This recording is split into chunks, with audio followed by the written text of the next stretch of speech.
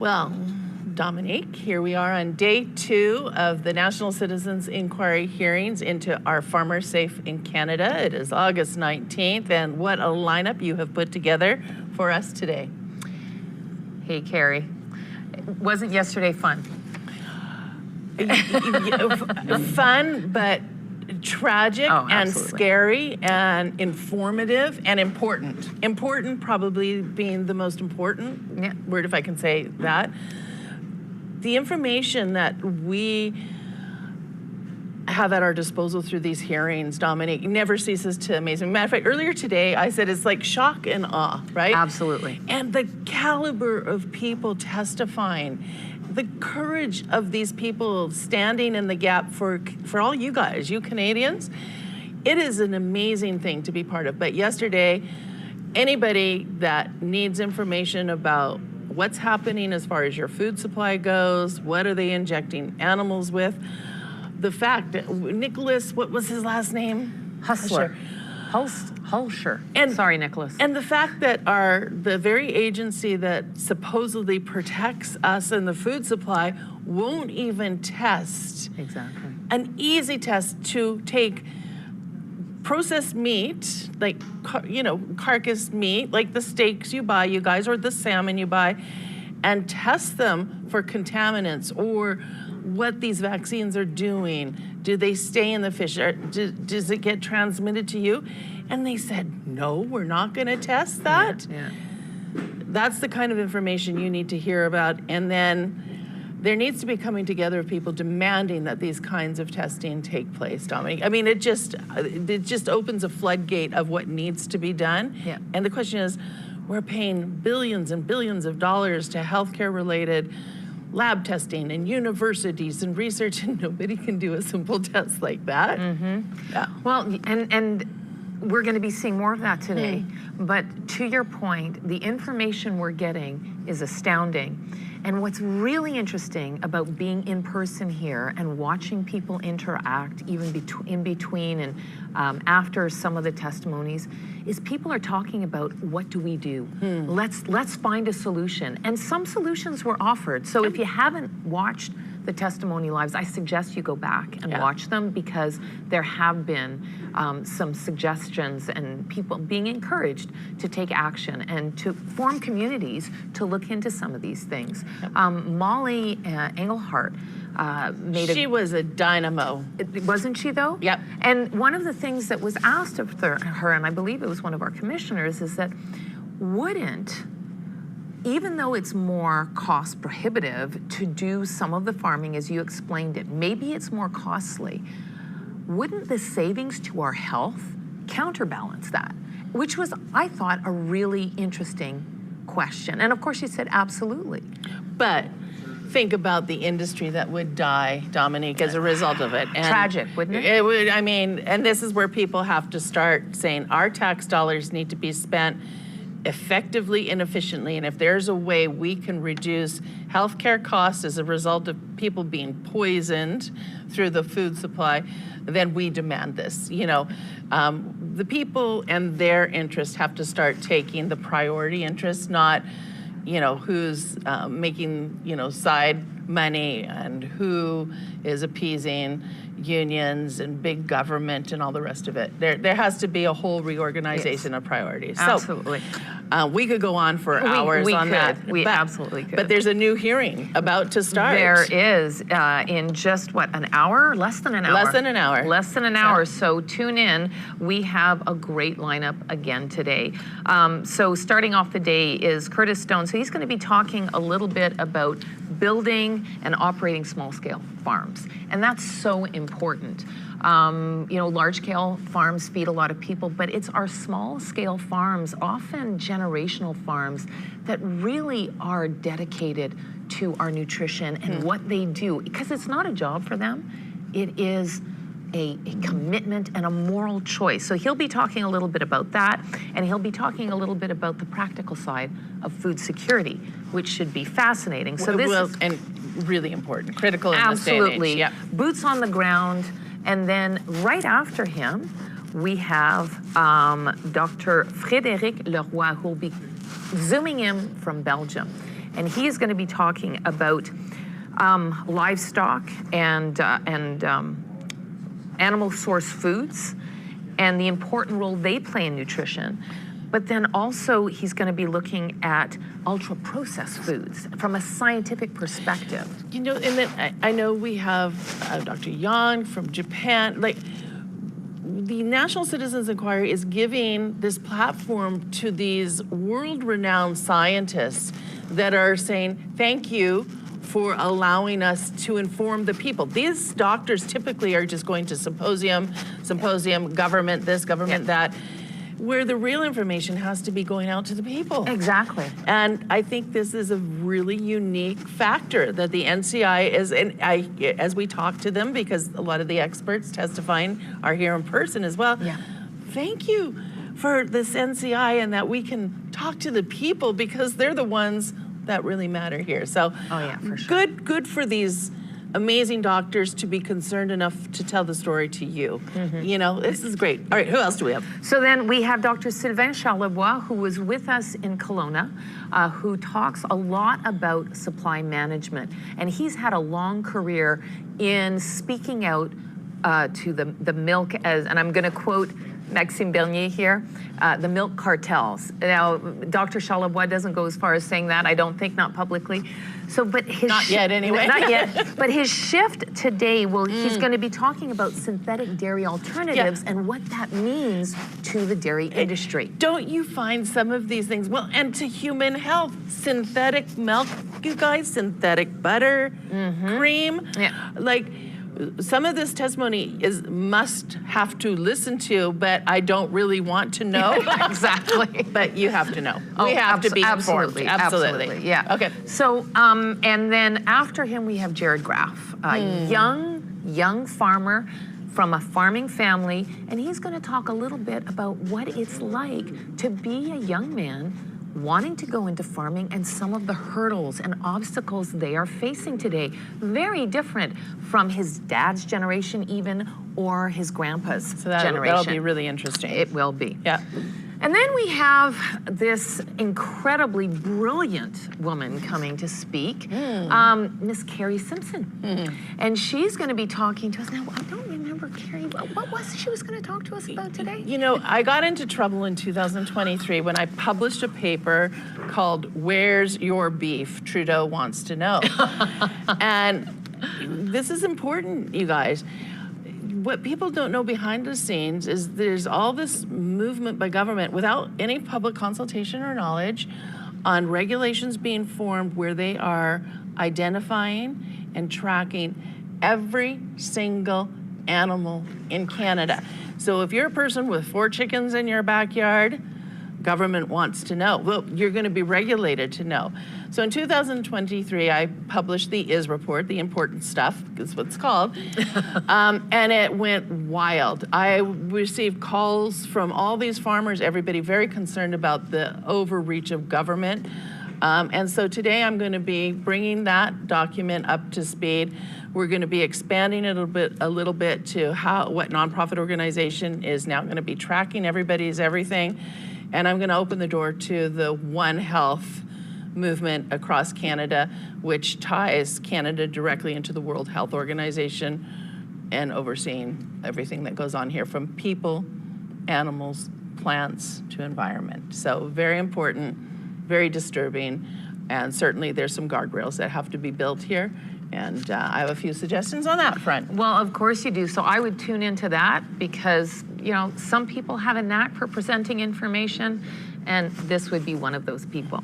So definitely tune into that. Now, right after Kari will be Dr. David Speaker. We were talking about synthetic milk and Dr. Charlebois' conversation on supply management. Well, Dr. Speaker is going to talk about the science behind that. And let me tell you, it's going to be informative, a little scary, but information you need to know because as a consumer, he's brilliant. He really is, and as a consumer, and he cares about people. He really does. Yeah, and he really, really does. Yep. And then after Dr. Speaker, Dr. John Fagan, they have worked together so that he will also be talking about whey proteins, bovine.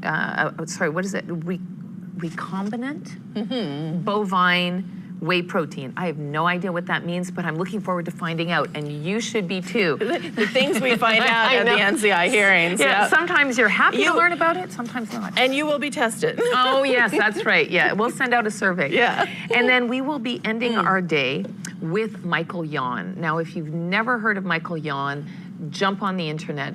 He has been around for a while, former military guy, war correspondent, and he used to be referred to as the cannibal hunter.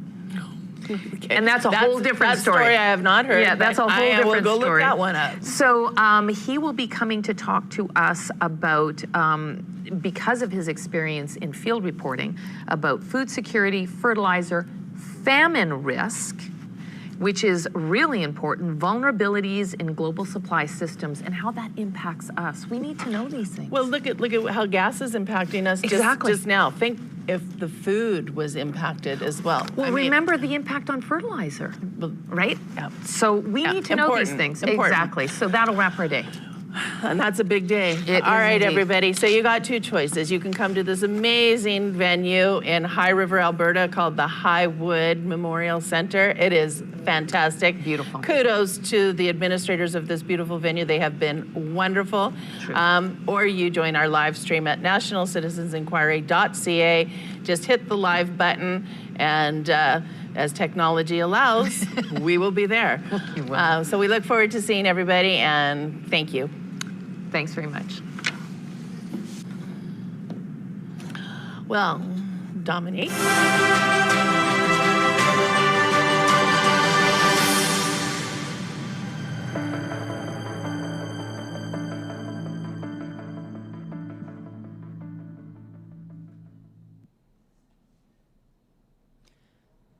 Welcome back to the National Citizens Inquiry. Today is Wednesday, August the 19th, 2026. This is day 2 of our hearings in High River, Alberta. We're asking the question, are farmers safe in Canada, and is our food safe in Canada? My name is Ted Kuntz, and I'm the chair of the Board of Directors of the National Citizens Inquiry. This is day 44 of the National Citizens Inquiry, 44 days of hearings that began in 2023. We've heard from almost 500 witnesses over that time, and I have to say that as we continue to hear from our witnesses, that the evidence becomes more and more disturbing. And yesterday was, again, a day of disturbing testimony. I have to admit that after hearing the testimony of witnesses and the violation of something as fundamental as the precautionary principle, I feel like the best word to describe the experience is I feel betrayed. I feel betrayed by those institutions that we have trusted to keep our children safe, to keep us safe, to protect our charter rights and freedoms. We heard disturbing testimony of how, for example, the mRNA technology has been in our food supply since 1994. And I would venture to guess that most anyone hearing that testimony yesterday was surprised at that information. Canadians are not being consulted, we're not being notified, we're not being given the opportunity for informed consent. And I've come to the realization that I think informed consent is a massive lie that doesn't really exist. We learned also yesterday that over 10,000 chemicals are in our food supply, in our water, that has never been tested for safety, properly tested for safety. It's generally regarded as safe without documentation to prove that. We heard that the Canadian Food Inspection Agency in 2018 made a declaration that no special monitoring of the human safety of the mRNA products will be carried out. That's not an accident, that's by intention.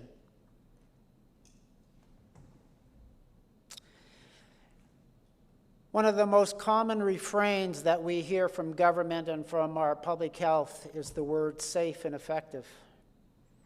And I think the reality is that, again, those words are lies, that we have been betrayed. As I listened to the testimony and reflected upon it last night, the word that came to mind was courage. It takes courage to hear this testimony. It's unsettling. It's easy to reach the conclusion that those that we assumed were acting in our best interests are not acting in our best interests. And it's easy to be confused, concerned, discouraged, even afraid by the realities of the testimony that's being disclosed at the NCI. I also know that much of what we hear at the NCI is not shared publicly by our governments, our mainstream media, or public health agencies. And so it's no wonder that Canadians are confused by the testimony that gets revealed at the NCI. It would be easy just to dismiss it, but we dismiss it at our peril. One of the reasons that I'm hopeful is I watch citizen after citizen as they come forward, share their passion, their commitment to the truth.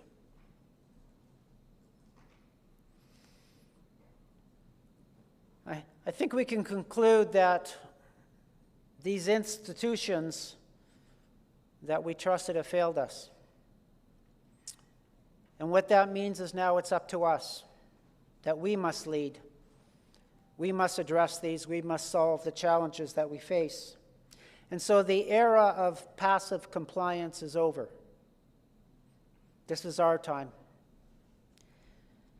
And I think the NCI is an example of citizens standing up and taking responsibility, taking ownership, reclaiming our sovereignty, reclaiming our authority,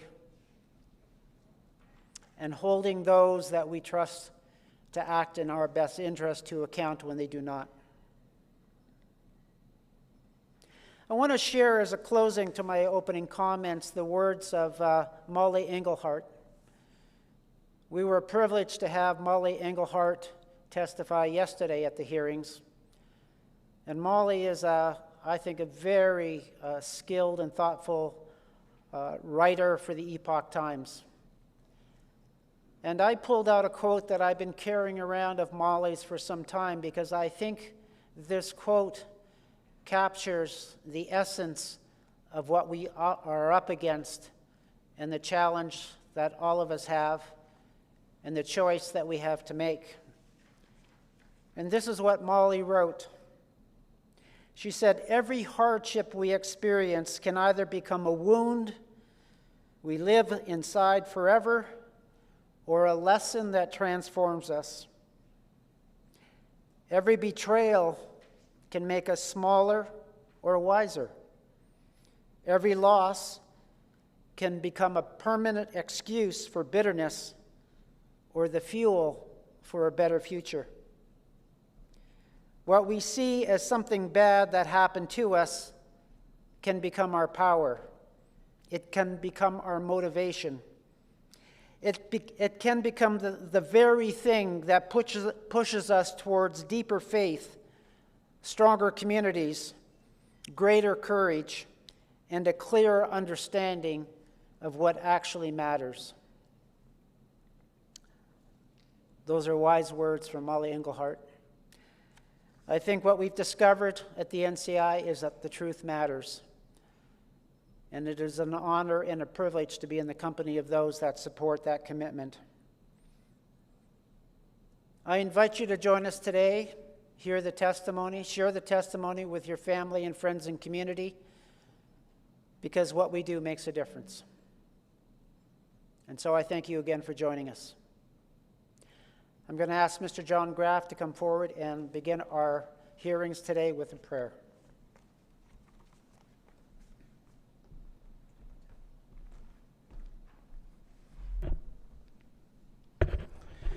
Thank you, Ted. Let's all bow our heads. Heavenly Father, we thank you for being present here today. Lord, where truth is, that's where you are.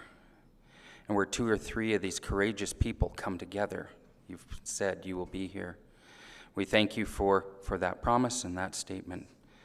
Lord, we also thank you for just encouraging all of these witnesses to come forward, to giving them the courage to speak truth and to be that light. Your first command to us in your word is let there be light.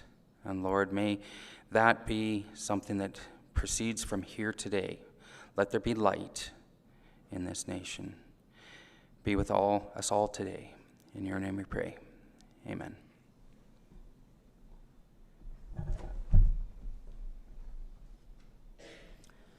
Thank you, John. And now I'm going to ask our lead counsel, Mr. Paul Jaffe, to come forward and just give us an overview of what we can expect today from our witnesses. Thank you.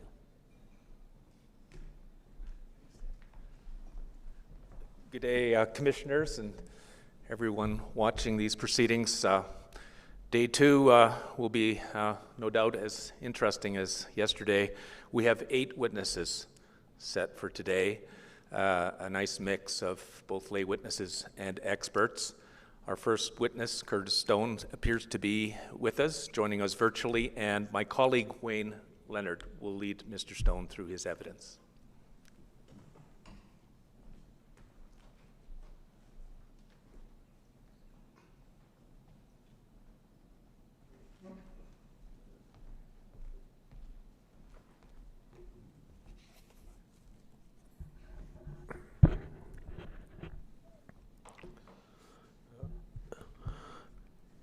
Thanks, Paul. Our next witness is going to be Curtis Stone. I see you're up on our screen. Can you hear me, Curtis? I can hear you. Can you hear me? And I can hear you as well. Perfect. Okay, let's start by you giving us your complete name and then spell it for the record, and then I'll do an oath with you. Okay, Curtis Stone, C-U-R-T-I-S-S-T-O-N-E. And do you swear that the evidence you give today will be the truth, the whole truth, and nothing but the truth? So help you God? Yes. Okay. According to my material here, you're going to talk to us about small-scale urban farming, food freedom, regulation, and farm viability. You're going to flesh that out about talking about regulatory, economic barriers, that type of thing. So without further ado, I'm going to let you launch in. If I think you've left a gap, I'll maybe come in and ask you a question or two, and at the end of it all, you'll have some questions, I'm sure, from the commissioners. Great. How long do I have? Sorry? How long do I have? I think we've got you slotted in for half an hour. Okay. Yeah. Okay, I'm going to let you loose and go to it. Okay. I guess I'll start with a bit more of my background, and then I'll flush into things that I've seen and where I think some of the problems lie. So I started my career as a farmer in 2009 in Kelowna, BC, Canada, and I started with very little. I bootstrapped an urban farming operation on $7,000 and then scaled it into a business that was making $100,000 and so on a quarter acre. So I'm somebody who helped build a business model on small scale farming and had quite a bit of success with it. It led to many different things. I've worked as a small farming consultant around the world. I've had clients in almost every Western country, many US states, many Canadian provinces. Been an advocate for small-scale farming, regenerative agriculture around the world. I've been a public speaker at many events in many countries. And I've seen a lot of things over those years. At this point, I stopped commercially farming in 2018 and just moved into full-time consulting, public speaking, and the creation of online content. And I've worked with farmers around the world. And the things that we are experiencing in Canada are the same things that are being experienced in most Western countries. I've seen the sort of regulatory environment be the same in every U.S. state that I've ever worked in, which has been about 45 U.S. states. I've probably done more work in the U.S. than in Canada just because of the volume of people that are interested. The U.S. having 10 times the population of Canada, so it's been mostly where I've worked. I've built a tools company in the United States called Modern Grower. I sold that in 2021, I believe, back to my partner. So I've been in this space for a long time. Now I'm an off-grid homesteader in southern BC, and I still regularly consult for farmers around the world. In 2017, I had an experience with the Canadian Food Inspection Agency. It was my own first personal experience, though I had seen experiences like this many times in many countries and states and provinces. And the sort of intimidation tactics that these organizations use are pretty much universal. So you can look at minor statutory differences and how laws and ordinances and things like this are expressed. But the fundamentals are essentially the same in that what these organizations do is they hope that you will respond based on your ignorance of the law and your fear of authority or perceived notion of authority. And so somebody with, perhaps it could go a person with a badge and a piece of paper saying that I'm so-and-so and I work for the ministry of whatever or the department of whatever, and they show up and they try to get you to comply to something. And usually what that looks like is some sort of inspection, some sort of paperwork that comes in the mail, and some sort of appearance of authority to intimidate you to get you to respond. And usually they want you to sign something and agree to something, and then you move into a procedure of some sorts. I had this happen to me in 2017. I got a letter from the Canadian Food Inspection Agency that was noticed that my farm, which was at the time selling microgreens that were, I say quote unquote microgreens because they use terminology to sort of trick you into, they use obfuscation. The system uses obfuscation, and they assume that you don't know anything about the law or legal definitions, and so they try to get you roped into their jurisdictional authority in some way or another. And so when they notified me that I was sprouting, I said, no, I'm not sprouting, I'm growing microgreens. But according to the Canadian Food Inspection Agency's definitions, microgreens are considered a sprout. So they said to me that, you're going to have to let us inspect your property, and we're going to come in and do this inspection. And I think most farmers, at least everyone's that I've ever worked for, they would just let this happen and they'd let these people come into their property and so on and so forth. And so up until this point when this happened, I didn't have any sort of agreement with the Canadian Food Inspection Agency. I'd never consented to any of their inspections. I'd never dealt with them. They'd never come at me. But when they did this time, when they came to me, they were coming in fresh. And so what their tactic is to get you to agree to an inspection. And by doing so, you consent to their jurisdictional authority. And the long and short of this story is that I never did. I never signed anything. I never went along with the inspection. In fact, what I did was not refuse. I didn't refuse anything. I said that I would be happy to have them come and inspect my farm upon a number of conditions. And the only condition of that actually matters is time for money. And so I said, I would be happy to have you come and inspect my farm, but you need to pay me for my time because I'm busy. I'm a father of children. I don't have time to waste 4 hours with you. So if you would agree to pay me $400 for my time, an hour, and also compensate all of my staff $50 an hour for their time, I'd be happy to help you. And they left me alone. And for the longest time, I was worried that they would come back. And probably for the first 6 months afterwards of this, I didn't sleep much because I was like, is this actually, did this work? There's one thing that I learned about the law is that nobody's expected to perform for free because we ended slavery, and that's under the International Covenant on Civil and Political Rights. I believe it's Article 8.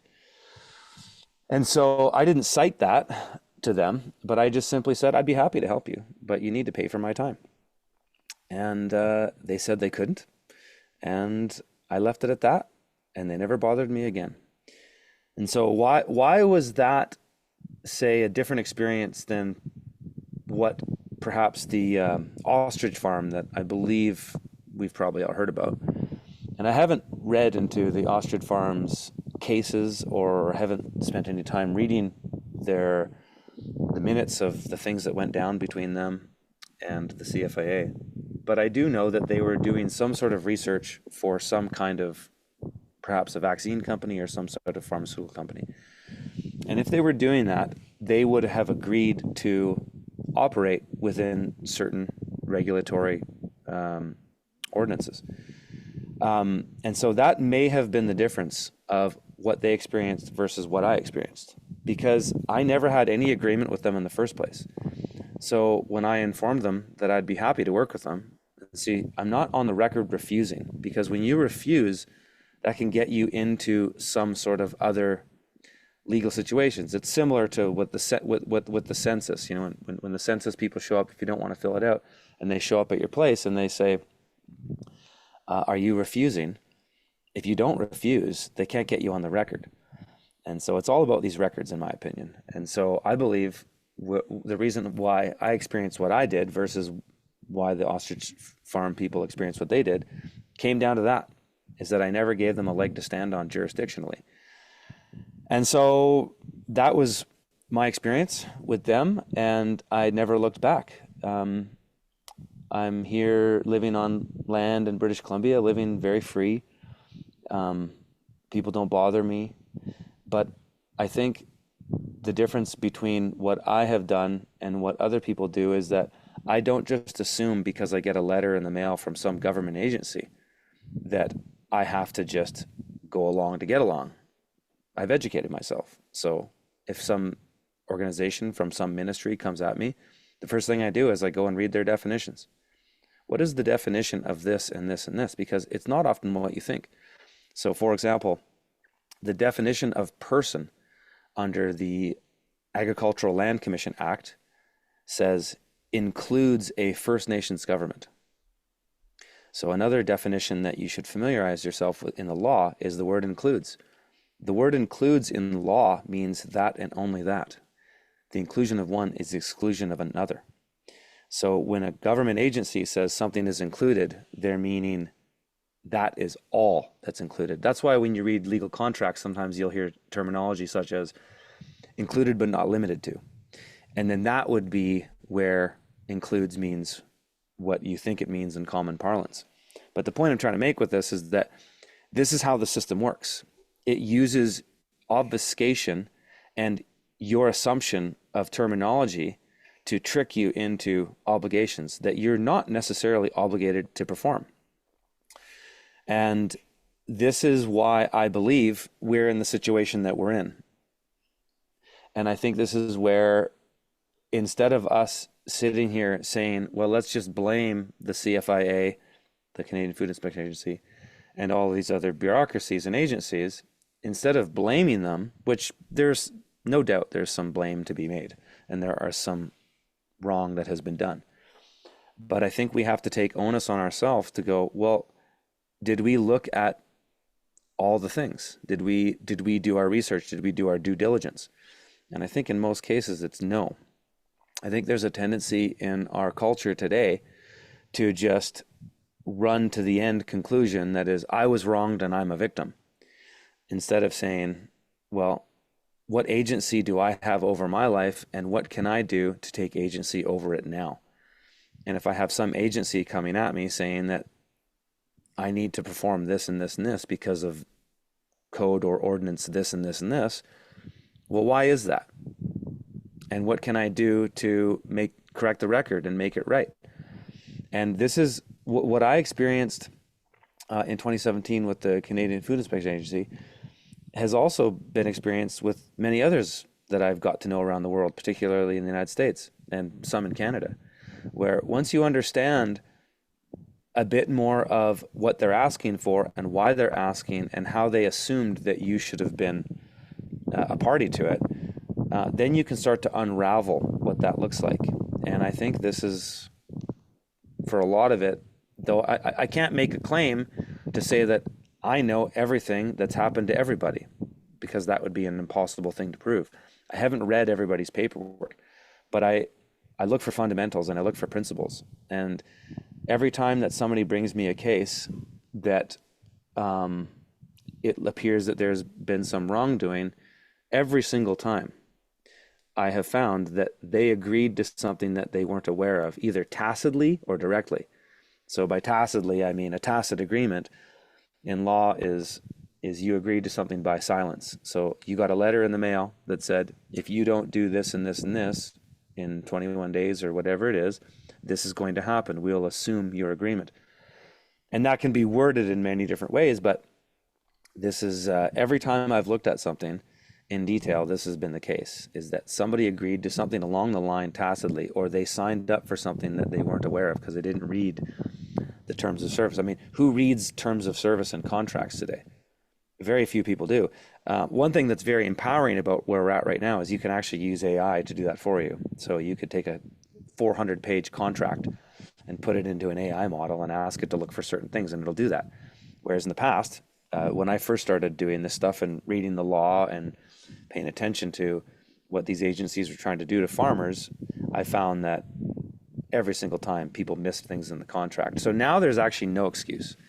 And you can use various different AI models to do this, and you can train them in one way or another to find this information for you. But I think this is, as farmers, we have to start really taking the burden of this upon ourselves, because as we can see, the system doesn't really care about us. Look at the direction that this country has gone with agriculture, and even look at some of the recent events with tariffs from the United States. Everybody's ready to jump and blame Trump for tariffs, but then they fail to recognize that the tariffs between our own provinces are far worse than the tariffs from the United States. It's still easier today to sell agricultural products from British Columbia to the United States than it is to Alberta. How does that make any sense? You look at policies such as supply management on dairy farmers as absolutely absurd. It's sometimes cheaper to buy milk from New Zealand in the grocery store in British Columbia as it is to buy milk from British Columbia. Same with red meat products. How does that make any sense? And so, again, it's easy to point the blame around, but we have to actually look at what's happening here at home. And first, we should start with ourselves and ask ourselves, well, what did I do to get involved in this? And what can I do to disassociate myself? And sometimes that might mean unraveling certain contracts that you've been obliged to by rescissions and such. But another politically is to go, well, locally, what are we doing? And I think one of the biggest reasons why we've failed to do so is that at the end of the day, we're still living a fairly comfortable life here. And most people just find other reasons to go along to get along, instead of just owning their potential responsibility in this and saying, well, where do I go and how do I start with myself first? And it's like the old saying is like, start with the man in the mirror, the Michael Jackson song, or we can start with ourselves. And so that's what I would say is an important thing to do. That was the crux of what I wanted to get across in my message today. I didn't really have any specific testimony outside of the one I shared with you. But if there's any questions or follow-up from anybody on the board there, I'm happy to hear. Just a quick question, Curtis. When they showed up, did they tell you what they wanted to inspect or just why they wanted to inspect?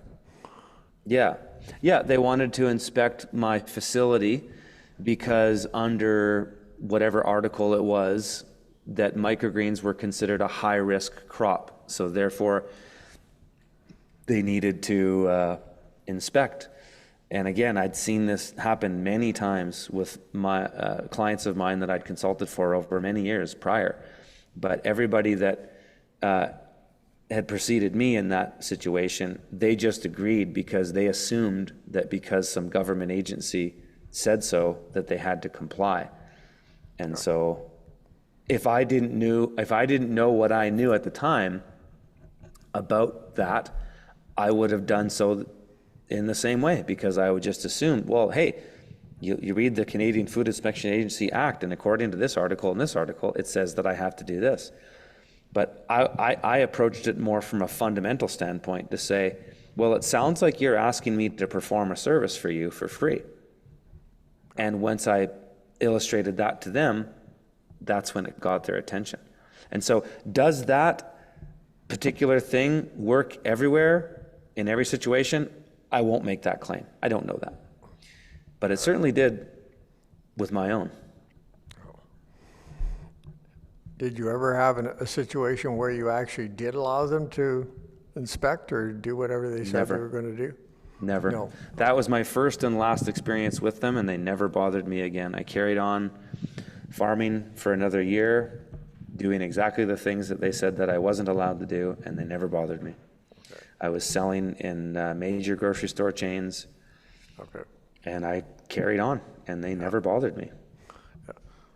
From the material I have here, I think you were going to talk about long-term viability of your kind of farming. I think we heard something in the last day or so about increasing land values and how that can be a real problem. Was that ever an issue with your organization? It was an issue, and that's why I started farming on leased land. So my farm never owned any land. I just leased it. And so that was part of my solution to get into farming. Because the challenge with farms, especially if you're farming organically, regenerative agriculture, whatnot, it's all still a very niche market. We appeal to a fairly small but very rapidly growing market. We have all kinds of costs in front of us. And I found overall in my travels and working with farmers around the world that often the most successful farmers, as far as the bottom line is concerned, their profit, don't own land. It's actually, it reduces a major cost up front. And what it allows a young farmer to do in particular, to relate this to myself and the hundreds of thousands of people that I've inspired ever since I started this journey and became public about it, is that if you can remove that barrier and you can just get started, you can start to build a business and a brand. You can get out there and start to connect with other clientele. You can get better at your craft, and you can experience things. And so it's a way just to kind of shoot from the hip, if you will, to get in there and get started, and then eventually. I was muted there for a second. Eventually move into land ownership once you've built a business, a brand, a social network. You're coming in from a much stronger position and might be willing to take the risk of borrowing money or things like this. So I found that is a great way for new farmers to get started. And I still encourage people today to do it in the same way. Is there an ongoing problem with respect to keeping the land fertile then, particularly if it's not your land? There can be, and that's actually one of the arguments that one would make as to if you don't own the land and you make long-term investments into the fertility of the land, are you investing in something that you're not going to see a long-term return on? And the answer is yes. And that can be a challenge because the system in the conventional agriculture system encourages people to use chemical petroleum-based fertilizers and pesticides, which don't benefit the land long-term. And so, yeah, it does create a sort of perverse incentive in a way, if you will. But you know, when I look back at my career, and I farmed many pieces of land that I didn't return to, and I did build that soil fertility and walked away from it, I think overall it was worth it. Many of the places that I farmed carried on to be amazing gardens or small farms, and they benefited from it. And I just look at that as sort of like the old saying goes, leave things better than you found them.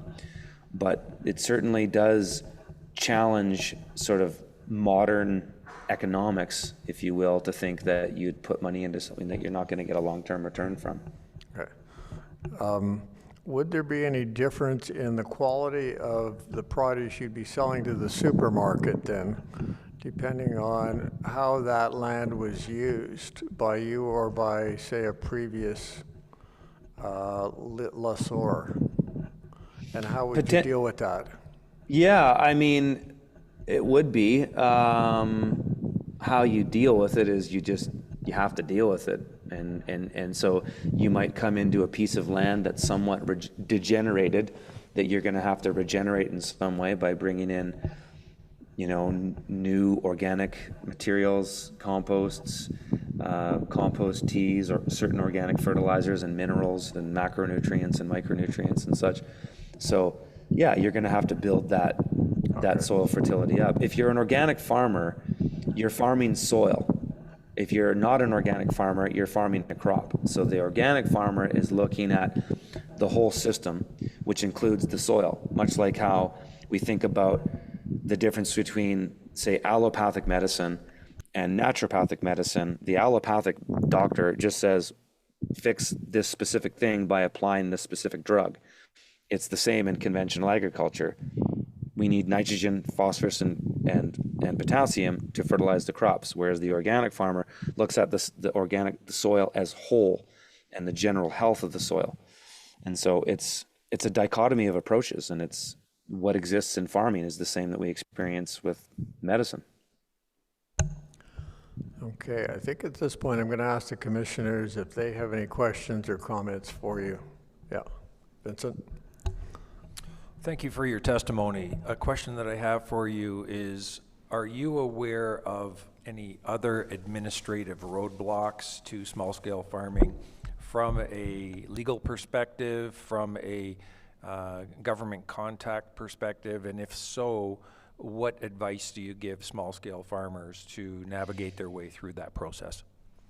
Yeah, that's a good question. There are many.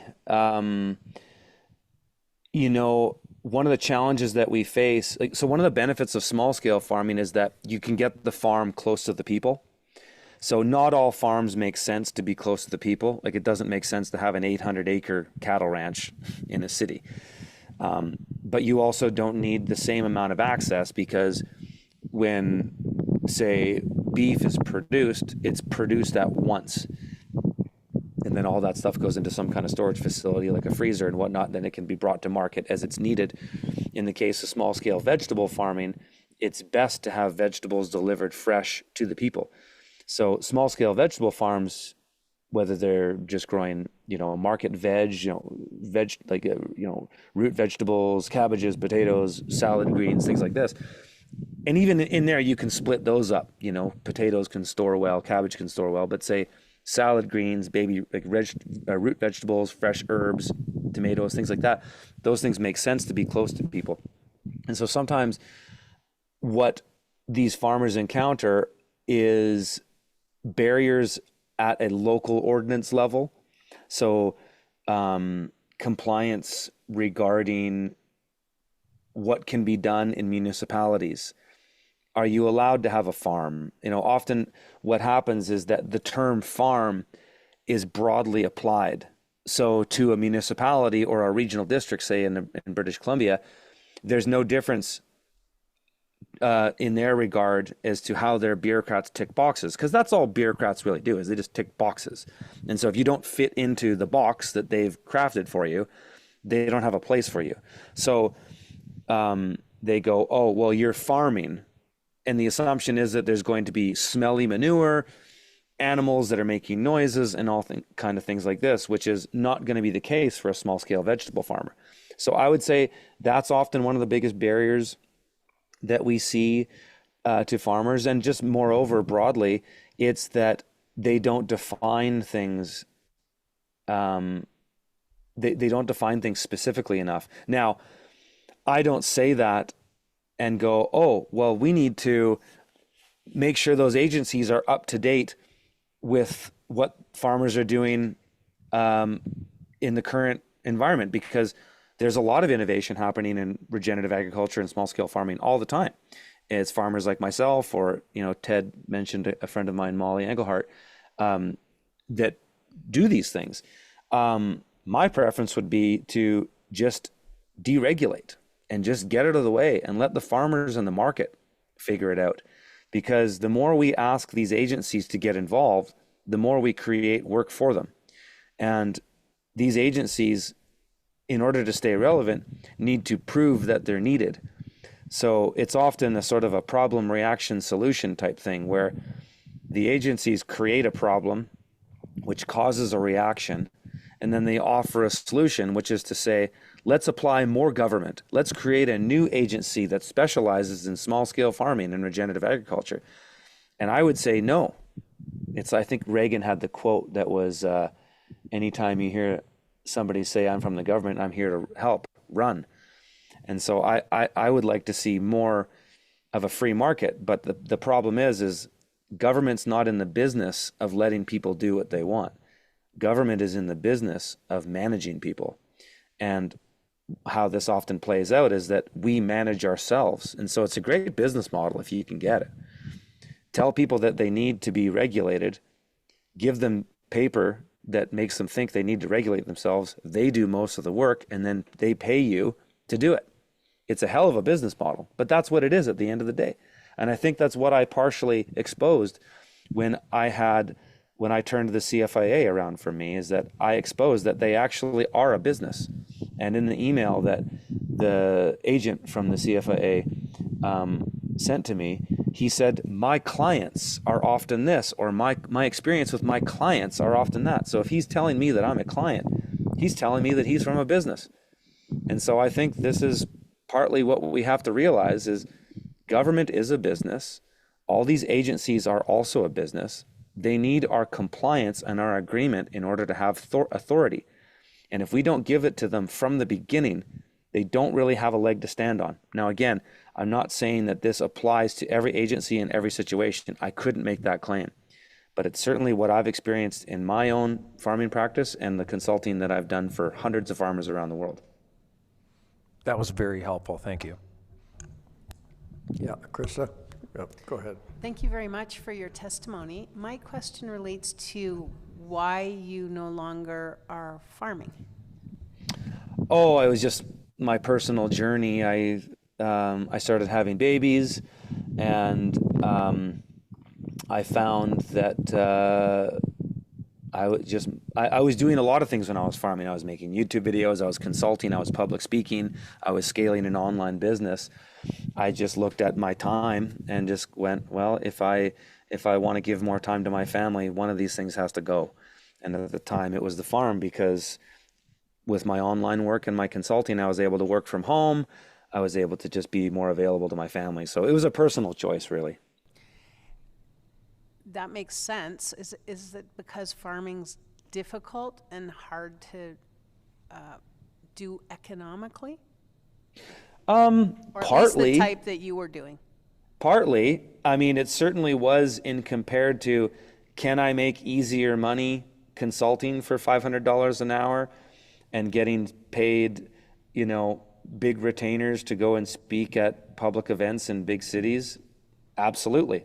I was making far more money doing those things. And so when I just had to decide how I was going to structure my life going forward for myself and my family, that's just what made sense for me in my context. Do I want to tell people that farming isn't profitable? No, it's not, but it has to be done in a way that makes sense for you and where you are and what's appropriate for the market. There are many types of farms that are not profitable.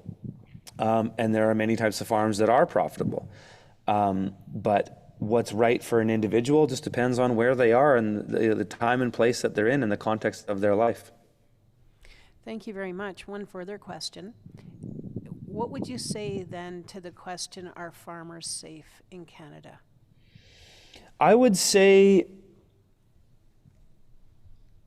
it's nuanced, because the problem that that most farmers have is they don't understand the law at all. They don't understand the details of the things that are being put in front of them that claim to govern them.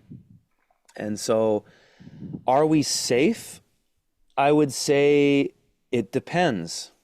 I feel safe to do what I do. I do whatever I want on my homestead. I'm not harming anybody, and my homestead is very ambitious. I have a 1/4 acre of vegetables, which is enough to commercially farm with my type of farming, intensive market gardening.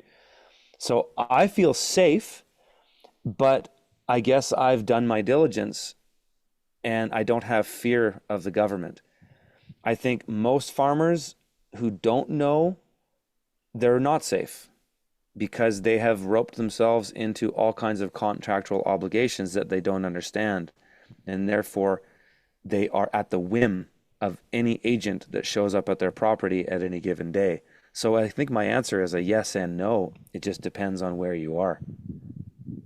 And obviously, your major concern relates to government interference in the world of farmers as being the issue that's causing the safety concerns.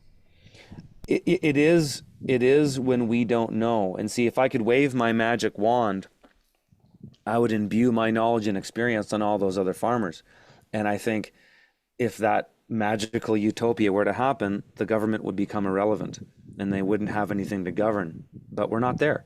And I don't have time to imbue my knowledge on everybody as much as I'd like to. And so I think, yeah, again, it's this sort of double-edged sword where, yeah, if we all just knew, but that's a utopian vision that I don't have. But just like we saw with the COVID lockdowns and all that, how many people made a decision to take a shot that was unnecessary, untested.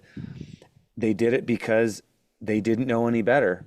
And so this is the sad reality of most farmers today, is that they just don't know how the law works. And you don't need to know how it all works, but they don't even know what they're signing up for because they didn't read it. But one thing I said that I hope to leave people with is that use AI to help read these contracts. Anytime a government agent shows up at your property, do your diligence. Don't just go and hire a lawyer, because the minute you do that, then now they can bleed you through the system. And that's often what they want to do, is they just want to intimidate you. And they hope that you go and pay a lawyer a $5,000 retainer and $500 an hour just to waste your time, because they haven't that's their economic incentive, is to get paid to do their legal work. And so this is where farmers go wrong often, is instead of just taking a bit of responsibility for themselves and spending some time to read some stuff. And again, AI can do a lot of that for you now, and it can give you the bullet points and what you need to look for if you know how to ask it. And don't go and just throw money at a lawyer, because as soon as you start spending money on a lawyer, you're already losing. And when you're going up against the government, money and budgets aren't an issue for them because they print money. And so, again, it needs to come back to agency, to the farmers, to say, let's take a closer look at what they're claiming we're regulated by and find out why that is and what can we do to unwind it. Thank you very much. Any further questions from the commissioners? Okay, I think that's a no. So on behalf of the NCI, I want to thank you very much for coming and providing us with your testimony today. And we wish you good luck in your farming endeavors as you go forward. Thank you very much. Thanks very much. Okay.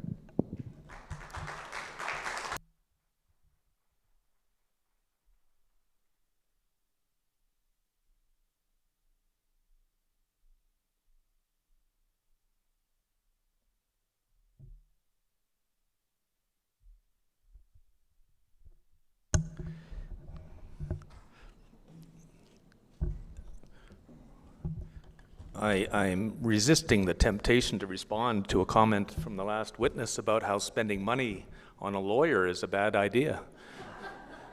But in any event, I see we have our next witness joining us all the way from Brussels, Dr. Frédéric Leroy. Can you hear me okay? Yes. Can you hear me? Yes, sir, I can. Very good. Excellent. So what I'll do then is have you state your full name for the record, please, and spell your last name.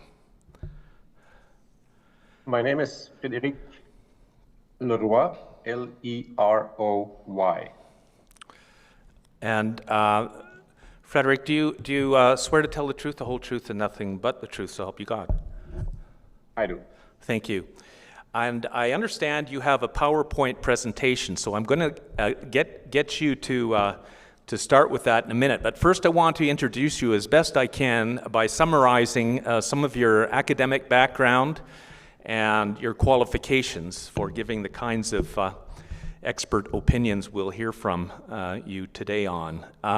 You are presently a professor at, is it Vrije University in Brussels? Yes. You have a, your academic background is in 1998. I understand you achieved your master's in bioengineering from Ghent University in Belgium, and then you went on and did a, and just on the aside, I see your thesis in that program was on the nutrient security in Burundi, Africa. What an interesting experience that must have been. And then you moved on to in 2002, you got your PhD at Vrije University in the area called Applied Biological Sciences. And that's and since then, I think you've been a professor at Vrije.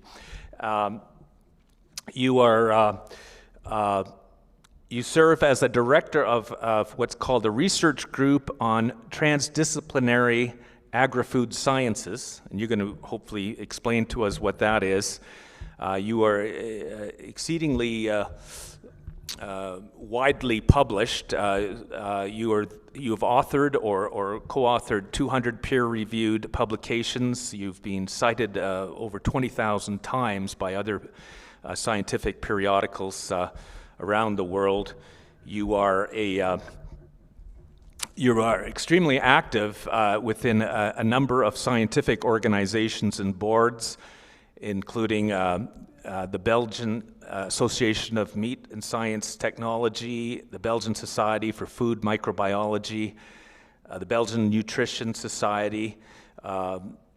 You were instrumental in 2022 with respect to what's called the Dublin Declaration of Scientists on the Societal Role of Livestock, which I think you might want to, you might be going into. I know the title of your presentation today is Marginalization of Livestock as a Threat to Farming and Food System Resilience. That's what I think we've decided to label your presentation today about. And that, just before I hand it over to you, I understand some of the themes that will wind their way through your presentation are this business of a hostile environment for livestock farming. You're describing the academic and the policy and the transnational pressures that marginalize livestock agriculture and favor what you call a great food transformation. So that's my effort to very briefly summarize who you are and what I anticipate your presentation to address. So what I'll do now, Frédéric, is just hand it over to you, invite you to start your PowerPoint, or you can expand or correct anything I've said. It's over to you now. There we go. Thank you. Can you see my screen? Yes, we can, yes. Fantastic. Okay, well, first of all, thank you very much for inviting me to offer some input to the broader conversation on farming, and particularly what has the aspect of livestock farming. I particularly welcome also that this is a citizen-driven initiative, which I think is the backbone of a healthy society, or should be the backbone of a healthy society. I don't have to spend much time on this slide because this introduction has already basically been provided. I would like to insist, though, on this. A number of expert positions or memberships have already been cited, but I would like to state that I'm, in general, not being paid for any of those jobs. This is all pro bono. All of my research funding is declared in my scientific publications wherever relevant, and mostly comes from European money, national money, or university research funds. I do interact very often with food industry groups, farmer groups, and companies whenever they request my expertise, but I, again, do not accept speaker fees or forms of personal income. And I'm also on an omnivorous diet. I'm stating those things because I have been quite vocal with respect to the, what I'd like to call anti-livestock agendas. I cannot give a full overview of this. This would take, as such, at least an hour on its own. I do hereby provide 2 papers that are open access. You can read it in your own time with lots of details. I will just show a few snapshots or a few examples to illustrate the broader issue. But this is by no means comprehensive. I've faced personally as an academic since, let's say, at least a decade, I've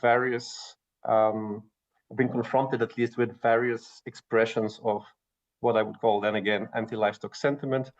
They come often also from very reputable institutions. You see on the screen here, Oxford University, through its social media account, promoting the message that we should all turn vegan by 2050, and that vegan diets are the single biggest way to reduce our impact on Earth in all sorts of different manners, which are very hyperbolic statements coming from scientists of whom you would expect a more nuanced approach.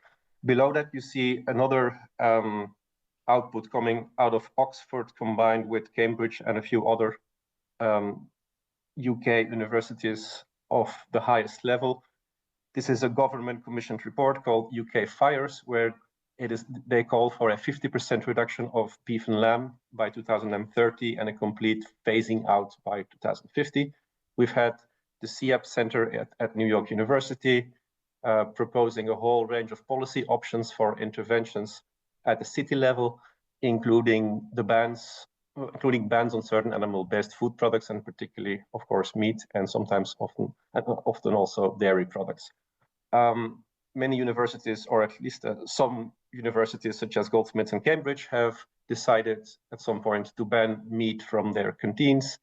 And we have seen various pretty radical ideas being proposed by some scientists, such as climate-style lockdowns with bans on red meat to save the planet, as well as even more recently to scientists proposing the idea to consider ticks to create meat allergies in populations, an article being published in a peer-reviewed journal. So there's some radical ideas floating around in the academic world, but those academic statements often have at least partially shaped the environment also in policy settings.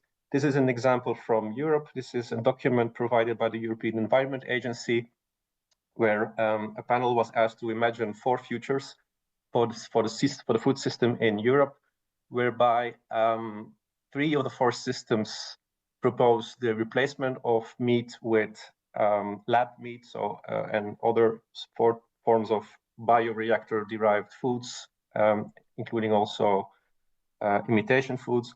and only one would propose a more conventional farming approach, but then again, replacing meat by legumes. Interestingly, 4 of those scenarios, all 4 of them insist on taxes, because it is being realized, of course, that the population will not follow, so they have to be forced into those new systems. At the transnational level, we have also policy environments that sometimes trickle down to lower national levels, very often also within United Nations circles. This is a headline you'll find on the UNEP page, the UNEP website, United Nations Environment Programme, tackling the world's most urgent problem, meat, which I find pretty concerning to find that on a UN page.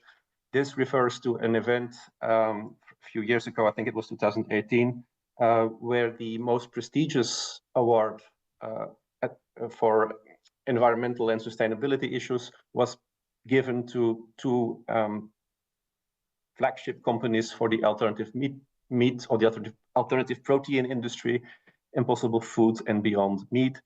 A statement from the CEO of Impossible Food is that livestock would have to be considered as prehistorical, and we would have to replace animal agriculture by the products they are proposing. Beyond Meat comes with a similar statement, and they claim that all this will happen within the next decades, by 2030 or the latest by 2050.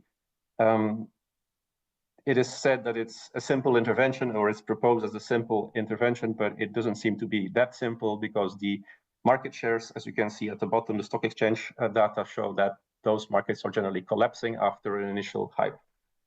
Despite the fact that many billionaires have pumped money into this, considerable amounts, into startups and into cultured meat companies and so forth, including Bill Gates, but Bill Gates was clever enough to cash out just before the market crash occurred. And you have similar statements here, for instance, from Richard Branson, stating that in 3 decades, all meat will be either clean or plant-based. So those are very overstated, radical positions held by people of influence. Academia, research centra, finance, policy, all come together in a transnational movement, which is to be considered as very influential. On the left-hand side of the screen, you see a tweet coming from UNFCCC, so UN Climate Change, where they refer to an initiative called C40 Cities, which is again a high-level initiative. And if you look into the report of C40, or in the related manuscript of C40 Cities, you will see that they have set a progressive target for 2030 of 16 kilograms of meat per person per year, or 90 kilograms of dairy. That may seem like a substantial amount, but it's actually very little. It includes all meat, including also poultry. And they have set an ambitious target of 0 and 0 kilograms for both food groups. It refers to a planetary health diet, and the mayors of about 14 to 15 cities have pledged that they will try to achieve this diet for their citizens by 2030. The planetary health diet which is referred to is essentially the Eat Lancet diet. It's again a high-level initiative. It has been conceived in Davos. It was started by a young global leader of the World Economic Forum. It follows the model of the World Economic Forum. It's a public-private partnership where big multinationals come together with NGOs and all sorts of research centra. You see some players in the broader ecosystem of the EAT Foundation on the slide. Some are moderate, some are rather radical. What is stated by the Eat Lancet Commission? Well, they have decided that that a great food transformation has to be imposed. These are not my words; these are their words. They say that that transformation will imply a reduction of animal source foods to about 14% of the caloric intake, which means that we drastically would have to reduce consumption to levels that are very far away from current consumption levels in the West, at least. They absolutely, again, do realize that this is practically unachievable if it just left up to the consumer. They literally refer to the whim of consumer choice.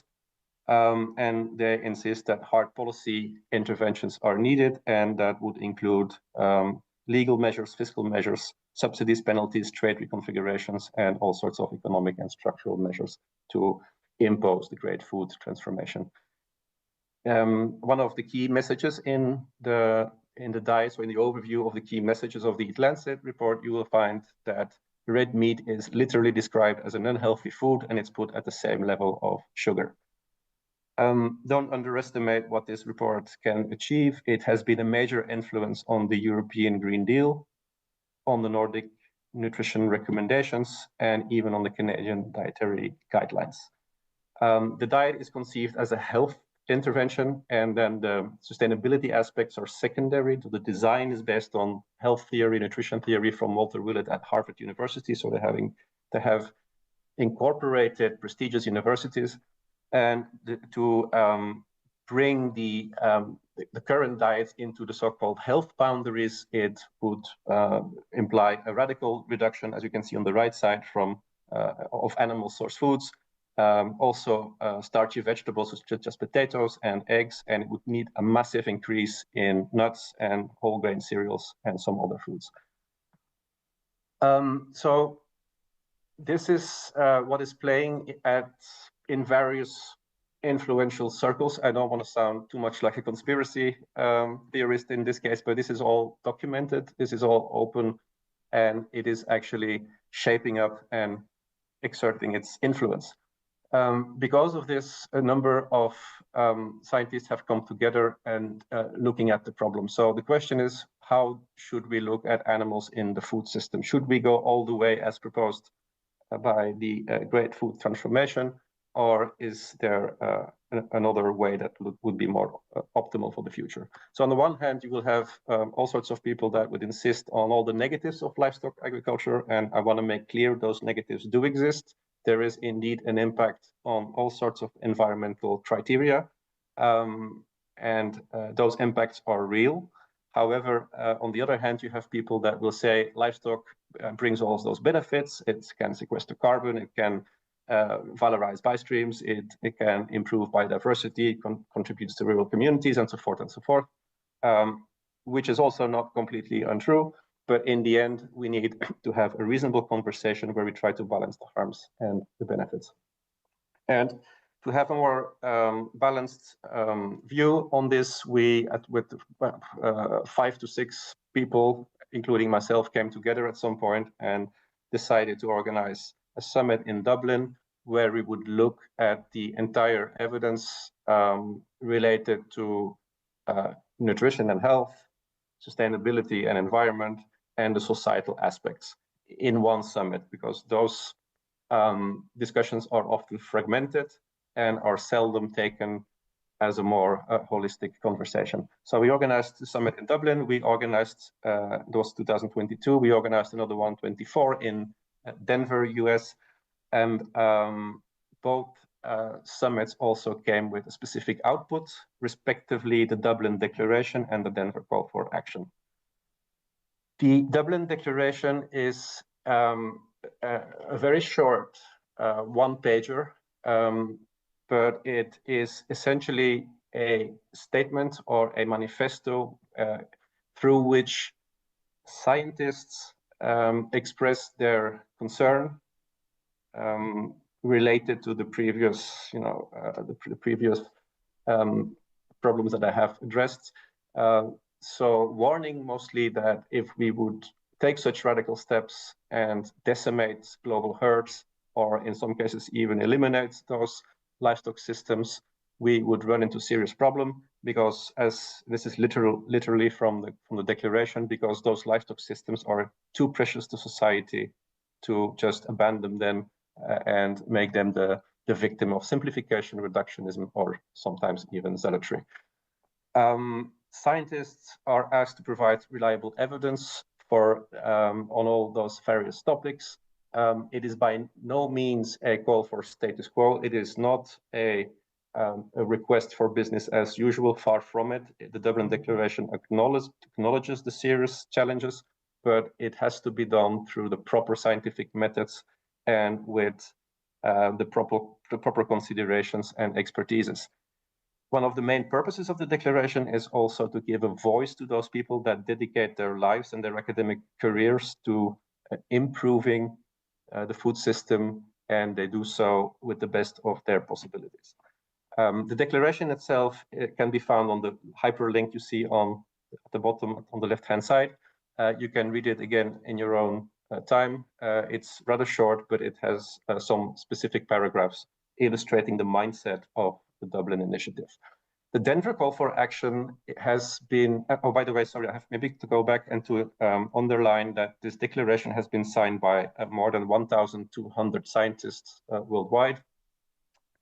We have carefully vetted those scientists. They are people with a proven record, research record. We didn't accept any industry scientists, which means we didn't accept, for instance, R&D scientists within McDonald's or others.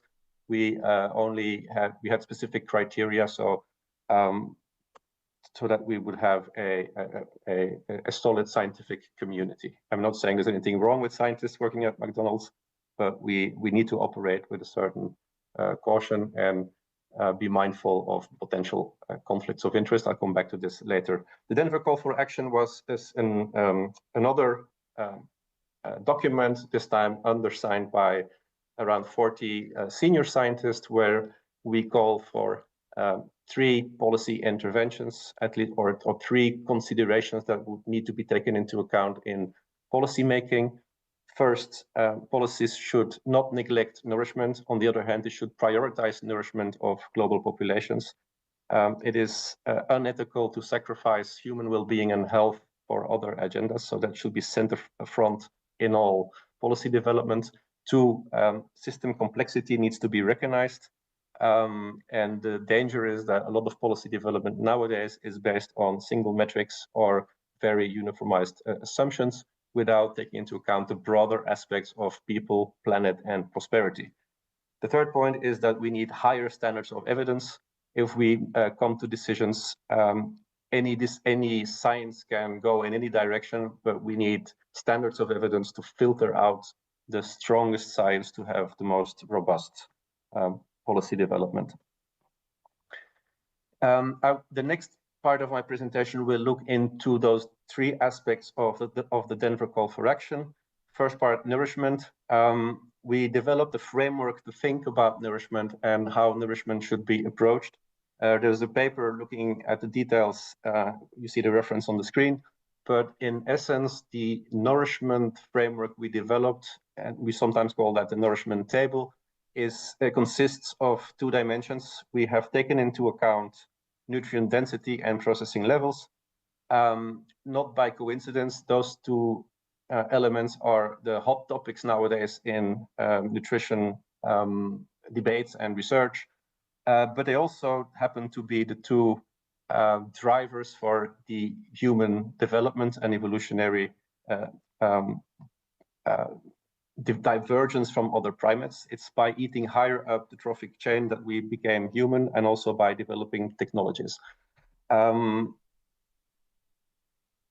If you look at the major shifts in societal models throughout human history and prehistory, we see that the most dramatic shifts have typically also shifted around our position in this table.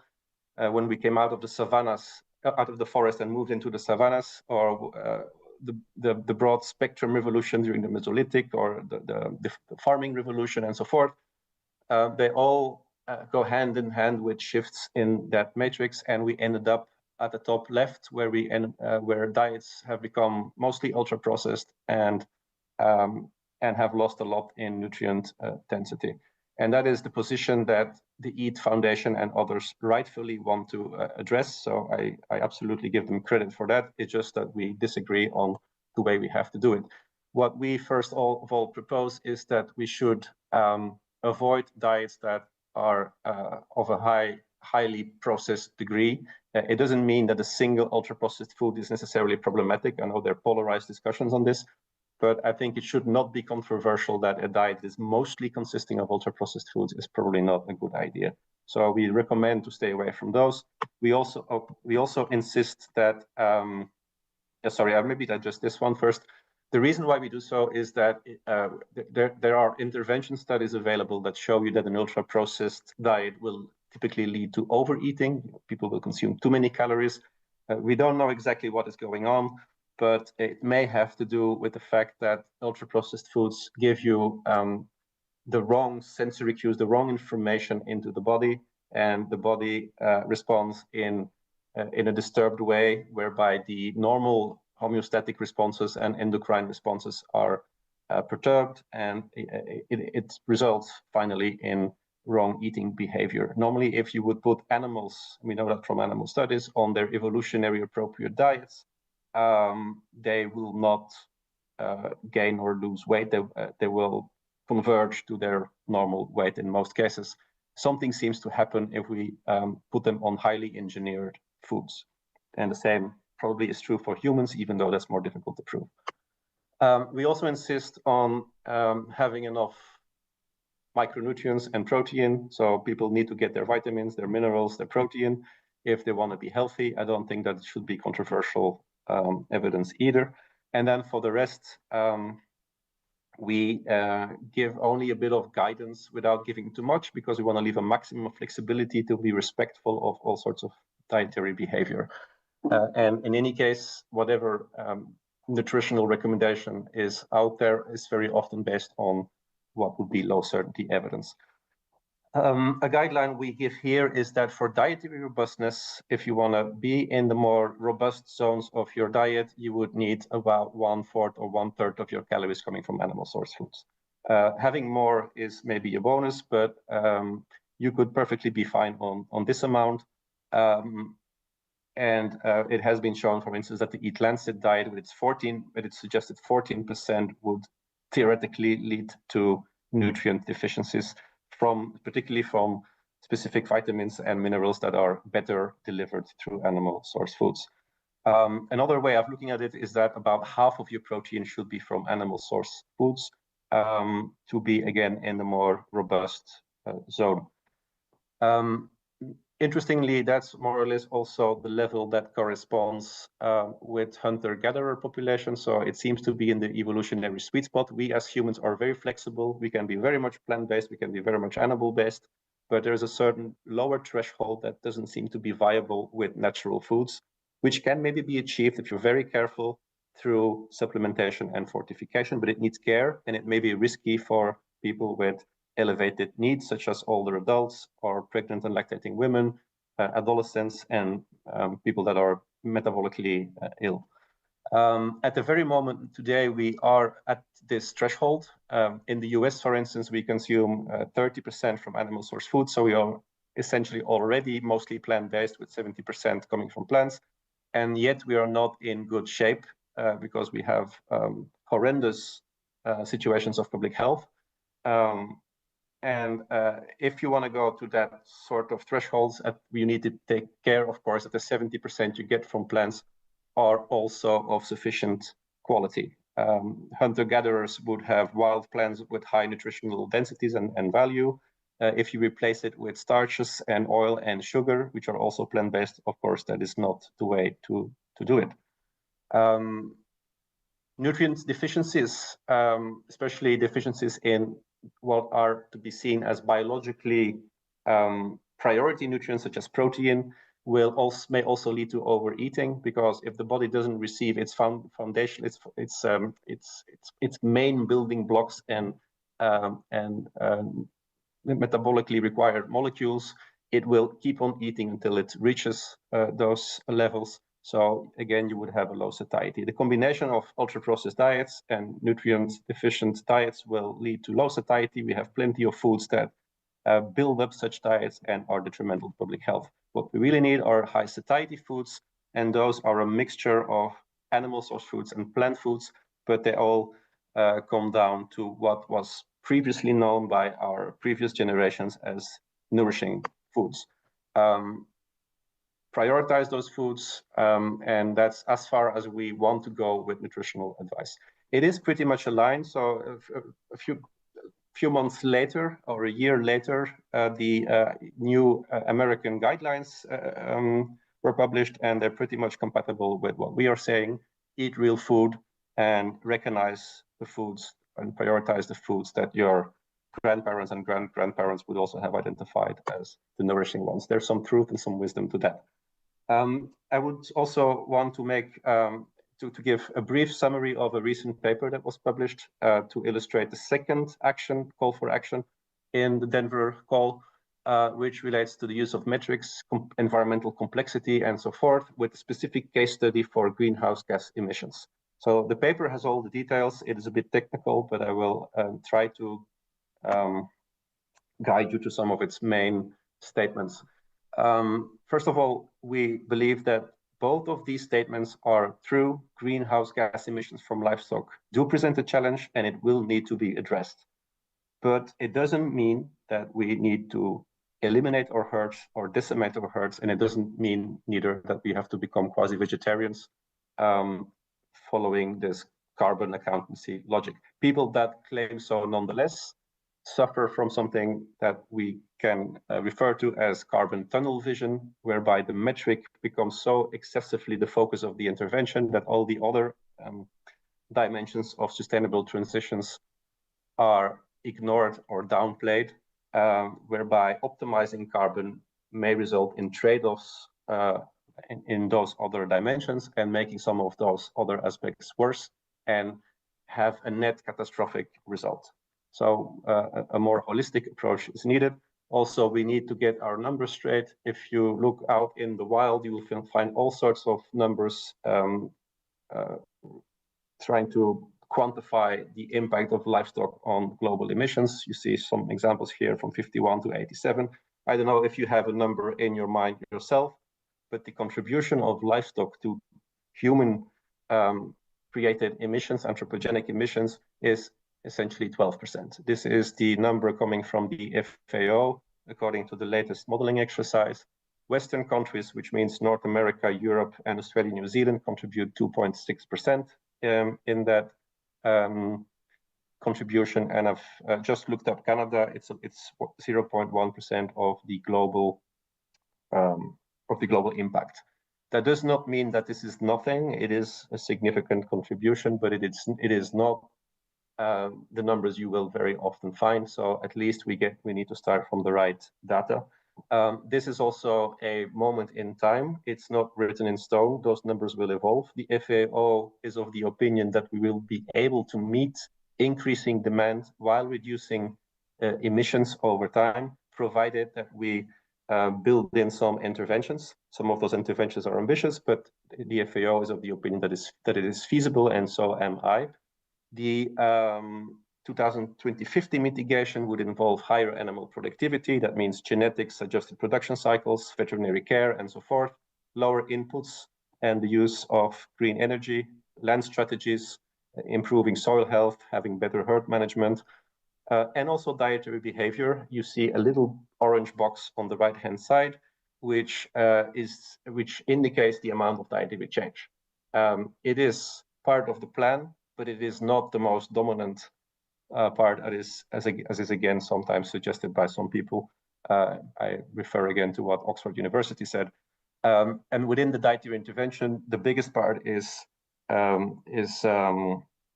or should be the effect of a reduced food loss and waste. Now, this is again not to downplay the need for intervention. There's a warning here. If we neglect this and do not intervene and keep everything as it is going, we will lock in higher emissions, and it will become more costly and more difficult in the future to deal with those. It also will heavily depend on the willingness to contribute of livestock farmers, which needs the proper incentive structures that are also beneficial to farmers. Opportunities can be identified. The West has shown over the years that it's able to do more with less animals. There's some data on the right-hand side. And major gains are possible in the global South. Now, I don't want to put this again with some caution. This doesn't mean that that we should too radically reduce the herds in the West, because that would lead to carbon leakage, which means that we would outsource the production to places that are less efficient and worsen the net global situation. It also doesn't mean that we should centralize everything in the West because it is more efficient, because that would undermine the societal benefits of livestock in the global South. and worsen some of the polluting effects in the West. It is certainly not meant to finger point the global South. It should be done with the necessary respect and support for innovation, and it shouldn't be disruptive to their cultural systems and economical systems. A little word about diets. Once more, in the West, if you look at carbon footprints, the diet is a minor factor within the entire story. At the right-hand side, you see a report coming out of the House of Lords in the UK with average footprints from citizens throughout the globe. You see Canada on top with a substantial footprint. And at the very bottom, you see India and Indonesia. The report concludes that we have to squeeze all those footprints within the window of Indonesia by 2030 and go even below that by 2050. Now, that is completely unrealistic, and I don't think this is even desirable, but this is, again, what is published in one of those high-level reports. The point I really want to make here is that it's not as simple as just cutting out the food, because if people need to eat, that's one thing. But also, if you take out livestock products, they will have to be replaced by more plant foods, and those will bring in their own emissions. So it is not as simple as just cutting off that 12% contribution, because you would need to factor in also the dietary shift. So we need to look at dietary patterns. This is the example of France, showing you that the effect of a vegan, vegetarian, or flexitarian transition would, on a French footprint, lead to a saving in carbon of about 2 to 6%, depending on the restrictiveness of the diet. Now, if you're a flexitarian, that may be a bit more feasible, but vegan people are known and vegetarian people are known to quickly revert in their majorities to omnivore behavior after, say, a year. So it needs to be sustainable on the long term over a lifetime, otherwise it is also meaningless. And the more restrictive it becomes, the more difficult that will be. It would also require massive social engineering efforts to encourage people to become vegan or vegetarian, which remain clearly minorities within the population. You find also on the slide some numbers with respect to, for instance, to taking a flight, which would annihilate several years of flexitarianism with a single short flight, or especially with longer transatlantic flights. So it needs to be seen in its own perspective. The carbon footprints are dominated by fossil fuel intensive lifestyles, and diet is an existing but modest effect within those. When we adjust diets, we shouldn't go lightly over nutrient security. Radical shifts are expected to create issues with certain micronutrients in particular. There are a number of studies on this. I put some references at the bottom of the page, but several micronutrients such as vitamin B12, iodine, calcium, iron, zinc, selenium, sometimes retinol, B2, B6, and vitamin D could become issues if not carefully approached. It is not impossible to leave out animal source foods of your diet, but it needs specific care, and it may not be for everyone, because some people will react poorly to it, and it becomes particularly critical in at-risk groups, such as children and females and older adults. At the right-hand side, you see a typical example of carbon tunnel vision. You see something that you will find often in magazines and on social media, large bars of impacts in emissions for beef and very small ones for plant foods. This is expressed per million of calories. That is not really a good unit of nutrition. People don't need calories. If you only would need calories, you could indeed focus on what is on top of the graph, sugar, oils, and starchy staples, as unfortunately we often do. You would have low carbon impact, but you will have awful diets. Pulses are maybe then an alternative, but the problem with pulses is that they're not so popular in the West. They may affect digestive comfort of some people in high concentrations, at least in the concentrations that would be needed. They may compromise nutrient status. And in the end, if corrections are done for bioavailability of protein, they seem less promising than studies often are suggesting. The option of alternative protein has also been proposed. I'm skeptical. I don't think it will fix it. First of all, the prices are often higher than for their conventional alternatives. The market potential is horrendous. Most of those producing companies are collapsing. I've shown you the flagship company Beyond Meat in a previous slide, but it's in general valid for most of those producers. There's a strong cultural resistance from the public. It is not received after maybe a brief initial hype with enthusiasm. A lot has to do with the fact that it's the sensory aspects are not right, the taste, the texture. The environmental claims fail to convince. If you look at the carbon cost of imitation food that are plant-based, it is not that different from monogastric meat, pork, poultry, eggs. It is lower than beef. That has to do with methane. I come back to this in a minute. But it depends on the production system, and it still ignores a lot of different factors, including nutritional content. Moreover, lab meat, which is sometimes presented as the ultimate solution, cultured meat, is extremely energy intensive and is not necessarily better than even production of beef. You see a study mentioned on the slide. But moreover, those products are typically very highly processed.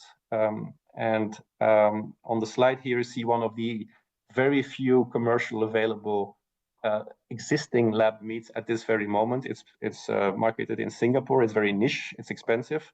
And it is not more than a chicken nugget. And of that chicken nugget, only about 3% are actually cell cultured cells, because otherwise it becomes too expensive and too technically unfeasible. So lab meat at this very moment is nowhere. It is very far from even resembling a piece of meat. It's a deep fried chicken, an amorphous chicken nugget. And it, in my opinion, in the foreseeable future, it will probably not happen, despite the hype. Let's be careful with those poor diets, because poor diets on their own represent are functioning as carbon multipliers. The healthcare sector comes with its own carbon impact, and that's a substantial impact. Obesity as such amplifies the footprints, higher metabolic energy requirements, higher healthcare, higher mobility costs. So we couple this now back to the previous part where we talk about nourishing diets and the place of animal foods, who have a well-documented capacity to prevent malnutrition and diet-induced frailty, particularly in those vulnerable populations. Ultra-processed foods, on the other hand, are currently a very strong component of our diets, and about 1/3 of the diet-related emissions of adults in high-income countries. We hardly talk about cutting those out for carbon savings, even though we know that it would lead to savings, as has been shown for a cohort of metabolic syndrome affected people, that it would lead to a gain comparable to plant-based shifts. Again, that's not a game changer, but at least it will be a healthy intervention. Emissions are put forward as the main problem, but it's only a part of the story. Livestock systems, if done well, and this carries a lot of weight, if done well, would also sequester carbon, so you would have to look at the net fluxes. Farmers act as the custodians of enormous carbon-rich reservoirs worldwide, and I think Canada is an important case in this matter. Grazing lands are rich terrestrial soil organic carbon reservoirs, and many of those grazing lands are currently in bad shape and need restoration that can be done to improve management of livestock. Livestock can act as an ecosystem enhancer, provided the management is done well. And again, I insist on proper management, because poor management will just worsen the situation, lead to overgrazing and to further carbon depletion. But we do have research on this where we show that, for instance, techniques that would mimic the behavior of wild herds over grasslands can lead to superior sequestration rates that in some cases even seem to lead to near neutral or even negative carbon results, putting more carbon in the soil than emitting. Other people will say, well, we have to remove the livestock because there are opportunity costs. And by doing so, you need to put forests that would replace livestock. And that would be the ideal scenario. There's a paper cited there that claims such a thing. Now, such assumptions are completely naive about how the world really works. The world is not a virtual video game where you can just swap around land and fill it in according to your liking. There are some realities we have to respect. The planet is not in its most natural state a forest, as sometimes is believed. That's a romantic construct that is coming mostly from the West, and particularly the Germanic areas where nature is identified with forest. Nature is mostly open ecosystem, savanna-like, where grasslands are integrated with trees, and which are populated by herbivores that have co-evolved with those grasslands. And the places that have been identified by the carbon opportunity people are mostly overlapping what is essentially at its natural baseline an open ecosystem. Trees are not necessarily better than grass. Forests can go horrendously wrong, and they don't necessarily sequester more carbon than a grassland would. It all depends on the context and the place on the planet where you would do it. Some places it makes absolute sense, and other places it leads to monocultures that are harmful. And it can also increase the problem of wildfires, whereas grasslands are much more stable carbon reservoirs. This is an important point. I will finish soon because I know my time is approaching to its limit. So, but I want to make this point in particular because what is often ignored and not even realized by a lot of the experts is that we have to factor in natural baselines. The rewilding scenarios that would take place if we take out livestock would result in emissions that would not be all that far away from the current livestock emissions. You see in the graph that at the end of the Pleistocene, the emissions by the megafauna and wildlife in general were more or less comparable with what livestock is doing now. So there is a natural baseline that has to be taken into account, and it is quite important for the statistics and for the accountancy. The graph you see here is an FAO graph from years ago, where when FAO was still very much focused on intensification, where they were saying, look, the cows that are less efficient have higher emissions, so we have to intensify to reduce emissions, which was very stigmatizing for pastoral systems that were consisting of extensive grazing and grass-based feeding. But however, this is work from my colleague and friend Pablo Manzano from Spain. If you would take out the animals and replace it by wildlife, you would end up with very similar emissions anyway. So those emissions are not exactly anthropogenic. They are part of the ecosphere and should be considered as a natural baseline. So the 12% of emissions stated by FAO is actually an overstatement, because a large part of that is actually merely natural baseline that you would have anyway without the livestock. There's some words to be said about metrics. I will skip this because I don't have the time for it. We can come back to it in the question session. But I want to point out that choice of metrics will also determine the results. So it's extremely important that we have a very thoughtful approach to metric use and policies derived thereof. I want to conclude with 2-3 slides. I'm almost there. By coming out with those statements and those publications, we faced very aggressive pushback. The Dublin Declaration has been attacked very ferociously by opponents. The main argument we've been facing is that we are compromised because we would be funded by the industry, which I do formally decline. There was no industry funding involved. But nonetheless, indeed, some of the signatories of those 1,200 people are working together with the industry, because that is the job of many of those scientists. They are food system scientists, livestock scientists that try to develop research that is often done in dialogue and often with funding from the industry. That is true, but it doesn't mean that this is a compromised exercise. We've faced smear campaigns in The Guardian and many other outlets.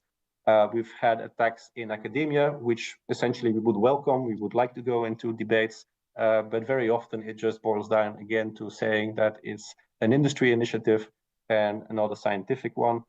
We've responded to those criticisms. We have also on our Dublin Declaration side a few rebuttals in place addressing some of the criticisms, but a lot of it has been, put it lightly, not very constructive debate or input from other opposing researchers.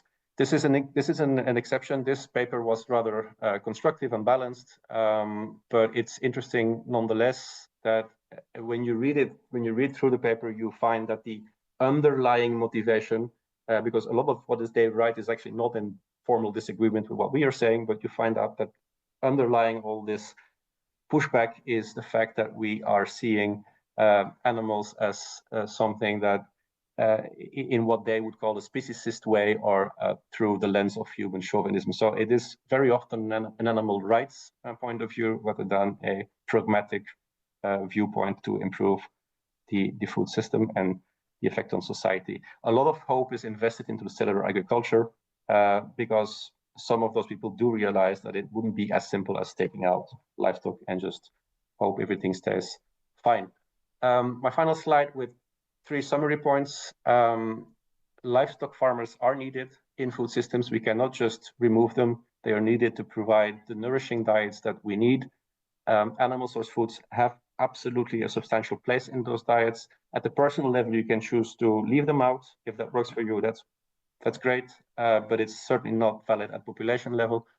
Production systems will need to adapt to maintain the social alliance, so they should take into account the criticisms that are very often to be taken seriously, but not through tunnel vision, not through the scapegoating of livestock, because that would make things substantially worse and would undermine the various ecosystem services that livestock also provides.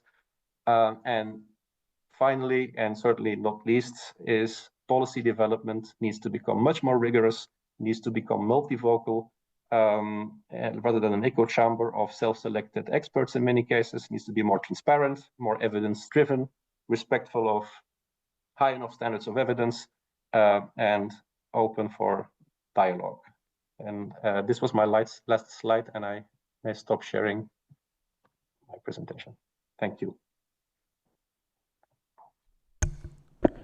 Well, thank you very much for that very, very interesting presentation. And I know you had to rush through a lot of those slides, which we could have spent a lot of time on, just for your edification and that of the public watching. Your PowerPoint presentation will become an exhibit and will be available online to supplement your testimony today. So we'll have a chance to go back to it. So thanks very much for that. Just a quick question, and I'll turn you over to the commissioners. You know, you said a few times the importance of relying on scientific consideration, avoiding tunnel vision, open for dialogue, or the need for robust debate on these issues. It was occurring to me as you were going through your discussions about the Dublin Declaration and the Denver Call for Action and the scientists who signed on to that. You know, we hear about political, economic, professional, and social pressures being put on experts who take a contrarian view to what is being sort of pushed through the European Union, for instance, by all those corporate interests and other players behind the scene. The price, I'm interested maybe in the price that you've paid or that you've observed some of your colleagues having to pay for expressing the kinds of views we've heard from you today about. Well, this, I personally, I've indeed received emails and messages with all sorts of threats. That does happen. Threats? What kind of threats? Yes. Physical threats. Really?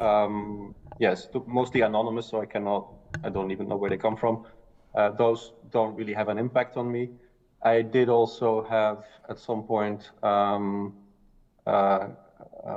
attempts to destabilize me by scientific colleagues, by starting dossiers that would question my scientific integrity. Now I have a personal stance. I mentioned that at the beginning, where I don't get financed by the livestock industry. So the accusation that I would be compromised by through payments from big meat or big dairy or whatever quickly evaporate because also my university superiors can perfectly see my budget lines and can immediately see that it is not the case.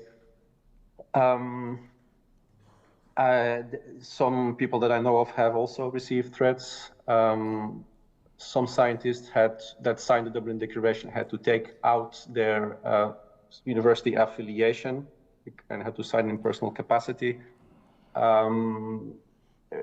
We have been facing smear campaigns, as I said, in all sorts of different journals and magazines. So The Guardian has been one, Vox, and so forth, where my name then is personally mentioned. One of my colleagues at UC Davis, Frank Mitloehner, who is a professor at UC Davis and mostly talks about methane emissions and scientific approaches, how to look at methane, more or less the slides that I just skipped. But he was on the front page of the New York Times with a hit piece attacking him. There's a peer-reviewed paper that is, and there are a number of peer-reviewed papers, actually, one specifically on Frank. It's about 40 pages long, and it's a hit piece disguised as a scientific reviewed paper. Just a frontal attack on Frank Mitloehner. The papers I've shown on Dublin Declaration mention my name and put me in a network of all sorts of associations that would insinuate that I'm part of a lobby movement, and those are the classical, Right. The usual kinds of concerns. Let me just ask you this, and I'll turn you over, I promise. Is there an actual debate? We know in Canada, for instance, that our regulatory agencies have specifically decided, we heard yesterday some evidence about how they've decided to not look at some very important questions. I guess they're afraid of the answers, and they don't want the real facts to get in the way of policy, one might infer. Tell me about what's happening in your world, but not just in the academic venues we've described to some degree, but is there in Belgium, for instance, or in the EU or Western Europe generally, is there an actual debate underway where people can actually exchange honestly held views in the political arena? Way too little. I think we have a number of policy interventions where, and that's why we came up with the Denver Call for Action, because indeed when policies are developed, the cherry picking of experts just to protect the desired outcome prevents any dialogue or any criticism. And if criticism is available, it's quickly neutralized because then the entire process is overruled by the dictated views. So it may be getting in a better shape in some places. Now, for the first time, there's also now in the European Parliament an intergroup for sustainable livestock, of which I'm part of the scientific board. So there's an opening to get the dialogue started. It is, of course, met with fierce resistance again, because it's again seen as, it's always the same. It would be presented as a lobby initiative, but it's merely just to have the conversation going, to offer the other points of view, and then let the scientific method do its work. Because I think that's the most important part here. The debate for me is mostly an opening to or a platform to let the scientific method do its thing, which means contrasting scientific evidence, come to a resolution, try to steelman it, use the methods of falsification as were developed by Karl Popper, so we don't end up with scientific pseudoscience, but with actual scientific selection for the best possible evidence, and act accordingly. Okay. It's important to act accordingly by factoring in, once more, the standards of evidence. Right. So in the health sciences, they have done that through the introduction of the GRADE approach. Canadian scientists have been very influential in this, whereby recommendations should factor in certainty of evidence. And it's only with high certainty evidence that you can go for top-down, hard interventions that would, of the style that are proposed by the Atlantic Commission. If you have low certainty evidence, you need to be much more careful. And we need that gradation, we need that, yes, that nuance, and to more cautiously implement the changes we all need, but we should prevent that they're catastrophic. Okay, thank you. I will now turn you over to the commissioners who I think might have a few questions for you. Anybody? Thank you.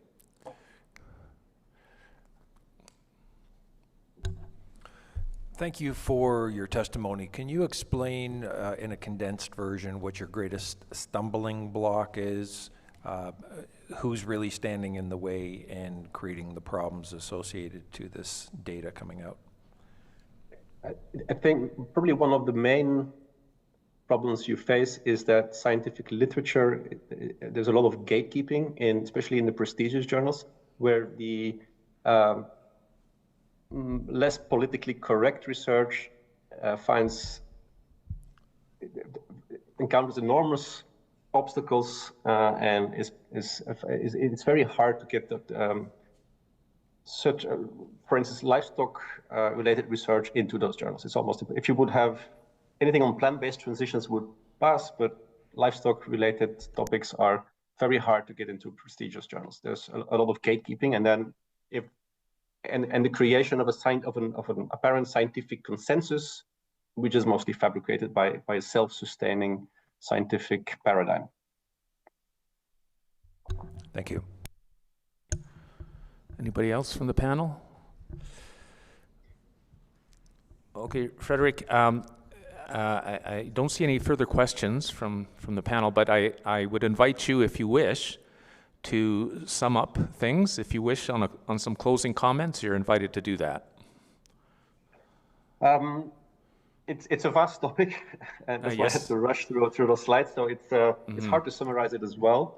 I think the lens of livestock farming is a lens through a broader problem, where the current society is no longer capable of having transparent debates that are not polarized or that are not trying to suppress views that are inconvenient to some of the louder minorities. Okay. So I think the livestock story is very illustrative of that problem.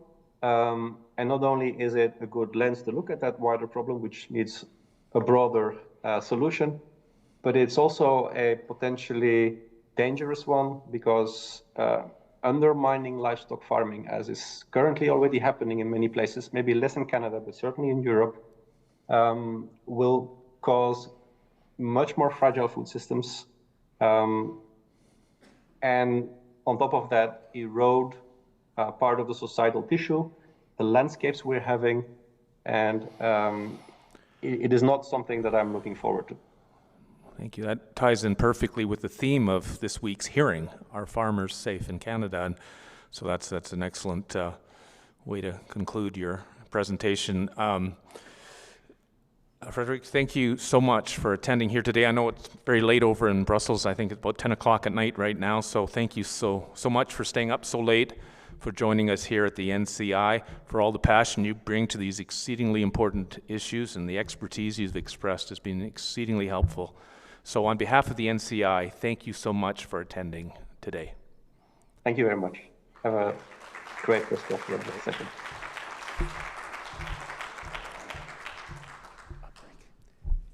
Okay, if we could just take a 5-minute, a really seriously 5-minute break, and then we'll move on to the next witness. That would be great. Can we do that? All right, let's do it. All right, we have Kara here, and we're at day 44 of the National Citizens Inquiry. You know, Kara, you've been volunteering for the National Citizens Inquiry for a long time. Let's start out with, how many hearings have you actually attended of the NCI? Well, there's Saskatoon, Regina, Edmonton, Kitchener, Brandon, Kelowna, and here, so 7. Awesome. That's 21 days of hearings that you're spending to bring us testimony from so far close to 500 witnesses over 44 days, and creating a record of 10,000 pages of evidence. That is a Herculean effort, and I got to say thank you for that. But I got 3 real simple questions for you that I hope we can get through. And the first one is why do you volunteer for the National Citizens Inquiry? Like, what is it that drives you to continue to go to the hearings?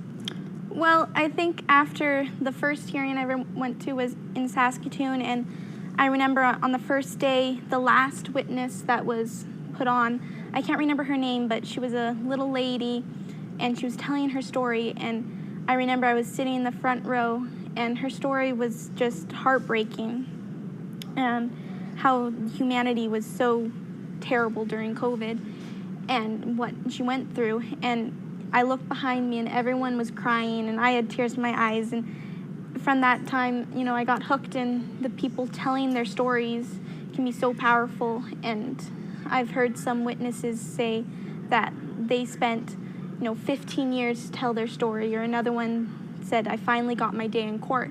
And so it's these people who have gone through terrible things or have found all this information that they haven't been able to tell. They're finally getting their voice and telling the story. So you're spending all that time, the reason that you do it is you want to give people a voice. Mm-hmm. That is awesome. For another question for you, and it's related to the first one, why would the National Citizens Inquiry be important to you?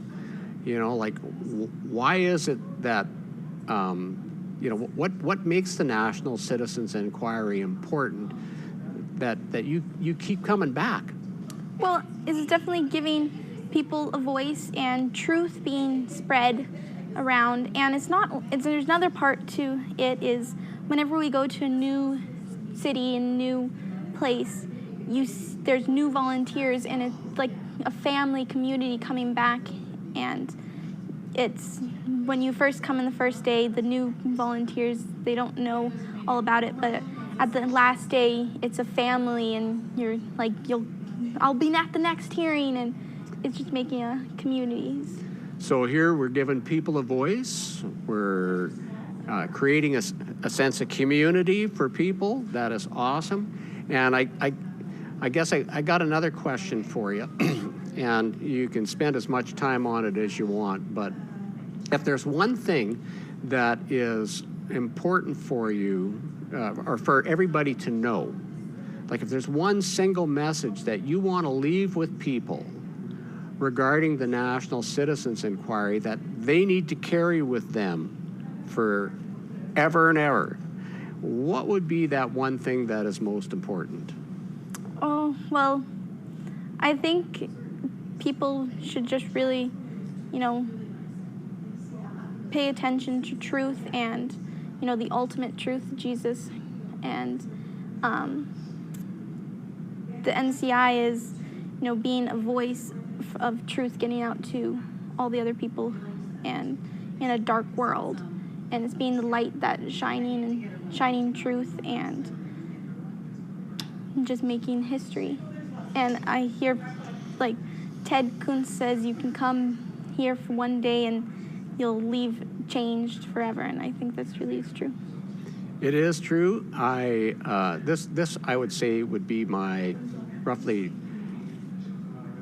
8th day of hearings, because I went to the first one in 2023, and I agree with you that, to recap this, I think what I heard you say, and you can correct me if I'm wrong, the National Citizens Inquiry gives people a voice, it creates a sense of community, and at the end of the day, it's about all of us spreading the truth, mm-hmm. the whole truth, and nothing but the truth as far and wide as we possibly can. Mm-hmm. Awesome. Thank you so much, Kara, for all of your efforts. I'm eternally grateful for everything that you've done and continue to do.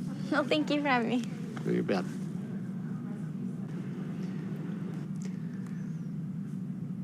Well, good morning. It is day 44 of the National Citizens Inquiry hearings that have gone all across Canada. And just this morning, I met someone that I never imagined I would meet. I call her the secret weapon. She is someone that has been working in behind the scenes for a long time that I think everybody needs to get to know better. Her name is Scarlett, and Scarlett is a member of the board. And that's where all the policy decisions are made regarding the National Citizens Inquiry, all the big decisions and so on. So let's just get a quick introduction from Scarlett. Scarlett, let people know who you are, and, we'll go from there. Okay. No, I'm happy to be here. Mostly I'm happy for all the volunteers and all the work that's being done. It's always an awesome time. I've been with the NCI since the beginning, so we were kind of a group of founding members, and yeah, we've been trucking away at it since the get-go. So we brought our hearings across Canada, and we're still at it. Yeah. Well, yeah, like hearings in, what is it now, 15 cities from coast to coast, nearly 500 witnesses, of which there's about 160 experts ranging from healthcare to law enforcement to you name it. And yeah, I'm thrilled that there's nearly 10,000 pages of testimony that we can share with the elected officials or public institutions that are supposed to be there to protect us that aren't. The media that's supposed to be, and I'm surprised that they're not here, and then of course the general public at large. But I guess I got a question for you at the very outset. We're all volunteers here. We all get paid the same. And the first question is what actually prompted you to get as deeply involved as you are in the National Citizens Inquiry? Oh, well, I've worked my whole life in emergency services as a paramedic, like kind of boots on the ground in an ambulance caring for patients. And when the pandemic hit, we'd already been through a pandemic. We were through the original SARS. So to be honest, when paramedics hear about a pandemic, the media might tell you how scary it is, but we don't really worry. We're trained to deal with germs. If you didn't like germs, you wouldn't be a paramedic, right? And on the scale of things, we do, calls for suspected Ebola. So on the grand scheme of things, as much as this was novel, I would say that my colleagues and I were not terrified like the news would say. So as it progressed on, what happened during the pandemic, I just realized that I would leave for work and enter one world, and then you would turn on the TV and you'd see a totally different world. And that's the case with a lot of things. But when that narrative was costing people their lives, like people were having heart attacks, but they were too afraid to go to the hospital, and they were dying in their homes, I couldn't take it anymore. I thought somebody has to just calm the public. And there's a germ out there, and we're good with it. We can take precautions, and we can still take care of you. So I started speaking out, and I don't regret it. But yeah, it was a tough thing to do. I was naive. I thought that if I speak out and tell people the truth, I have nothing to gain from it. It's kind of an uncomfortable thing to do. I thought, well, people will listen. I'm a professional. I've done the job for decades. I'm a mother. I'm just me. But no, when you speak against the narrative, there's a lot of backlash that comes your way. So I learned the hard way, and in time, I ended up declining to take the vaccine, not because I'm an anti-vax or a terrible person, just because I had natural immunity. And in our job, when we have natural immunity for chicken pox, we just show that and go, no, we're immune, we're good, we don't get it. But COVID was different. You had to take this clinical trial, and I just thought that's unethical. That rides against every shred of medical ethics. And I thought, Dr. Sylvain Charlebois, can you hear me okay? Yes, I can. Great. Welcome back to the NCI. On last you appeared, you were in a departure lounge at Pearson Airport. And we conducted a rather unconventional interview at that point. So, in a more conventional setting today. Could I get you to state your full name, please, and spell your last name for the record? Yes, my name is Dr. Sylvain Charlebois, Sylvain Charlebois. I'm currently the director of the Agri-Food Analytics Lab at Dalhousie University in Halifax, and I'm currently in Montreal at McGill University. Thank you for that. And Sylvain, do you swear to tell the truth, the whole truth, and nothing but the truth, so help you God? I do. Great. Now, maybe I can get you to explain what you do at Dalhousie with this organization called the Agri-Food Analytics Lab. What is that? So we forecast, we conduct analysis on policy from farm gate to plate.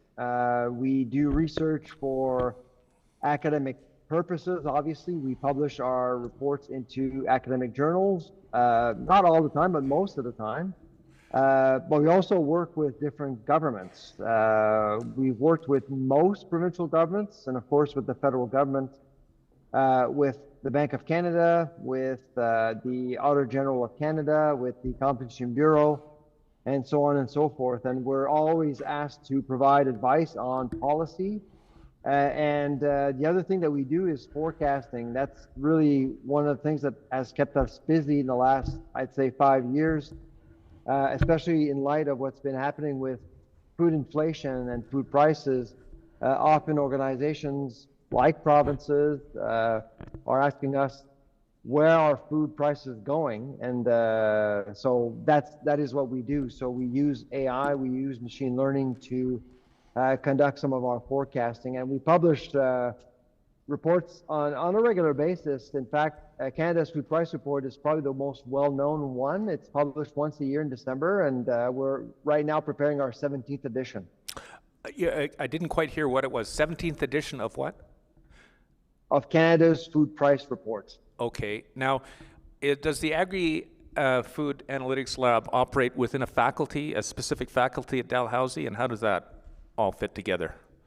So we're supported by 3 different faculties: the Faculty of Management, the Faculty of Agriculture, and the Faculty of Computer Science. And we're also supported by specific donors, and we have partners, obviously. Some of them are like MNP, which is a predominant consulting firm based out of Winnipeg. They support us in some of our research, and we also have different ag groups that support our work as well. Okay. And do you do anything else at Dalhousie? Do you teach any courses in any particular areas at Dalhousie? Of course, yes, sir. What do you teach? Tell us about that. Yeah, so I mainly, I'm a senior faculty member now, so I mostly teach graduate courses. And so the graduate course that I teach every year is food policy. And so this is a broad course given to mostly master's and PhD students at Dalhousie University. And I also teach information and decision making, which obviously brings light to the use of data in general in our daily lives, whether you're in business or in government. Okay, thank you for that background. I understand the topics that you wish to address with us today involved synthetic milk, dairy alternatives, food policy, dairy markets regulation, and supply management, and possibly other areas. But those are the general subjects that I understand you'll be addressing today with us. Have I got that right? Yes, I did not prepare any presentations. I'm not a big fan of slides and decks, to be honest with you. But I'm here to answer any questions you may have about essentially the future of animal protein production in Canada. And I do know that many people are asking questions right now about the future of supply management. We have talked about this last time we spoke together. Yes. Sir. And but also there are other issues that are emerging affecting citizens right now for example, synthetic agriculture in general, there is some concerns about what it is, why are companies funding this, what is the purpose of synthetic agriculture, and is it going to be properly labeled? Are consumers going to be given the choice at the end of the day? And so we are seeing more and more countries adopting, regulating synthetic agriculture in general. And so I do know that lots of citizens in Canada are asking questions related to that. Well, maybe we can to supplement your prior evidence that you gave 6 or so months ago. Let's now begin to address those emerging areas that you've now touched upon, the synthetic products that we've heard a little bit about from other witnesses, including the last witness, this emergent product in various ways, how natural foods are being displaced by this evolution of synthesized products and so forth. Why don't we start there? Tell us what's happening in Canada with respect to that whole industry. Well, I mean, right now, I would say, in terms of what has been accepted, there's a few things that have happened in recent years. For example, the technology provided by Remilk, which is a company out of Israel, using precision fermentation to reproduce dairy proteins in a laboratory environment, essentially. And so that has been approved in Canada. It hasn't been commercialized yet that I know of, but it's been approved in Canada. So obviously, because of supply management, my guess is that there's a lot of hesitance from buyers, and buyers would be, I would say, dairy processors that have actually had a good relationship with dairy farmers over the years. So that's really approved. The other issues are animal cloning. Health Canada has actually looked into animal cloning, allowing offsprings of cloned animals to be sold commercially. And I know that, I believe that Health Canada has actually put the approval on pause. And there's also gene editing, gene-edited meat. And I know that there's some gene editing going on in crops, but gene-edited meat products is a recent concept that has been approved by Health Canada. The biggest concern that we have is not necessarily whether or not these technologies are efficient or not. And my guess is that perhaps your previous witness did look into the efficiency of some of these substitutes. The concern that we have as social scientists is whether or not citizens are properly informed of their choices at retail. And most of the time, well, actually all of the time, Health Canada has never made labeling mandatory. And to me, that it's a missed opportunity, because on the one side, we have an industry supported by science that is constantly looking for ways to make agriculture more efficient. But at the same time, it seems to undermine consumer trust, or at least consumer buy-in, or the social licensing that we often talk about, that barely exists between consumers, citizens, and in the industry. So on the one side, we have lots of great technologies emerging, helping the food industry one way or another. Whether or not we actually think it's a good idea or not, I don't really judge that part. What I'm looking at is a complete disconnect between what industry is trying to achieve with these technologies vis-a-vis what consumers are expecting from the industry. And so I work on both sides of that dimension, and I know that there is a disconnect. You can clearly see in our data anyways, you can clearly see that there's a complete misunderstanding of how food systems work, let alone how new technologies can actually make a difference in their daily lives, whether it's for health, for affordability, or both? Okay, a couple of points I want to ask you about. These emerging products, synthesized or modified agricultural products that are emerging, you've said, you referred to, was it precision fermentation? Precision fermentation. Animal cloning and gene-edited meat, or gene editing. These are all separate, and as I understood your evidence here so far, it's all been approved by Health Canada. All of these products of this nature are now available to the consumer in Canada because Health Canada has approved them. Health Canada. I believe, sir, that the cloning, the cloned meat or meat coming from cloned animals, that has been put on pause last fall, but we don't know exactly what's been happening. What's been frustrating, to be honest, appearing before you today, is that the lack of transparency is unbearable. I mean, we just don't know what's going on at Health Canada, really. So all we get are communiques, and sometimes they will post information online, and sometimes they won't. We just hear about some of these things from emails sent to industry, and I get these copies. I get copies of emails sent to industry telling them exactly what's going on, but there's nothing in the media. There's nothing on their website often. The disconnect you refer to between consumer expectations and the industry expectations, and what appears to be, at least with respect to the fermentation and I guess the gene editing of meat products, has gone through Health Canada. And can you explain really quickly what is the process at Health Canada when a product of this nature gets developed?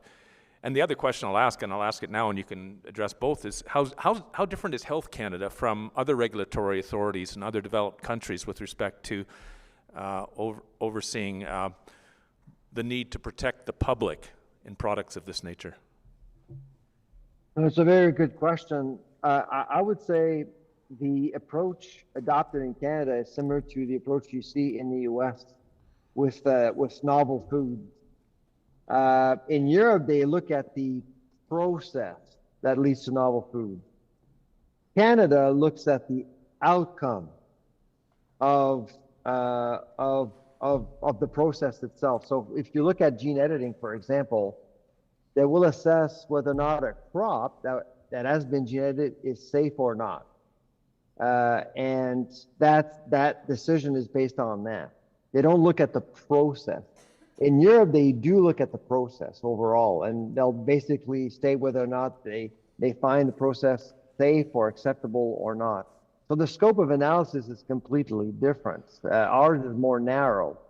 Now, of course, that's a decision that has been made by Health Canada and the United States. At the end of the day, basically, Health Canada won't approve something that is deemed unsafe.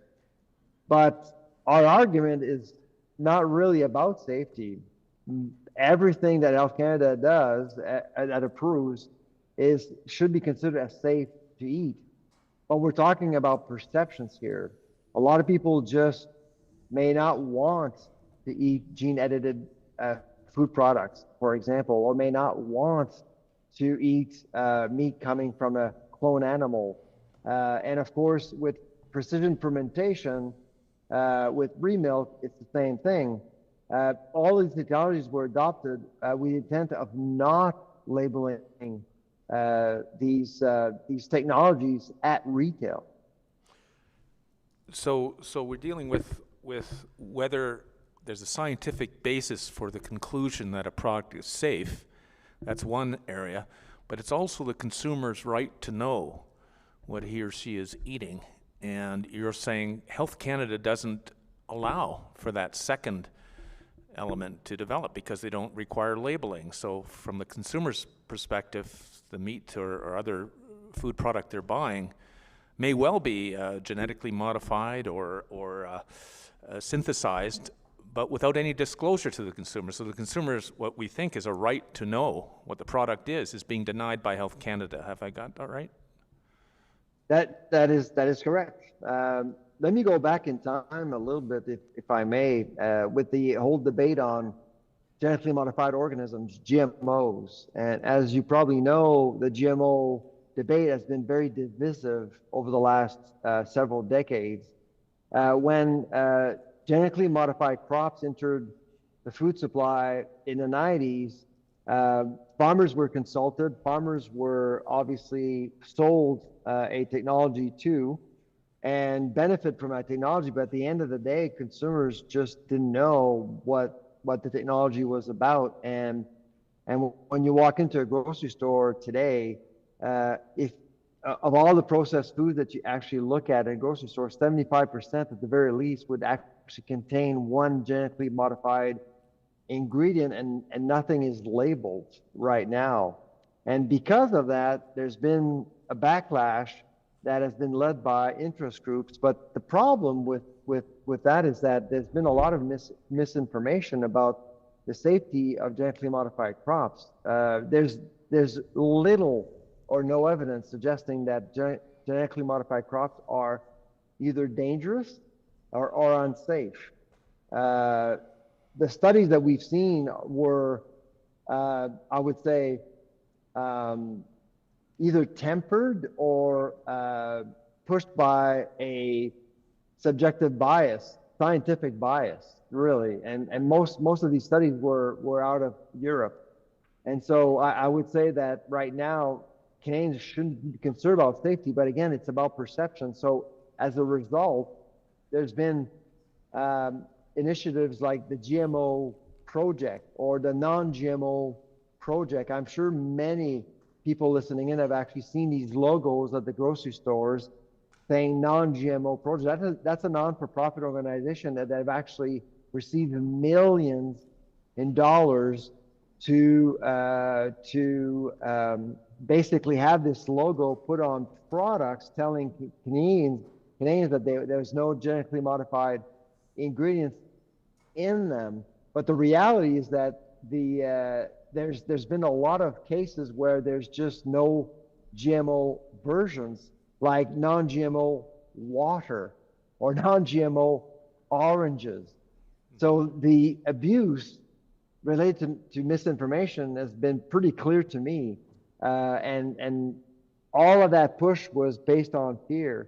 And so now, many years later, we have a ill-informed group of citizens, really, about genetic engineering. And here we are repeating the same mistakes with cloning, with gene-edited animals, with also precision fermentation as well. There hasn't been any thought given to risk communication whatsoever.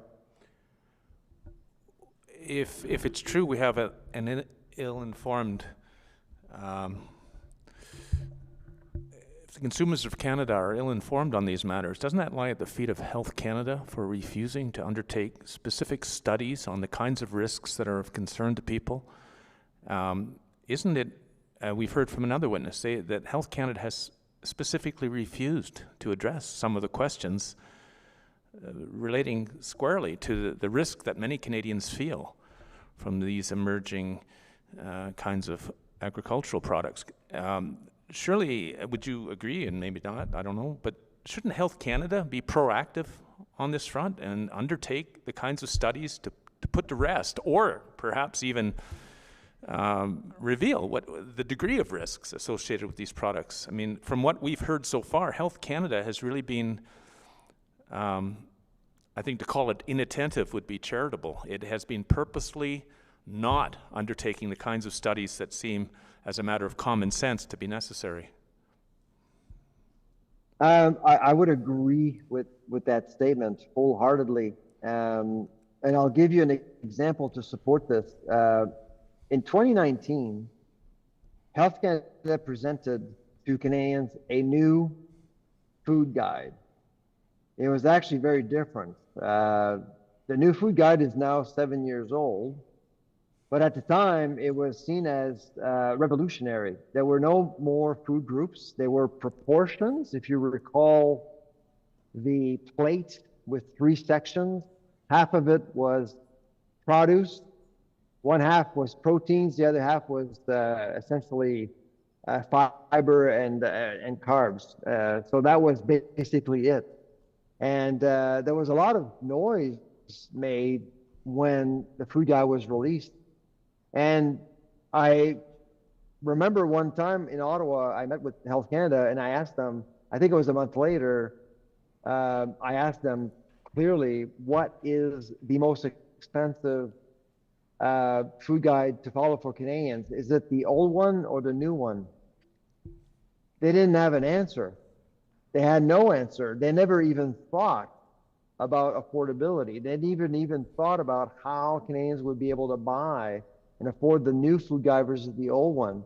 So that's when we actually got the contract by Health Canada to look into this. And this study was actually published, I believe it was in 2020 or 2021.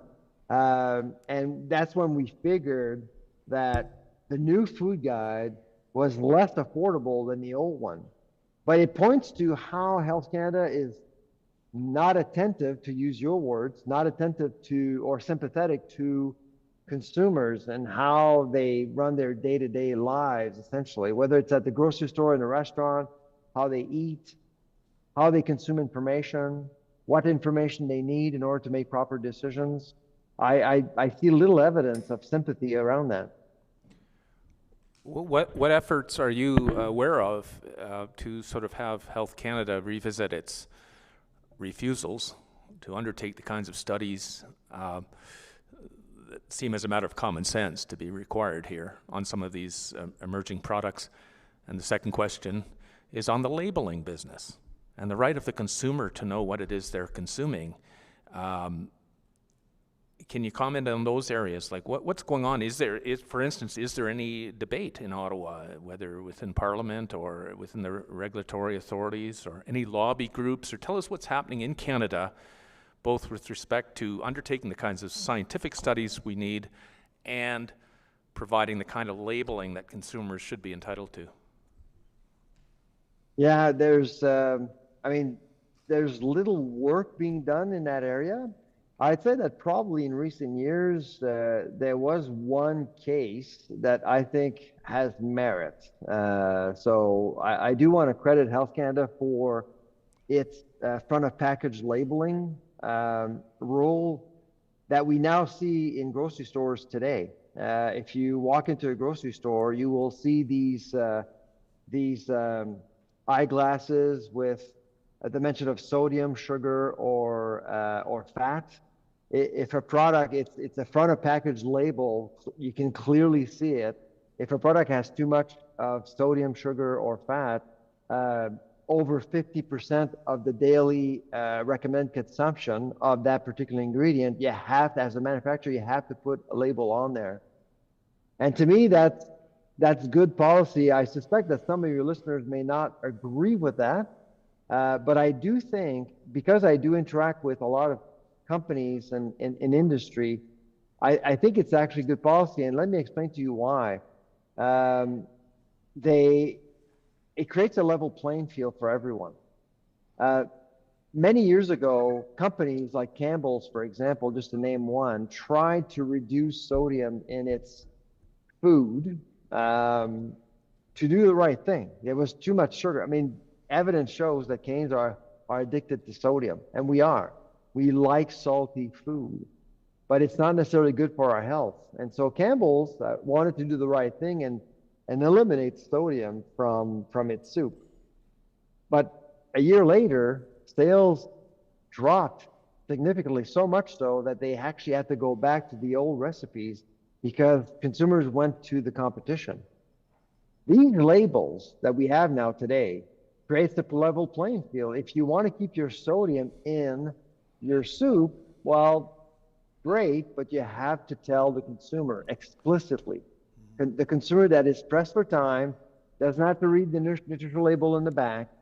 You're basically telling that person exactly what he or she is buying.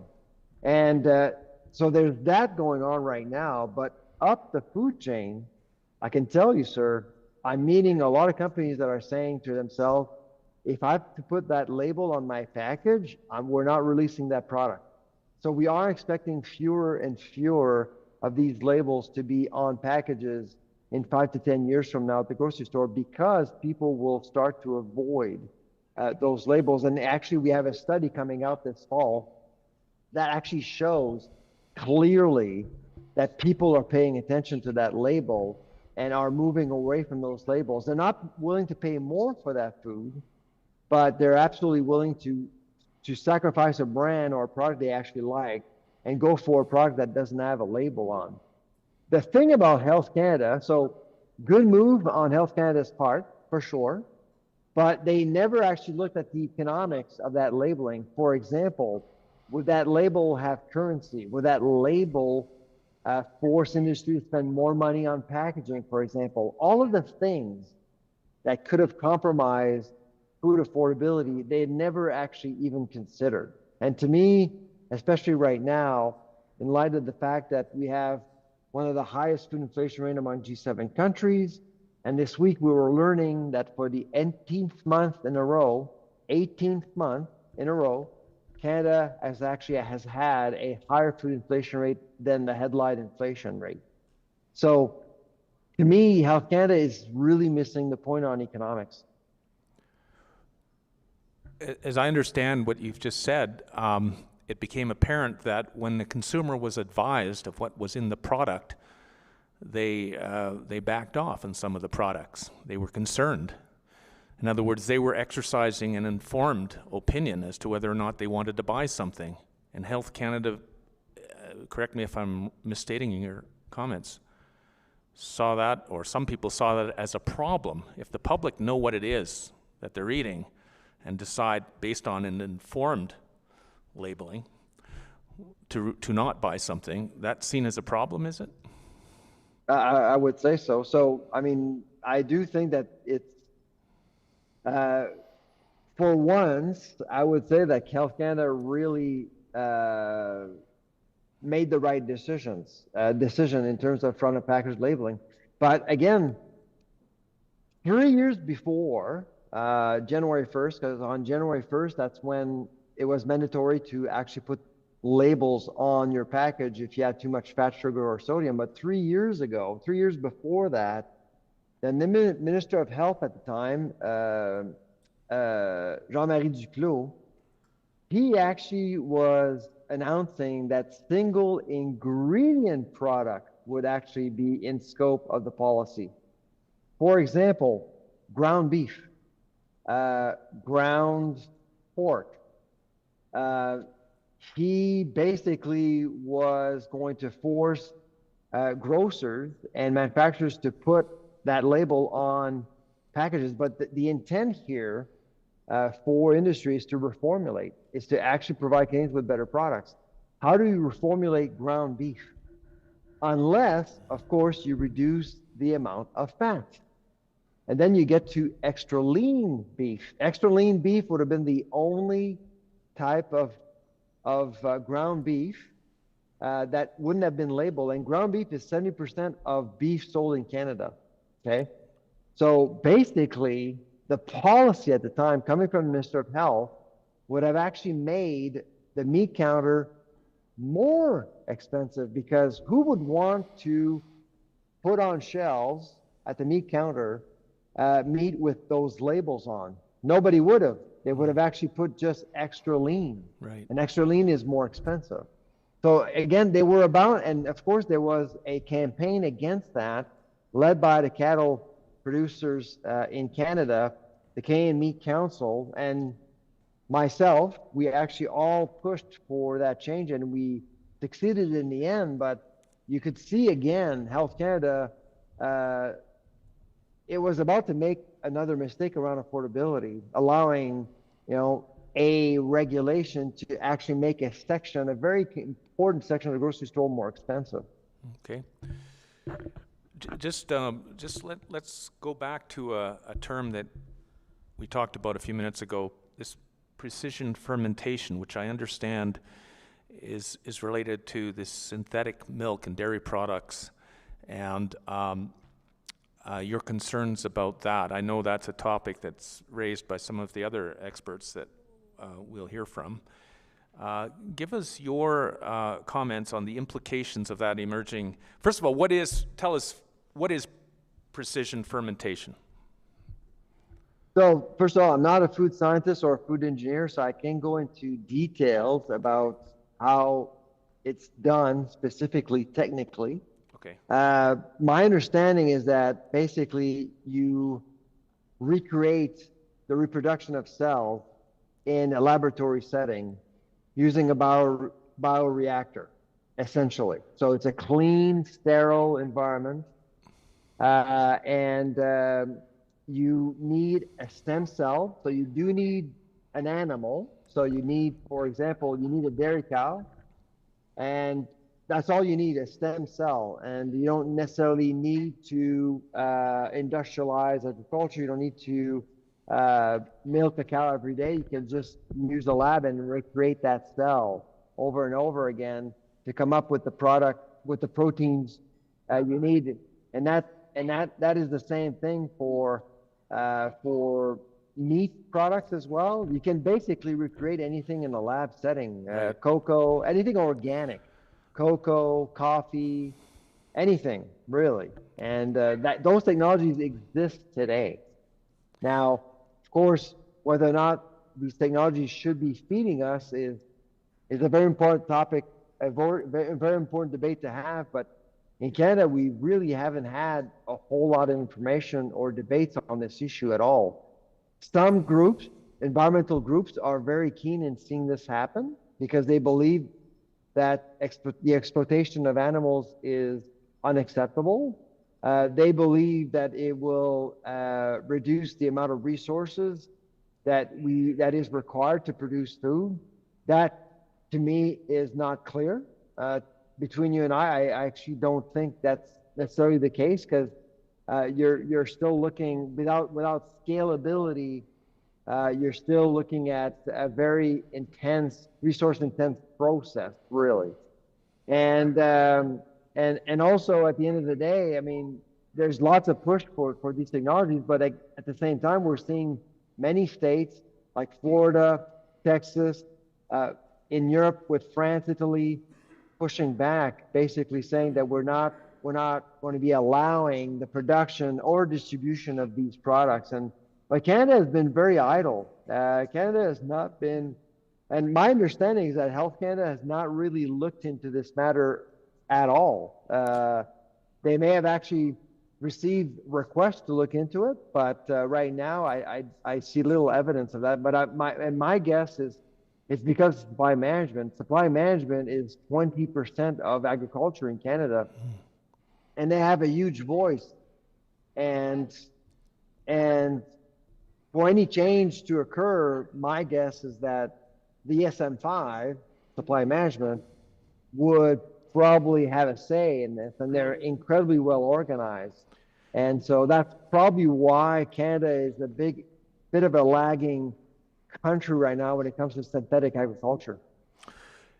So if I understand what you said, some of the states have actually prohibited the sale of these synthesized dairy products based on this precision fermentation process. They've actually said no to the sale of these products within those jurisdictions, but Canada hasn't. And so a couple questions there.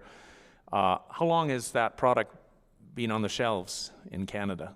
And the other one is, how substantial a portion of the dairy industry would that comprise? The remilk technology was approved, I believe, in 2024, but I have not heard or seen any evidence that the product has been commercialized. Okay. But that would be hard to prove, because obviously remilk would be looking at the ingredient market, selling to Saputo, for example, or selling to Lactalis. You and I buying yogurt or cheese or cottage cheese wouldn't be able to make a difference once you consume it, I mean, a dairy protein, once it's actually in a product, you wouldn't tell where it's come from. It's similar to what we're going through right now with the Americans and in the dairy sector. Americans are very much looking to sell us more American proteins. They're not looking at selling us dairy products knowing that Canadians wouldn't buy them.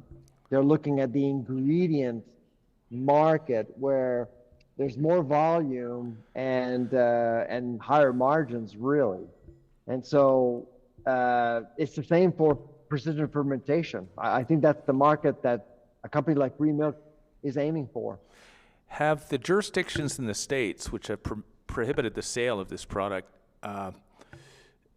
were there safety signals or any other sort of health-related factors behind the positions taken by those places in the States which have prohibited this product? Are you aware of why they took those steps? What pushed legislators to restrict access or ban access altogether is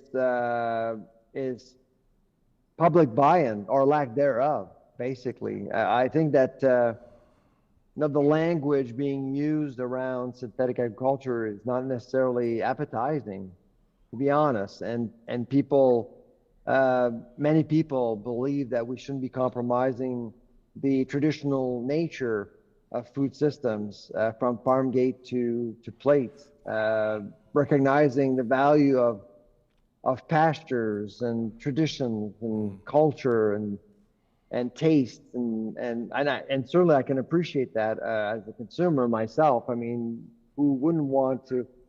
It's much easier to explain, if you're drinking a nice bottle of wine from Italy, coming from Tuscany, it's always appealing to talk about where grapes are coming from and what field grapes are coming from versus talking about a lab.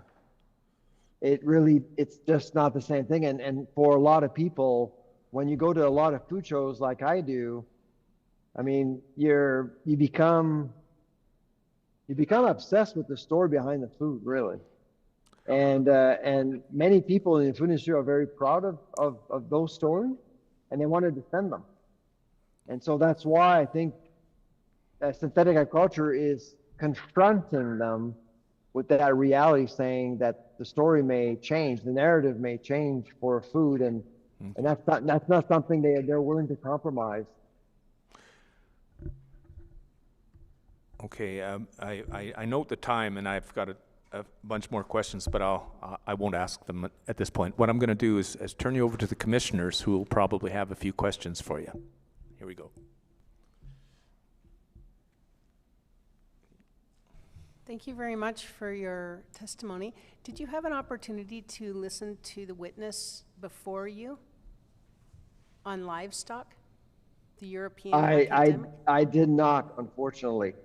Okay. Thank you.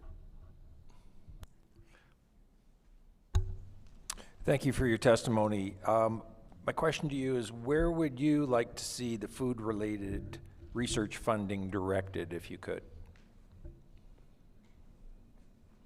Like at the federal level, you mean, sir? Yes. I'd say right now, I mean, the one thing that we struggle with, so first of all, there is this debate going on right now, and I would add artificial intelligence. That's really disrupting the industry right now, I would say. So talking about the future, where we're going, I think certainly some funding to support research on synthetic agriculture would be interesting. Whether or not this is scalable, because I do think that there is a market for this, because, I mean, the biggest threat to our food industry is climate change. We've been adapting quite well, but we need help. And that help can come from science and research. And so obviously, and I do think that synthetic agriculture has some potential. And I'm thinking about crops like coffee, for example. Rebecca beans, I was actually in Brazil last year, and to grow that particular crop, you need the perfect climate, and they're running out of space essentially. And so I would look into really interesting concepts of growing coffee in Canada, for example. Why not? Or bananas or things like that. So perhaps explore some of these issues. So synthetic agriculture to me has some potential because it reduces risk of biosecurity risk, risk around food safety, things like. So it has some really interesting potential as far as I'm concerned. But to me, the one space that really needs more help in regards to research is processing. I think Canada is very good at plant science, soil science, animal science. We actually do very well in those fields, I would say. But really in processing, the forgotten child in the food industry has always been processing. Just to give you one piece of data, in the last 18 months in Canada, our GDP per hour in food manufacturing has dropped 5.8%.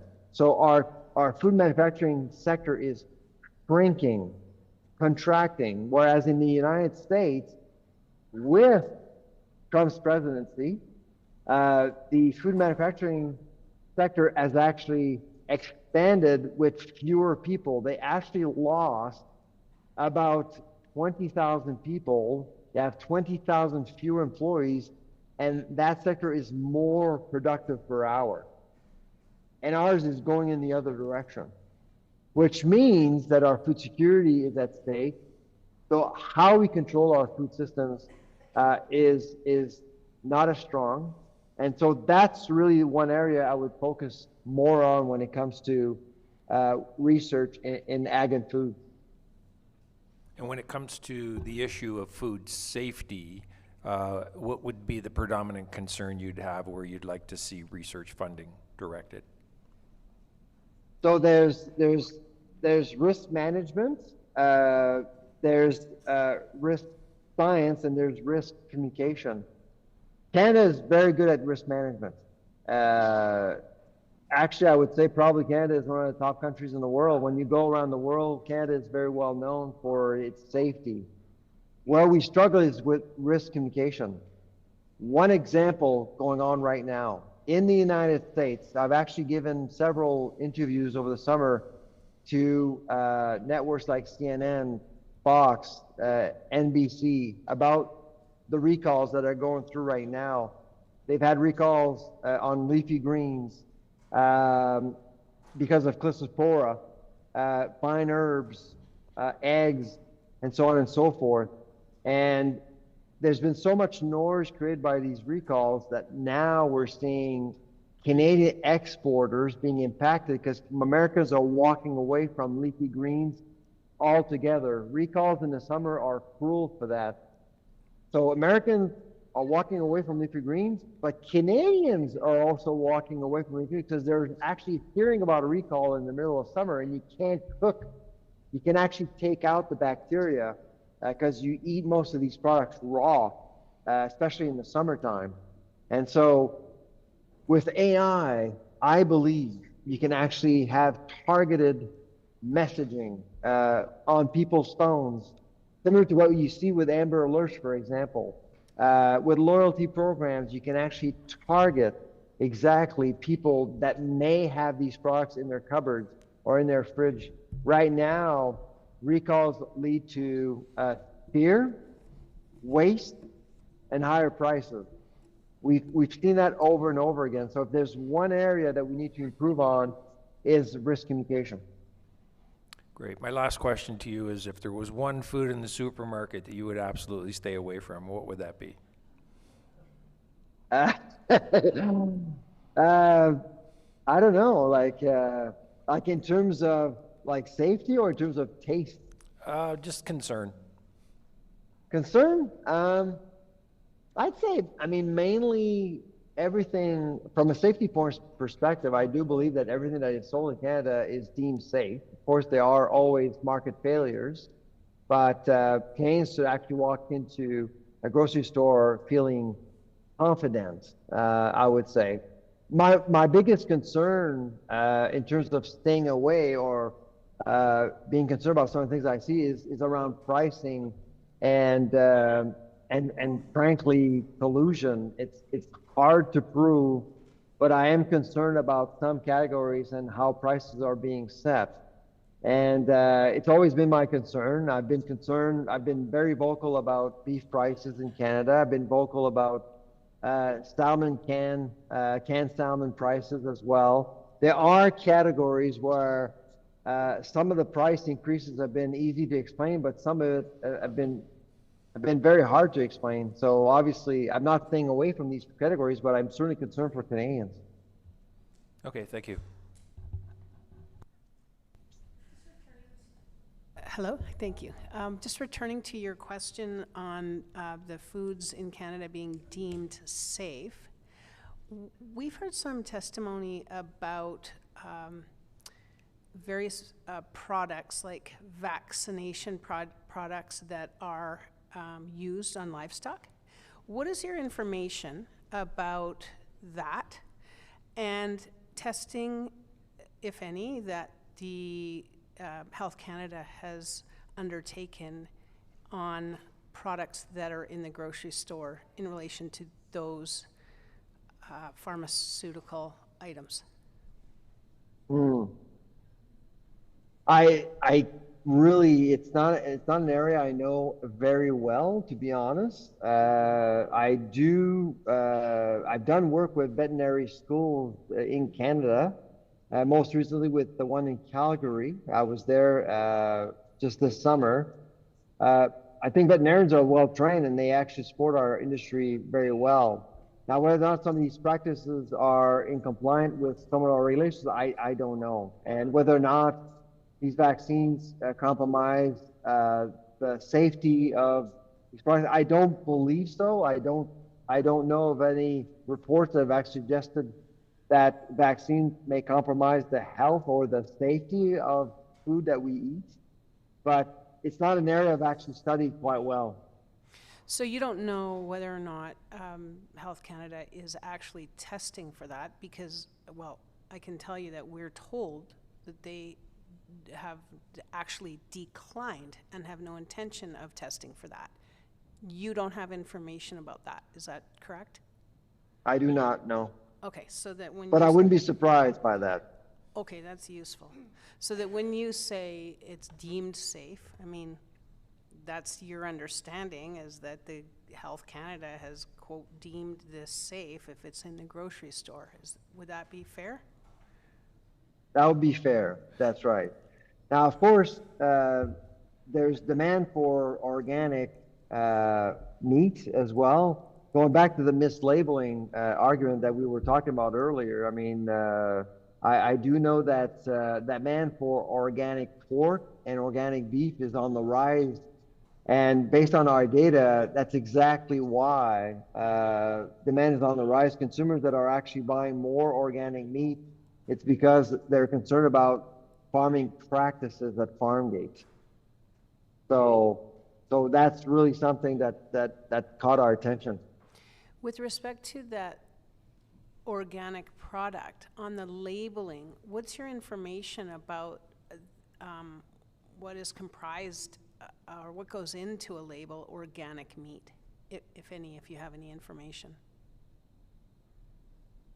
Well, so like right now, organic producers are very concerned, for example, with all of the new technologies emerging like cloning and gene editing. They don't want a confused consumer. So just to use one example, the largest organic pork producer in the world is a Canadian company called Du Breton. It's based out of Ontario and Quebec.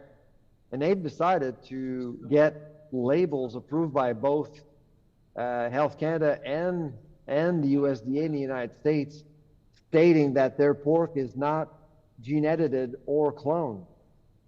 And so again, going back to the non-GMO project, that's really, again, a company seeing that their demand can be affected by misinformation, so they're protecting their own consumer, essentially.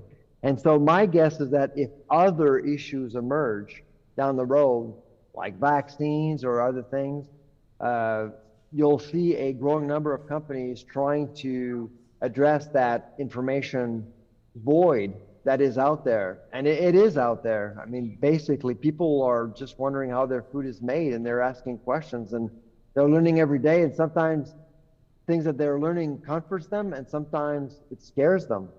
And so you don't want a scared group of citizens. Thank you. Just organic food, are there special rules and regulations in respect of labeling of that you're aware of? There's basically just one labeling body now. We had several for many years. There's only one. I think it's been, the amalgamation of all the standards happened about a decade ago. So if you have a product that is certified organic, it follows one specific guideline approved by the CFIA. Thank you. Thank you again for your testimony. I'm asking this question for the third time. The reason being, I'm very concerned over Canadian produce. I do a fair amount of traveling. So in the UK, Germany, I've been to lots of different places. And when I came back to Canada, all of the produce has got appeal stickers on it in the grocery stores, but I didn't see it all over Europe. Nobody seems to know what appeal is. Do you have any information on it? I know Bill Gates was behind the appeal, but that's all I can really find out. And is it harmful? And what exactly is it? Is it a coating that's been spread, or is it something that's injected? Yeah, so you are talking about a company called Appeal that actually has developed a technology to protect produce during in transit, essentially. And as you know, many of the produce that we actually consume in Canada travel thousands and thousands of kilometers. So Appeal came up with this technology to protect many produce from bumps, and because as you know, consumers are attracted to aesthetics, so they won't necessarily buy a bruised apple or bruised tomato. So Appeal has actually overwhelmed the market. Basically, it is the only technology out there that exists, and it has a monopoly on the use of coatings on produce to protect them during transportation. So is it harmful to your health? Again, I haven't run into a study suggesting that it was unsafe, but I know that many people are questioning the use of this technology, and they're also questioning why there's such a monopoly on the market. Very rare that you see just one product being used all over the world. I mean, it's literally just one product. And I've actually mentored a competitive startup that came out of Argentina through CDL Rockies. The company came to Canada for some mentoring. I was one of the mentors. And that's when we realized that the Appeal market, or that particular market, because they actually had, in my view, a better product, a healthier product, based on some of the data that we had. And we found out that it was incredibly difficult to penetrate that market due to Appeal's control. Do you know what it is? Like what chemicals are being used? Like what? That's a good question. I do not know the answer. Again, I'm not a chemist. I'm not a food scientist. So I couldn't be able to tell you. All I know that it is incredibly popular, and that it is used by a growing number of companies, and they sell billions and billions of dollars of the appeal product around the world. I'll say thank you, but again, Health Canada should be looking into this. I would agree, because you're not the first one raising the issue, and I don't believe that Health Canada has actually looked into this technology. Again, another great example of how Health Canada should be able to better protect better sympathize with the Canadian public in terms of some of the concerns that they have. Yes, thank you. Is that it? Okay. So just to put a cap on that last point, you're not aware of any study to show that this appeal product is unsafe, but equally you're not aware of any study to show that it is safe, because Health Canada... In Canada. In Canada. In Canada. Right. Yep. Okay. Sylvain, we've reached the end of our allotted time. Are there any closing comments you wish to make before we let you go here? Well, other than the fact that I appreciate the opportunity once again, and I really want to, on behalf of Canadians, I want to thank you for the work that you do to clarify issues that are really important to all of us. Okay. Well, look, thank you for joining us all the way from Dalhousie today, and we're very grateful for your insights and commentary on these important issues. So on behalf of the NCI, Sylvain, thank you very much. Thank you. And I think we're okay for our next witness, set for half an hour, if the panel's fine with that. He's here. Jared is over there, I think. And Wayne will be taking the next witness then.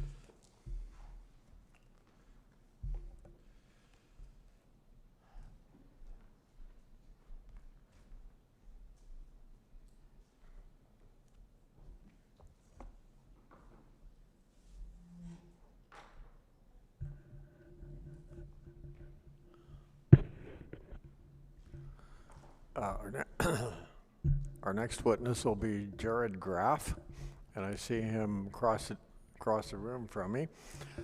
Jared, if you could spell your first and last name for me, and then I will do an oath with you. Yeah, my name is Jared Graff. So first name Jared, J-A-R-E-D. Last name Graff, G-R-A-F-F. And do you swear that the evidence you give today will be the truth, the whole truth, nothing but the truth? So help you God? Yes, I do. Okay. Okay, I have some information here. You are the son of Mr. Graff, who is here regularly. He just did the prayer this morning. And so you've been in the farming business with your dad, and you've seen a lot, I'm presuming, over your last 20 years or so. As the upcoming generation, I think you're going to be able to see things that probably my generation will be gone long before that happens. So I think this should be an interesting discussion with you. First of all, what do you see changes coming in the agriculture industry? Because I'm sure you're quite knowledgeable about the hog, cattle, and grain operations that you've been involved in. Now, those may well continue for decades. But from your perspective, do you see those just continuing as they are now? And how would it affect you as a young farmer coming into the industry? What barriers would you have, assuming that they stay relatively stable? Yeah, so like you said there, I grew up farming. It's kind of a fun profession because I'm nearly 26 years old, but got almost 20 years of experience doing it. And so for barriers, there's things changing. We're really, I believe, at a crossroads in agriculture, because we are coming to a point where, like, the average farmer, I think I looked at a study back in 2021, was 56 years old, and only like 8% of farmers was under the age of 35. And so we're coming here toward an aging farmer population, that eventually there's going to need to be a mass transfer of land and other assets. And the way with land prices, with investors and data centers and just the general way of the world right now, there's so much land that's going to move. There's no way that the next generation of farmers will be able to buy it up quickly enough before it's snatched up by larger interests. And so as that is like capital, especially when you're a starting farmer, we go and starting out, you'll go take a loan to buy some land. You'll take a loan to go buy the equipment. You take a loan to go put in the crop inputs. And then you go and you hope that it rains, and that it rains enough and not too much, and that it doesn't rain at harvest time, and that you can get the grain into the bin or the calves weaned off the cow. And then hopefully, if you're lucky, no politician has gone into a trade war and cut your price off by the time you get around to selling. And so as changes here, as we see in the coming future, it's a big barrier to starting up. Okay. How do you see yourself surmounting that barrier? Will it keep you out of the industry, or how will you adapt? Well, you definitely need to be able to work your rear end off. There's a lot, you have to get a bit creative. You probably can't do it how Grandpa did it. You just can't buy the next quarter over. You have to lean more on renting, and you have to get real interested, do some interesting sales. I have always wanted to farm, so I'm not quitting here. I think that's a thing with farmers. You see, we come across so many challenges in a year, and there's nothing you can do but to put your back into it to work through. And so as with the coming thing, I'm sure that will happen, and that's probably why a lot of farmers there should be a lineup. There would be thousands of stories the farmers could tell here, but a challenge is just something you have to overcome. We're trying to grow food for people. Okay. How do you see that? Well, let me give you an example. I think over the last 10 years or so, we've actually heard talk about our diet changing. I think, the "you will own nothing and be happy" people over in Davis, that one of the versions of that is "you will eat bugs and you will be happy." And I believe there was federal government actually just shoveled off a bunch of money to a company in London, Ontario, who was going to grow crickets, I think, for some kind of a food source. And I believe they filed for bankruptcy not too long ago, but maybe that's going to come back. What are your thoughts on that? Well, I think that is definitely going to be a problem as we see here. The policies that are being made and the directions where funding is really going toward funding, like you said, the cricket farms. They're wanting to replace protein, like cattle.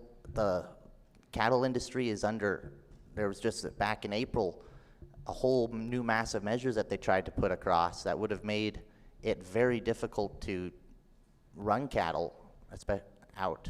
And so they're really targeting those industries to try make us need to eat bugs that we got to buy from them instead of being able to go down the road and buy it from your neighbor. Okay. Do you see that as happening in your future? I can see that's what they want to happen in my future. Okay. Will we still have a cattle industry, do you think, in 10 or 20 years? How about hogs? Well, I think if enough people will stand up and say enough is enough and buy, can't recommend go and find your own beef. Like right now there's beef plants closing. In the last week there has been a bunch of slaughter plants closing. So go and get in contact, meet your rancher, help him out, because even though beef prices are high, as a producer, they're actually to a point where you can actually make money running cows now. For the past years, it's been basically a break-even business. And so as we go forward here, help remove the middleman there, because the packers, they're making millions. And if enough of us do that, then there will be a beef industry. I think as you go and look at people who running cows, we love our cows, and there's nothing that we're not going to stop running them or let the government try to kill them, as there's been mass burial pits, talks of that, and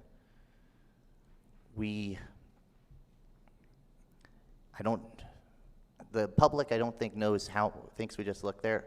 I've spent 36, 40 hours straight just to make sure coyotes didn't kill the calves out there guarding them.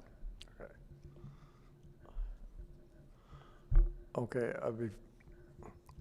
I'll let you tell us your version of where you think you're going to go after this one question. How do you think artificial intelligence is going to impact you as a new farmer coming into the industry? I think that it's going to be, it's definitely being used more. They're using it in a lot of machine learning. Like there's especially as you look at fruits and vegetables, you see videos there where they have AI-powered laser robots for zapping weeds without using chemicals. So there's definitely interesting aspects of it. I think that it's going to be hardly a slow adaptation generally, because we have, the average age of the farmer in Canada is like 62 or something, around in there. And so it's going to be a slow uptake there. As for me using it in the future, I'm a bit hesitant because it doesn't know much about day-to-day farming yet, that's for sure. Okay. If you were to predict how you're going to come into the industry right now, starting now and into the future, could you describe your journey as far as entering the farming profession? Well, if I was to start over right now, I would and not having, I'm very blessed that I have a family to help and grew up farming, so I have all that background. But if I was to come in now, I would probably look at renting, finding pasture to rent and cropland to rent, and something hopefully that you can work on, build some corrals on, and expanding a cow herd and finding that old cheap equipment out in the bush that you can get fixed up and running, that everyone's kind of left out there. Okay. Would you do grain or animals or both? I think both it's a good thing. The diversification, especially when you're starting out, is good. It allows you to use byproducts from the grain farming and the cattle.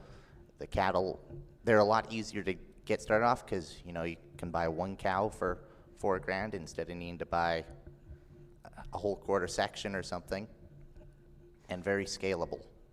Okay. Are the big grain operators going to force you out? Well, I think if many know, one of North America's largest grain farmers, Monette Farms, they recently filed for bankruptcy. So it is a tough business. I think the bigger problem that we're going to have is actually securing land in the future. There's many I do believe that this is in the United States, I've heard that there's currently more buyers for farmland than there is farmland available, such as teachers unions, insurance companies and such. Okay. So that's driving out and driving up, keeping the price up artificially. Okay. Where we have, when right now, grain prices are fairly low. I think when you adjust it for inflation, it's similar to the 60s or 70s for grain prices. But our cost of inputs is nearly 100 times or more up. And so that's probably going to be one of the greater problems is just securing that base and getting access to renting the land. Okay. Which province or provinces would you choose to start your career growing grain or animals or both? Well, I'm probably a bit biased in that, but just on cost of ownership and room to do things, I would definitely say either Saskatchewan or Manitoba, possibly.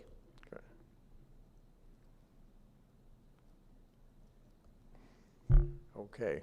Is there anything else you want to add before I turn you over to the commissioners for questions and comments and discussion? I guess one thing that I'd just like to say is, like, farmers, like, you might hear the jokes or not, like, we are pretty determined, like, whatever it takes to feed, when it's 40 below out and the cows need fed, it doesn't matter what breaks, you have to get it done. I know farmers who have gone and they broke their thumb so bad that the bone came out of the skin, and they just wrapped it in duct tape and then finished their chores for that day. And so we are not going anywhere, really, not without a fight, hopefully, because it is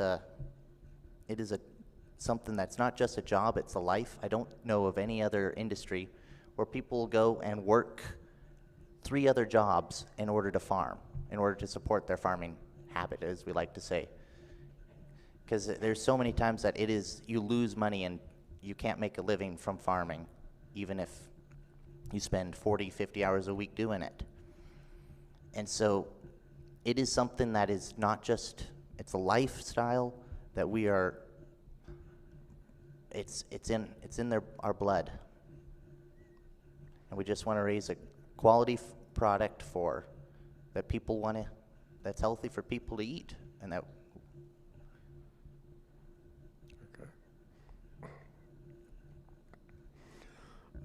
Okay, I think on that note, I'm going to turn you over to the commissioners for questions and comments and discussion.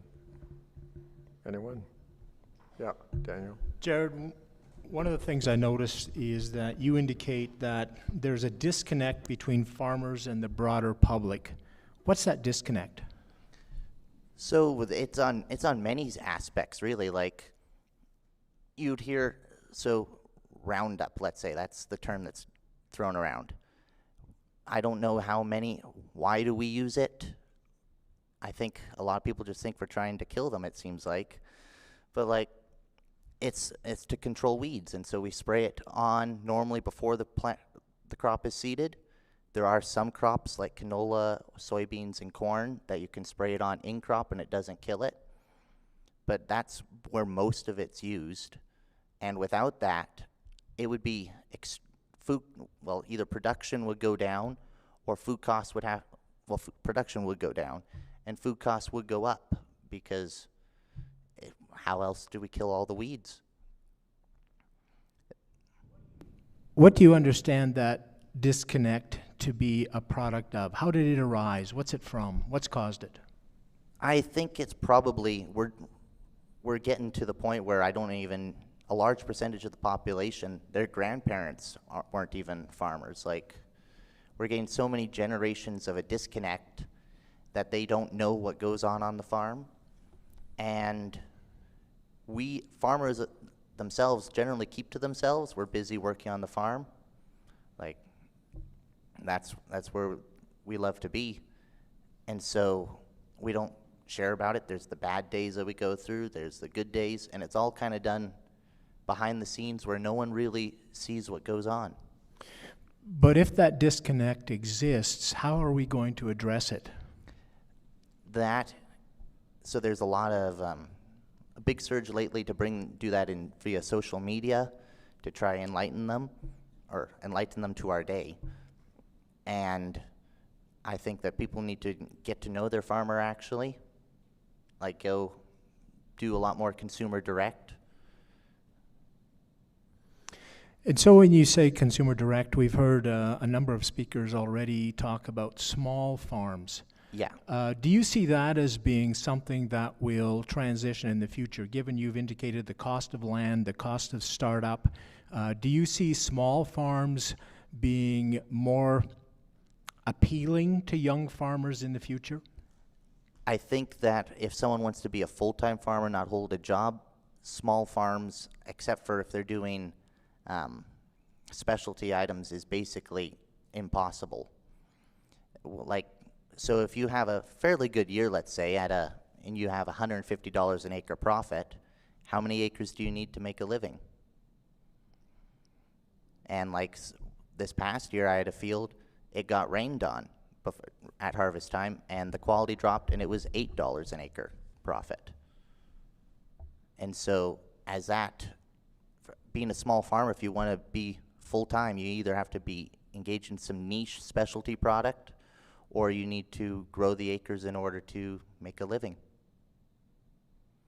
Thanks, Jared.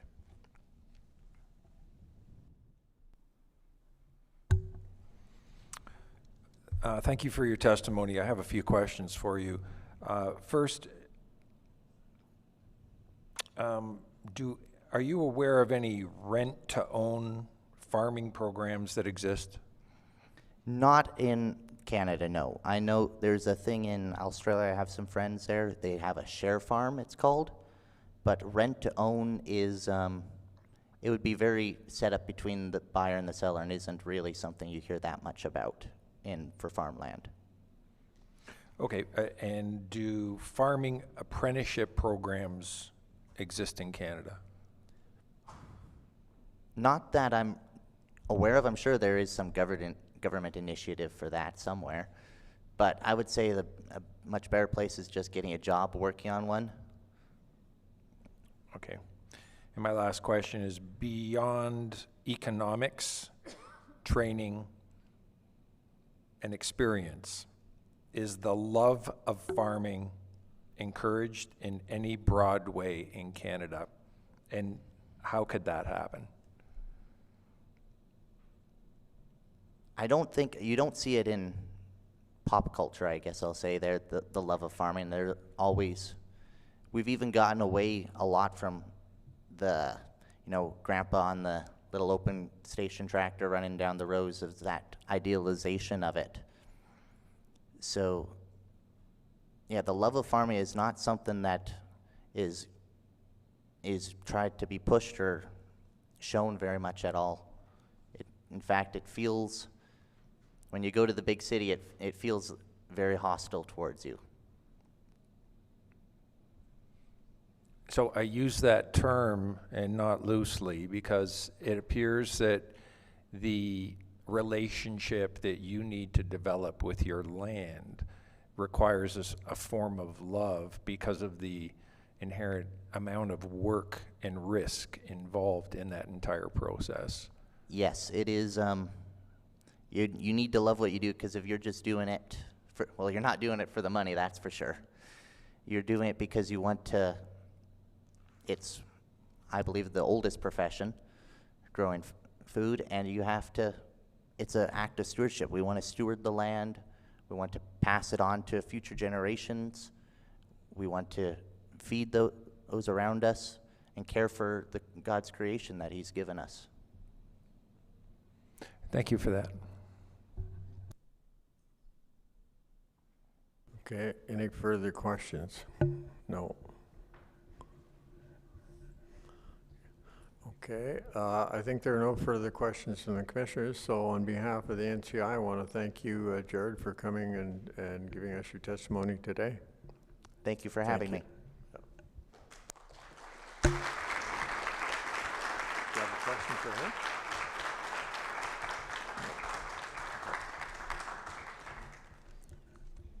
Go ahead. Hello, good.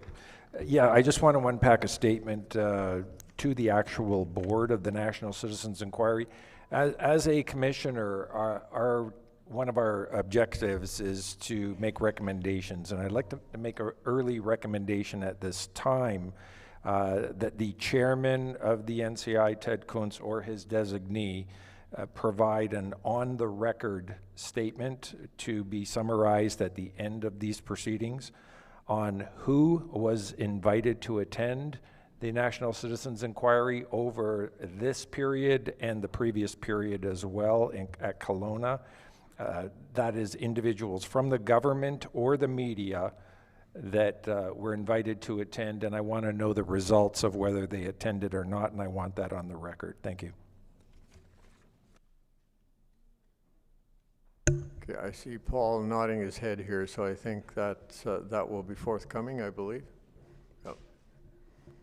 Any follow-up? No. Okay. I believe we're taking a 5-minute break now prior to the next witness. Yep.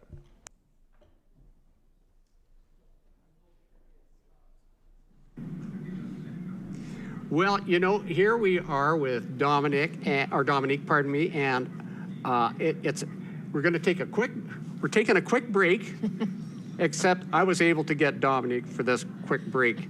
And to make this really quick, I want to start out with just 4 simple questions. Dominique, what is it that you do here at the National Citizens Inquiry?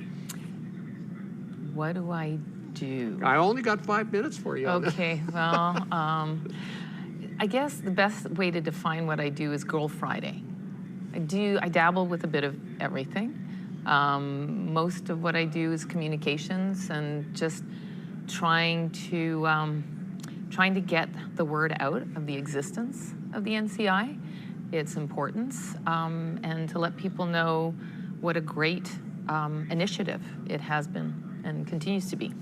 You know, it's amazing that you say that. My first experience volunteering for the National Citizens Inquiry was in Edmonton. Mm-hmm. And I had the fortune of doing just about everything from welcoming witnesses to serving coffee to, like the scope of the work that the volunteers here do, it's pretty far-reaching, whether it's transcribing testimonies, you name it. So having somebody that is the Friday is really awesome. So to drill down into this, you know, you've been around the National Citizens Inquiry for a while now, mm-hmm. and maybe you could tell people how long you've been with the National Citizens Inquiry and why you spend the time with the NCI that you do. Like what drives you to keep spending time here? Well, if I don't, John Graff will hunt me down. That's really why I stick around.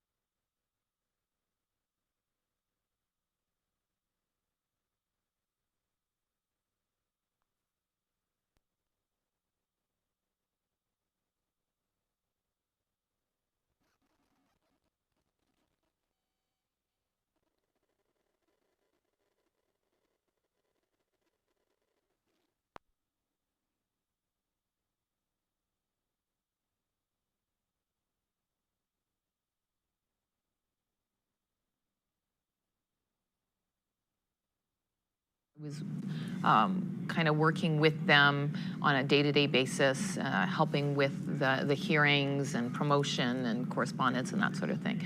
I've known about the NCI and sort of promoted it pretty much when it first got off the ground.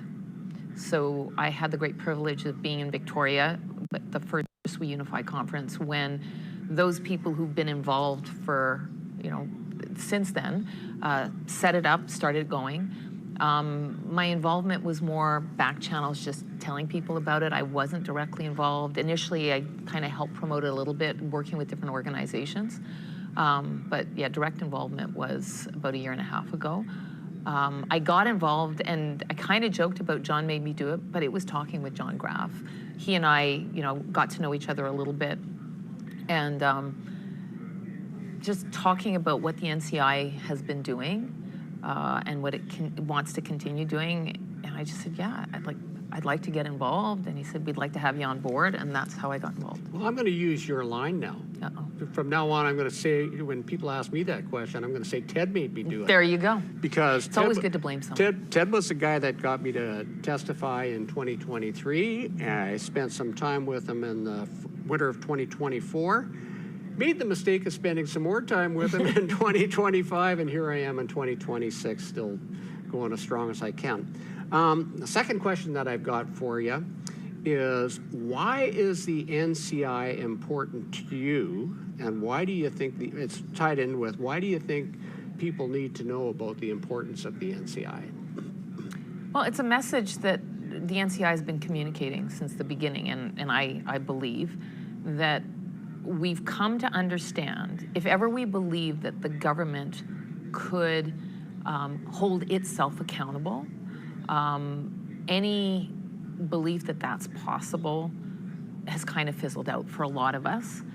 And so having a completely nonpartisan, independent, funded by the public, by the citizens, not government public money, but citizen-driven, citizen-led, makes a big difference, because Canadians are willing to ask the questions that our institutions don't seem to be asking. And I could be wrong. So I think it's really important to have an initiative that allows for a public conversation about things that are deeply concerning and of interest to Canadians at large. Well, I'm with you 100% on we cannot allow the government to investigate itself. I used to work for government for 35 years, and I know what happens when you start investigating yourself. You always do a pretty good job. Oh, yeah. And it works out for you in the end. Yeah. So last question that I want to leave you with before we wrap this up, it's this. All right, here we are with in beautiful High River again, and it is gorgeous. It is. This is Teresa. I met her, excuse me, in Kelowna at the March hearings, and since then we've gotten to know each other quite a bit better. And I don't know, Teresa, why don't we just start out by you telling people a little bit about yourself? What you think people need to know about the National Citizens Inquiry. And we'll go from there. Well, I live in around the same area that you do, Wayne, Lake Country. So we're in Alberta right now, which is kind of ironic that both of us come from the same area. Would have been nice to have a lot more people coming. Yeah, we don't get the prize from coming from the furthest away. Yeah, right. And I'm retired, and I have grandchildren, 4 of them, that I spend quite a bit of time with. And National Citizens Inquiry just really seemed to resonate with me because of the truth they were telling.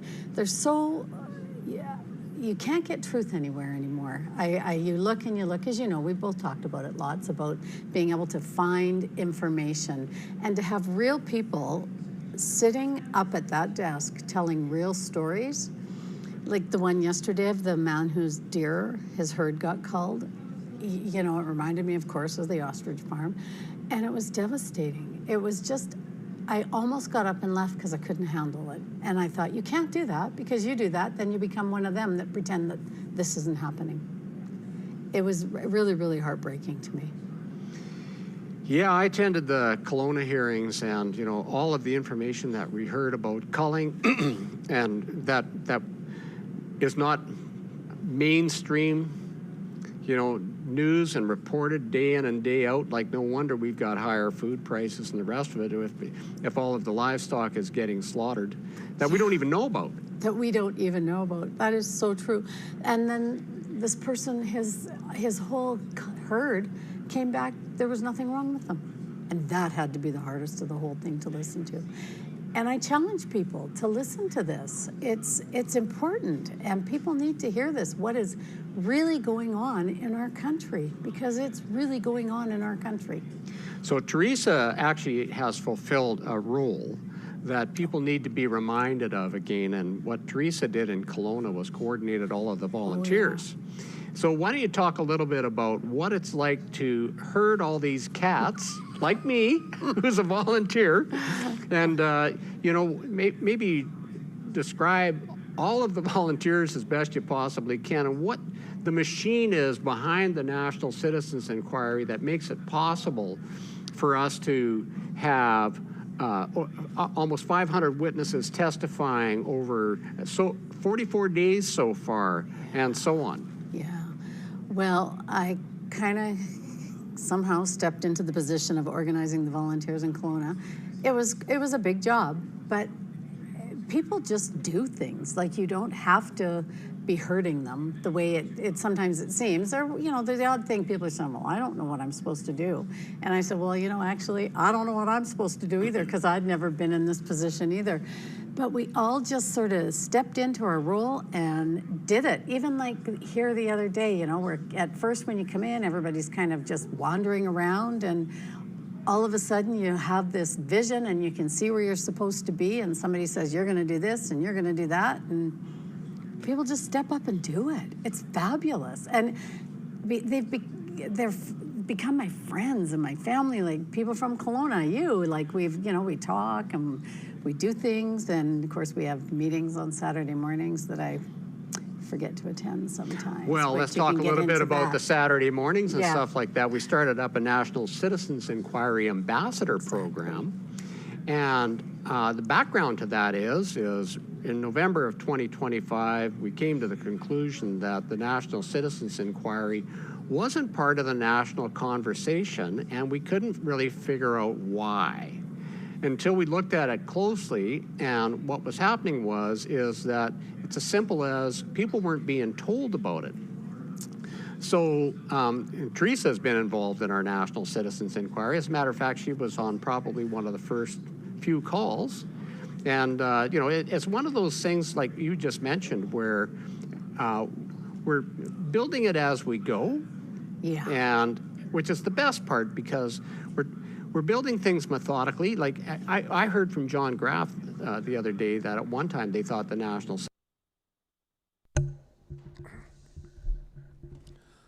Welcome back. Our next witness is Kari Simpson. Kari is on the board of the NCI, and I think we all owe her a huge thank you for all of the work that she does here. And I see they've got her on the agenda today, and she's going to talk about convergence of premises, identification, livestock traceability, One Health, and expanding government authority to monitor, regulate, and intervene in Canadian food production. And her focus includes scientific integrity, institutional competence, privacy, transparency, accountability, and public trust in systems that affect farmers and livestock owners. I think somebody forgot to put in discussing a cure for cancer while that was ongoing, and she's got half an hour to discuss all of that. So without further ado, Kari, take it away. Thank you, Wayne. And you're going to swear me in, aren't you? Make sure I behave myself, tell the truth. Here we go right now. I mean, I would have missed that if you hadn't directed me to it. Spell your name for us, please, Kari, and then I'll do the oath with you. Yes, I will tell the truth. No. Spell your name for me. Oh, sorry, I can't hear you over here. Yeah. Oh, so, okay. Kari, Kari Simpson, Simpson. Okay. And do you swear that the evidence you give today will be the truth, the whole truth, nothing but the truth, so help you God? I do. Okay. Take it away. So thank you, commissioners, and all the great people that make these hearings available to the people of Canada. The testimonies so far have been inspiring, and I will probably piggyback on some of what has already been discussed and on the record. 2003, I wrote an IS report, important stuff on livestock tracking. It was called Trudeau Wants to Know Where Your Beef Is. And basically, it's Canada's move to tracking all the animal protein in Canada and how it was working. And the response I got to the IS report told me that this was a very important subject and one that was very concerning to people. So I do have a slide presentation. I'm going to just sort of walk through it. We only do have 30 minutes, so I won't get to everything. But I would invite the commissioners, if they want supplemental information, just to ask. So our Farmers Safe in Canada, I'm going to be talking about the convergence. And the convergence involves a number of programs being established by the government. It includes now with technology, what is happening and how that is changing the face of farming and livestock tracking in Canada. So strong farms give healthy animals and a secure future. There are very few farmers who don't want to take care of their farms, whether it's the soil or their animals. But we see increasingly a move towards more government involvement and engagement in this whole area. So we have the livestock tracking, and that's for larger animals, cows, pigs, etc. But we also have another program called Premises ID.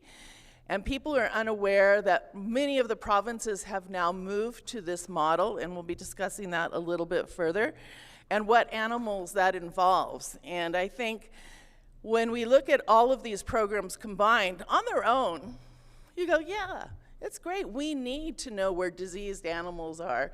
You bet we want to intervene and shut down something if it's going to affect the animal population en masse.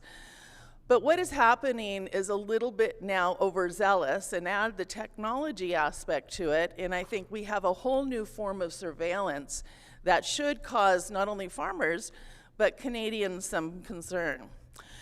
So what is premise identification? These are provincial programs that are moving to trace where all the animals are. We're not just talking farm animals here, we're talking about your child's pet bunny. In Vancouver, those 4 chickens in somebody's backyard, ducks, peacocks, guinea pigs, rabbits, ducks, cattle, goats, everything that has 4 legs, maybe 2 as far as the poultry goes, is now being recorded by the government. The registration used to be voluntary because, you know, for a lot of people, this was a good thing. We want to know where the animals are, and I think any responsible farmer, animal owner, understands this. But at what point does it get government overreach? We went from voluntary registration to mandatory registration, and you can see now how many provinces are involved in this. This is out of British Columbia, so you can see there's 2 pages here. So alpacas, bees, caribou, doves, donkeys, guinea fowl, chinchillas, mink, layer poultry, turkeys, emus, ostriches, of course, sheep, pigs, miniature pigs, water buffalo. Yes, we have water buffalo in BC. And this is just one example. This is directly out of a government document, but I want to start educating people on the language here with regard to how they do these things. So this is a direct screenshot. Following the introduction of a new premise ID regulation, so we brought in new regulations, program staff will focus on education and outreach combined with cross-compliance measures due to encourage premise ID registration in lieu of enforcement actions. So in other words, if you don't educate yourself and comply, we'll be nice to you, but if necessary, we already have the ability to create these enforcement actions. Education and outreach will focus on dispelling misinformation. So they're already anticipating people like Kari Simpson will be out here giving some advice, some advance warning on what's coming on here.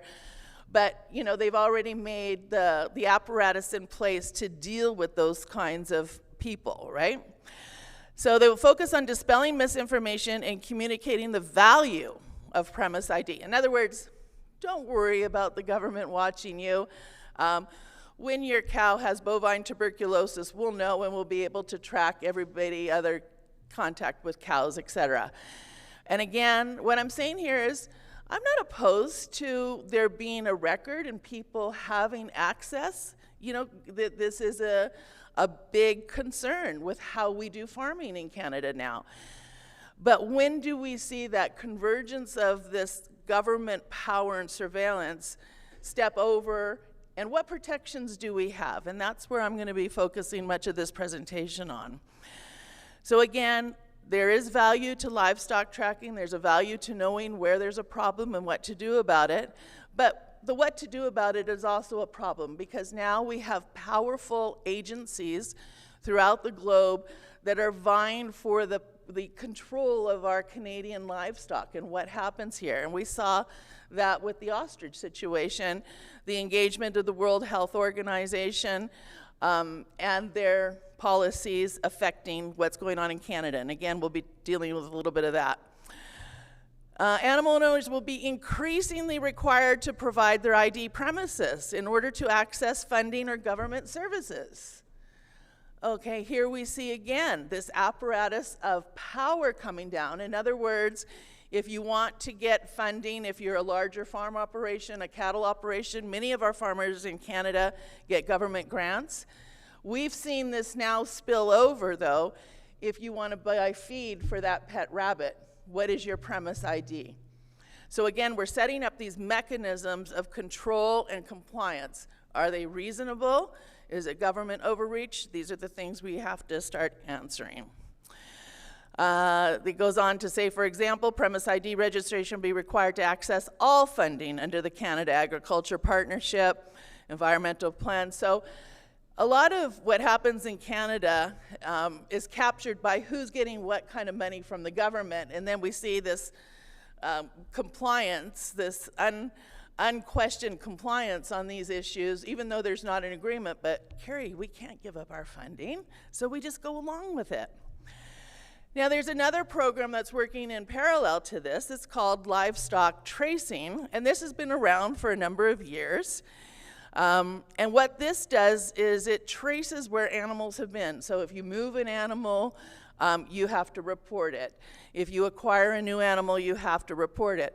And they're doing that now through advanced technology. So the tracking program identifies, it records, and it connects. Now what has happened is that these two programs have converged and are being overseen by an organization, a nonprofit organization called the Canadian Cattle Identification Agency. I looked into them. There's a lot of questions, but I only have 30 minutes, so you guys are all gonna have to stay tuned for either an IS report or for an additional submission on that. There's financial reporting irregularities, there's annual reports that are not available, and for an agency with so much power and so much ability to look into all the farmers' books and what's happening, one would believe that this agency ought to be without reproach, but there's concerns there. So again, this is to identify, record, and connect. Now, how are they gonna do that, okay? They're gonna do that through what we call the identification tags. So these tags are always the tags that you see in cows' ears and pigs' ears. You cannot move a cow unless they've been tagged. You shouldn't be buying them. Everybody should be tagged and registered with this identification program. The technology associated with that is changing, though. So right now, the government says, oh, we don't have any GPS tracking, we don't have this, we don't have that. But we know with the advancement of AI, things are changing fast. So the question is, and we need to anticipate this, will the government soon acquire technology to track that cow that's lagging behind the herd and might be sick? And will they send their government inspector in to track this cow down? And then will all your cows be quarantined until they decide whether that illness that's making that cow lag behind or drink more water or limp is something that is going to be a national concern. And I think the public confidence, I know we've heard other people talk about this, one of the remaining effects of COVID is that Canadians lost a lot of public trust in the government, and that continues to do so as the evidence mounts, telling Canadians that maybe we weren't given the full facts, all the truth, and maybe all those people who claim to be experts maybe were not that expert in what was happening here. So public trust is a real factor in Canada today.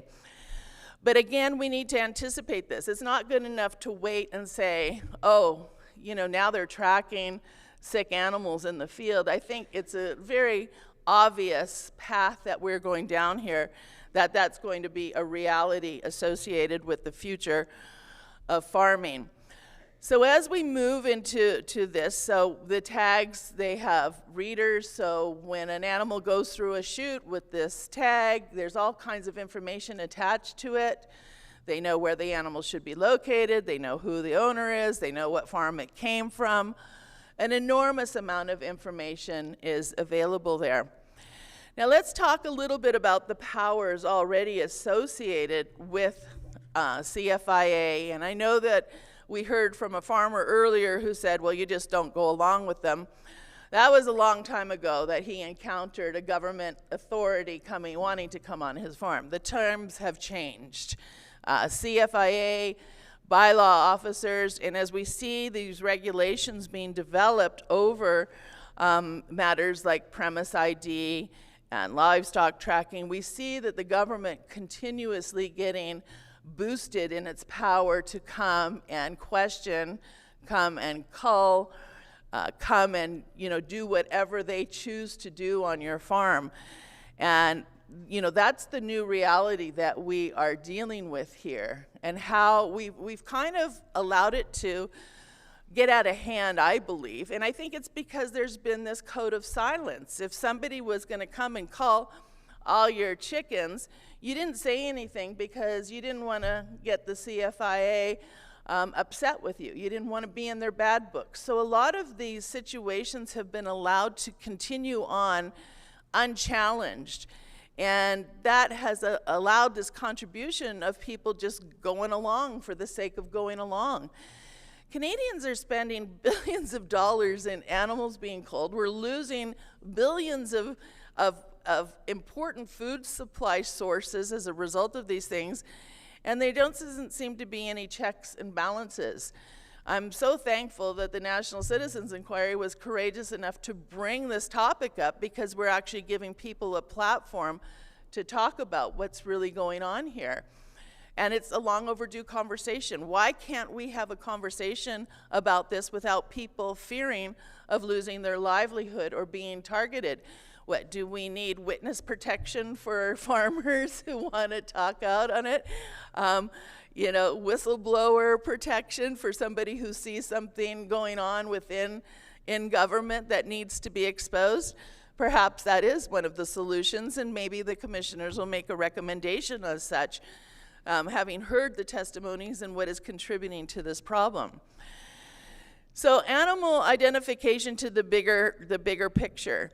Control of our food supply is really concerning, because there are a lot of powers at play, some that don't want people to have animal protein. Many people don't know that Saskatchewan was declared the plant protein capital of Canada. And I was going to draw a cartoon with all the cows in Saskatchewan looking for refugee status in British Columbia. But that is clearly where we're kind of heading here. And again, we have to be aware in this day and age of what power struggles are at play, who's contending for what, because clearly Canada does not have a protected interest in being a sovereign, self-governing nation right now. It seems we're willing to hand out control of many aspects of what happens from a governance point of view to other organizations and countries. So moving on, there's another convergence happening here. It's called One Health. And many people haven't even talked about this. Many people don't even know about it because Canadians weren't really consulted. And it gets pretty bad that when an opposition member of the federal government has to ask, what is One Health and why is it becoming such a framework for so much of government policy and power? Well, forget government policy and power. We're going to talk a little bit about the money too. Again, creating need, creating a solution, access to billions and billions of taxpayer dollars without any accountability opens up a whole opportunity that I think we see government is becoming too big of an industry. So are we contributing to that, or are we really interested in food security, food safety, and healthy food sources? So this is directly off of the government website about One Health. One Health recognizes the health of humans, domestic and wild animals, plants, and the wider environment. So they're bringing 4 sectors under one framework. Okay, that's not a ministry. It's got its tentacles in all the different places, from global affairs to the health ministries to agriculture to gender equality. It's just amazing to see where some of your money has gone. The approach encourages collaboration among experts in human, animal, plant health, and all these others. So in other words, there's this framework out there with a whole new language that nobody understands, including the opposition party. And they're basically being allowed to run rampant without any constraint, restraint, or guidelines on what they're supposed to be doing.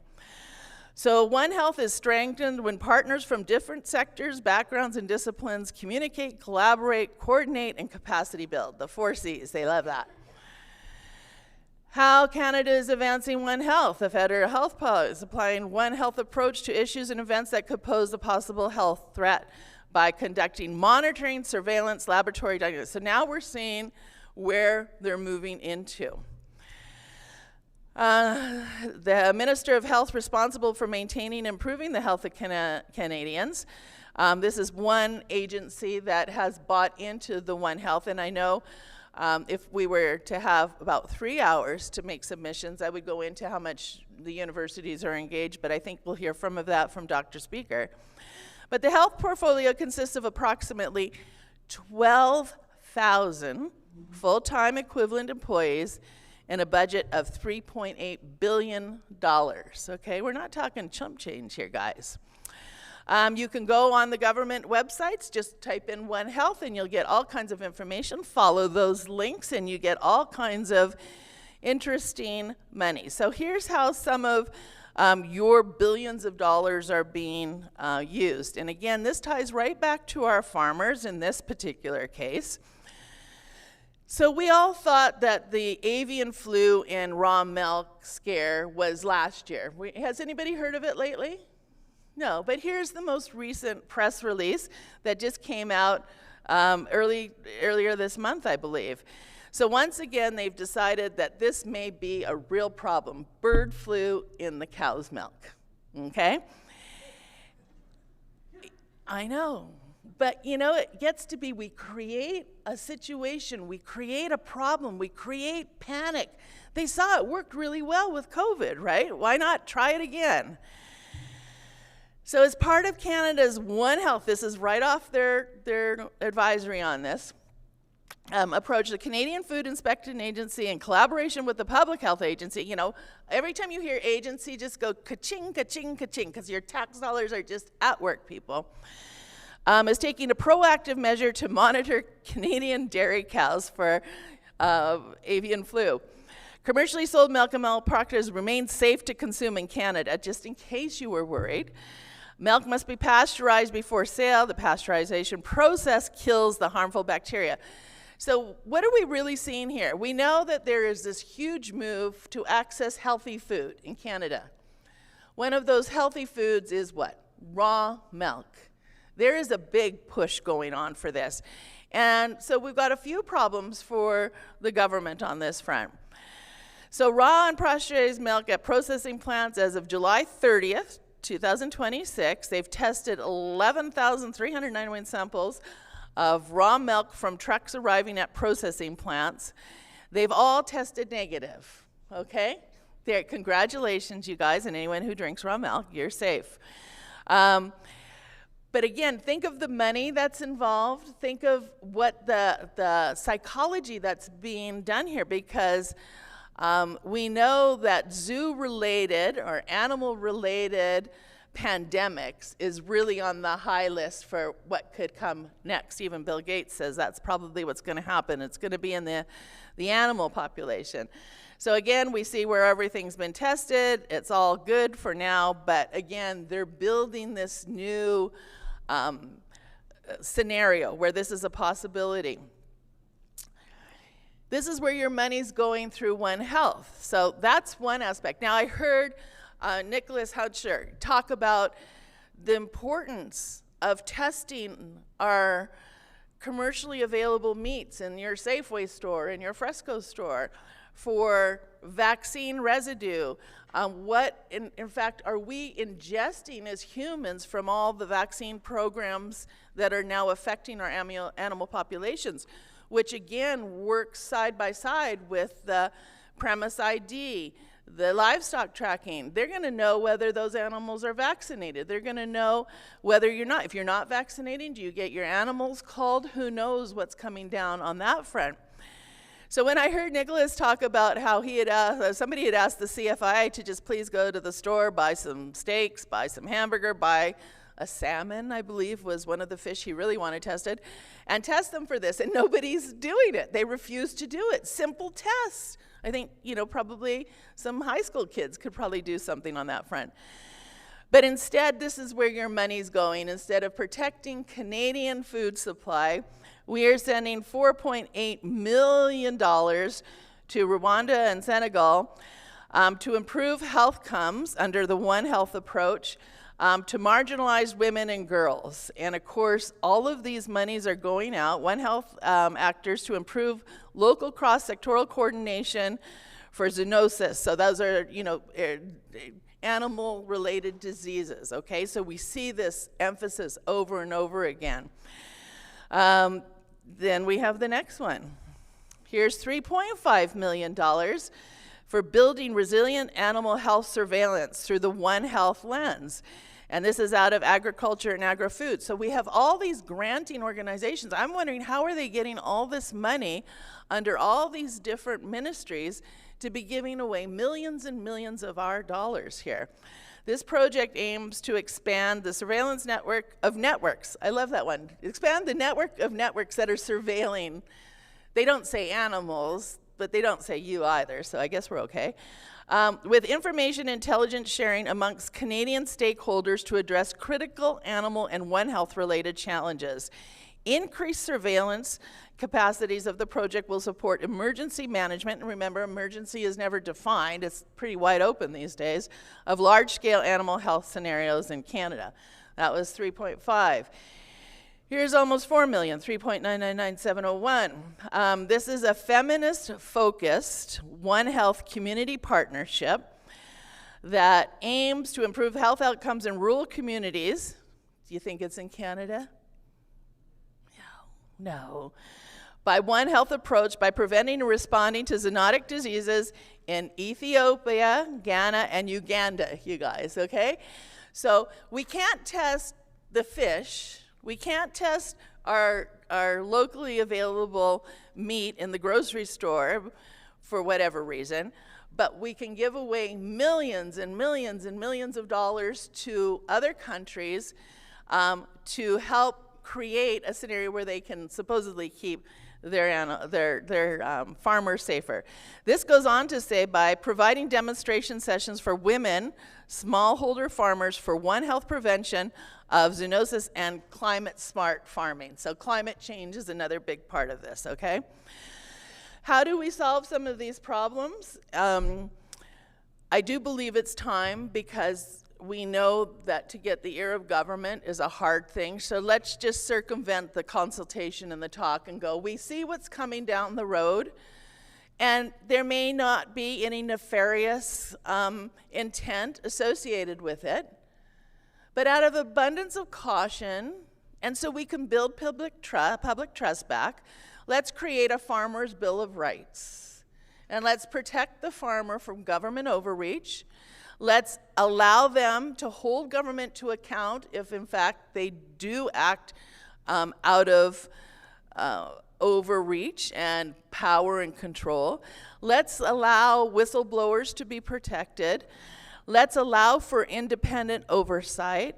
Let's ensure that there's due process, and let's have meaningful property rights where if you want to abscond with somebody's animals and all the rest of it, that there's a process that is fair, that acts as a consultative process before any damage is done, and let's make sure that there's transparency. So I think the writing is on the wall as far as what's coming down on a lot of these areas.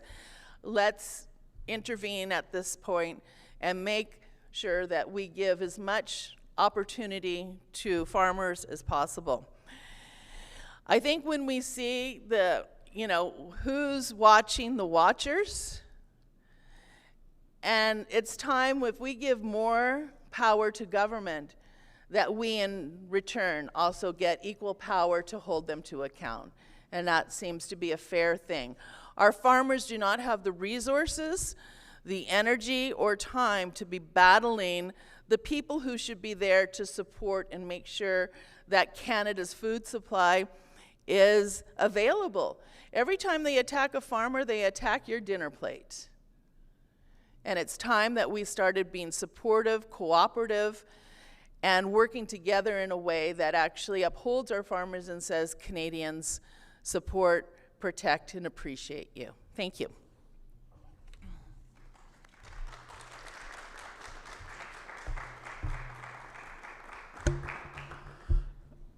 Okay. Questions or comments from the commissioners? Yeah, Krista. Very much, Kari. Could you tell us a little bit about your background and why it is that you're interested in these topics and how you've come to be knowledgeable about them? I haven't, things land in my office. For years I've acted as an advocate for people on a plethora of issues and situations, and I guess being engaged constantly and dealing with government agencies, bureaucracies, regulations, creation of statutes and such, there's almost a recipe that you recognize and you go, oh, we should look into this. Or you get the stories about people and the culling. And when I wrote the IS report in 2023, when I learned about the identity premises and everybody was going to have to start, registering their grandchild's rabbit, I literally went down the rabbit hole in that one, and I was just shocked to find the regulations that were an open roadmap for creating more vulnerability to our farmers and such. And then the response I got, Commissioner, I was inundated with farmers calling and telling me about their stories of being involved with the culling of animals, and people who were courageous, smart business people not wanting to talk about it because of fear that it would happen again. And I think just the unfairness of what the process, there was no right of appeal, at least meaningful. And then I think what really kind of allowed for this latest round was I was very involved with the ostrich situation. I was asked to help at the very beginning of that. And I called, I've got a lot of lawyers at my disposal. I work with a lot of lawyers, and I called, and they called, and called. And every response, even lawyers that had tried years before to do things, said, Kari, it's not worth it. There's no way to win against them. There's nothing. And so that told me if we're at that point and we have this amount of fear-motivated behavior, which is not something that should happen in Canada, it's for the good guys anyway. If you're a bad guy, fine, you should be scared, but regrettably, they're not too fearful these days, so we have this weird thing happening. But we did find lawyers and we did find judges that were, helpful. The province here in BC had jurisdiction over a lot of issues, but they didn't want to intervene, which was their duty to do so. So there was a lot of convergence of really concerning material that was being presented for me. And I think that at that point I said, okay, we're going to have to do something on this. The power of the CFIA, the fact that they didn't do proper research, you know, the fact that there was this opportunity to look at things different. One of the things I never made public about that was I looked into where all the millions of dollars for research money were going regarding avian flu, and they were all going to big pharma-related projects. Everything had a vaccine attached to it. There was no money being spent, even though we've had no effect against avian flu. There was no money being spent on herd immunity or natural immunity or anything that was being raised during that situation. So, you know, dealing with government for far too many decades now, you know, you recognize very clearly, I do believe that this is one of the most serious issues that needs immediate attention right now, because we will be so vulnerable as long as we allow One Health. One Health is directly related to the World Health Organization and the UN. Those are the strategic partners that Canada works with. To give away our decision-making and our sovereignty anymore to a globalist entity, which was very problematic, by the way, in the ostrich situation, is not prudent for Canadians, nor should it be legal. Thank you very much. I take it you're presenting this on your own personal behalf, not on behalf of the NCI board of which you are a member. Is that correct? To be very clear, this is on behalf of Culture Guard, which is an organization that I sit on a board of directors is with as president. Thank you. Yeah. Okay, any more? Yes, Daniel? Kari, you mentioned the Farmers' Bill of Rights. Has this Bill of Rights been proposed to any agricultural entities yet? It has not, Commissioner Dan. In presenting this, you know, it's one thing to identify all the problems, and there's a lot of them here, but let's look at solutions, and this would be a step in the right direction. So this is the first time that this proposal has been made.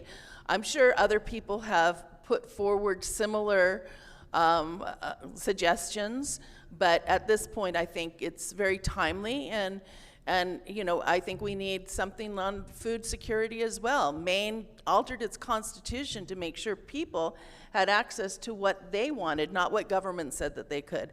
So I think there's room on these discussions that maybe some of our solutions would be found in more clarity, more defined terms. When you say I have the right to this, you know, people then understand that maybe that was in jeopardy, and I think the public education on that front, there is a passive compliance where government's taking care of us until you start looking at what's really happening here, and I think we're seeing that new awakening among Canadians and certainly farmers, young farmers especially. Thank you, I would agree. Yeah. Okay, yeah, Vincent? Oh.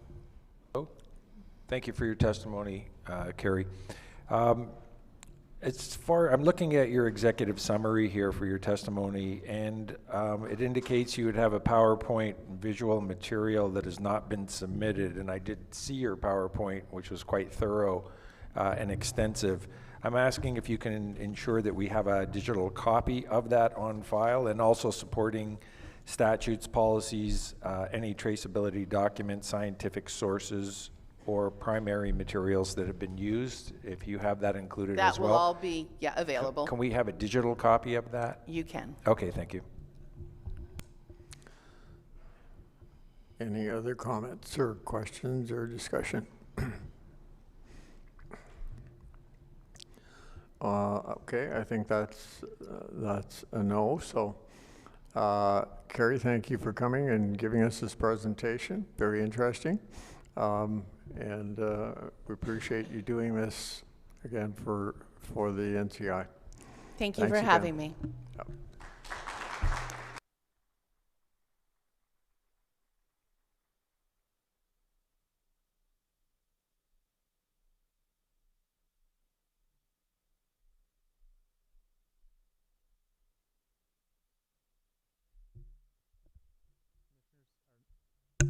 Our next witness is here in person, David Speaker. He's on his way to the hot seat. And just for the edification of the commissioners, this is our last witness before the dinner break, and we're estimated to go just over an hour or so. David, can you hear me okay? Is Yep. this on, Paul? Yes, it's on. Yes. Great, thank you. I can. Dr. David, the speaker is our next witness. David, could you state your full name for the record and spell your last name, please? Dr. David Jeremiah Speaker, S-P-E-I-C-H-E-R. Okay. Welcome back to Thank the you. NCI. I know this is your third appearance here, so It you're is. certainly well known to the NCI audience and to many of us here today. So thank you for attending again. I'm going to put you under oath. As you know, David, do you swear to tell the truth, the whole truth, and nothing but the truth, so help you God? Always. Great. I know you've got a PowerPoint that you're going to take us through, but let me just review some of your, of who you are and what your academic and professional background is. You are a clinical, you have a PhD in virology, master's in clinical microbiology. You're considered a virologist and a molecular epidemiologist. You are a founder and chief scientific officer of a company called Cyrus Scientific, Inc. Yes. You're based back in Ontario, I think, is where you I am. recently driven out from. It's actually, yeah. Okay. Willing to Winnipeg. You've submitted a very substantial curriculum vitae, which I think is going to be uploaded into our system as part of the exhibit, which will be your PowerPoint, so the public can see how extensive your background is, including dozens, if not hundreds, of publications in scientific journals, peer-reviewed material, and just a huge body of highly recognized and influential opinions in the areas that you're going to be commenting on. Getting back to some history on your academic journey, in 1999 to 2003, you did your Bachelor's of Science in majoring in biology and chemistry. That was in a town near, that was back in Ontario, in Ancaster. And then from 2005 to 2006, Redeemer. You did your master's honors in clinical microbiology at Griffith University in Queensland, Australia. Yeah, and back then, your focus was, you had a couple projects, the incidence and emergence of respiratory viruses in Queensland, Australia, and also the expression and purification of coronavirus nucleocapsid proteins.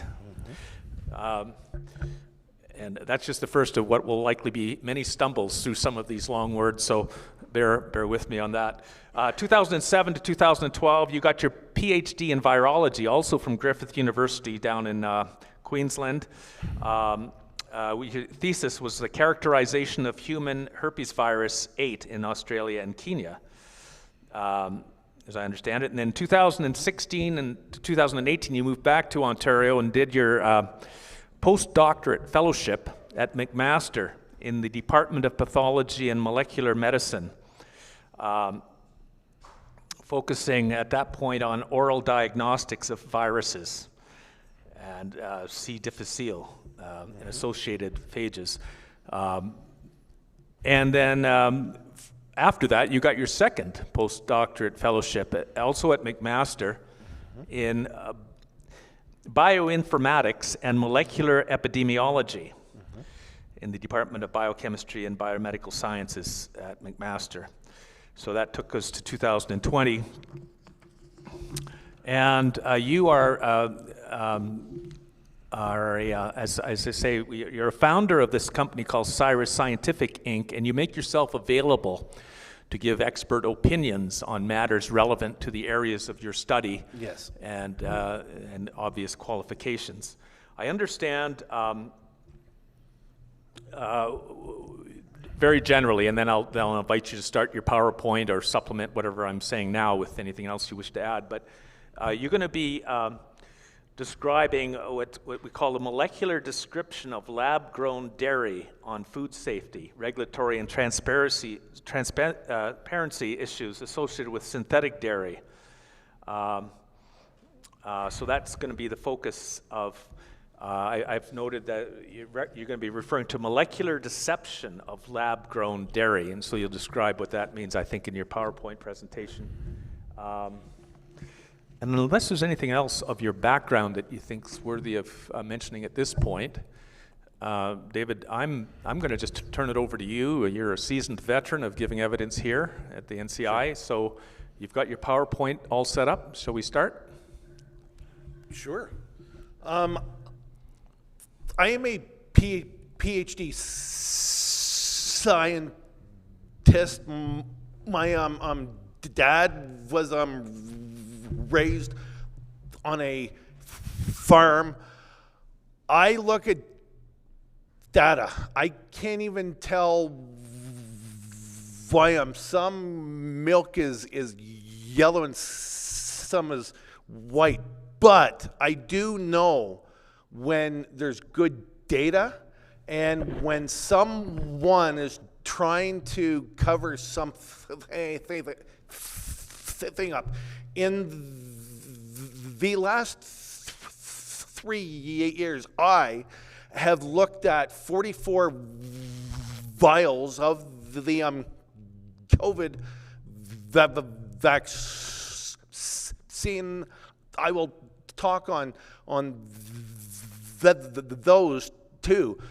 But there is a shift in the past 5 years of global organizations taking good concepts and weaponizing things against us. And if you speak on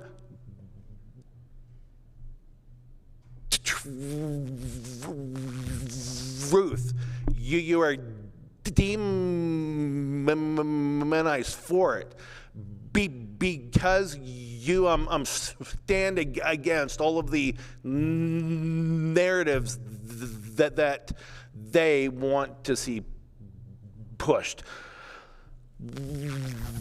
One of those concepts is this whole thing of One Health that WHO and CCFIA has pushed and love to discuss. 10, 15 years ago, human work, vet work, and livestock were all dealt with scientifically in their own distinct silos. We are linked to our health, to the health of the soil and those things that we eat. And so on first look, it's a great concept to help merge all those things to tie in. But as we all know, farming is a multi-trillion-dollar industry, and those farmers know exactly every little thing that's going on in their herds and in their fields. It's such a precise science that the fact that there's a global food shortage is a perceived health crisis, a food crisis, which has been manufactured to drive fear so that we will comply with government regulations and live in fear. So we've seen in the past 5 years this health crisis and climate crisis. All of this is manufactured to drive fear and be used against us as citizens. Let's talk first of this whole concept of vaccines. Now, vaccines, old school traditional ones were helpful.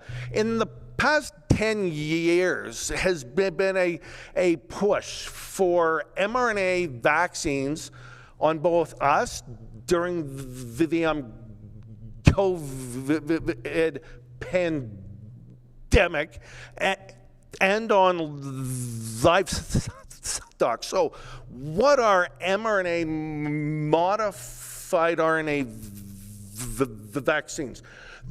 There's two types on the platform being used. On the left, we see modified mRNA, such as those used in the COVID pandemic and mandated on us. And this whole concept of self-amplifying mRNA, Jessica Rose covered this nicely yesterday, and we must understand the big differences between the two. The modified ones, mod RNA, and encode a target antigen in a lipid nanoparticle, inject that's basically taken up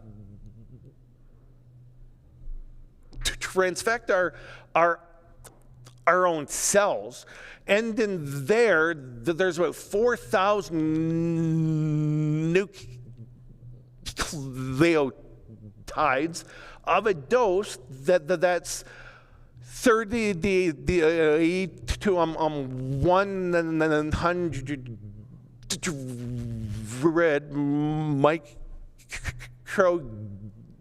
micrograms of RNA. So it's a much higher payload than a self-amplifying vaccine. Those self-replicating ones are a very long RNA piece, also wrapped in a lipid nanoparticle.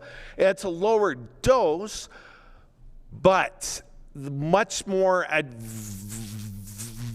events, and there is no off switch. Over the past 5 years, Health Canada has told us that modified mRNA vaccines are safe and effective. They've saved thousands of lives, remain at the site of injection, only contains mRNA, and that's all, and will not enter the nucleus. It's all fragmented, and it's not bioactive, and it is not causing a increase in cancer. All of these claims by Health Canada are scientifically, factually false. And it's been used to make us comply with getting them. I have published on this paper with Philip Oldfield Field and Dr. McCullough, and showed that these vaccines in the preclinical stage were known not to be safe or effective. I have, as I've said, tested myself 44 vaccine vials. I have confirmed the work of Kevin McKernan, wrote up all of those findings in this scientifically peer-reviewed published paper, and shown in the COVID vaccines there's large amounts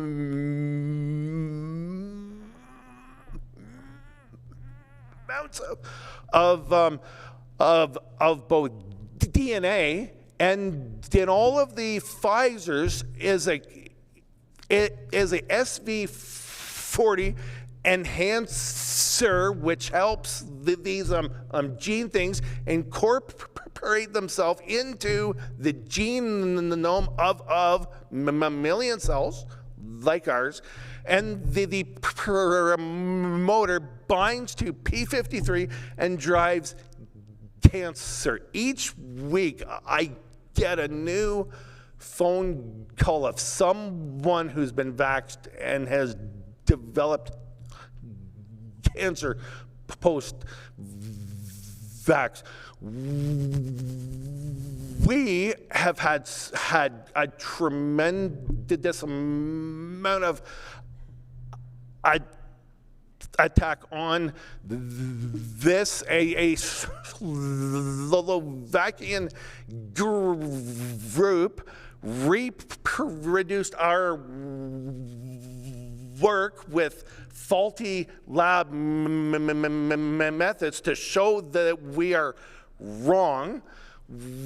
We've since countered what they've said, pointed out all of the flaws there, and this week, this second paper on those flaws was published. The point is, the scientific world out there does not want actual, true scientific discord. They want their own facts out. They want to show what they think is right, that these things are safe and effective, and we've shown that they absolutely are not.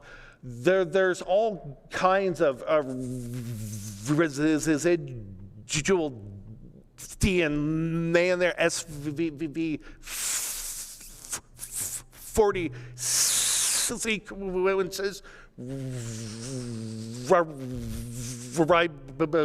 ribosomal frame shifting occurs, which makes a off-target immune response. There's been no toxicity studies done on this. mRNA and the spike has been found in both fetal cells in mice, and it can cross the placental barrier. It's been found in breast milk, and there's a whole concern. Are these things being passed on in the sperm and the eggs in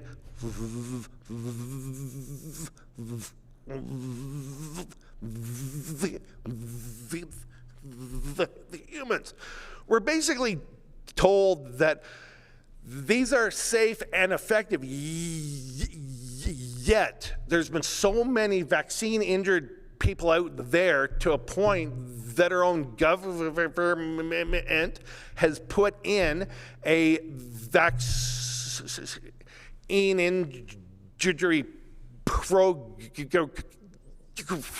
that's, I won't even talk on how catastrophic that was, but our own government has shown these things are not safe and effective. There are safety issues, manufacturing issues, and the long-term effects of these things, I don't think will be known in our own lifetime. Now, what about all of the vaccines used in animals? Well, there is a big long list of both mRNA vaccines and self-amplifying mRNA vaccines in the pipeline to be rolled out on both the livestock and farm animals and on the domestic pets such as cats and dogs. The current dog rabies shot is a self-amplifying mRNA vaccine. Most of these zero and preclinicals, some in phase 3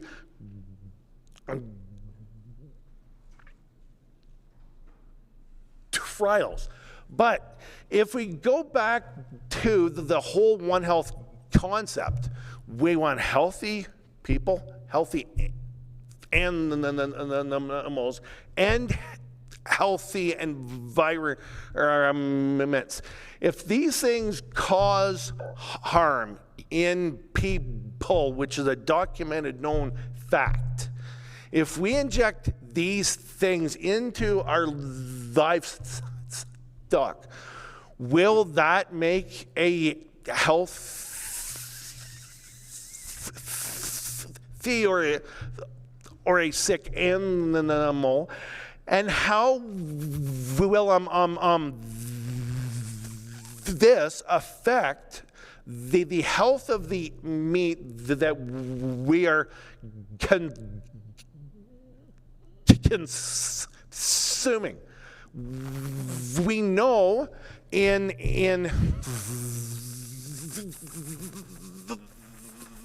humans, these things are detectable in the breast milk, and a self-amplifying vaccine has a very long lifespan with no off switch, and therefore, how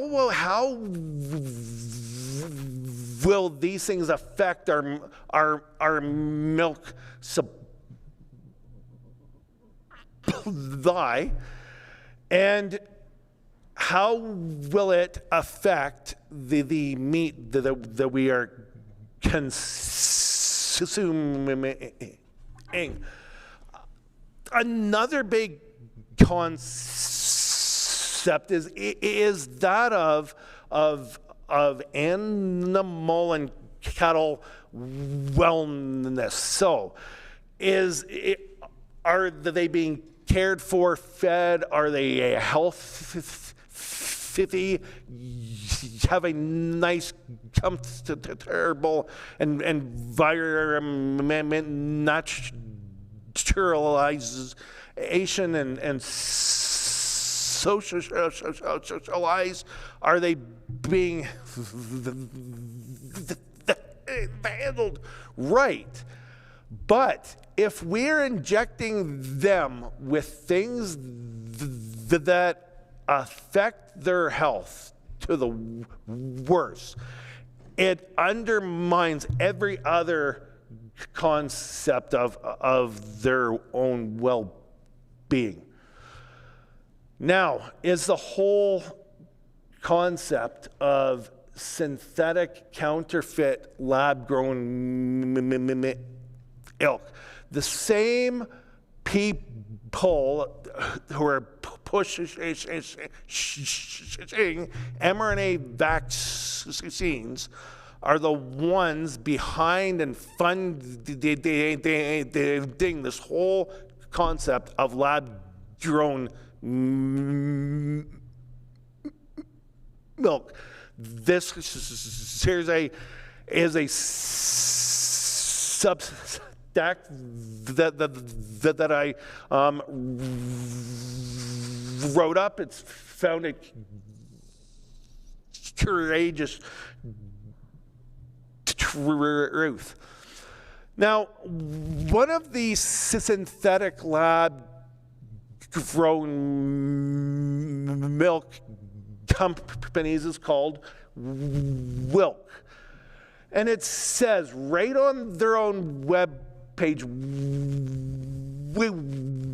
we strongly believe in the greater good of society and animals. It's not me, it's we, and as such, we must evolve from milk to Wilk.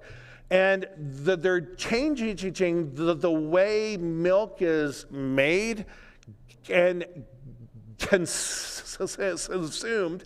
And it's a independent cell-based milk, safely grown in our own labs with the highest quality of standards.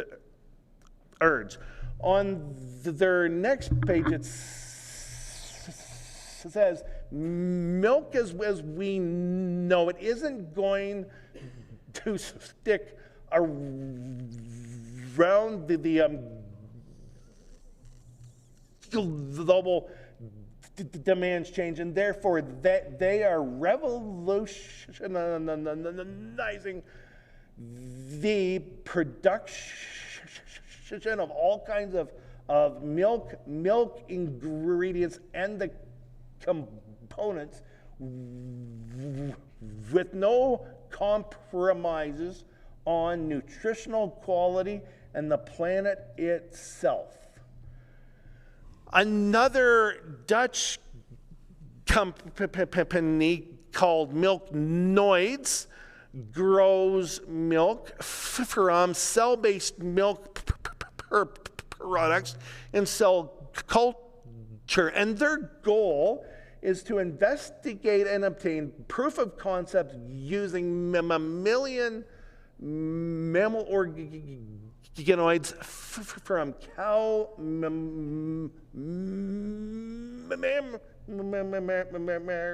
mammary tissue or milk for cellular milk productions. And so this is a new thing which has emerged in the past 5 years. It's a small global market, except as time pushes on, this here itself is a big threat to the entire dairy industry, and therefore, if you are a milk farmer, you better wake up and know what is going on and what is coming down the pipeline. Here is a U.S. patent on the live cell constructs for biosynthetic milk, and it's grown in cell culture that they put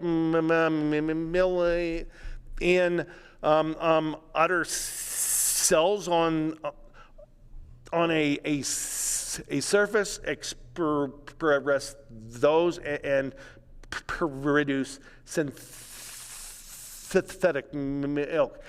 Here are two other very similar patents on this from both China and Taiwan.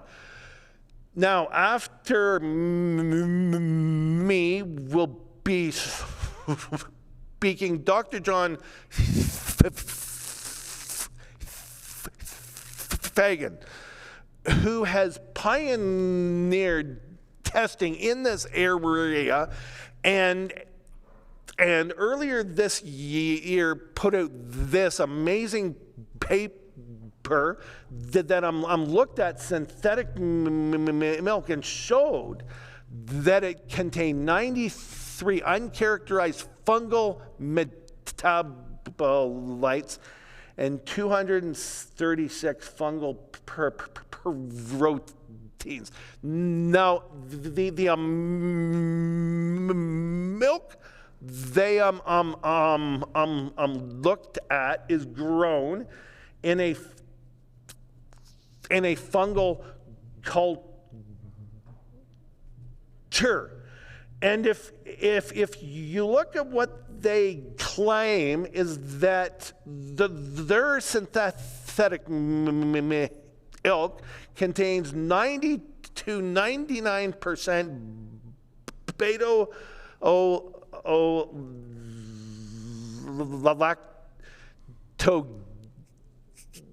lactoglobulin as that found in natural cow's milk. In actual fact, it just contains 10% of that found in cow's milk because all of the fungal parts there were not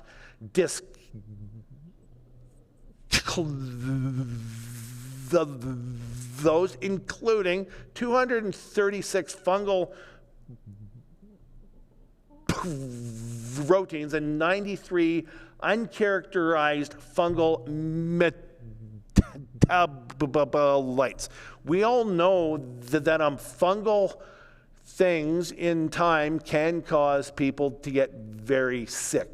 We don't know the long-term side effects, allergic reactions to this synthetic milk, and what the companies claim is entirely misleading, and therefore is scientifically flawed. So, who is investing in this synthetic milk? Well, we've heard talks on that earlier today. There's no current public stocks in these companies, but most of the venture capital and funds are out of Silicon Valley and global venture capital firms, which help push these things. There's also a lot of the big food companies who are investing in this as well. A lot of traditional dairy companies are funding this to not fight back, but if they say something, they could lose all of their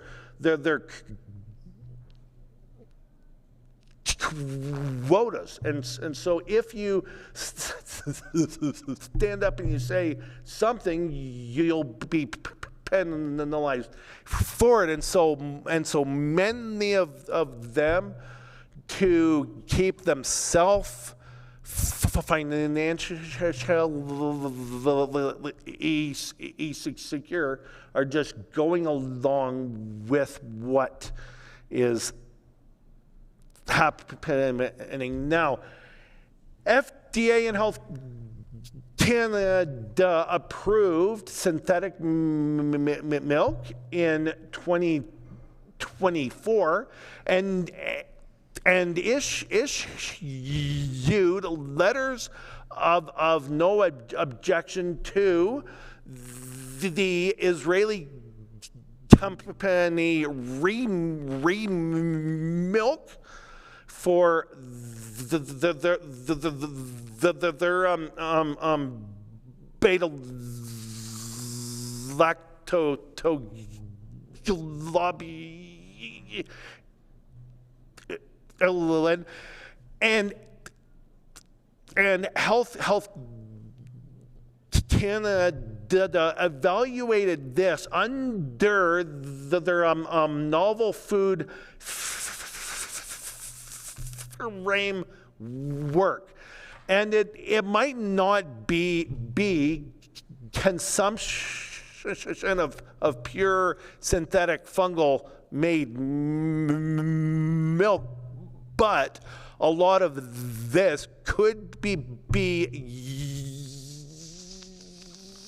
used as a substitute for milk in manufactured food. And the FDA issues no question letters and say that this synthetic milk is generally recognized as safe, and they've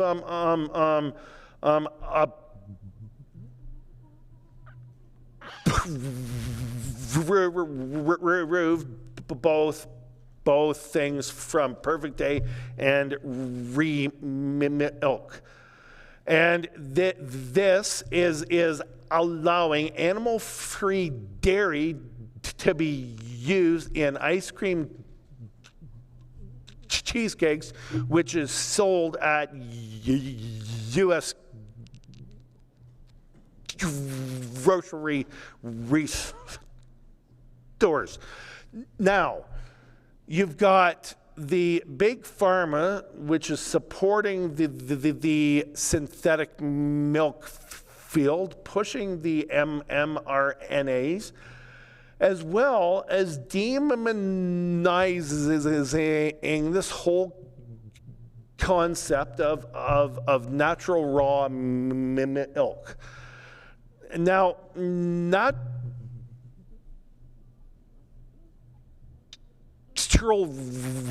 raw milk has been consumed for thousands of years and is actually beneficial for the health. There are peer-reviewed clinical studies confirming this, that early exposure to raw milk helps to protect against asthma, allergic rhinitis, and eczema. It's also very good for gut microbiome support. It's a great source of good lactobacillus, and it ensures that heat sensitive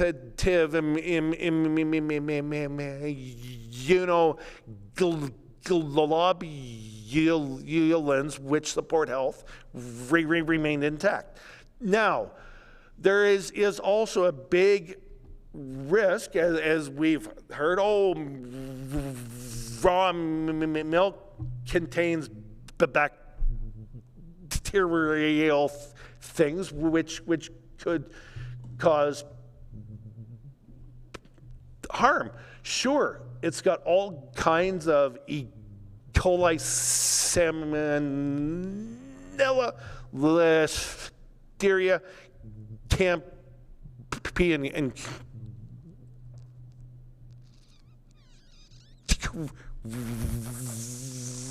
Riptosporidium.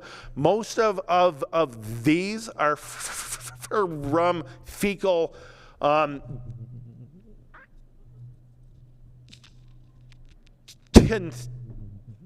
contamination of the milk, because when the milk is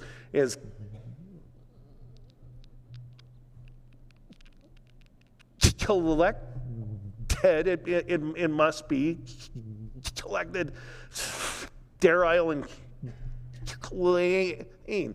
Now, in the past 2 years, we've seen Health Canada and CFIA discussing the whole presence of avian influenza detected in milk by PCR. Well, all of these bacterial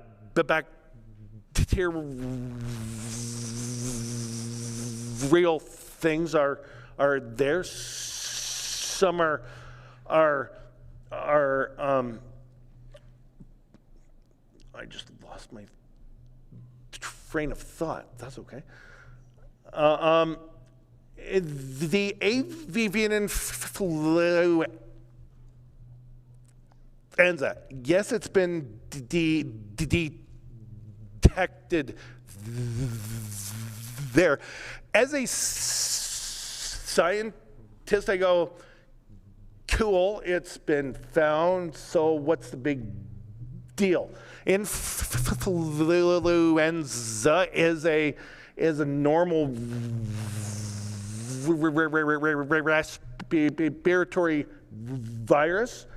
There's been zero evidence of a influenza virus found in milk causing someone to get sick, because that is not the route in which these things are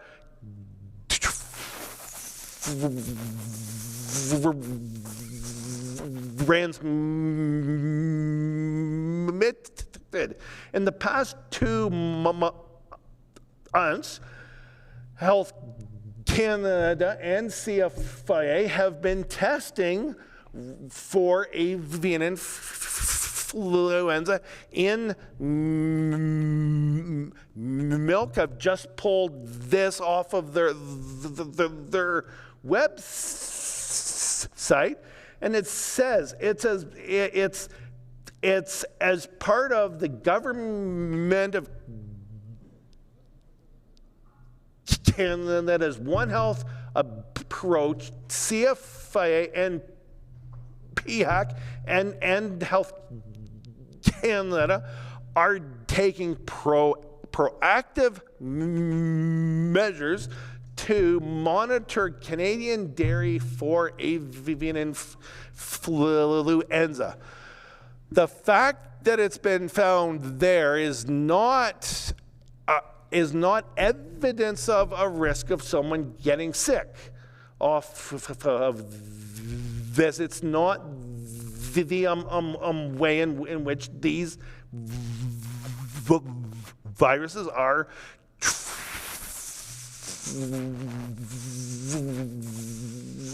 transmitted.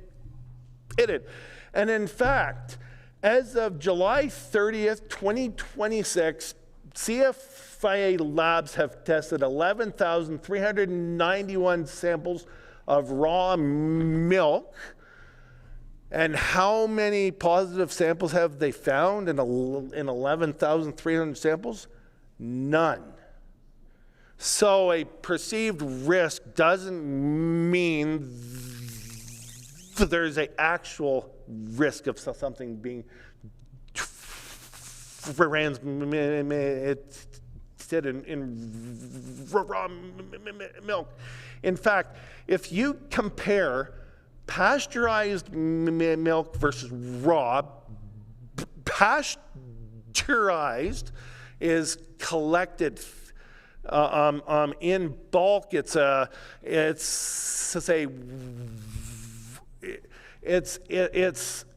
way of collecting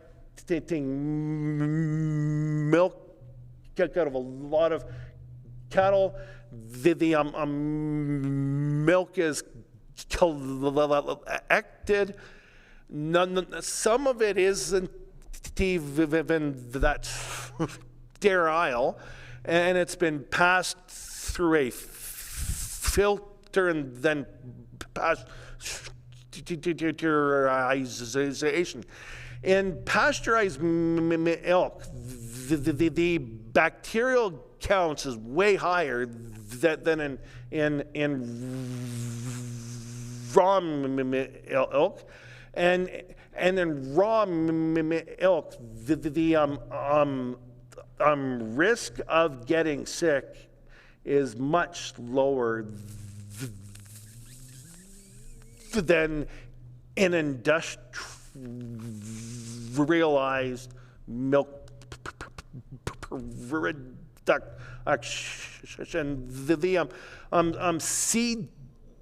CDC outbreak data shows in leafy grains between 2005 and 2020, there's been 23 deaths. In oysters, there's been 2,000 cases and 2 deaths. In pasteurized milk, there's been 2,000 cases and 4 deaths. In raw milk, there's only been 1. So the perceived risk is there to drive fear that an actual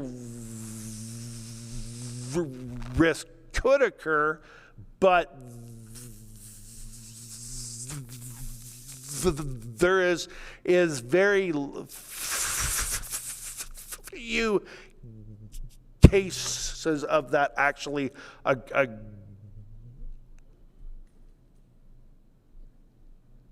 occurring. In fact, in New York State, there's been 0 raw milk outbreaks between 2015 and 22, and and so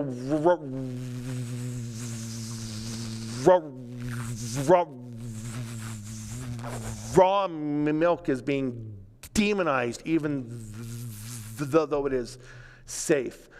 But raw milk, to be safe, must be collected sterile to be safe, and must be collected from healthy animals which aren't diseased or showing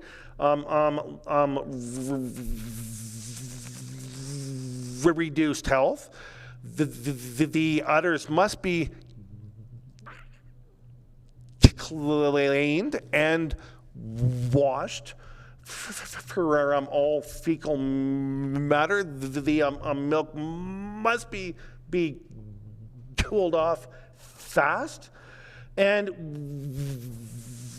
we must coach and ensure that these safe practices are being carried out. Now, there's a current health boom to go out there and consume a bunch of raw healthy milk. If you are a city dwelling person, lived on pasteurized milk your whole life, your whole immune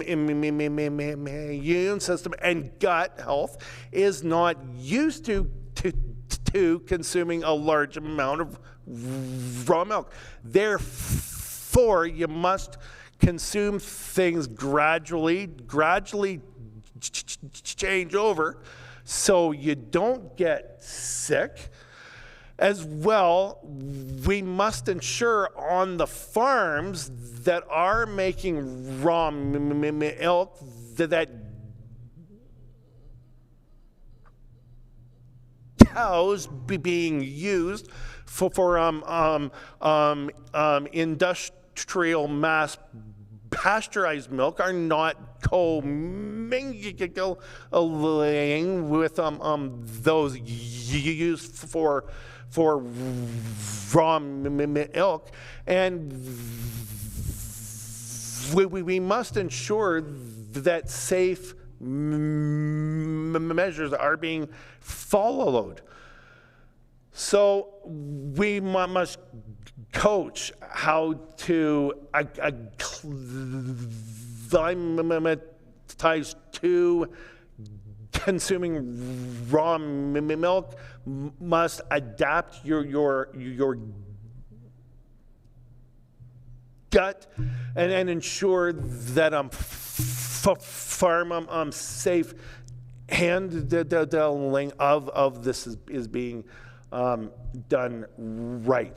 Now, I'm all about going forward and looking for solutions and not just identifying all of the problems. Therefore, we must ensure that our food supply is protected, that all of the food on the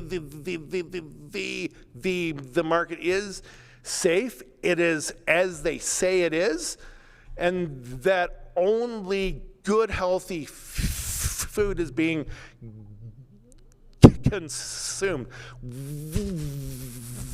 We must regulate synthetic food and not just accept these synthetic foods as generally recognized as being safe. Some of these things are not, as the manufacturers are saying they are. We must demand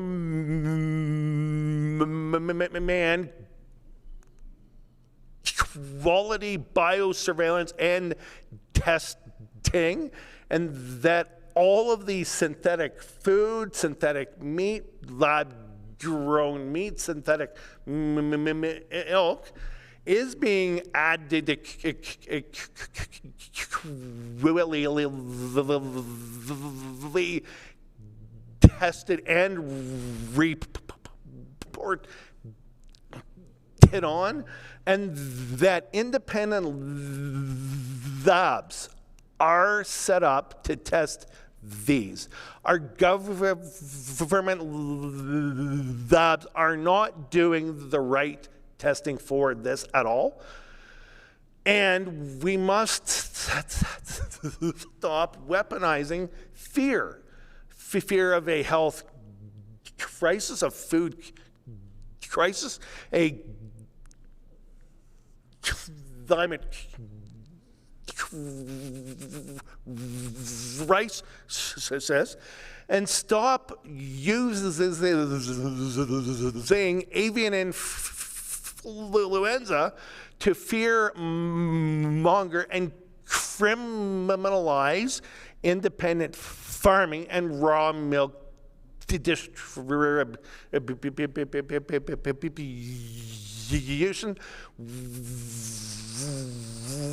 We must recognize that raw milk is safe, and that there are ways of doing things right, that it can be done right and safely, and last, restore autonomy to the farmers and ensure sovereign food security over monopolistic interests of global biosecurity.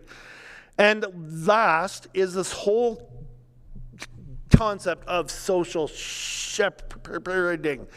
We all here have seen that the globalists are out there, big pharma, the big food things, and that our world is fallen, it is fragmenting, and things as we see it are going downhill.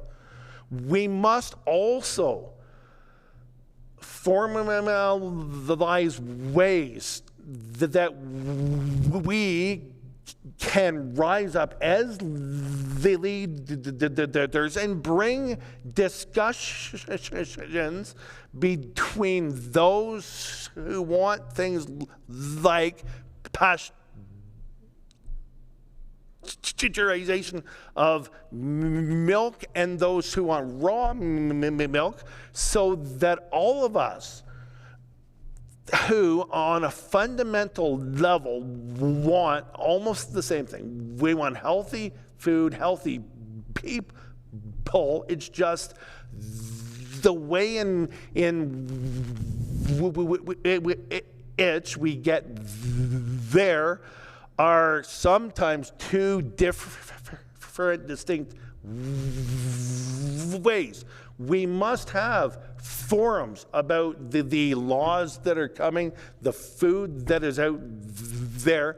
This room here should have been packed with those farmers and citizens wanting to know what is going on in the world out there.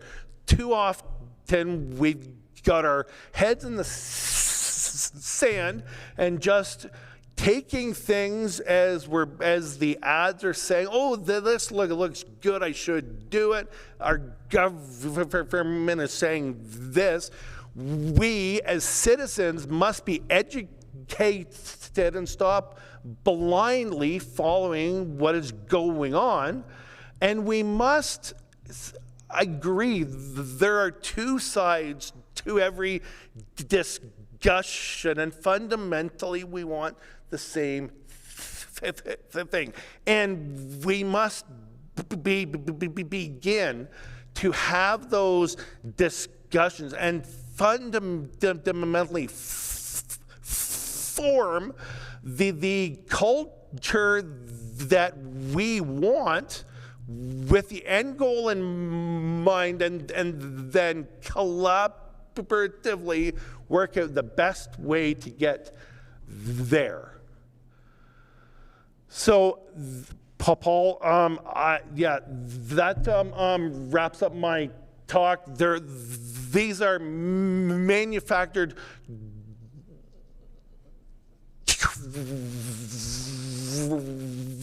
races. There's bad mRNA vaccines being pushed that do have health risks that must be taken seriously. There are a nutritional deficits and synthetic hazards in synthetic foods, which must be recognized and taken seriously. We must stop monopolizing fear and driving fear to make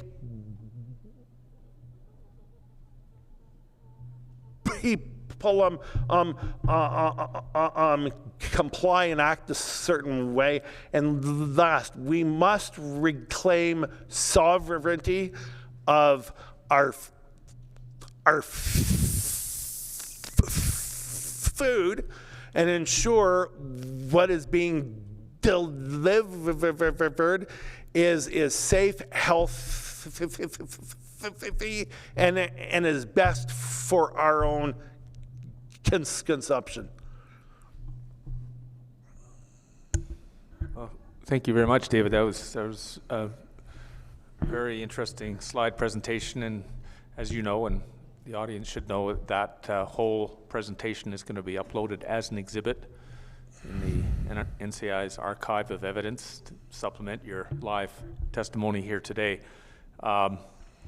I've got too many questions to even start with, and I note the time as well. So I'm going to turn it over to the commissioners, who I suspect might have some questions of you. Vincent. Thank you so much for that very detailed submission. According to the executive file here, there's no mention of this being on file in the database. Can you just ensure that it is, or we get a copy of this? Vince, my counsel has advised me to plead the fifth. Yes, it will be on file.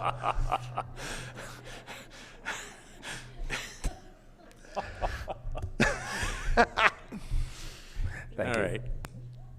So, anybody else have any questions? I don't think he really will plead the fifth. No, because this is in Canada, Paul. Yeah, that's true. I think we have something comparable, but let's not go there. Krista or Patricia, Daniel? Thank you so much today for this, David, and all of the work that you have done. You are a true, strong Canadian that's shown the world the truth. Thank you. I bow down to you. The one thing, I had a disagree. I drink raw milk myself. I always have. When I was in Europe, difficult to get hold of in Canada. One of the arguments I had with someone here in Canada was they said they removed raw milk because it was contaminated with tuberculosis, TB.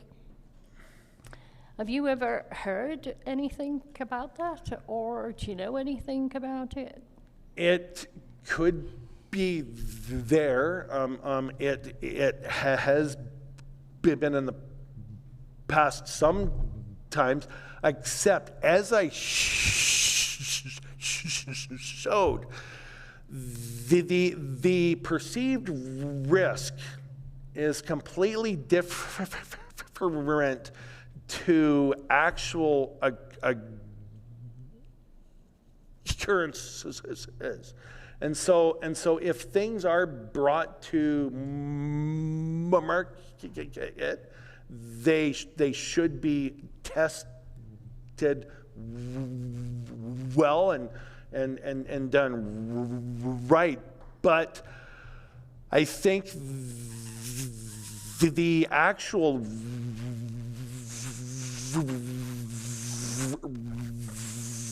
risk of getting sick off of those things like that are slim to none.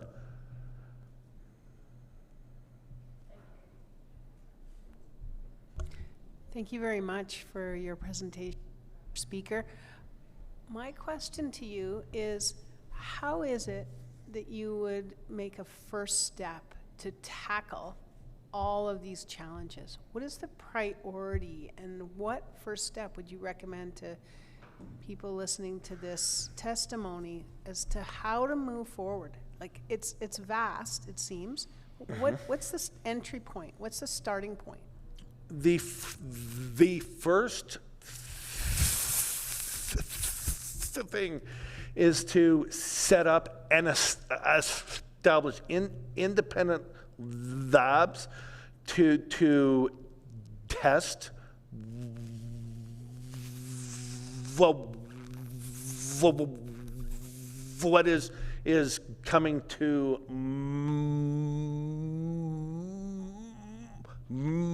market. Most of this work that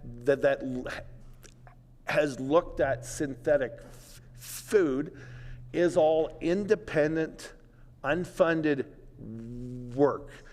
And the governments don't test things that they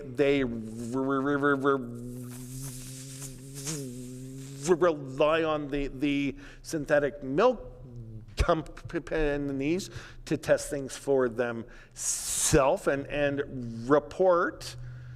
And so we need accurate lab testing. We need research into this that is funded. We need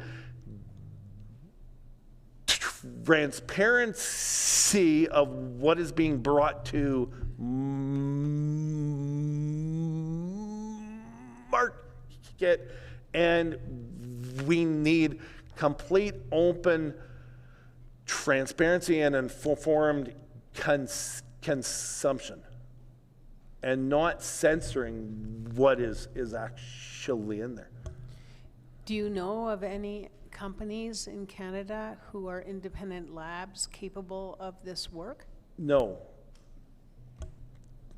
Is that because you don't know the industry, or because you do and they don't exist? I don't think that they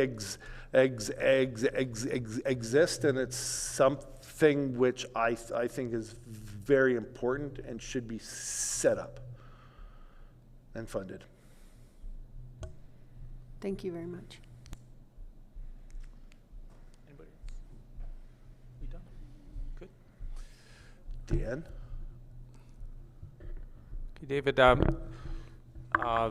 very interesting and an interesting combination of subjects, actually, dealing initially with the what we've heard you address in prior NCIs, and you've sort of combined them together.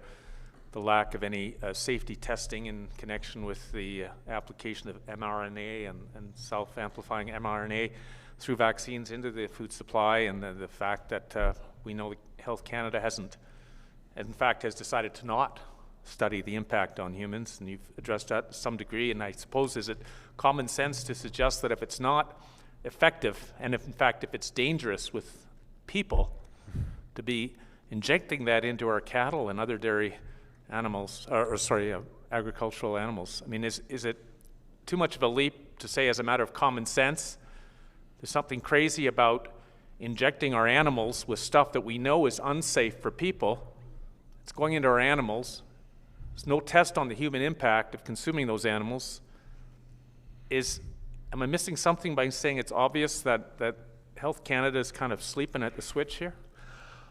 I think that our own government knows that the mRNA COVID vaccines have caused harm.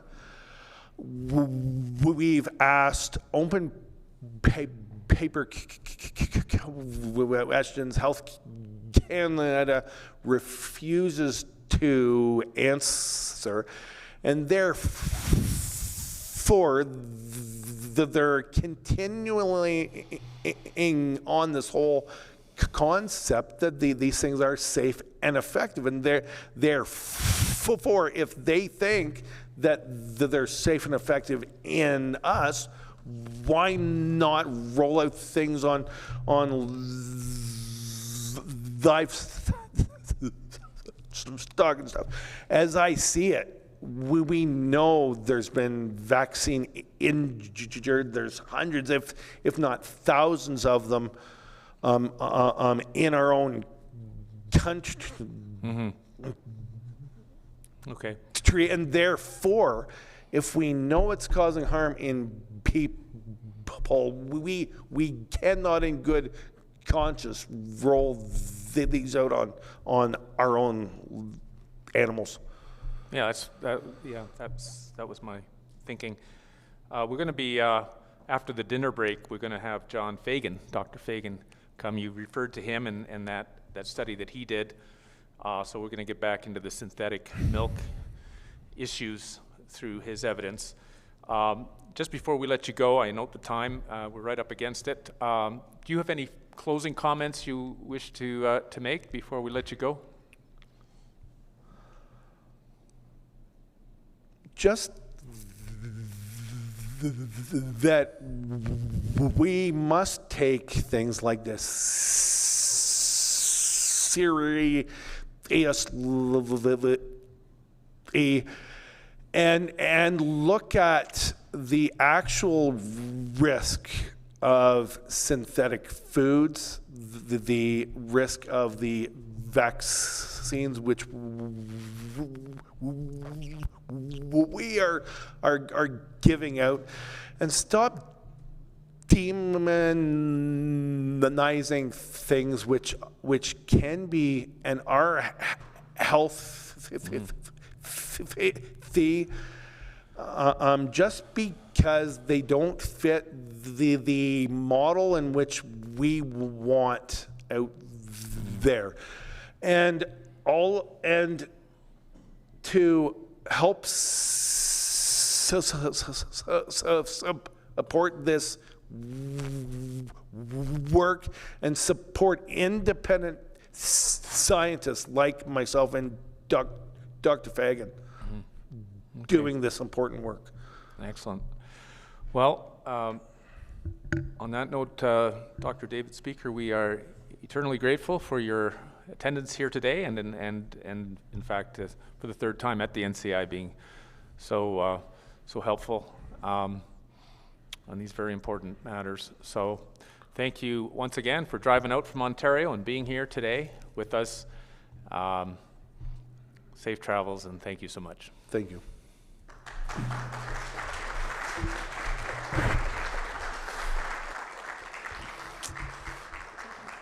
And that does take us to the dinner break, and we should reconvene here at about 6:40 or so. So that's about an hour and 10 minutes.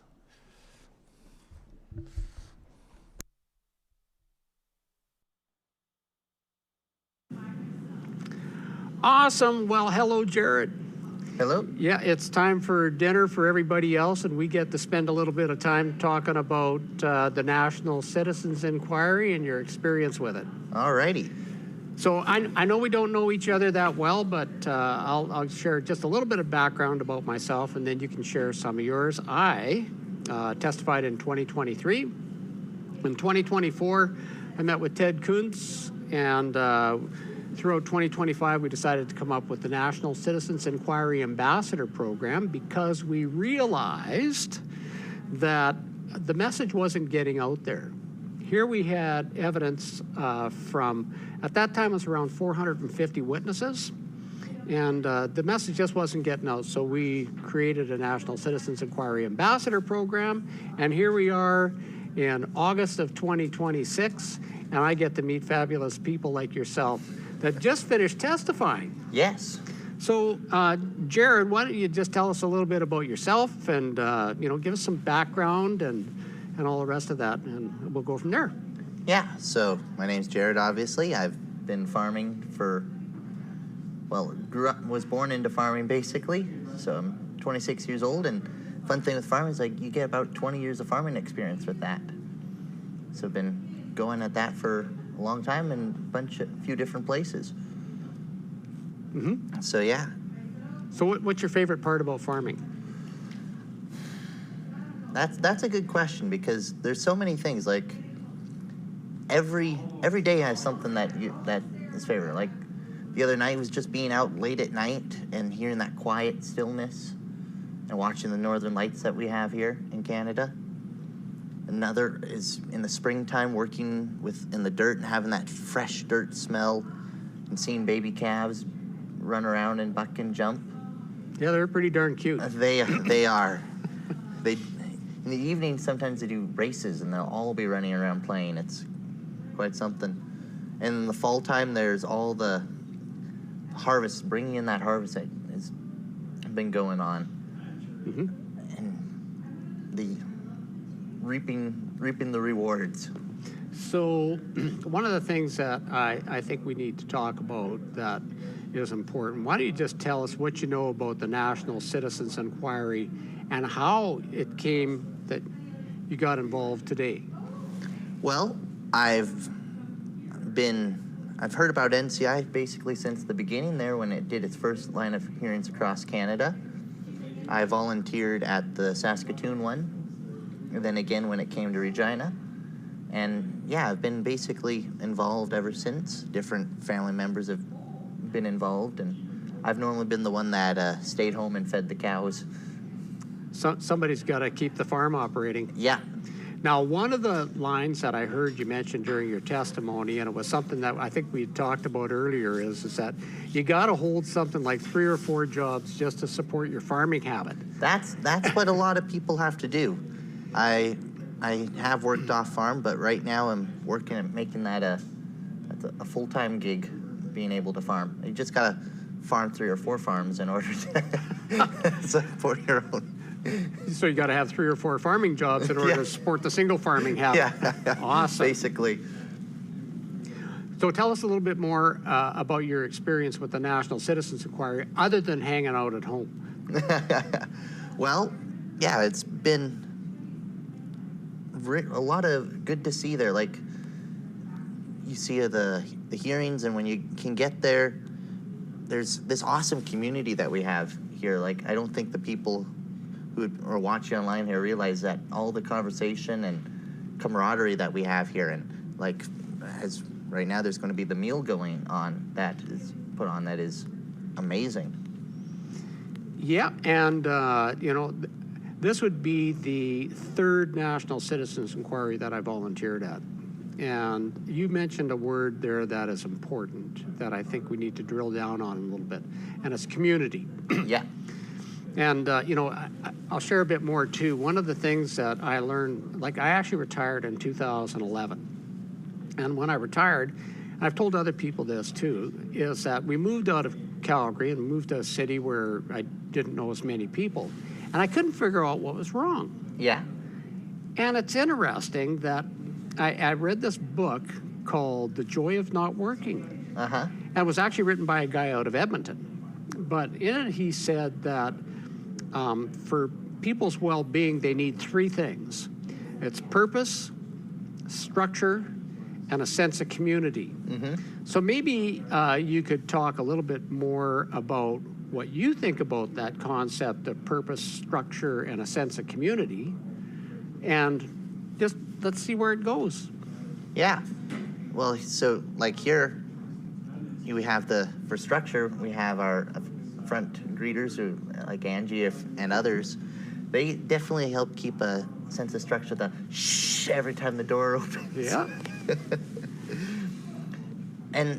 But I think in the community there, like everyone here, we're basically forming the NCI family of, especially amongst the volunteers who have been to multiple ones. Like we have Alvin here behind the camera running this. Mm-hmm. He's been in so many, and you've been to them, and there's just the different Chad and all the different people who are going on behind the scenes here that make this, that are just there every time, and it forms, there's these friendships that form from it that last after the hearing and go until the next. So we got structure, mm-hmm. where people have to be quiet. And I've heard that lots too. Yeah. We got the sense of community where people come together again and again. Yeah. And but then we got to drill down into purpose. Yeah. So let's talk about purpose. You know, like, what's the purpose of all this stuff? You just testified, and I told you, I think earlier, that I testified. Yeah. Like, what's the purpose of all that?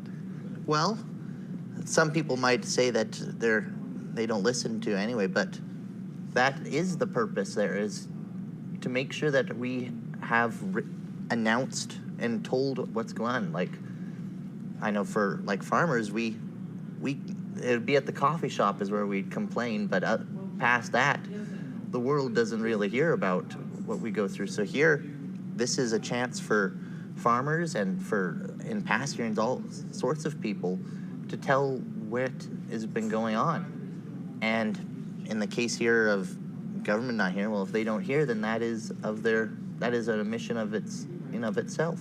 So purpose is to actually give people a voice. A voice. It is a voice that is, it's down, it's recorded, it is known. No one can, it's not, once it's on the record, it's not being taken off. Ah, so there we got another word that goes along with this. Now we've got a voice, now we've got a record, and what's the purpose behind having a voice and a record? What's that going to do for us? Well, now we have a basis to say we've been saying these things for, like, it has a date and a timestamp to it, where if we go back to COVID, it was during COVID when a lot of those first hearings were going on, that there was people saying what was going on, and no one listened. But we have the record that it was known then.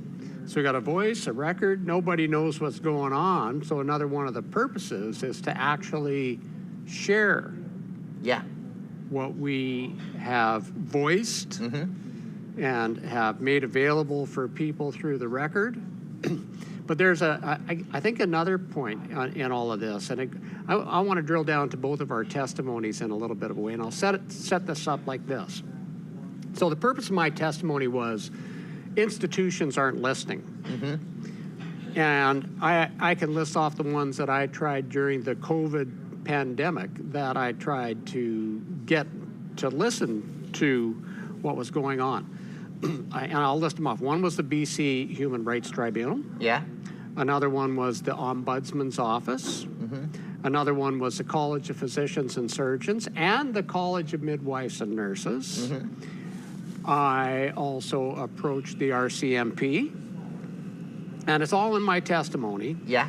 So here we have all these institutions that are supposed to be there to regulate the various professions that are supposed, and part of regulating those professions is to actually protect us. Yeah.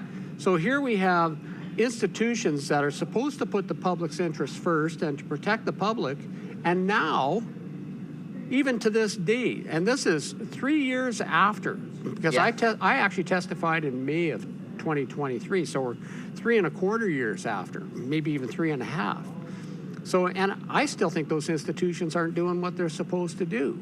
So maybe you could talk about the institutions that you've been involved with, seeing as how you're more into agriculture. Yeah. Compared to what I was doing. And the circumstances are a little bit different, but I think we still have the same problems where we don't have people that are listening. Yeah. So talk about the institutions and things like that from your perspective. Well, for one institution would be like the Canadian government, so like CFIA. Okay. There's a lot, back in April, they were trying to pass down a whole bunch of very heavy-handed regulation out onto the beef industry that would have made it would have been crushing to it, just the amount of paperwork. Like if I move cows, I have to report it. And it's that sort of thing.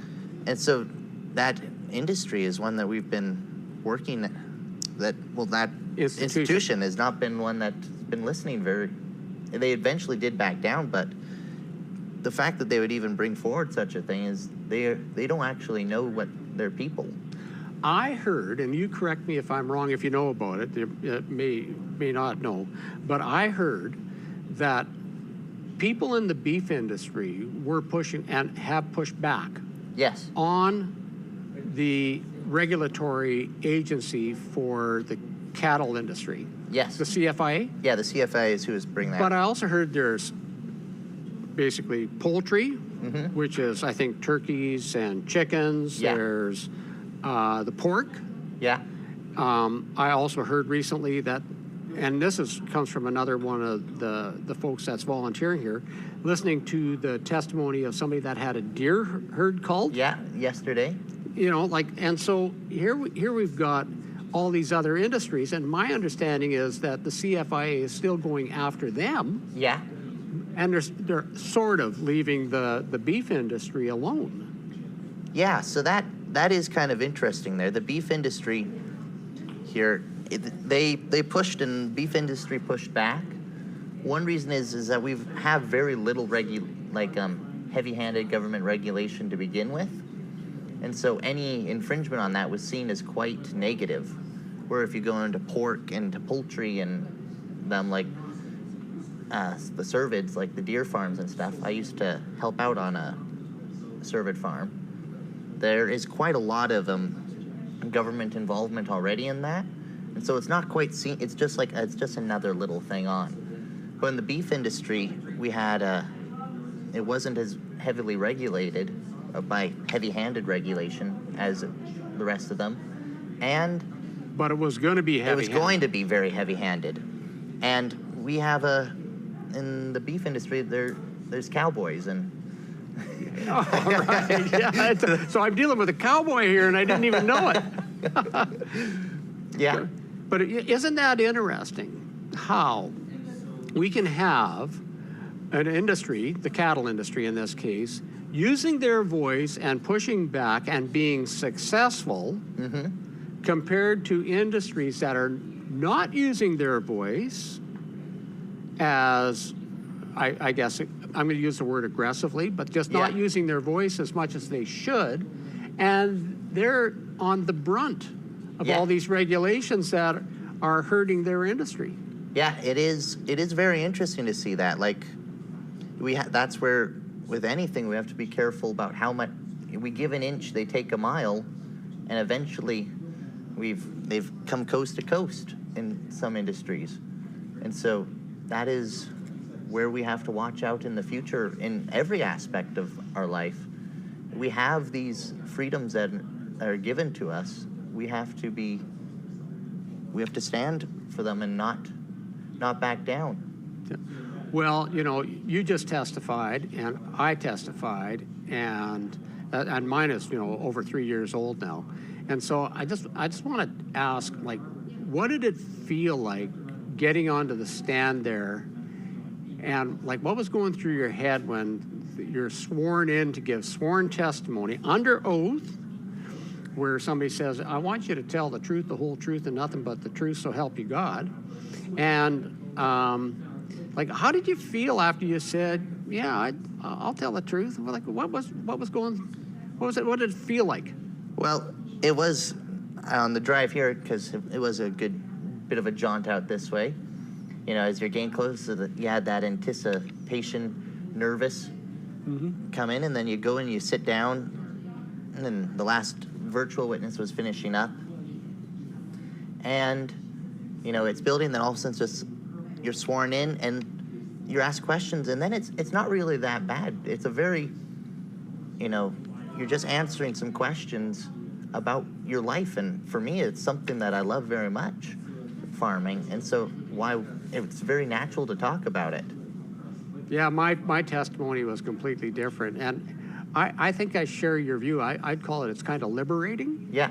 To be able to have a place, to have a voice, to share what's going on. In my case, I said the reason that I was sitting in that chair is I had 2 family members that were injured by the genetic injections, and that drove me to testify and talk about the things that I did. And you know, I don't get to keep you all afternoon, which would have been awesome to have you throughout the entire dinner, but I think we'll wrap up with just 3 short questions, and you know, just I guess from your toes to your heart, however you want to answer them is great.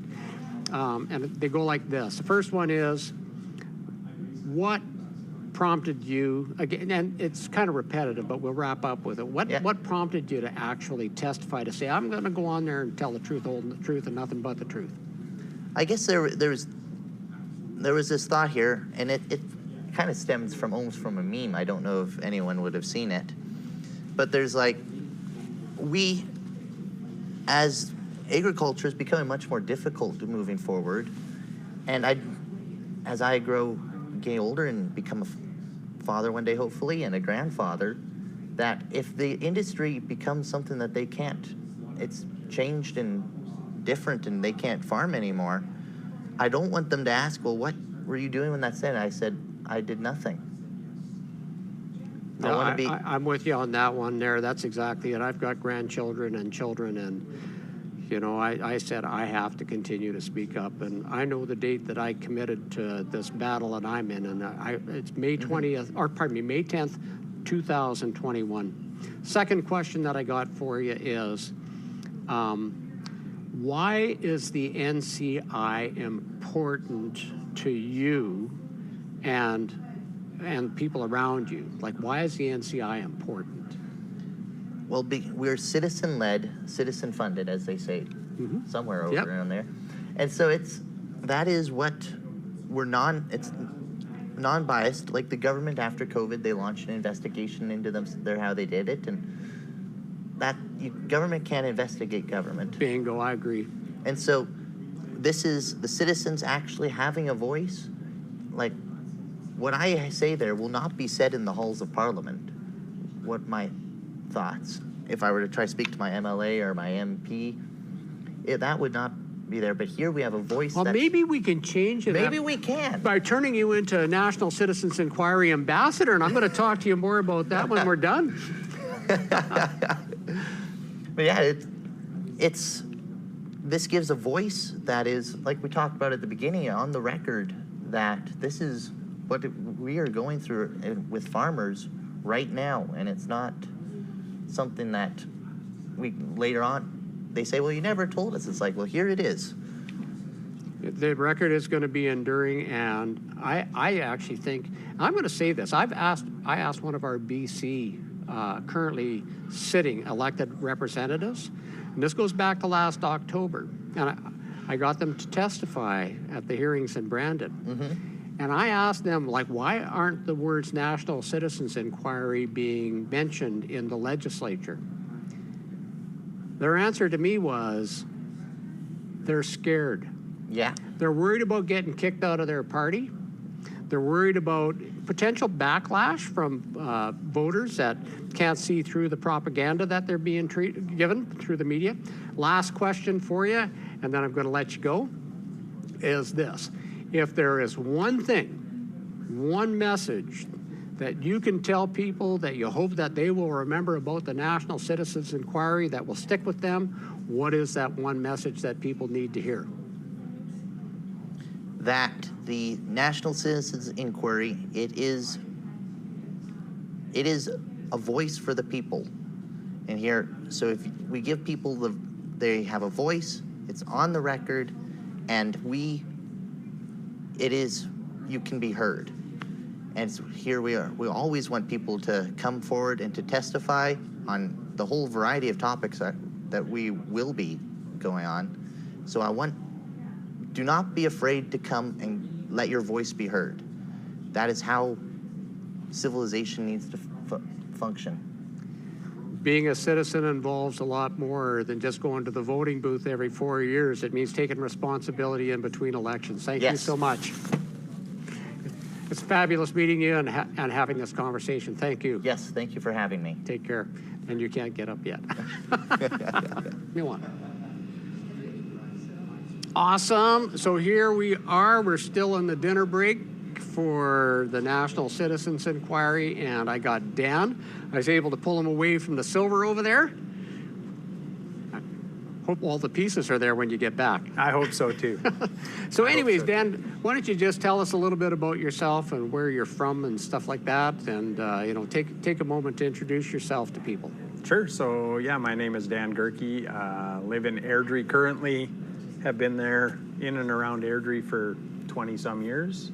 Got connected to the NCI years ago when they started their hearings. I managed to take in one day in Red Deer, another day in Edmonton, And haven't been fortunate enough to be on the volunteer crew until this time, but So you go back all the way to 2023. Yeah.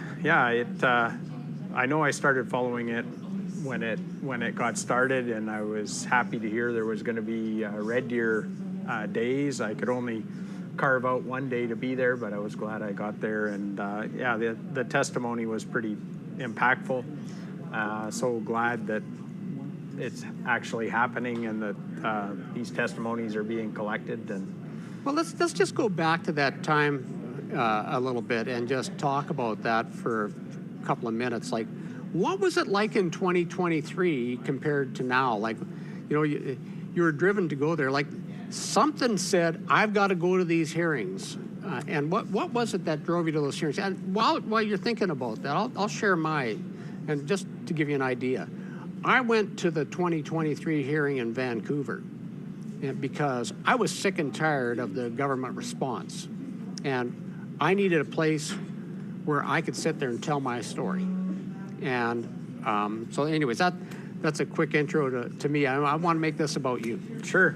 Yeah. So, I mean, my COVID experience, I think, was pretty similar to what a lot of the people in the room was like, uninvited to Christmas celebrations with family and all those kinds of pieces. What drew me to Red Deer was Colonel Redmond was speaking, and he was the fellow here in Alberta that wrote the emergency response plan and was quite vocal about why our local governments at all levels, all across the country, were ignoring our emergency response plans. In fact, doing the exact opposite of what the plan said we should have been doing. And so I didn't get to hear his testimony. His testimony was the next day, but I did get to see him there and hear the other testimony from a number of people. Another one that stood out for me was, I don't remember her name, but she was the lawyer representing a lot of the military that were either removed or chased out because of their choices. And it was unreal to hear how much of our renowned Canadian military had been chased out of the service for a personal medical choice. I'm going to jump in here on Colonel Redmond. He developed the emergency response plans for Alberta, consulted across Canada as well as in the U.S., and the government of the day took all of those emergency plans and threw them in the trash. Yep. And one thing that'll always stick with me is that Lieutenant Colonel David Redmond wrote a paper for the Frontier Center for Public Policy. And in that paper, he talks about 3 levels of negligence. Negligence, gross negligence, and criminal negligence. And his question to the world through the Frontier Center for Public Policy was, can we do something about this? Fast forward to today, and I just got 3 simple questions for you to end this up with. Sure. So what caused you to come down here from Airdrie today to volunteer for the National Citizens Inquiry? Like, why are you here? Well, I'm here, and it's not just me, actually. My wife and my daughter are here as well, volunteering. I think this work is very important. I'm frustrated at how little any level of government notice has taken to the NCI, and I continually poke them about it. We got to talk more after. And let them know that they need to be paying attention to what's going on at the NCI and actually implementing the recommendations in the commissioner's report. We're definitely going to talk that. I'm here because I think the work is important and I want to help out. You and I are going to talk. The second question that I've got for you is, why is the National Citizens Inquiry important? Not just to you, but why is it, but it's important to you, but why is it important to everybody else too? Well, I think Ted talked about it in his closing remarks yesterday. It's creating a record.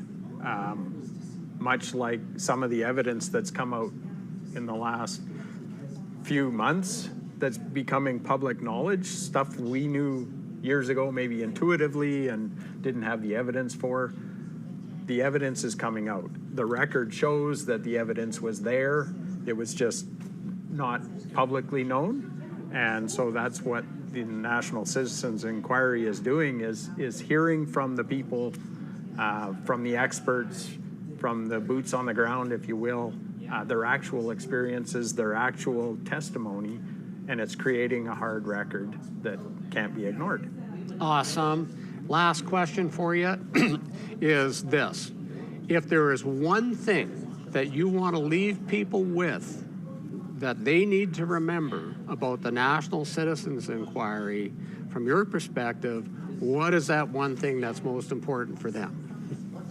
Well, I think what I quite often tell people is, and I don't know whether it was Ted or somebody else involved in the inquiry that said it, but go watch, pick 3 testimonies of your own choosing and go watch them. I think you'll see the world through a different lens, and I encourage people all the time to go watch 3, whether we agree or disagree on what happened in the world the last few years. I always tell people, go watch 3 of the NCI testimonies, and then come back to me and let me know what you thought, because I think you'll have a different perspective on things. So. Dan, thank you so much for taking your pleasure. time. I greatly appreciate the time that you spent today and all the other things that you're doing for the National Citizens Inquiry. You're an example of somebody where the phrase that comes to my mind is there's no harder worker than an unpaid volunteer, and here we are. Here we are. Happy to be here. Thanks. Awesome. Milan. You know what's awesome? It's very rare that we get somebody like the National Citizens Inquiry lead counsel to come and talk to us, because they're always busy. But here we finally got Mr. Paul Jaffe to come and spend a few moments with us. Paul, why don't you just start out by telling people what's it like being the lead counsel for the National Citizens Inquiry, and you know, like, don't hold back. This is all about you. Well, it's not all about me any more than it's all about you. I think my own sense of things is we're all here really for the same reason. We believe in the importance of airing our views openly and honestly on these matters of great public interest that to a large degree have not been scrutinized by the public, and for various reasons, including many instances of overt efforts by governments to suppress debate and to essentially punish people for expressing contrarian perspectives on some of these very important issues. So the NCI for me is very much like the canary in the coal mine, and protecting free speech, freedom of thought, opinion, belief, expression, peaceful assembly, all of these fundamental values that define a Western society. The NCI has kept those things alive, and I think is vitally important to create the record of evidence from, I think I lost track of the number of witnesses over the last 40, I think we're into day 44, adding up all the days of hearings since the outset. So hundreds of witnesses coming forward on the most important things. So I'm really honored. My initial time here at the NCI was as a witness back in Vancouver in the fall of 24. And then I was invited to participate on the panel as a commissioner, and then subsequently became counsel. And I really enjoy that. Well, you know, I testified in 2023, and then I was actually pretty quiet throughout 2024, but then I actually got caught up with Ted, so I'm blaming everything on him now. I'll blame him too. Yeah, well, yes, other people are blaming John too. Well, I think they're partners in this enterprise, and I think they are. I mean, just amazing that the whole story of the NCI is such a fascinating one, and at some point in time, while the NCI is documenting all of the evidence given by all of the witnesses on all of these important areas, the NCI itself is a huge story. Well, you know, and you mentioned the number of witnesses. We're getting close to 500. Is it that many now? 500, then, and 2 of them are sitting right here, right now, which is kind of fun. So, you know, having testified myself, I firmly believe that the national, and I spent 35 years in government, I firmly believe that the National Citizens Inquiry is fulfilling the role of 2 major institutions in our society right now. One of them is that they're actually doing the government's job. Oh, absolutely. You know, there was a time when we could trust the government to properly investigate issues and things like that, but we can't trust the government to investigate itself anymore. No. That's why we need that 100% citizen-funded, citizen-led, independent inquiry of government. The other institution that I think has let us down is the media. Yes. And having that record of testimony of almost 10,000 pages to date, and what's most interesting is I've reached out, I heard it asked today that the people that were invited officially by the National Citizens Inquiry should be recorded. And I can tell you personally, I've reached out to every single member of Parliament. I've reached out to every single MLA in Alberta. And just today, I walked over to the local member of Parliament's office and I handed a document to him basically saying we need a call for truth, accountability, and renewal, and asked why he wasn't here.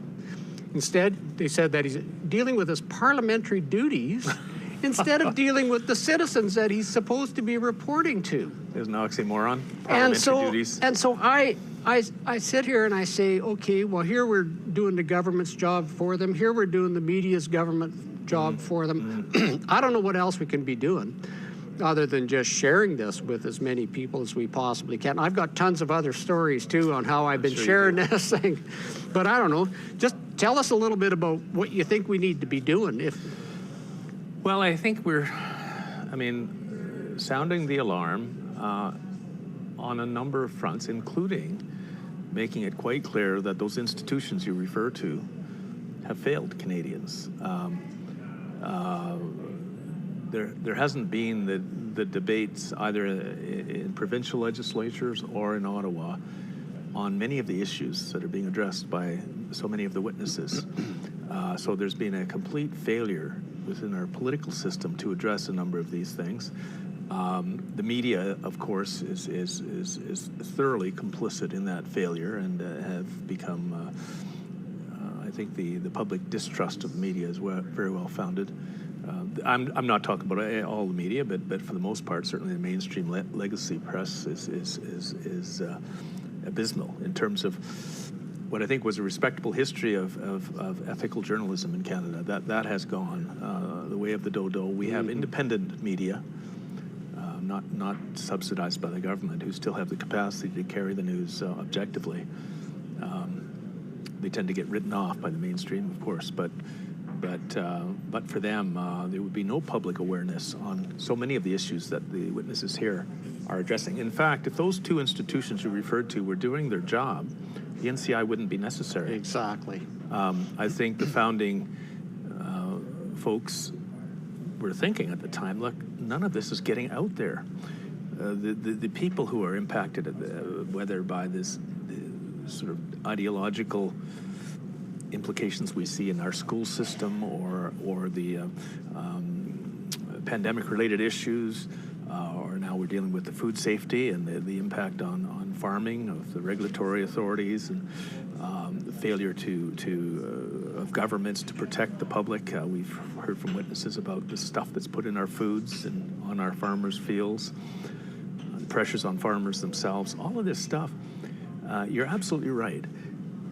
In a functional democracy in which the institutions of government, media, educational institutions, the court system.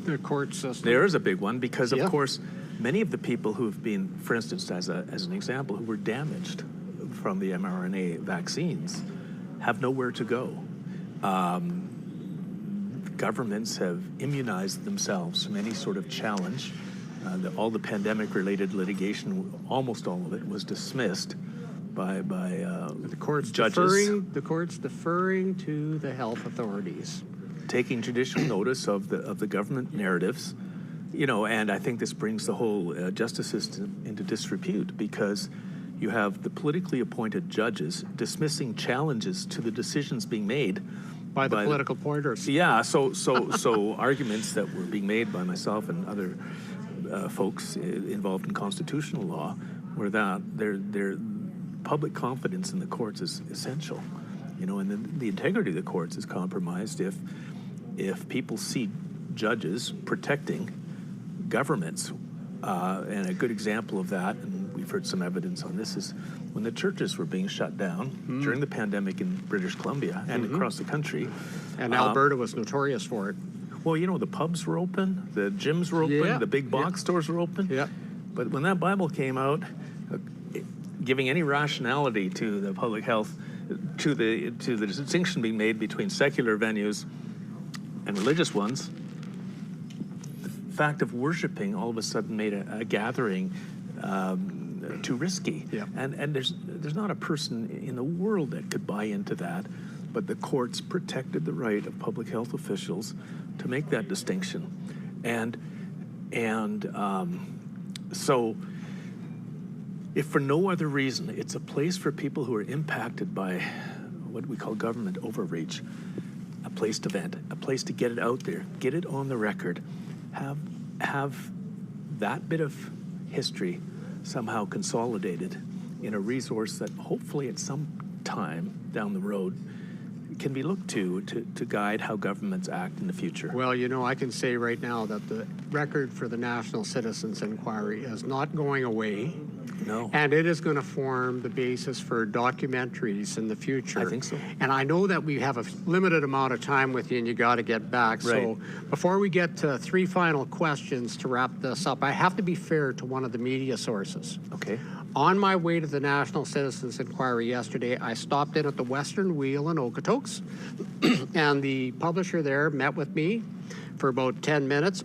The prior week, I had a conversation with him for about 10 or 15, maybe 20 minutes, and he actually published an article advertising the National Citizens Inquiry that's going on right now. Good for him. That we're in the middle of. So that's awesome on their part, and again, I give due kudos to the Western Wheel. But here's the 3 questions that I'd like to end this up with.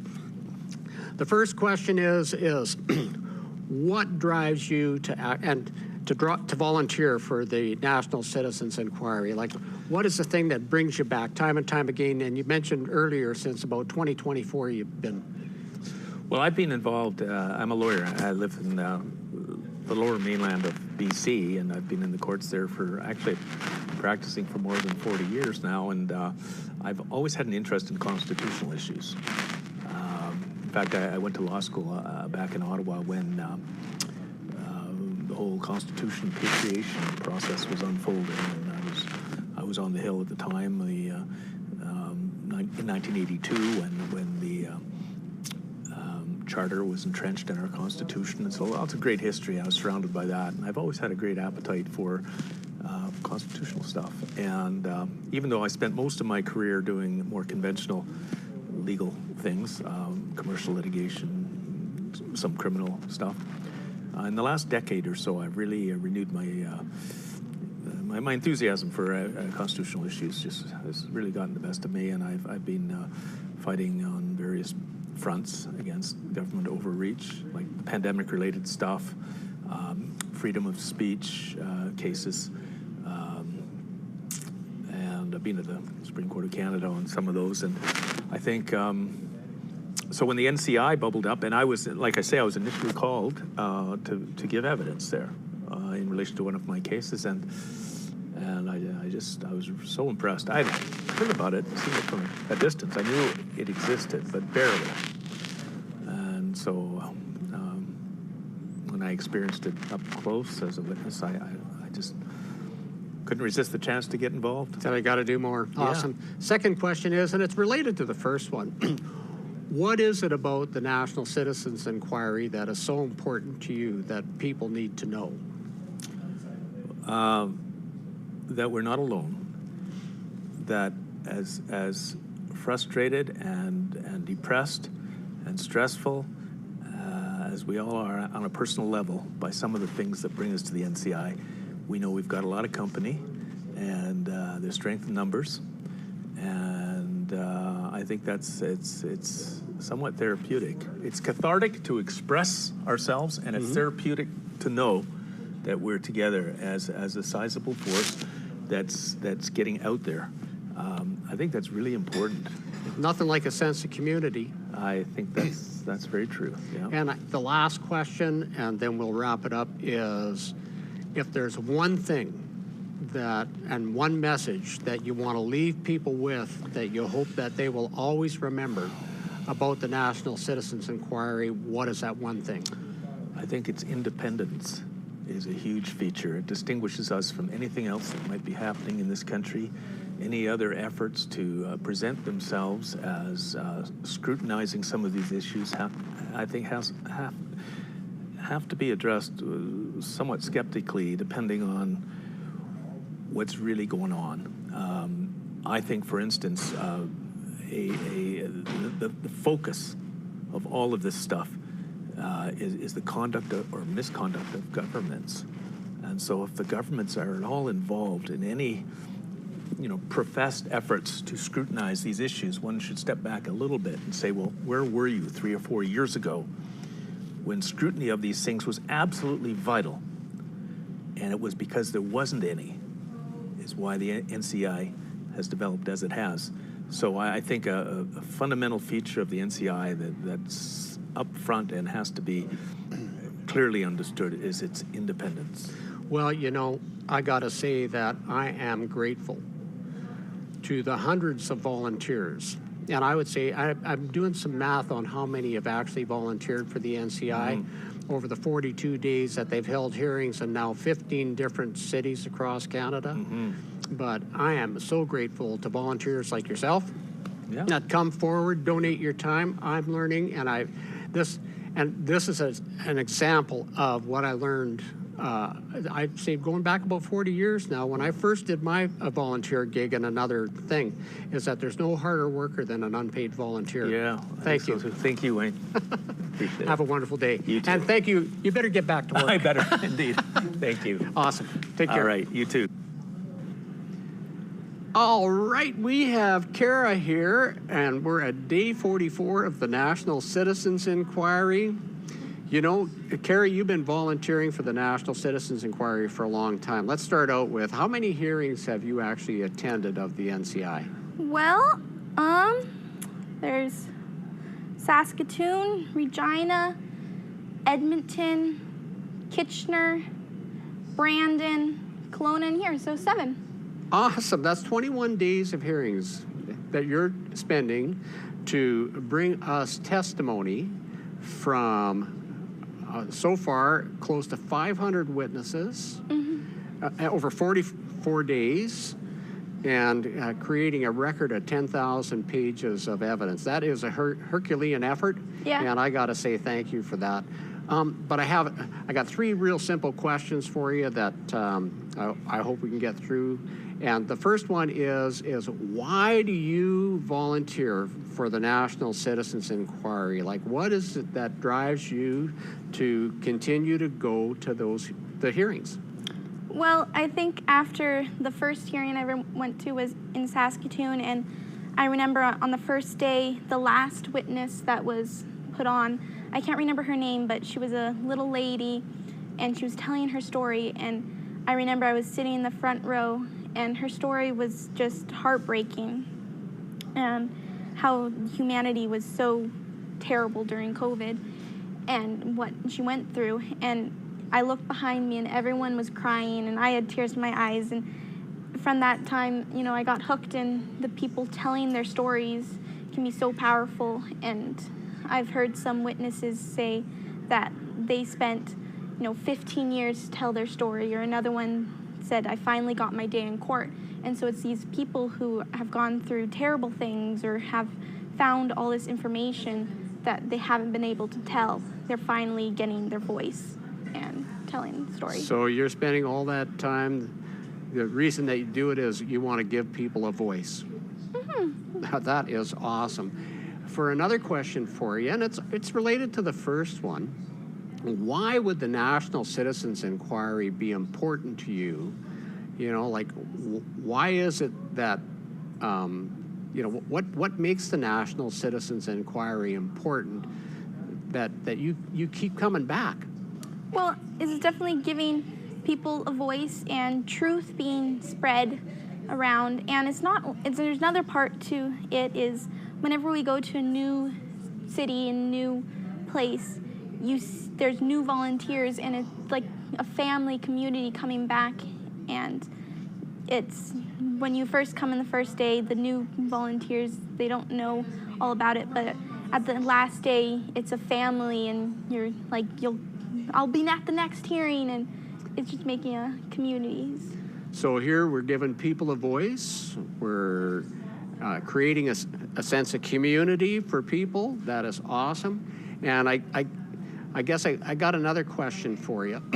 And you can spend as much time on it as you want. But if there's one thing that is important for you, or for everybody to know, like if there's one single message that you want to leave with people regarding the National Citizens Inquiry that they need to carry with them for ever and ever, what would be that one thing that is most important? Oh, well, I think people should just really, pay attention to truth and, the ultimate truth, Jesus. And the NCI is, being a voice of truth, getting out to all the other people and in a dark world. And it's being the light that is shining truth and just making history.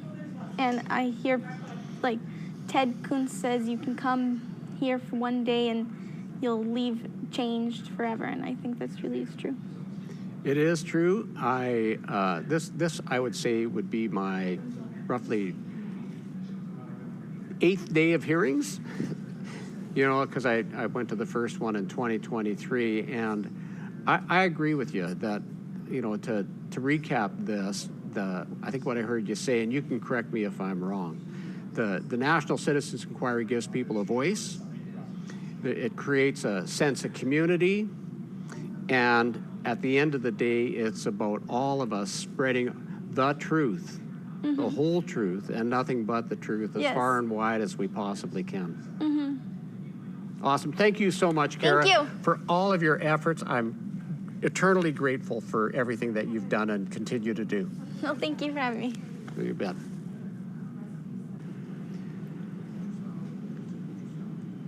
So here we are with Kari Ann, and I first met Kari Ann in Kelowna last March on the hearings, the first set of hearings into our Farmers Safe in Canada, which is interesting. But I guess I want to talk to you a little bit. Well, let's start out by telling people again, like, where are you from? And I guess just where are you from and a little bit about Kari Ann. I am from Kamsack, Saskatchewan. So it's a bit of a drive to get to some of these places, but that's okay. It's worth the adventure. I live on a small farm, and obviously, because I live on a small farm, farm safety and farm health is very important to me.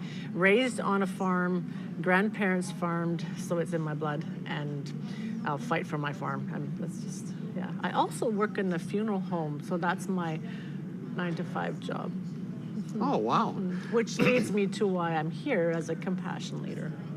So you're actually, you work in a funeral home to support your habit of being a farmer. Yes, exactly. So it's really quite interesting. There's numerous volunteer positions that are involved with the National Citizens Inquiry. Everything from people that make meals to, so that we can have some dinner together, through to people that schedule witnesses, the lawyers, and then there's the witnesses. And you mentioned compassion leader. Well, I testified in 2023 in Vancouver, and I don't mind admitting that I was a little bit nervous, and there was no compassion leader there at the time. Yes, I wasn't there. And anyways, and that's fine. Like we can't be everywhere all the time and the rest of it, but why don't you just talk to us for a few moments about, what has been your experience with the witnesses, and, what do you learn, and, just tell us about being a compassion leader. A compassion leader. It's some witnesses who are experts and do this on a regular basis and they bring their information out to the public, they don't have the emotions that others might have who have gathered up every ounce of courage they have to share a story that's very important to them. And they're up there shaking in their boots, delivering a message that they feel is very important. And even if it's not an emotional message, just the emotions going through you, will, when they come down off the stand, it's like they've come from another world. So it's nice to have somebody meet them. And you know, do you need a drink of water? Do you need a Kleenex? Would you like to go for a walk? Do you want to have a little chat? And it depends on some of the messages. We've been through the COVID messages, we've been through our children safe messages, and now with the farmers. This isn't as emotional as the other ones were. But we just heard about a fella who lost and had to kill his whole deer population. And that makes So he had to cull his entire herd. He had to cull his entire, him and his family had to cull his entire herd. That makes me and the audience feel emotion. So how is he feeling when he's sharing this story? So for them to have somebody come and be able to kind of guide them back and walk them down through their emotion, so they're back to, you know, they can sit in the audience again as a gathered, collected person again. So here's a person that's actually a professional farmer, an expert in what they do with regarding deer, and then at the same time, they have the emotion of like just a regular person, if that's the right way to put it. You know, like, and it's kind of, for me, personally, when I testified, I got to tell my story. Yeah. And, you know, that included, you know, the impact of the government mandates on my family, myself too, and explain why I decided to testify and stuff like that.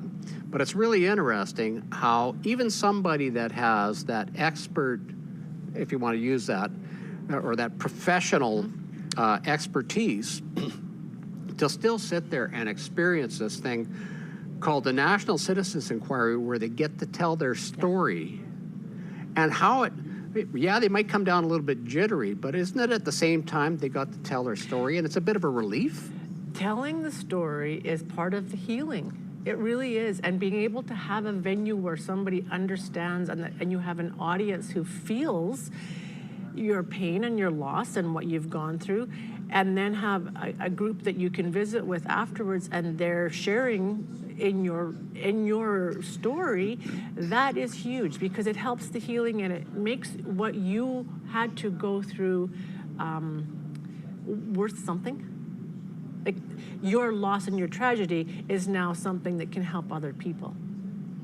So in some ways, and you correct me if I'm wrong, it's not really a loss and a tragedy. At the same time, there can be a lot of joy attached to it. Yes. Yeah.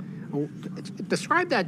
If you had to describe, I guess, a witness from the perspective of what's the joy of the National Citizens Inquiry.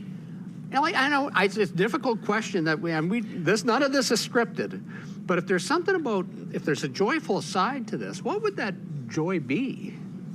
Look at you. You were a witness. Where are you now? We have a family. We have a community now that we have built by gathering up our courage to go up there and give our stories. And now we have a community around us. So it's really there. How can you say there's joy in a loss and a tragedy of a child or a farm or a livelihood? There's not. But there is something that comes out of it on the other side when you can share that with a community that understands. So there is a joy on the other side.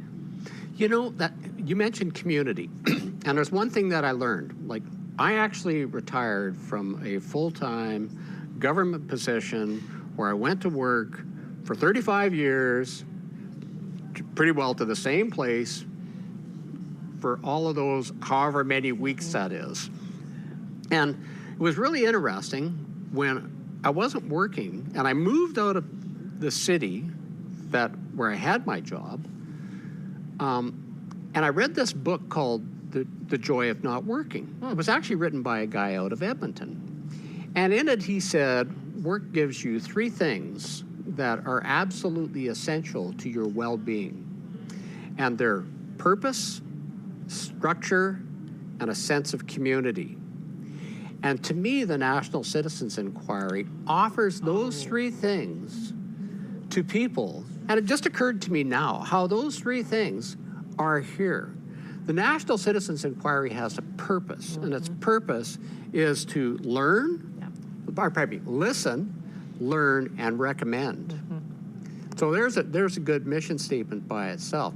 The structure is there so that we have all of this testimony from the nearly 500 witnesses that have testified to date under oath, and I mention this every time I possibly can, the witnesses' testimony under oath to this date remains uncontested and unanswered by every single government agency. But the beauty of it, the joy of this is the community. Yes, absolutely. And every time I get an opportunity to attend these hearings, like, I sit there and volunteer like everybody else does here, from the commissioners right through to the people that greet people at the door, to the people that cook the food that we're going to eat and things like that.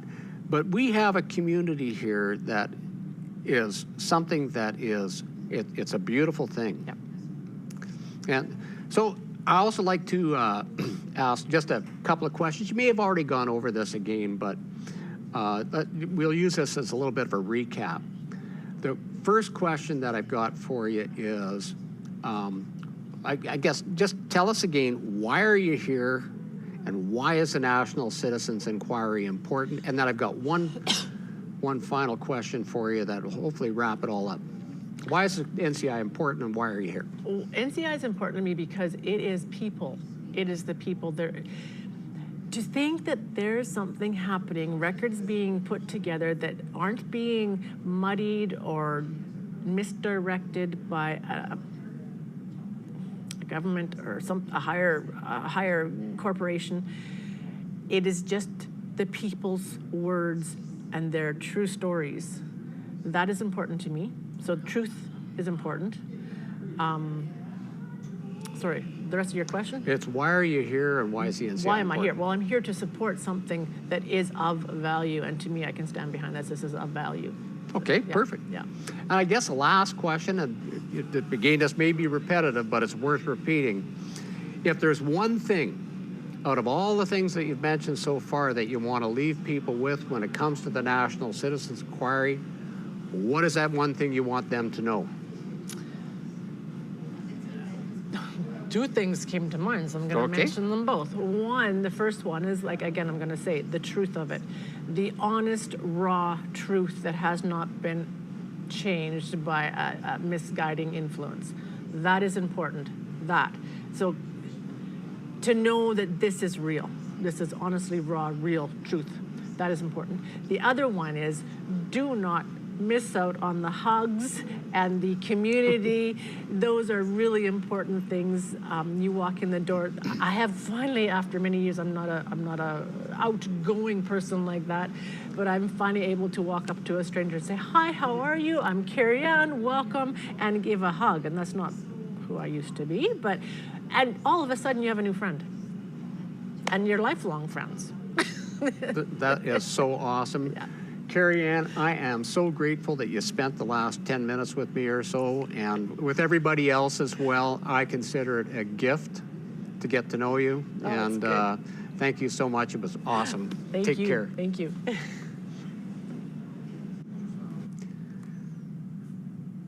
Well, good morning. It is day 44 of the National Citizens Inquiry hearings that have gone all across Canada. And just this morning, I met someone that I never imagined I would meet. I call her the secret weapon. She is someone that has been working in behind the scenes for a long time that I think everybody needs to get to know better. Her name is Scarlett, and Scarlett is a member of the board. And that's where all the policy decisions are made regarding the National Citizens Inquiry, all the big decisions and so on. So let's just get a quick introduction from Scarlett. Scarlett, let people know who you are, and, we'll go from there. Okay. No, I'm happy to be here. Mostly I'm happy for all the volunteers and all the work that's being done. It's always an awesome time. I've been with the NCI since the beginning, so we were kind of a group of founding members, and yeah, we've been trucking away at it since the get-go. So we brought our hearings across Canada, and we're still at it. Yeah. Well, yeah, like hearings in, what is it now, 15 cities from coast to coast, nearly 500 witnesses, of which there's about 160 experts ranging from healthcare to law enforcement to you name it. And yeah, I'm thrilled that there's nearly 10,000 pages of testimony that we can share with the elected officials or public institutions that are supposed to be there to protect us that aren't. The media that's supposed to be, and I'm surprised that they're not here, and then of course the general public at large. But I guess I got a question for you at the very outset. We're all volunteers here. We all get paid the same. And the first question is what actually prompted you to get as deeply involved as you are in the National Citizens Inquiry? Oh, well, I've worked my whole life in emergency services as a paramedic, like kind of boots on the ground in an ambulance caring for patients. And when the pandemic hit, we'd already been through a pandemic. We were through the original SARS. So to be honest, when paramedics hear about a pandemic, the media might tell you how scary it is, but we don't really worry. We're trained to deal with germs. If you didn't like germs, you wouldn't be a paramedic, right? And on the scale of things, we do, calls for suspected Ebola. So on the grand scheme of things, as much as this was novel, I would say that my colleagues and I were not terrified like the news would say. So as it progressed on, what happened during the pandemic, I just realized that I would leave for work and enter one world, and then you would turn on the TV and you'd see a totally different world. And that's the case with a lot of things. But when that narrative was costing people their lives, like people were having heart attacks, but they were too afraid to go to the hospital, and they were dying in their homes, I couldn't take it anymore. I thought somebody has to just calm the public. And there's a germ out there, and we're good with it. We can take precautions, and we can still take care of you. So I started speaking out, and I don't regret it. But yeah, it was a tough thing to do. I was naive. I thought that if I speak out and tell people the truth, I have nothing to gain from it. It's kind of an uncomfortable thing to do. I thought, well, people will listen. I'm a professional. I've done the job for decades. I'm a mother. I'm just me. But no, when you speak against the narrative, there's a lot of backlash that comes your way. So I learned the hard way, and in time, I ended up declining to take the vaccine, not because I'm an anti-vax or a terrible person, just because I had natural immunity. And in our job, when we have natural immunity for chicken pox, we just show that and go, no, we're immune, we're good, we don't get it. But COVID was different. You had to take this clinical trial, and I just thought that's unethical. That rides against every shred of medical ethics. And I thought, I cannot pave this road for my children. If I participate, they will suffer. And so I declined, offered to do testing. I didn't want to expose anybody, and I was terminated. So during that time, you started to connect with people that had the same views and were concerned, and it's kind of how the National Citizens Inquiry was born, that we wanted the government can't investigate itself. How did these policies come to be? They just didn't make any sense.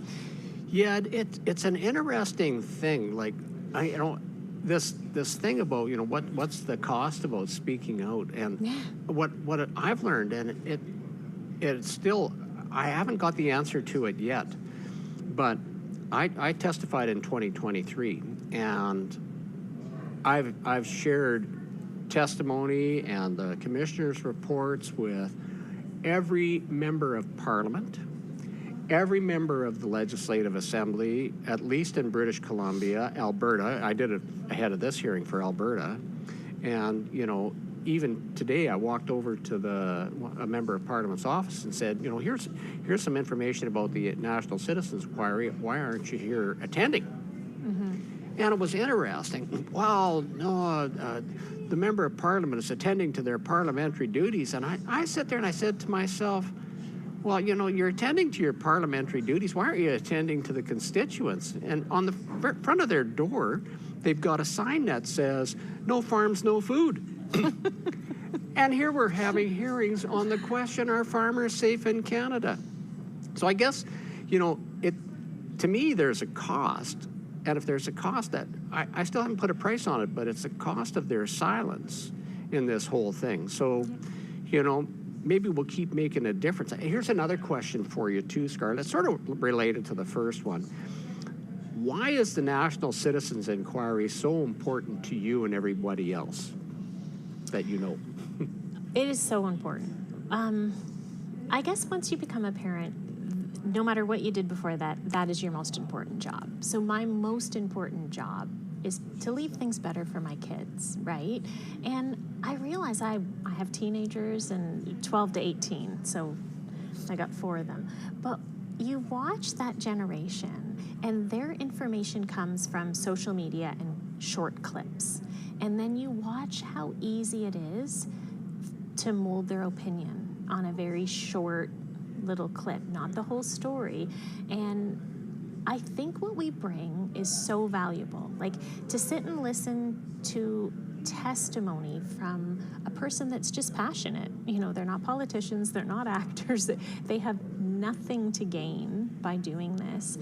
And it's their truth. And commissioners listen, they submit evidence. So if you want to get information about something and hear it from a boots on the ground person, come to National Citizens Inquiry, right? It's such a wealth of information. And then you don't have to go digging for it again. It's there, it's archived. You can run a transcript, it's there forever. And then the commissioners do this huge insurmountable task of going through, it takes them months, right? Going through all the evidence and the testimony, and then they write a report and make recommendations. And that's all free for anybody. Just go to the website, you can download it. So I love that we do some of the legwork and have a great time doing it and learn. And you learn so much. I agree. It's humbling. It's humbling. Humbling and overwhelming at times too. But at the same time, it's a good thing we have the commissioners that can boil all that data and information down into bite-sized chunks, so we know about major concepts that occur to us on things like coercion doesn't equal consent. And if we look at other reports, like the mini reports, one of the titles on one is Undermining Democratic Institutions. And then there's the failure of the courts. Yeah. So all of that information is there for anybody. Scarlett, if there's one last thing, one message that everybody needs to know, that you want them to know, if there's a single thing that you want them to remember about the National Citizens Inquiry, what is that? Share it. We're the voice of the people. If there's something, we're not like politicians. Email us, right? This is important. We just want to be the voice of the people, right? And we want to grow our numbers and just make our country a better place, right? Make our institutions work as I believe they once did. I feel a little naive now seeing that, but yes, things could be, there's so many struggles in Canada, and find your courage. People, tell your story, because there's strength in numbers, and as uncomfortable as it is, it's going to help. Scarlett, I want to say thank you for the last 10 minutes or so. It's been absolutely awesome to meet you in person, and I 100% echo your closing statement there. Let's share the National Citizens Inquiry. Let's inform our family, our friends, our neighbors. Let them know about the NCI, that all of the information that's there is free. Yeah. It's a gift that comes from the, I would say, thousands of volunteers, the 500 witnesses that are stepping forward to tell the truth, not their truth, the truth. And, it's a Herculean effort, and we owe a great debt of gratitude to you and the other board members for making it possible for us to have the voice that we now have. Well, we're indebted to all the volunteers. We all volunteer, and Thank you so much. Thank you. All right, here we are with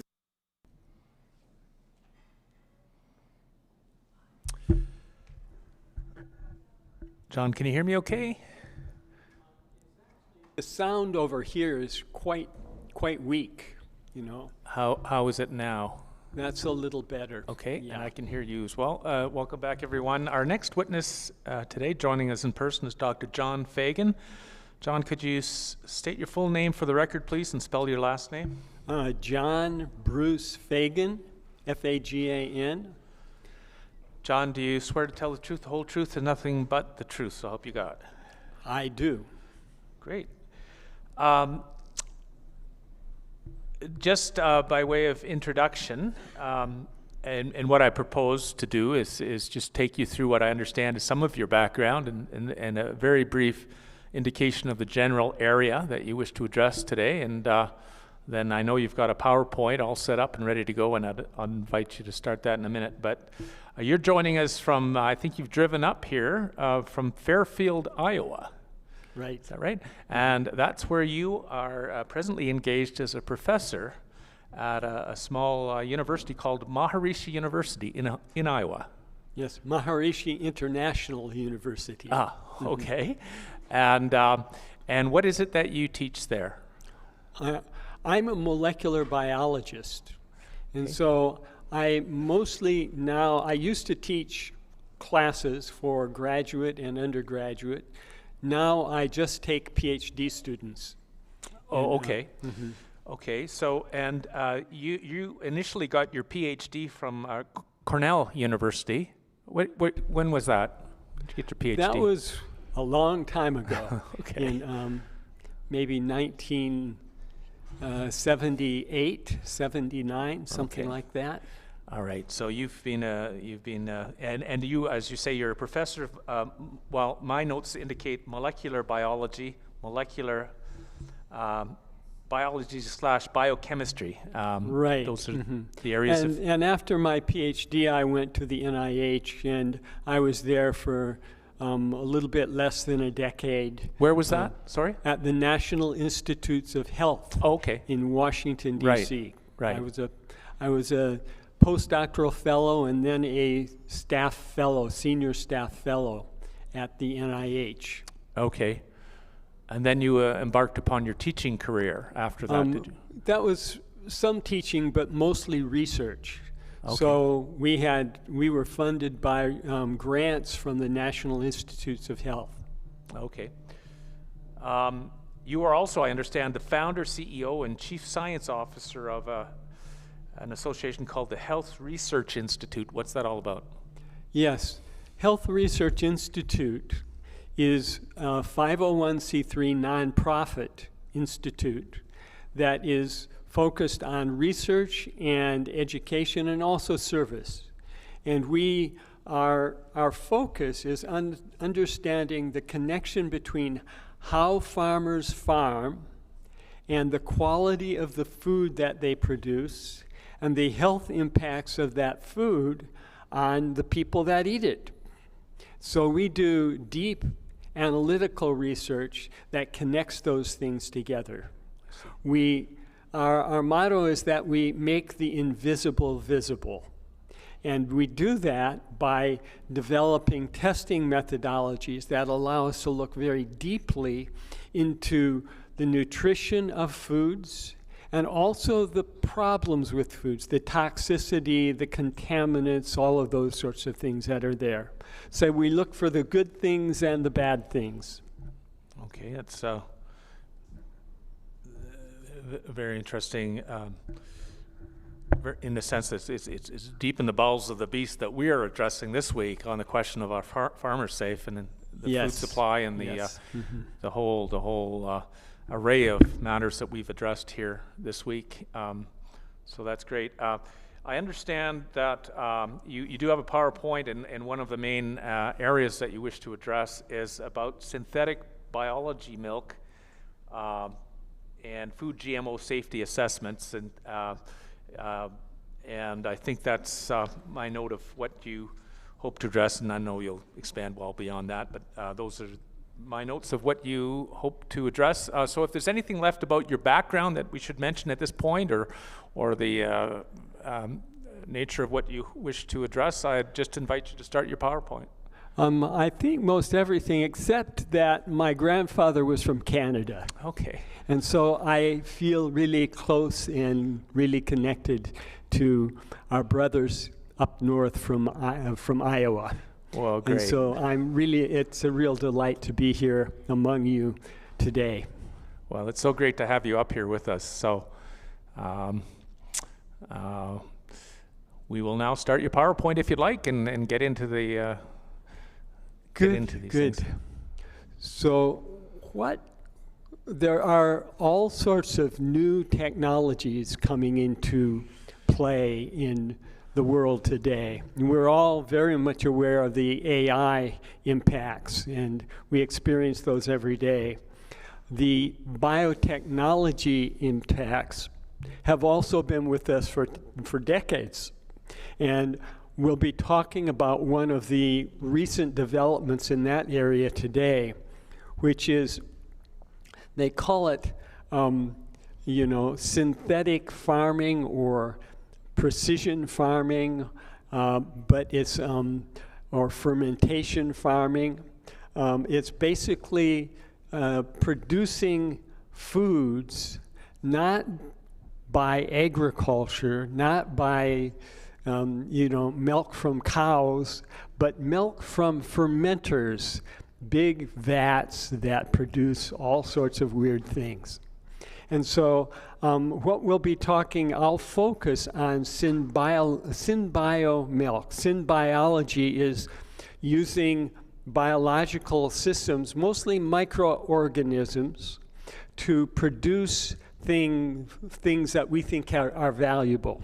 In this case, producing things that can be used to make a beverage that some people want to call milk. And we're going to look today at, well, is this really milk? And is it really as good for you as milk? And is it, does it deserve that name? And so is the first slide up? This is the title. And the first point I want to make is that synbiological milk is the quintessential GMO product. GMOs, we've been talking about and hearing about GMOs for decades now. And there are now a lot of things coming out in the technological world that are being called different things. We hear about precision fermentation and precision breeding. We hear about all sorts of different things, synbio things. These are all, they all come back to the same thing, which is they are GMOs, genetically modified organisms. And so what I want to do is just remind you of what it takes to make a GMO. And there are two basic steps.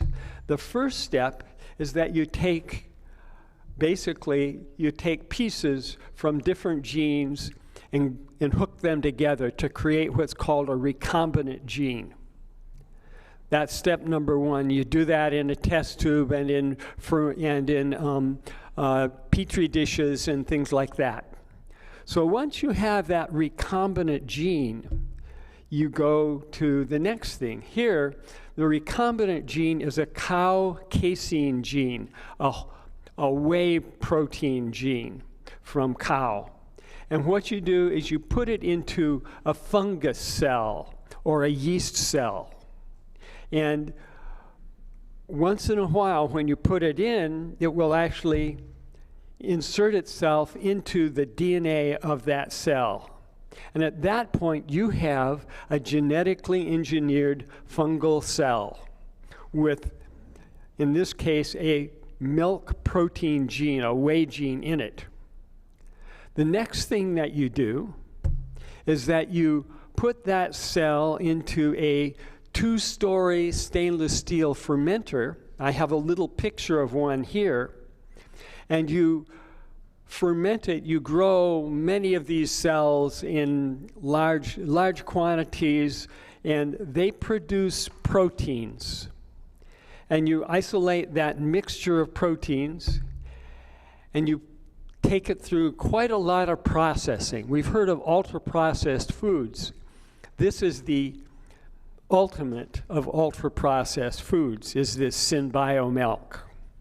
And what it consists of is these proteins, which we'll find out in a few minutes. There's a little bit of cow protein there, but there's a whole lot of fungal protein there. And you put a bunch of flavorings and colorings with it, and you have a beverage. And the marketers want to call this milk, and so they call it Synbio milk. Or in this case, the company called it cruelty-free milk because it's made without ever bothering a cow. You don't have to milk a cow even to make it. You just put it in the fermenter. So this is what Synbio milk, how it's made. And the research objective is to evaluate Synbio milk and compare it to the milk that you can buy in the grocery store and ask, well, what is it? Is it good for you, et cetera, et cetera. And for this, we're going to use some very powerful scientific methods. This picture shows a mass spectrometer. This machine can take a milk sample and scan through it and look at all of the compounds that are in it. And we'll discover literally more than 1,000 compounds in that milk.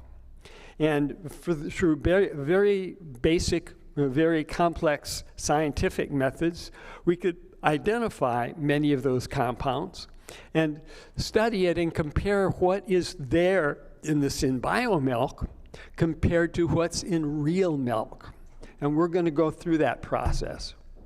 Now, we're going to be looking at Synbio milk and compare it to 2 different kinds of organic milk. One is whole, raw, biodynamic organic milk, and the other is whole, pasteurized organic milk. And we'll see there are some differences between them even. But the focus we want here is on the comparison between the Synbio and the natural milk. So, and we'll use this, and we call, the method that we use, we call full spectrum nutrient analysis. And now, before I go any further about the science, I want to talk for a minute about the relevance of what we're doing here. And what I want to point out is that there are a number of companies around the world that are doing this work. Back in August of 2024, there were 7 countries in the US, in Singapore, the Netherlands, France, New Zealand, Israel, that were all doing the same thing. They're doing this genetic engineering, taking genes from cows, putting it in a fungus or in a yeast, and making cow milk proteins in these cows. most of them were producing what's called beta-lactoglobulin, which is one of the most common and most abundant proteins in milk. There was one of them that was doing lactoferrin, which is another milk protein, and it's interesting because it has a lot of health benefits. The beta-lactoglobulin is more just a nutritionally relevant protein. Interestingly, just today I looked at what's going on in this field. There are now 10 more companies that are doing this kind of work. And interestingly, most of these companies are focusing on the U.S. as the market because the U.S. has such weak laws about genetically engineered foods. Almost anything is okay in America, which I'm not proud about. And the non-GMO project is a citizen-instituted methodology for making sure that consumers have the ability to choose between genetically engineered and normal and natural foods in America. We had to put that together. I helped do this. We had to put this together because the government was not doing its job of following, of giving consumers transparency about the food. And at this point in time, it's the most successful certification on the planet. There are literally over 65,000 products that carry the non-GMO, the certified non-GMO seal, the non-GMO project seal in the United States, 65,000. And it's in every grocery store, not just the health food stores, but Costco, Walmart, Circle K, all of them are doing it because consumers, many consumers want to know if they can avoid the GMO crops, basically, and the GMO foods. So anyway, this is a relevant area. And interestingly, all of these companies are trying to get what is called the GRAS approval from the US FDA. GRAS stands for Generally Recognized as Safe. And we'll talk more about that later. But right now, those 7 companies that had been working back in 2024, all except one of them have been GRAS approved. And we'll be talking about data that will show you that GRAS approval is so easy that it's embarrassing. And the FDA is approving these things. They are asleep at the wheel. So moving on, we're going to go back to the science now and look at this whole process. We're going to use what we call full spectrum nutrient analysis to analyze these milks. And this methodology combines mass spectroscopy with big data informed bioinformatics. And so with these two things together, we can look very, very deeply at what's going on in this product. And so what does it do? We detect and quantify every molecular species in the sample, or most of them at least. There are some that are present in tiny, tiny amounts. And so maybe you don't see all of those. But we measure the molecular weight of each compound, and we measure the mass spectrum. And that mass spectrum is like a fingerprint for that compound.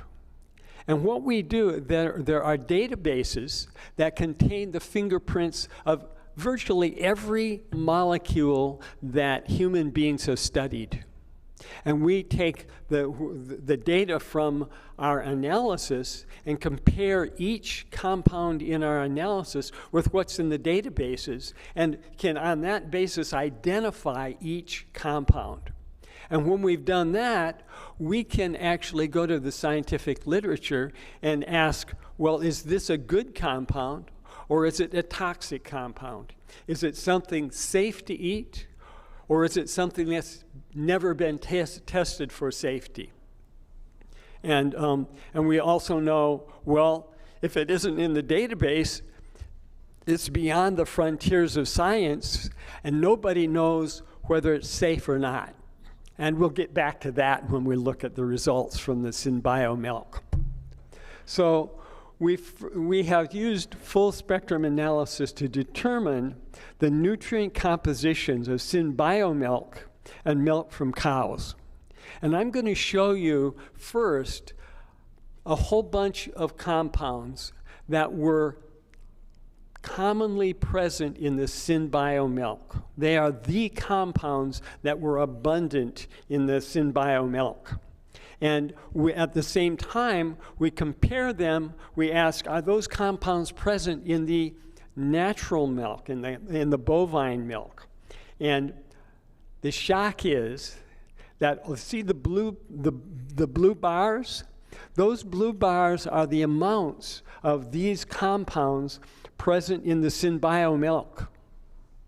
But you don't see except a tiny little blip there of orange and green. The orange is the biodynamic milk, and the green is the regular pasteurized organic milk. So out of this set of compounds, and these were the ones that we could identify in the Synbio milk and give names to them. And they're various things. We've got some polyphenols there. We've got some lipids there. We've got some other kinds of. We've got some amino acid polymers there, et cetera, et cetera. But the interesting thing is that these compounds are not something that is normally present in milk, because we're not seeing a lot of green or orange bars.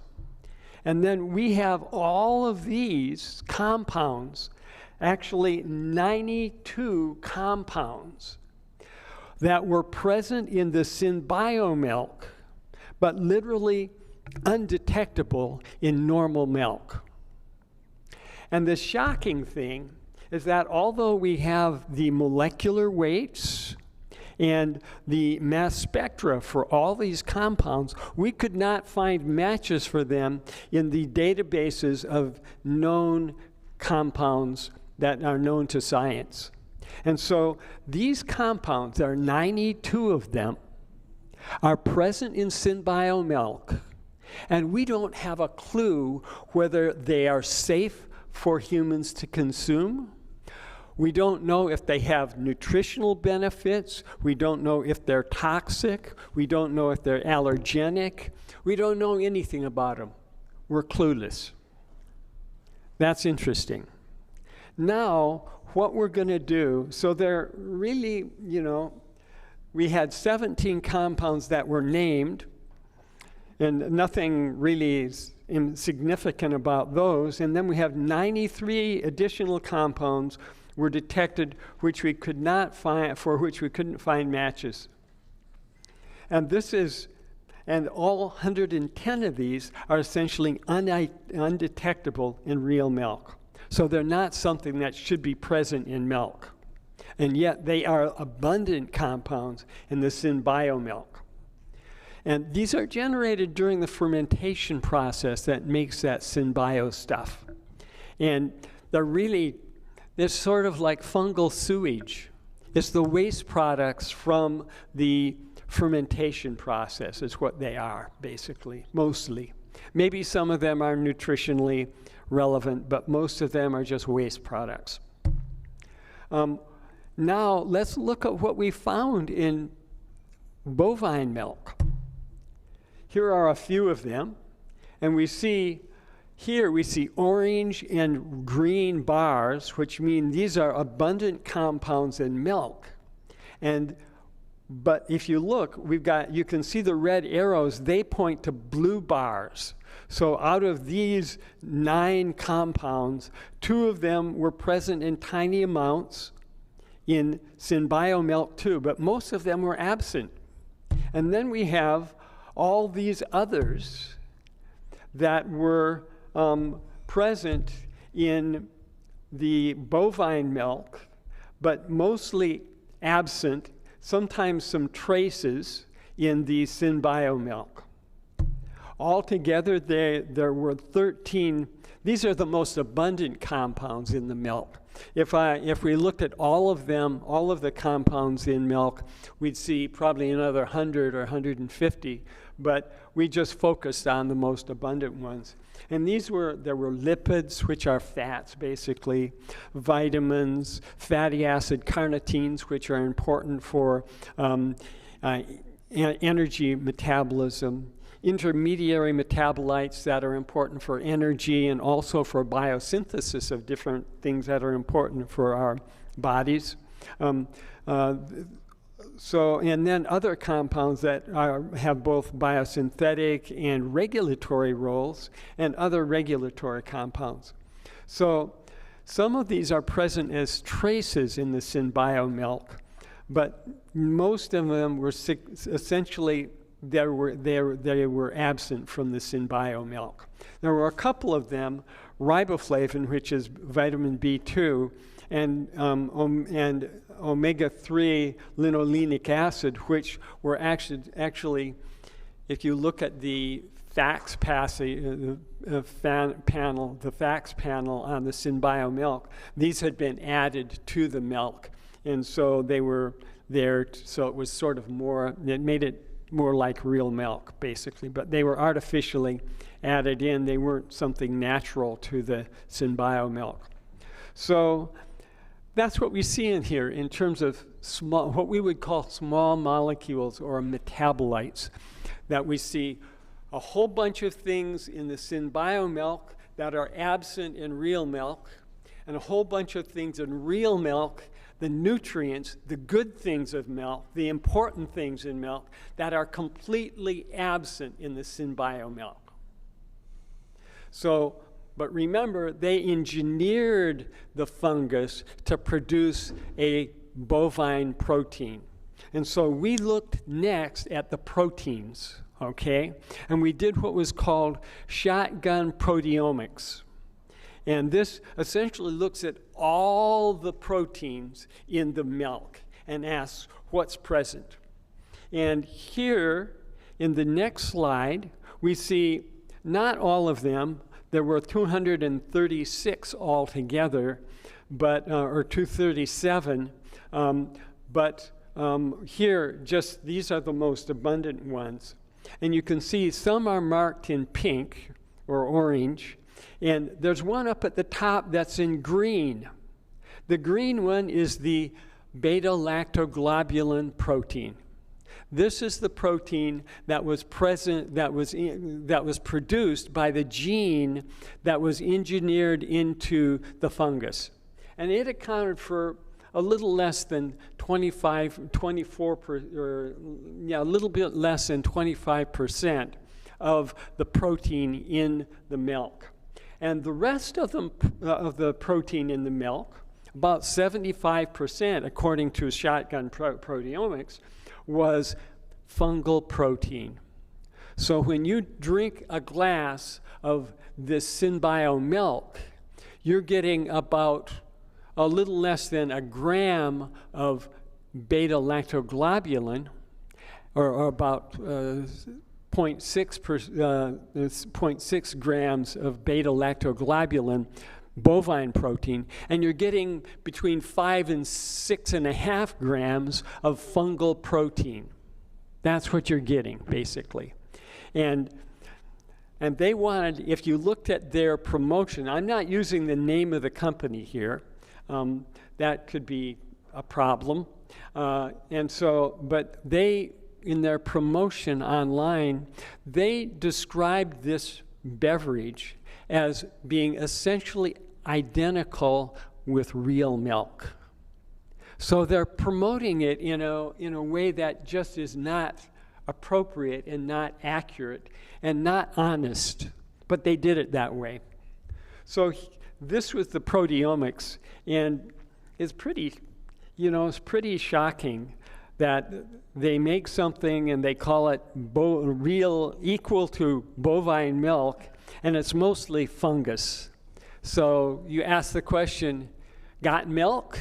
Remember those advertisements and the person with the milk mustache? Well, the answer with this stuff is, nope, got fungus.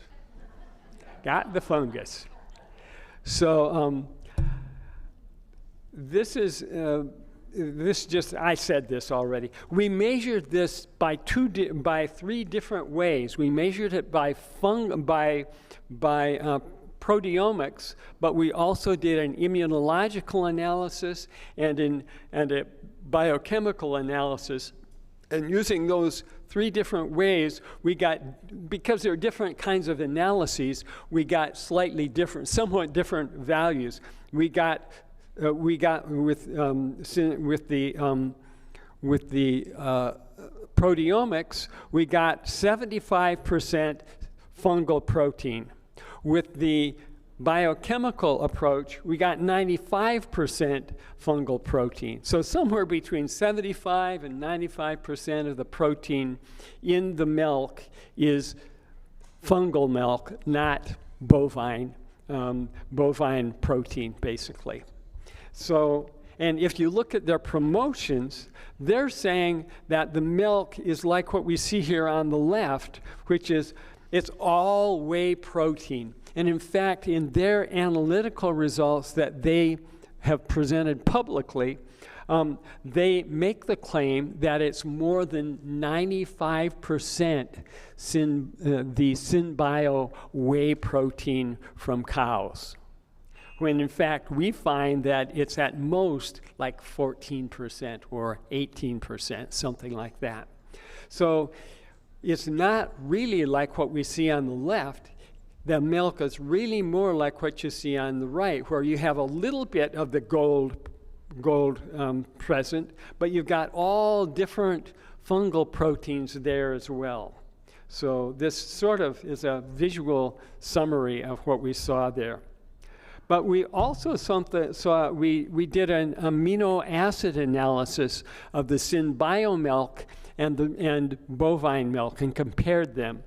And this graph summarizes the difference. Each bar indicates the difference, how much the synbio milk deviates in amino acid composition for each of the amino acids. And remember, the importance of proteins for your body is that they are built from amino acids. And what your digestive system does is breaks the proteins down to amino acids. You absorb those, and then you use those to build new proteins. And milk is said to contain, bovine milk is said to contain one of the best sources of protein, because the amino acid composition is ideal for building human proteins. Here we show that the amino acids present in the synbio milk are highly different from what you find in natural milk. So it's not even, the protein is not even as nutritious for human beings as real milk protein is. So it's pretty shocking that way. And they were calling it essentially identical to real milk. So I want to now talk about how this genetically engineered fungal product got into the market. And the way it was done is that the manufacturer obtained a GRAS affirmation. They did a GRAS affirmation that was submitted to the Food and Drug Administration in the US. And GRAS stands for Generally Recognized as Safe. They got this, they essentially put together an argument that they claimed proved that their milk was generally, based on the standards in the U.S., that milk was generally, could be considered generally recognized as safe for human beings. And the argument that they used for that was this. they said, and this is my summary of what they said in a 15-page document. They said, genetically engineered T. reesii enzyme preparations have been used in food processing for years and are GRAS, are generally recognized as safe. And that is an accurate statement. T. reesii was the fungus that they used in making the Synbio milk. And their argument was that the Synbio milk is produced in T. reesii and therefore should be considered GRAS as well.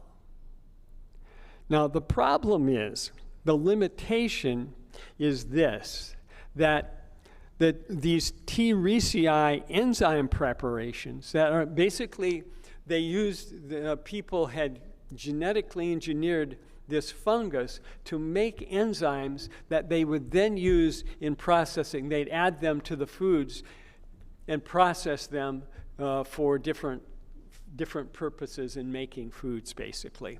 For instance, they'd mix them with a vegetable or with a fruit to release the juices so it would be easier to juice the fruit, that kind of thing.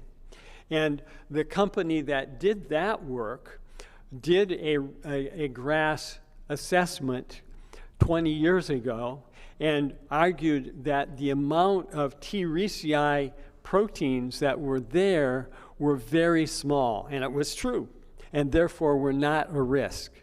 The problem is that the Synbio milk doesn't contain micrograms of fungal protein.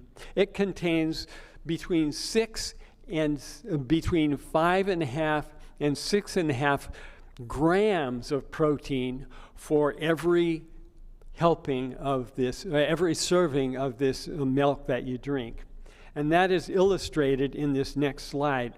The top graph shows the amount of the T. reesii enzymes that would be present in a food that had been processed using these T. reesii enzymes. And we took this data from earlier publications. And you can see it's tiny, it's actually micrograms of protein. And the second line shows how much protein between 5.4 and 6.6 grams are present of fungal protein are present in a single helping, a single serving of Synbio protein. And the difference is shocking. In terms of the amount of Synbio or of fungal protein in the Synbio milk helping is 19,000 times to 794,000 times higher than the amount that would be present in fungal in the foods that have been processed using these fungal proteins. So their argument about the generally recognized as safe value was incorrect. It was not honest. And the FDA, they just looked the other way. And they haven't done that just once. There are now 6 companies that have gotten GRAS statements using the same argument. And the FDA has just looked the other way. And so, as far as I'm concerned, our FDA in the US is not doing its job. And somehow they're happy letting these things go on the market. It makes the companies happy, but it isn't good for human beings. And the problem here is that if these proteins or the other compounds in the Synbio milk were acutely toxic, we would know it because somebody would drink it and they'd get really sick really fast. But if this is a slow process, like developing an allergy to the milk or some other thing, maybe it causes a headache, And you drink it, you get a headache, but you don't know what caused that headache. It could have been 20 things. Maybe it was the way that your boss or your husband or your wife yelled at you that morning, something like that. But it was really caused by the Synbio milk. You might never make the connection. And so without proper testing, you have no evidence that that milk is safe. And they just let it go by. And it's as far as I'm concerned, it's irresponsible. So this just talks more about this GRASS program, and I'm not going to go into detail because I'm sensitive about the time. But for future reference, this will be part of the testimony, and I stand by everything that's said here.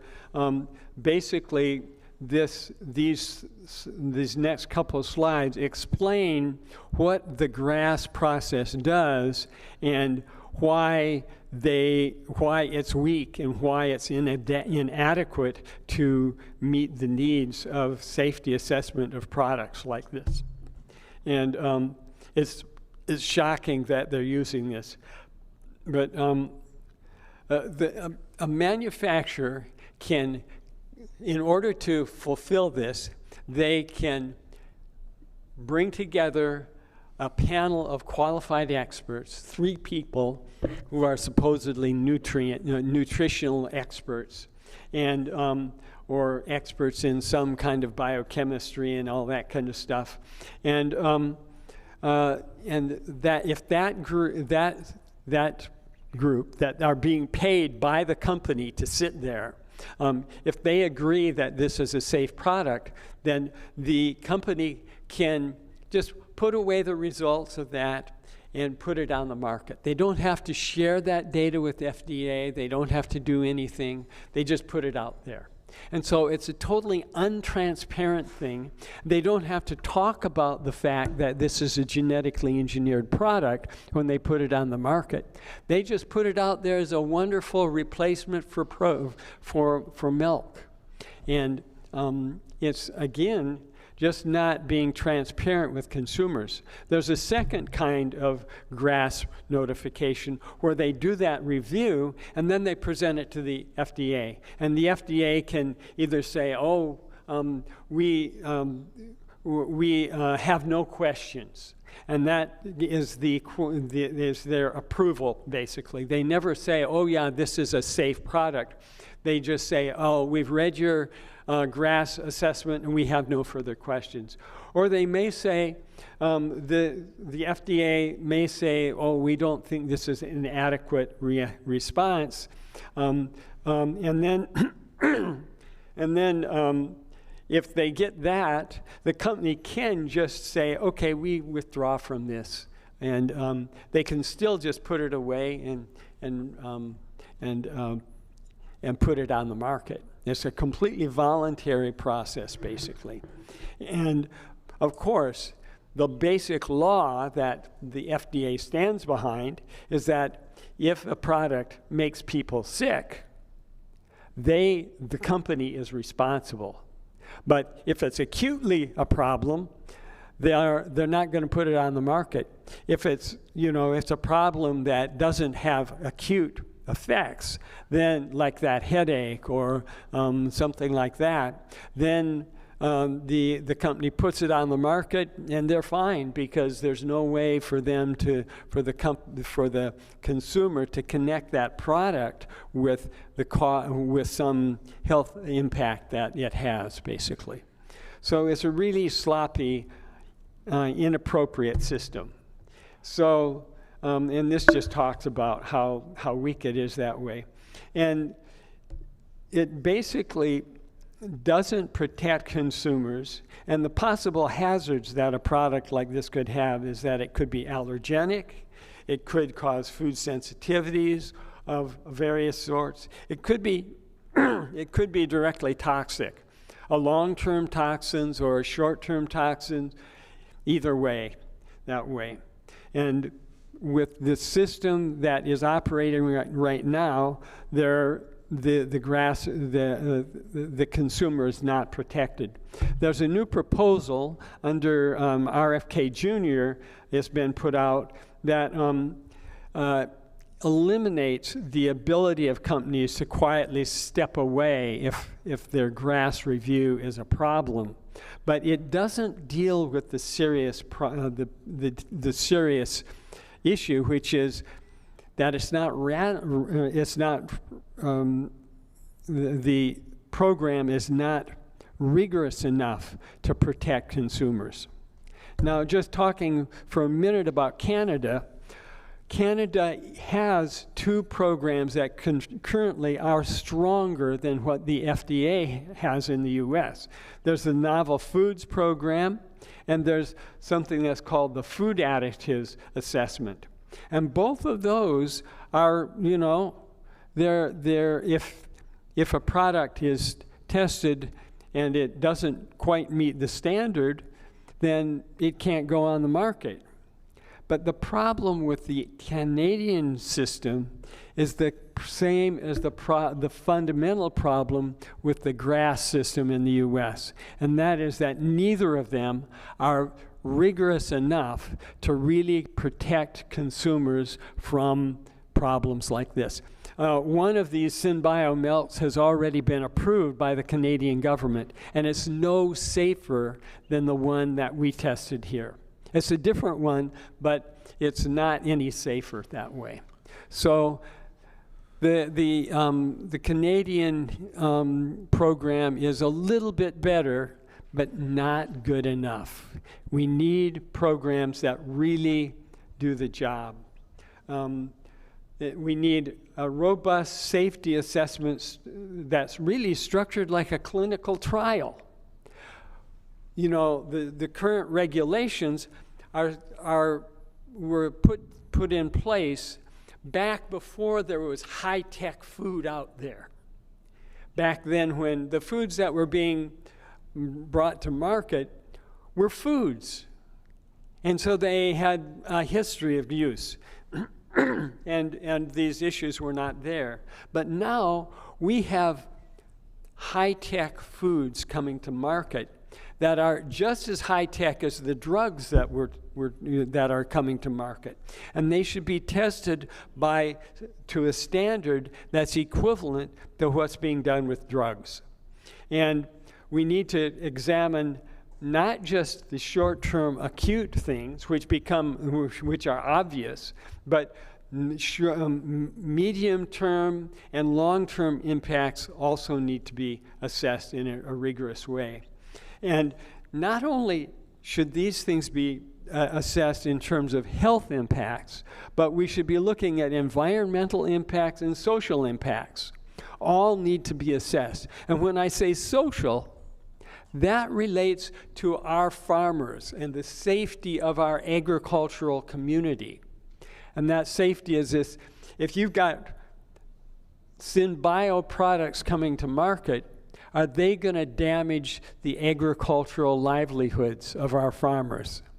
And is that something that's good for all of us? Because if they suffer, our food security suffers. It's in the hands of a bunch of biotech people that we're not really confident can deliver the food that we need to keep our society functioning properly.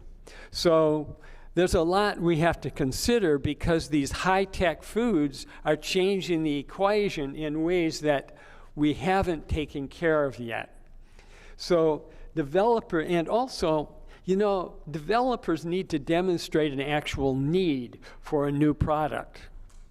If cows are already doing the job in a good way, why do we talk about SynBio milk? Is it really giving us something better, or is it just giving us something different that somebody can brag about and sell? And that's not a good reason to put it on the market. So I think that's the end of it. Thank you very much. And if there are questions, I'm happy to do that. Are we okay in terms of time? Yes, we're doing just great that way. Thank you. Really interesting. I've got a couple questions, then I'll turn you over to the panel. Good. I think your question, you posed that last question rhetorically in a sense. Why are we doing it? If the cows work great and they're healthy and we have this massive agricultural sector established for 100 years, why are we messing with it? It provides a stable, healthy food supply. Isn't the answer just the bottom line? It's a lot cheaper to synthesize milk rather than raise cattle, and we'll make more money at the end of the day by selling this synthetic product. Isn't that really this change being driven by the almighty buck? Well, the reality is that when you do the rigorous calculations, which these companies haven't done, this stuff ends up being more expensive than real milk. And the thing that's really damaging them, one of the things, is just the cost of the production. The same with synbio meat, is it's too expensive. And you know, this whole area, if you look at the products, they're not doing well.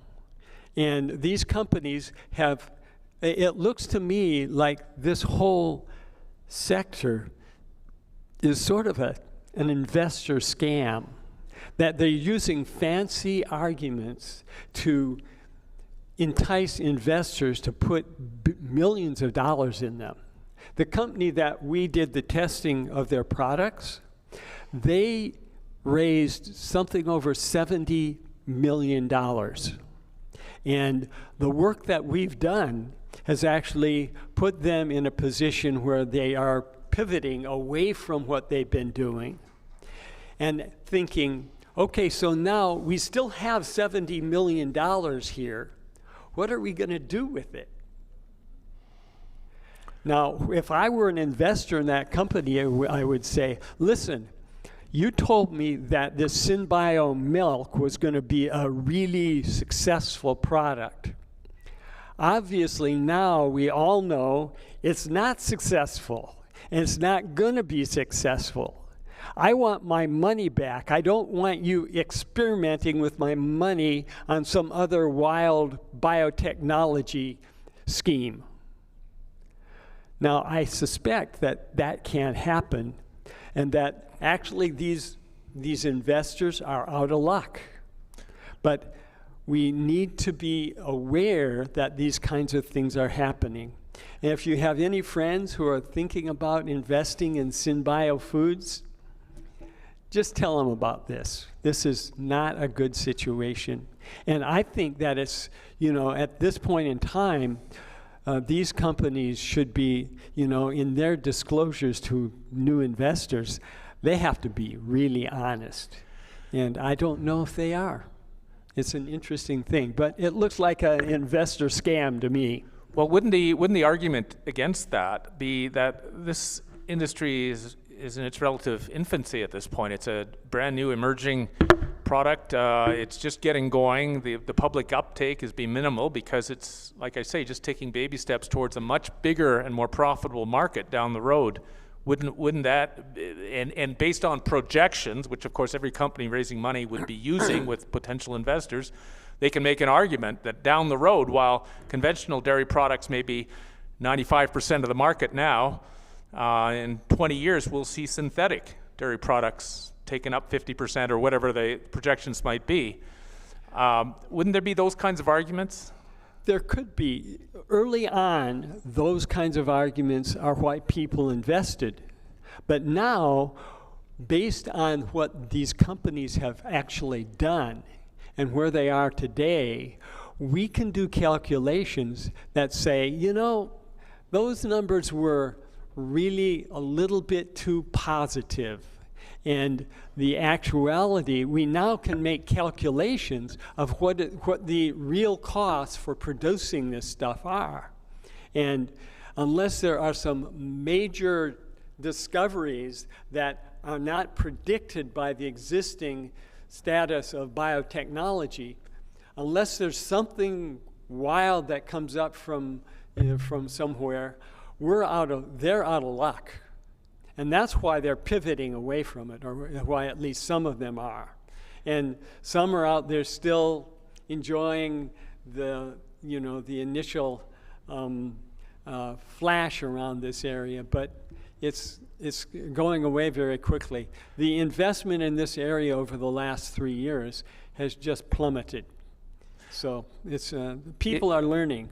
And I just wonder if maybe the reason it's plummeting is because there are concerns now being expressed based in part perhaps on the studies that you've done and others showing these aberrant levels of unknown substances and proteins that have nothing to do with dairy but everything to do with something else, and absolutely refuting any notion of a comparable product to conventional dairy. I mean, we're showing it to be, just through the material you've shown us, absolutely entirely different from dairy milk, notwithstanding how it's being marketed. So there'd be a greater public awareness of this. Now, I don't know about that Graff process. You talked about 6 companies getting certified in this relatively easy process of generally recognized as safe. You need those 3 experts on board, and you go through this process.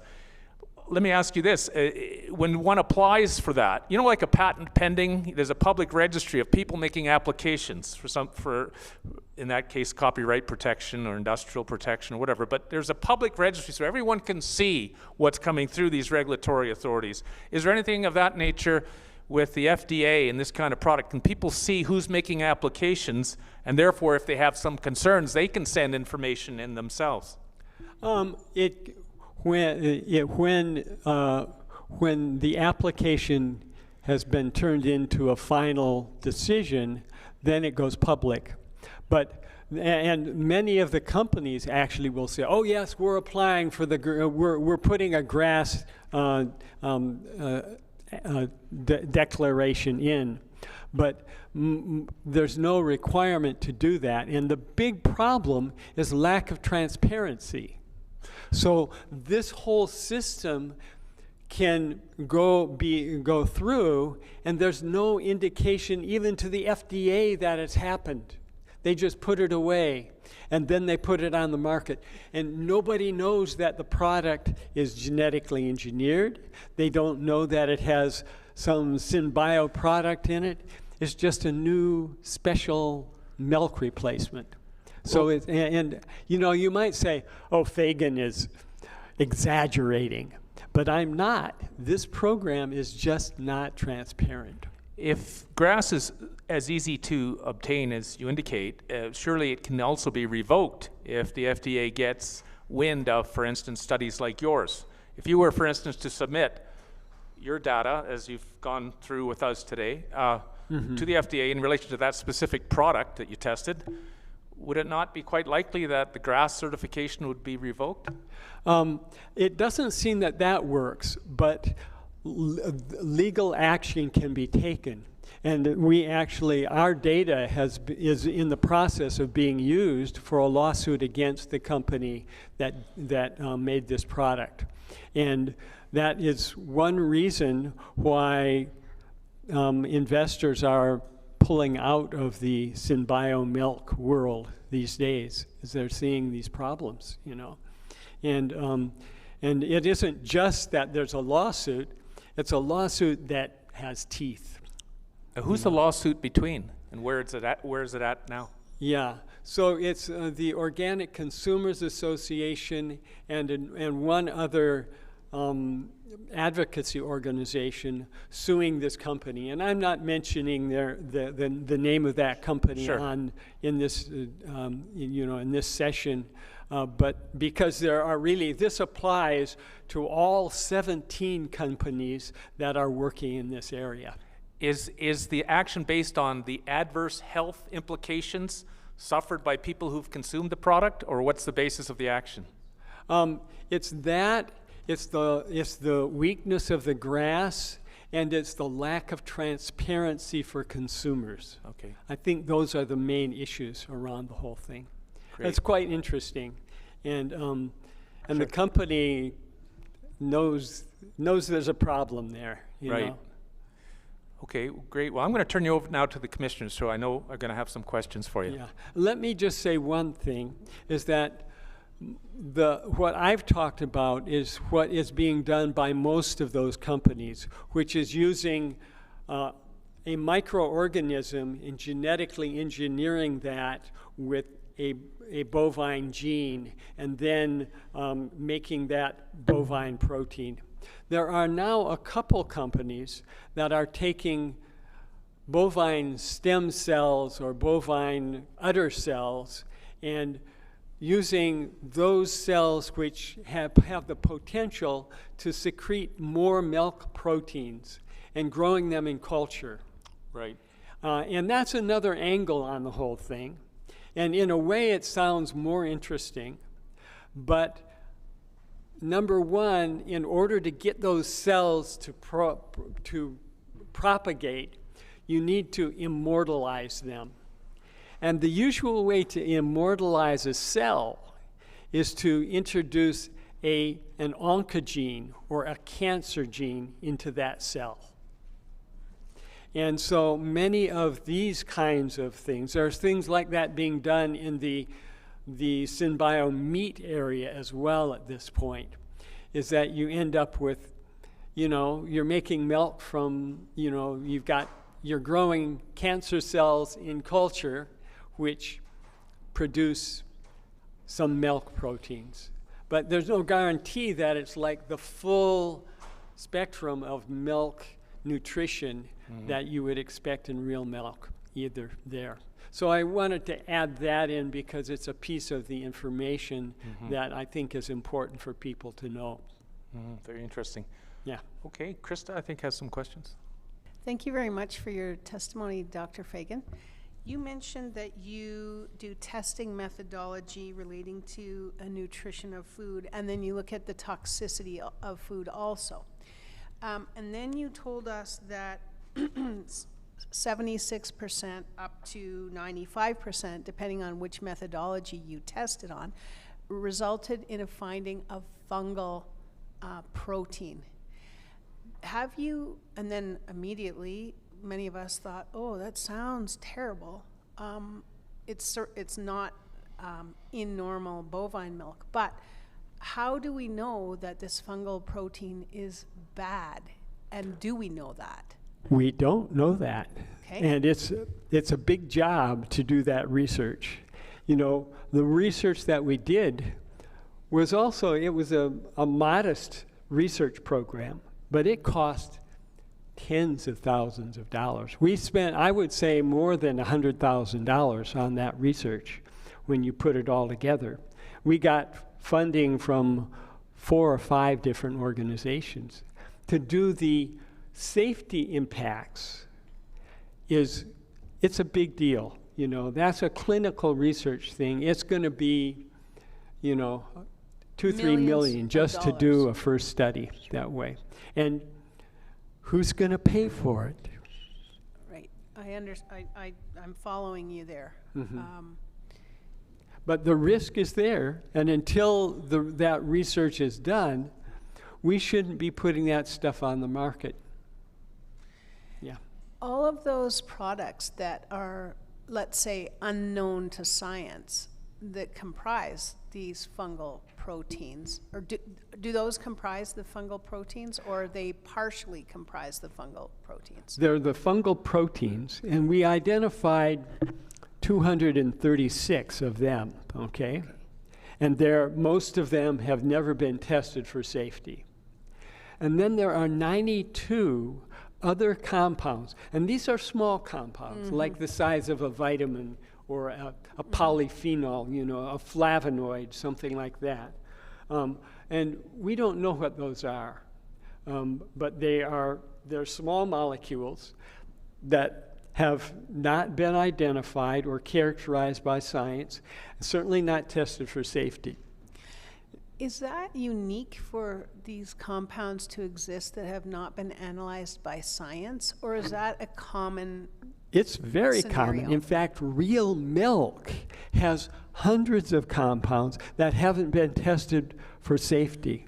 But the difference is that people have been drinking milk for thousands of years. And so we know that what's in the milk, it doesn't hurt people, unless you're allergic to milk, and then it could cause problems. So we know that much. So, and that's the way with foods, is that foods are generally recognized as safe based on hundreds of years Historical of record use. and Huh? a historical record, and as you say, hundreds of years of use. Exactly. So a big factor here is the novelty of these products. It's critical to what it is that you're speaking about. Yeah. We're doing something that's never been done before, and that's to apply these powerful biotechnological tools to producing, quote, food. When we don't even, and the outcome, without proper testing, we don't know if it's safe to call it a food or not until that testing is done. And so far, it's been pretty sloppy. Thank you very much. Yeah. Thank you so much for your testimony. I'm not sure which market out there works well on synthetic fungal protein, should this project not exist well.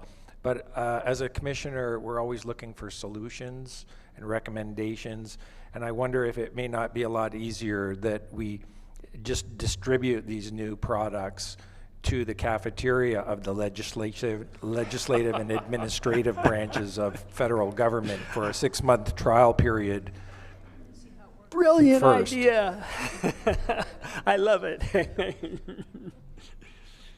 So you recommend that may be a good idea? I think that's a good educational project, especially because I haven't tasted them, but from what my friends tell me who have been brave enough to taste them, it's not a great experience.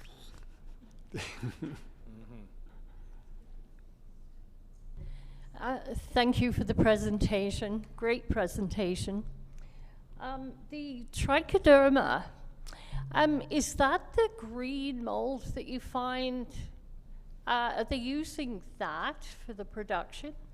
Right, yeah. So where are they getting it from? Are they growing their own mold and then isolating it and then? Yeah, T. reesii.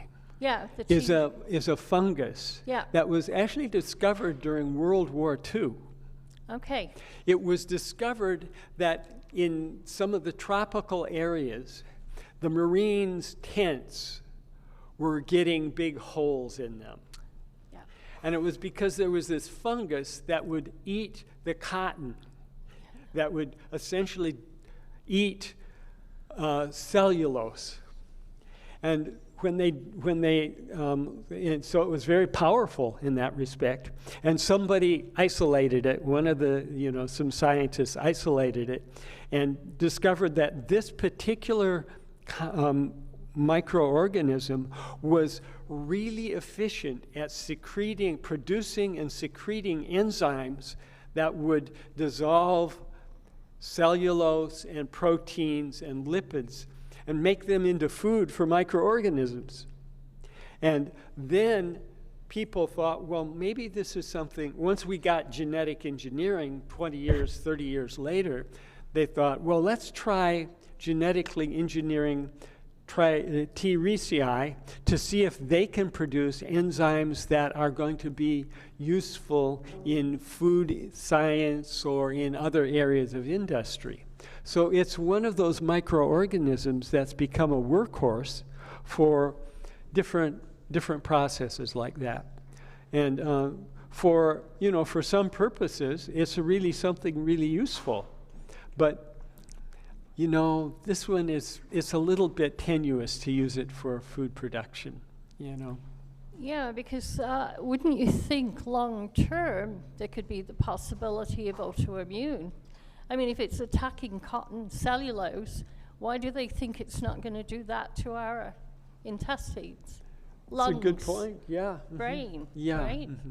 Well, when you use it for processing fruit or something like that, the concentrations used are tiny.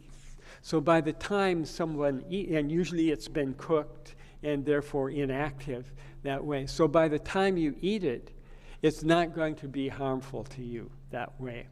But it's an issue. It's a real question that way. Okay, thank you. Mm-hmm. Thanks again, Dr. Fagan, for your presentation. You've talked about Synbio as being a beverage. Are there other food products that we would find this Synbio in? Yeah, or meat. So Synbio meat is a very popular area as well. And initially they were talking about making Synbio steaks, but it's really hard to do that. But now, there are a number of companies that are making Synbio chicken McNugget kind of things. And also, they're using the Synbio meat as an ingredient in foods that contain, like a hamburger, or using it in spaghetti sauce or something like that.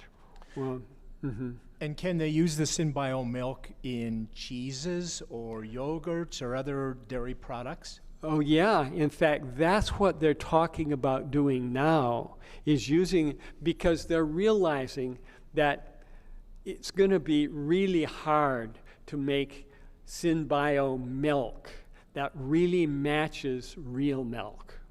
But you can use the Synbio protein from this stuff. You can use it as a protein supplement for different products that way. And so it might be a better use for it to do that, one which it'll be actually easier for them to slip that by consumers, because it's, putting more protein into something, or putting that, maybe that's cheaper protein, using that in a burger or in spaghetti sauce or something like that would be an easier way to slip that by consumers than a steak or something like that, basically. And in those products where there would be multiple ingredients, it would then be a labeling issue that they would have to address? Probably not. With the current regulations, they could probably get it by with, with some kind of innocuous labeling that would make it untransparent. And that's what we need to change. We need to create regulations that make it clear what's going on with the ingredients that way. And to do that is really important. And also, those 92 or 93 compounds that were present in the Synbio milk, it wouldn't be difficult to purify the stuff so that you could you could keep the protein, and then you'd have a mixture of fungal and milk protein, and get rid of those small molecules, the fungal sewage, you might say. It wouldn't be, there are easy, straightforward methods to do that. It'll cost a little bit more money, but in doing so, you reduce the risks of that product very significantly. And so creating a situation where industry has to be number one, more transparent about what it's doing, and number two, be more careful about the purity of what they're offering. That would make a big difference for these products. And we have to, this is high tech. We should use all of the high tech. And part of it can be these purification things. And they're not that expensive and not that laborious to do. So it would be worthwhile. Yeah.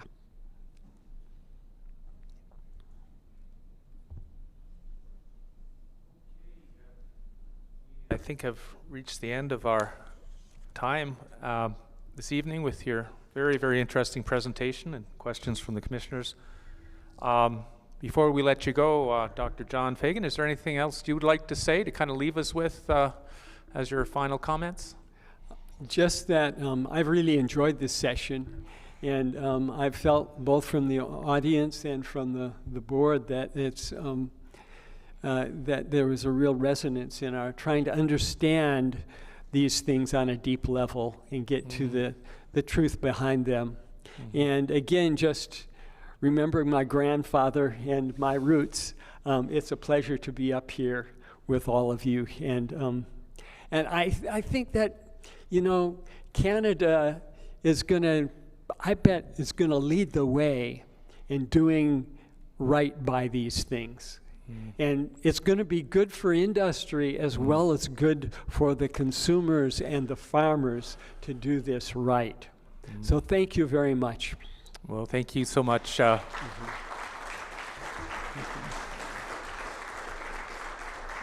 We certainly have a brotherhood with our friends in Iowa who share the same passion and interest in these very, very important issues. So your attendance here at the NCI today has been invaluable. And all the best in your travel back to Iowa, and thank you so much for attending tonight. Thank you. Thank you. Okay. We do have one final witness, commissioners, who I see is now joining us virtually. I understand all the way from Japan tonight. Michael, can you hear me okay? Yes, sir. I hear you loud and clear. Great. Okay, Michael Yon is our next witness. Michael, could I have you state your full name for the record, please, and spell your last name? Yep, Michael Philip Yon. My last name is Y-O-N, Yankee Oscar November. Okay, Michael. And do you swear to tell the truth, the whole truth, and nothing but the truth, so help you God? I do. Great. Thank you for joining us tonight. I have just a few notes on some very brief sort of biographical points about who you are, and then I'm going to invite you to expand on that, tell us more about who you are, and then get into what you intend to speak about tonight. But my notes indicate, refer to you as a field-based journalist and a researcher and an experimental food security witness. And you can expand on what those things mean. You're going to, as I understand it, focus on food security, famine risks, fertilizer, vulnerabilities, and global food and supply systems. We understand that your background, if I might just touch on some of the highlights that I've got noted here, you're an American, you're an independent war correspondent, author, photographer, former U.S. Army Green Beret. You graduated through the U.S. Army Special Forces training near the top of your class, apparently. Your war correspondence background, you've independently financed. You went off to Iraq and you were involved as a journalist, I think, embedded with the U.S. troops in the very active combat arena. You've reported internationally on conflict, migration, geopolitical instability, and supply system vulnerabilities. So these are my notes of your background and what I understand to be the general subject of what you're about to tell us about. Is there anything else about yourself, Michael, that we should touch upon before you get going here? That covers it in general, although I never identify myself as a journalist, actually.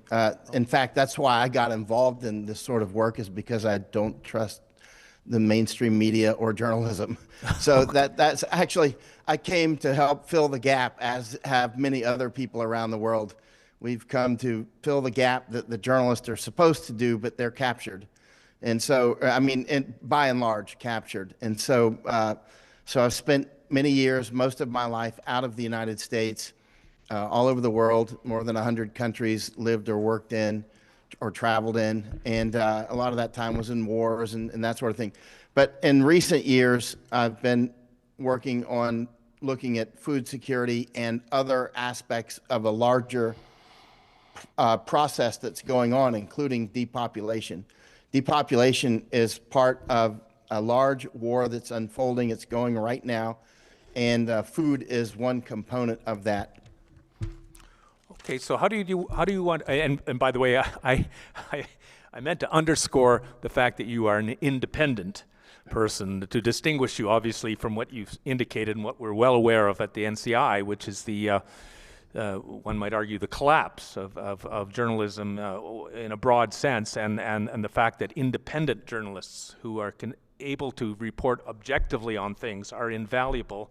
And we consider, based on my understanding of your activities, you are truly a great example of an independent person who can actually cover the objective facts without being pushed around by the usual factors. Have I put that more accurately? Because I know you're well known online as a very active and independent and interesting person to listen to. You based on your appearance today, we've of course heard from others say, "Oh, Michael Yon's on." Well, he's a very interesting and compelling guy, and but the feature which I want to underscore is that you're an independent thinker. You're not owned by any media organization, and you're not influenced by the kinds of pressures that we see having brought the mainstream press to its knees on a number of different fronts. So maybe that's a better way to introduce you. That would be more accurate. Many have tried to own me over time, as you can imagine, and it's been quite an interesting journey, that in and of itself. But in warfare, the highest form of warfare is information war, and a subset of that is psychological operations. But when you're going to war, one thing that you must do if you're going to be effective is seize the information battle space, right? As much of it as you can. It's a war, of course. And so journalism and well, just let's say information propagation, broadly is main battle space. I mean, that's critical terrain right there, right? Now, keep in mind, every war that you've ever heard of comes down to three things: routes, resources, and ideology. So routes, resources, and ideology. And ideology is about, human resources, actually. That's what the companies call them, human resources. And with human resources, you can get the other resources. You can get the oil. You can get the Suez Canal or build the Panama Canal or that sort of thing, right? So you can build a navy with human resources. Of course, you have to have the other resources, but you'll use the humans to do that. So information battle space and ideology are two of the components of the larger war. But when it comes to decreasing population, which is one of the main objectives in what's unfolding now, there are many weapons that are being used. Some of those include pharma weapons, medicines that are prescribed or compelled, or not medicines, that just poisons, actually. And so that's one component of this war. There's many other components, such as just economic, like just pricing people out of life, basically. Also, intoxicants are a massive weapon that have been used for many centuries. One of the main ways in the United States that, let's say America, and then finally the United States, that we defeated Indians was actually with firewater, with whiskey, right? It wasn't even with rifles so much. So what I'm getting to is there's many components. One of those is food. And food is obviously massive, and that's what you want to talk about, and we've researched that quite a lot. Yes. Well, let's do that. Let's get focused. As you know, the general area that is the focus of this week's NCI hearings here in Alberta is the question of, are farmers safe, which brings into play questions of the security of Canada's food supply, and inferentially the U.S. and Western Europe and the rest of the world, the toxics that we're putting on our farms, the regulatory pressures being applied against farmers. All of these issues come into play on the question of whether farmers are safe. So within the context of those concerns, we'll now address what you're able to tell us on these areas of food security, famine risk, fertilizers, vulnerabilities. And you've started off, and you mentioned a couple times, this objective of decreasing the population and how that all ties together. If I understand what you're saying, it's all connected as part of some global agenda that relates to decreasing populations and the creation of famines and toxics, as you use the historical example, the natives in North America. So let me hand it over to you now with some focus then on the whole question of are farmers safe, the food supply, those kinds of things. Can I sort of give it to you with that focus? Yeah, sure. And by the way, just a quick question for you is: are they growing cannabis in Alberta now? Good question. You're obviously on top of the news. Alberta is still technically part of Canada, as I understand it. I'm from a place called Vancouver, and our panel is from other places across the country, as are most of the NCI people that are involved in this. So we're a national organization. We just happen to be doing our hearing this week in Alberta, but we've had hearings out in Ontario, we've had them in BC and Manitoba, Saskatchewan, and in the Maritimes. So the NCI is kind of a national group. We're not only in Alberta, we just happen to be here this week. Right. Last time I was up in Canada, there was a lot of cannabis. I was driving down the road, my wife and I were driving down the road with a retired Canadian Army officer, and I smelled marijuana. And I said, "Is there marijuana in this car?" You know what I mean? And he said, "No, look at these big greenhouses. They were on both sides of the highway." Wow. And so I see this in other countries as well. And but these are actually direct attacks on food supply as well. So places that could be growing something else are growing dope. So basically bleeding us down. So that's one of the weapons. And now, how is this unfolding? The idea of globalism, by the way, a lot of people look at that and they say, oh, this is conspiracy theory. So you've got this idea that there's these global powers. And I'm like, yeah, actually, you're so far behind if you don't see the global powers that I'm not sure how you remember to breathe, actually. It's like, the global powers that's how Canada and the United States were formed, right? That's why we even exist as countries, was globalism. Straight up, the United States and Canada are absolutely synthetic countries and products of globalism, right? And I'm proud and happy that I was born in America, but I'm under no illusions how we in the Gulf states and the Persian Gulf and many countries around the world were formed from that. Now, there are people now who wish to depopulate the earth. Now, this is nothing new.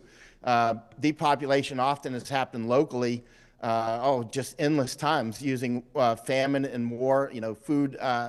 Food is cutting off people, like when Americans were killing buffalo. Some of the buffalo killing was to deprive Indians of buffalo, right? So it wasn't all about hides, although a lot was, but a lot was in different times was about depriving them of food, or the Irish famine, from 1845 to roughly 54. But so there many times famine itself is used in local, or say in more regional context. But now it's being used in a global context. And so some of the things that you see happening, for instance, in the Middle East right now are directly related to what you see happening in Canada and in Netherlands and in the United States and here in Japan as well, knocking farmers off of their farms through various bureaucratic methods and buyouts and whatnot. There's so many weapons that are being unfurled that there's not much time for me to talk, so I'm going to make it quick. But some of the weapons that they're using are cutting off and making very expensive fertilizers and fuels, right? Like, for instance, cutting Nord Stream, which Misako, my wife, and I predicted well in advance, many times in writing and on interviews. We actually went to Germany in advance of Nord Stream being cut, warning about it. In fact, the last time that we warned about it, or one of the last times, it was 14 days before Nord Stream was blown up. We were at BASF plant in Ludwigshafen, Germany, researching Nord Stream. That's why we were there, because we thought something would happen to it. Likewise, in Netherlands, when we were warning that Groningen gas field, the biggest gas field in Europe, likely would be closed. It is now closed, right? So these things are all additive pressures on the food supply. Those natural gas is used in the Haber-Bosch process for creating nitrogenous fertilizers, right? And so you see the war that's unfolding in the Middle East now, attacking the energy, attacking phosphate, attacking, Iraq, as an example, no longer exports any phosphate and has not for years, right? So this has been going on for a long time. It's a process. It's been going on for generations of controlling and reducing food supply to control and reduce the population. Now they've, cranked it into overdrive with with attacking energy directly and very overtly, right? And attacking fertilizer supplies directly and overtly. We see, fertilizer plants burning up, the Black Sea closing off food and fertilizer exports. We see, the go for, eventually I think you're going to see a go for Morocco because a huge amount of phosphate that's 70% of the world's phosphates in Morocco, right? A huge amounts in Iraq, but that's all been closed down for years now, right? And so the attacks on the inputs are tremendous, whether that's nitrogenous fertilizers, controlling phosphate, controlling routes, right? So this is about routes, resources, and ideology. To cut down the food supply, if you're going to do this methodically and in a business-like manner, you're going to try to do it to get the most bang for your buck. To do these things, you would do things like close the Strait of Hormuz. That's why in writing, I published well in advance that I thought that the Strait of Hormuz would be closed. I published that on July 3rd, 2025, well before the recent shooting started. And by the way, I predicted the time and date of the shooting very close. I was off by like 72 hours, I think, right? A lot of people thought that there would be no war with Iran. I predicted it, and the timing was pretty precise, actually, off by about 3 days. Normally, I don't take estimates of timing, but in that case, I thought I saw that window, and it turned out to be accurate. But this war with Iran has nothing to do with nuclear weapons or any of this stuff. It has to do with attacking food supply and energy, right? It has to do with population reduction. It has to do with changing the world order and dissolving countries like Canada and the United States and Japan, where I'm at now. Japan actually is very food dependent, imports much of its food. So this is global. And what you see, the Strait of Hormuz, that is directly related to what you see in Canada. It may not look like it, but it is. The Nord Stream attack, directly related because it's the same war. It's the exact same war. The bureaucratic processes that knock farmers off of their farms in places like Netherlands, where we spent so much time running around talking with farmers and fishermen. And we spent more than a month with Catherine Austin Fitts, she should be testifying here as well. Catherine Austin Fitts is very well informed on this, and her team at Solari Report are extremely well informed. We spent a lot of time with them. But so there's quite a few people that see different components of this. Like the Canadian farmers see the Canadian components, the British farmers see that, the Irish see it from the Irish. But we go to many of these different countries. Misako and I have been to 30 countries in the last 4 or 5 years looking at this. And so it's happening everywhere. So you see the people that want to decrease population are seizing control of key routes, such as Hormuz. And now you see Bab al-Mandeb closed, or at least greatly interrupted by the Houthis. Now, that was not an accident. That was impelled, right? Because there are people that want the Suez closed, and they can do it, and want the Strait of Hormuz and Malacca and the Turkish Straits, right, and the Strait of Gibraltar. I think you'll end up seeing more in the North Sea and at the Danish Strait, right? And so this is all related to reducing food supply, right? And because, when you get famines, especially widespread famines like the Hungry 40s in the 1840s across Europe, you have widespread changes in politics, right? And so when you create famine and then control the food supply, by the way, when you're trying to create, going back to RRI, routes, resources, and ideology, the creation of cults, the ability to create cults is one of the main arts of war, right? It's a dark art of war, and it's quite serious. And you can see cults often form on ships. They can form, especially in the old days, you can sail from Rotterdam off to New York, and a cult can form halfway in between, right? And they can form very quickly, micro-cults. What I'm getting to with this is when you can control food supply, like on those ships, and control information flow, like on those old ships, like the Batavia and that sort of thing, cults can be created quite quickly when you create famine, when you create food problems. I've got a famine coin right here from from 1816, actually, from Germany. I just happen to have these things laying around because I study this so much, and I had it out this morning. But this is from when they were handing out tokens so that people could get bread and beer and that sort of, because beer was a foodstuff, right? But what I'm getting to is when you can control the food and when you can control the information, you can create serious changes in the way people think. You can create large cults or small cults to get control of people, right? Like serious control. And that is clearly the direction that this is going, to control the information flow, which you can see we still have some breakout, like I'm talking through the microphone right now still. And but we can see it's also quite throttled. We can see that the main channels go to to protected outlets, right? And so control of that food, decreasing the population, and controlling the food to the people that remain, that is a main goal, to control the human resource. The human resource will be controlled, in their view, through food, through information flow, and through kinetics, through AI, through cameras all over the place, the ability to track everything that you're doing, the ability to prescribe you a drug and it gets delivered to your house and you take it and it does to you whatever they want it to do to you, right? So there you go, sir. Yeah, let me back you up a little bit on a couple of points and see if I can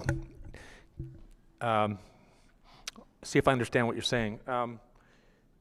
These geopolitical events like the war in Iran and you referred to the Iraq situation, we knew there were false narratives promoted to justify these various campaigns, and you've talked about roots, resources, and ideologies as being the sort of tools in the arsenal to achieve these globalist objectives. You've talked about cults, the creation of cults, which presumably induce people to sort of upload their critical thinking into a fear-based behavior that they follow the objectives and the dictates of the people behind the scenes that are using Western governments to achieve. We were talking about decreasing population and how famine, and I think you're going to talk about controlling the pinch points like the Suez and Hormuz and Panama Canal and other areas of the planet. If you control those things, you can control the food supply, you can create famines. I understand much of what you've said already and what you've said in the past. We've sort of tried to understand some of your views on this. I guess the first question is, who are they? Tell us about who they are and in such a powerful position to be using governments to sort of advance these objectives. Who are they?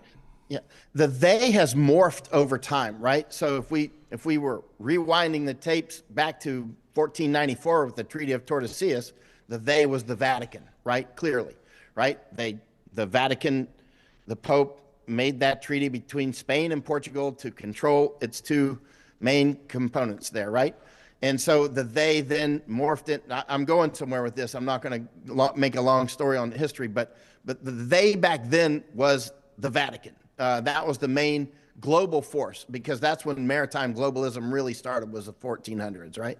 And we're looking at the real globalism, not just Genghis Khan running around the steppes or whatever, or others running around the Med. But and so over time, different theys got involved. The Dutch, the British, or the English, let's say, and then later the British, right? As the let's say Great Britain, as that formed with when Scotland went bankrupt, and with the Articles of Union in about 1707, right? And so these sorts of things have changed over time. The French got involved in globalism, as you know, the Belgians, everybody, Russians, right? So many different players came into the symphony over time, right? So over time, the they has morphed, but some of the historical theys are still there. The Vatican is still powerful. It is, right? It's not as powerful as it was, but it's, in relation to other powers. But one of the powers that is very powerful now is a cult called Zionism, right? Now, Zionism has different components. There's Christian Zionism and Jewish and atheist, and some are Muslims. But that is a specific cult that was made in service to getting certain routes and resources, in particular Palestine, because that's right there at the Suez Canal, which opened in 1869. So over time, these different theys have morphed over time. You see the Chinese Communist Party became powerful in the last few generations, especially the last generation or so. So right now, two of the major components fighting each other globally that I see in all over the place where I go are the Chinese Communist Party and Zionists. They're not the only ones, but that's the real Godzilla and King Kong at the moment, right? Those are the two. There's others. But those are the two. Sooner or later, one of those will be gone, and another one will be gone, and they'll be replaced by somebody else. But right now, those are the two main ones. They're fighting over Panama, where I've spent so much time. They're fighting over Argentina, and we've gone down and looked at that. They're fighting over so many different places, and for instance, Canada, right? So that's the they. The they are actually not necessarily individuals, but they're structures, right? And the United States, of course, is largely captured. They're fighting for capture of our governments. For instance, the United States is largely captured by Zionists. Chinese are making a good go for, Canada. Different people are making a good go for Canada. So, Australia's, got its own tussles going on down there, and the same here in Japan, right? So like I've said, has morphed over time, and there's different. So, keep in mind, Zionism is not a monolith. It's got a lot of subcomponents, and they fight each other. They kill each other. They straight up kill each other, right? And by Zionist, I don't mean Jews, because Zionists and Jews kill each other like crazy and have since day one, right? Although many Zionists are Jews. Most Zionists are actually Christian Zionists in the United States in particular, right? But there's many different subcomponents, and they fight each other. So you can't just, so when I say Zionist, that's like, that's a catch-all term. Right. And so, and likewise with CCP, there's subcomponents in there as well. Okay, and we're really covering a ton of stuff here, so I'm going to try and bring it into focus, because I just in the context of the theme of this week's hearing here with the NCI, which is are farmers safe in Canada, and of course the global situation is Canada's part of the global community, so what's happening in the States and Western Europe and the world at large is obviously relevant to our subject this week. Food supply, the geographic pinch points that can be controlled and disrupt supply lines, all of this stuff. But in the context of creating famines, so you control food supplies and fertilizer supplies and fuel supplies in these pinch points, you can create famines. You can and use the pretext of these geopolitical events like the war in Iran as a way to destroy infrastructure like fertilizer production, and so I get how you're sort of pulling that together in the context of creating a famine, which of course would lead to a decreased population. When I asked you who they is, you're of the view now that the Chinese Communist Party and the Zionists, in the broad sense, are the two major players that would constitute who's ever behind the curtain right now, advancing the objectives you've described. But I don't see them as working together. I see them as having divergent interests and, in fact, competing for control. Or are you suggesting that the Zionists, as you've described them, and the CCP are somehow in partnership in this common objective? They're frenemies. I mean, it's situational. They're both predatory towards Canada and the United States and Europe, right? Both, or Panama. So they're fighting over Panama, right? They're fighting over Argentina, but they both agreed that they're taking down places like Japan, taking down places like all of Europe. And in Canada and the United States, right? Mexico. So they're working as frenemies in that regard. I think eventually you will see, right now, this is why I predicted long ago that I think eventually you'll see Strait of Malacca get closed, and Lombok and Sunda and all that. I think you'll see those closed. and other key choke points, because I think the Zionists are doing their best to put China into famine as well. It's very difficult. That's why I think eventually you'll see Argentina will go for Falklands, try to take that from the United Kingdom, from Great Britain, which I think they will probably succeed at. And then you'll probably see a war between Argentina and Brazil. I've not seen anybody predict this at all, ever, but I see a clear path to war, and a war between Argentina and Brazil would be about cutting off another component of China's food supply, right? So you see right now, and Masako and I went down to Argentina. We looked all around. We went to one place called Jujuy, actually, which is in the north of Argentina, not far in the area of Bolivia. We went up there because that's along the bioceanic corridor between that China is working on between Brazil, Paraguay, Argentina, and Chile, right? And that's a place you see in the news. I just saw it last week in the news. Israelis are pushing indigenous people in Jujuy out of their land, right? I just saw it in the news last week. But we went up there and looked at this more than a year and a half ago, and I had never heard of anything like that happening up there yet, but we anticipated that it would, because that's a place that China and the Zionists are fighting over, because there's a perfect route that you can create there across from Brazil through Paraguay, through Argentina, through Chile, right? Now, China could use that route for food, right, and other things as well. And so, obviously, the Zionists don't want them to be able to do that if they're going to create famine. So what I'm getting to is what's happening in Canada is it's obviously any battlefield that you're in the middle of is the war, right? But on the larger scale, it's a component of a much, much larger war. And it's very important to understand that, to understand the storm that you're in, right? The waves hitting on your beach didn't start, a mile offshore. Okay, how does, you've given a few examples of things that are happening. Maybe we can go into those just a little bit. So, you say they're fighting over Panama. Can you give an example of what's happening in Panama? We all understand that to be a hugely relevant bit of geography there, and you control the canal, and the international trade comes to a screeching halt to some degree. What's the fight about? Who's fighting, and what's going on with Panama? Right. United States created Panama in 1903, right? November 3rd, 1903. We created Panama to make the canal, right? So for hundreds of years, people wanted to make a path between the seas. That's how the Scottish went bankrupt and England basically bought them, right? So that's when Great Britain was formed, the United Kingdom of England and Scotland instead of Scotland and England. So we opened the canal in 1914, right? Now, and it over time has become more and more important. It was very important then. It was important enough to make that massive canal.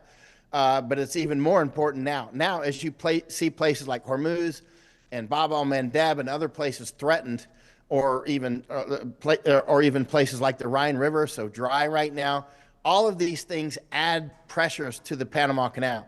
So that as other places get choked down, other places become increasingly important. Now, China is the second biggest customer through the canal, right? So China is number 2, but United States is number 1 because of our proximity. A huge amount of, and actually the Panama Canal is also important for food that comes from Brazil and goes to China. A lot of that food goes right through the Panama Canal, and other food from the other side of South America comes through the canal, going the opposite direction to us, to the United States, right? So, but what I'm getting to is the Panama Canal is absolutely vital. It's been vital since 500 years, since the first wars started there with Westerners. And there's never been peace in Panama except for the relative peace when the United States was there. But what I'm getting to is China and the Zionists are thick in there. A lot of Israelis are moving to Panama right now, just like they're moving to key parts of Thailand, which are strategic. The places that they're moving in Thailand, and the places that they're moving in Greece, and these other places are strategic. And but in Panama, the Chinese have also been, huge numbers of Chinese have been moving in in different waves. They've been doing it since the 1800s now, but now it's more global. It's, you know, in the old days when Chinese were moving to Panama, it was for jobs and that sort of thing. But now it's to seize control of as much routes and resources as they can get. There's a lot of copper in Panama. There's a lot of timber. There's energy. There's the route that they're building through the Darien Gap to Colombia, which will connect the North and South America. People often say that's impossible, and they're completely wrong. In fact, I'm the one that found the 2 bridges that they're building down there. They're absolutely building a road right now to Colombia. Through the Darien Gap. Right. Yeah. Okay. Okay. So the Panama Canal is clearly strategically huge in terms of the global sort of competition over international trade and to disrupt the supply lines for countries around the world. You control Panama or the Suez as examples of these geographic pinch points that have tremendous strategic. I understand that, and I can see what you're saying here. But in the context of, okay, let's get back to what you say was this overall objective of decreasing population, and you create famines, and you poison people, and you do these kinds of things which would lead to that. What is the goal there? Who wants to decrease population, and for what reasons? Because let me just stop there, because you can make more money with a large population. If it's money driven, you want huge markets, whether you're China or the US or anywhere else that's exporting into markets. If you decrease population, you seem to be going the wrong direction. If your objective is expanded, I suppose, economic gain, so I assume that's not where you're headed, but why would decreasing the population be an objective for the folks that are controlling governments? Right. Well, they'll tell you why they want to do it and why they're doing it, and they often do. But now keep in mind, depopulation itself is not the end goal, and so the food subcomponent of that, and the jabs and all these other things that are weapons and the depopulation. But the depopulation itself is not the end goal. That's also just one of the grand strategic moves that must be done to control the world. There's always people that have wanted to control the world, and they don't care. Look, you've seen some of the people like Yuval Harari call most of the people on planet Earth useless eaters. They don't want them alive. They don't care about their markets. They'll kill every single one of them. They'll kill billions, and that's exactly what they want to do. They don't care, right? They don't want the markets, and they don't want us, right? They want control of the world. They want the world to be one big park with a lot fewer humans, and that's what they want. Now, so they're looking at it from a different perspective of just making a few shekels or whatever, right? They want to absolutely control the world. There's people throughout space and time who've wanted to control the entire world. There's a lot of people that have given a go at it, right? Like the Vatican gave it a good go, right? And was very, expanding quite a lot for centuries until especially when North and South America opened up. The Vatican, really opened up with the Jesuits and whatnot. They were here. Jesuits, one of their first main missions was here in Japan. That's why Nagasaki they called it the Rome of Japan. They called it the little Rome of Asia, right? It was a huge Catholic city. And the nuclear weapon went off in Nagasaki on August 9th, almost right on top of the biggest cathedral in Asia, right? It's pretty interesting, huh? So but the point is there's been people that have wanted to rule the world. It's different, it's like a hermit crab changing shells all the time. Now the next person fights for that shell. Now we've got the Zionists and the Chinese. The Chinese want to, and they're very clear about this. I've been to China quite a lot. I've written 3 books on Chinese information war. Unfortunately, they're only in Japanese. But I've been, I've spent quite a bit of time in China, running around in Tibet and that sort of thing, and all over China. But the point is that the Chinese want to rule the world too, but they want the world to be Han Chinese, speaking modern Mandarin, right? Now the Zionists want just a lot fewer people, period, including Chinese. They don't want them around either, right? Other than what they have to deal with. So they have different in-state goals. That's why they're frenemies. They have intermediate goals that overlap quite a lot on the Venn diagram, like getting, control of America and getting rid of people like you and me. But the end state goal is quite different. Like the Chinese and the Zionists don't want each other around at the finish line. And they're very clear about that. They don't hide it. They don't hide it for those who are actually paying attention, which I do. But most people are busy with their lives, and I understand that.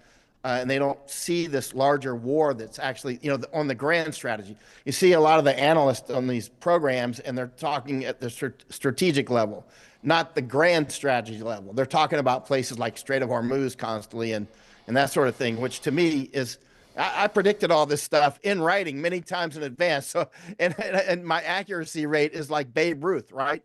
And so, because I'm careful what I say in a microphone, but and I research 7 days a week. But what I'm getting to is, on the grand strategy level, is what a lot of them miss. A lot of people will say, well, this is about balancing the budget. This is about, they got to reduce population so the United States can balance the budget. Well, this doesn't end at the United States. This is happening globally. The depopulation is happening in places that don't have a budget worth balancing, and that nobody cares about except for their land, right? So they want the land. They don't want the people on it. And keep in mind, when they kill off a lot of people, like a lot of people, very wealthy people took the jab and they're dead now. So their assets are, dissolved into the larger, pot, right? So when they kill off the people, look at the screwworms, which Misako and I successfully predicted would get back into the United States. We predicted that in 2020 or 2021, in writing many times, and in interviews many times. The screwworms are now back in the United States. I've told Texas ranchers, these screwworms didn't just show up. We predicted it years in advance, and in writing many times, that we thought that they were coming back because they're going to try to take your ranches, and they're going to reduce the proteins. They're going to do this elegantly. They want your land, and they want you dead.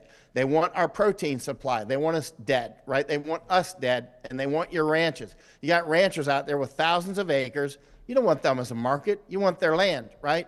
So this is when it came to the Indians. Sure, we could keep selling them firewater, but if you kill off the Indians, you're not going to have any market for your firewater and whatever else the Indians buy.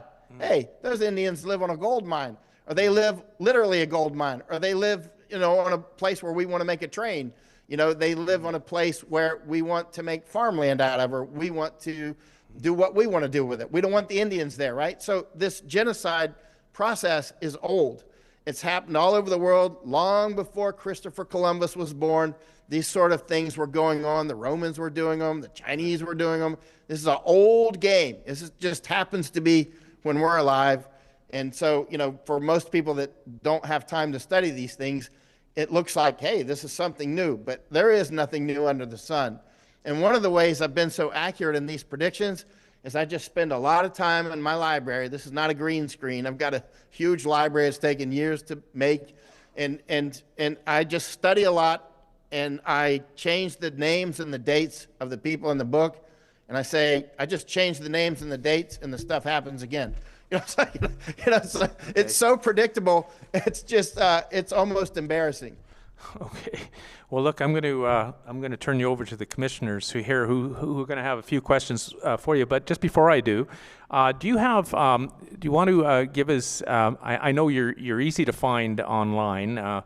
We get a ton of hits if we put you. But is there anything specific that you'd wish to draw the public's attention to as a good resource if we wanted to find out more about what you're saying and what you're doing?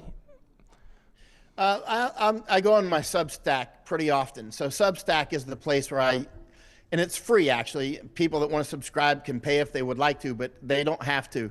My work has been free since day one when I started doing this, more than 20 years ago. And so I started in Iraq in 2004. My first publication was not Substack, of course, because that didn't exist back then, was January of 2005.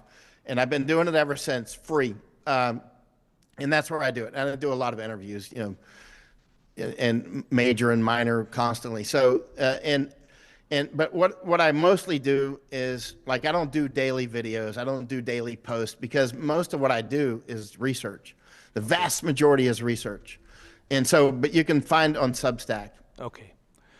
All right. I'm going to you've really brought us a huge bundle of things to think about, and your comments about how it all connects, and that this is really the present-day evolution of a historical reality on the planet, brought to our present era through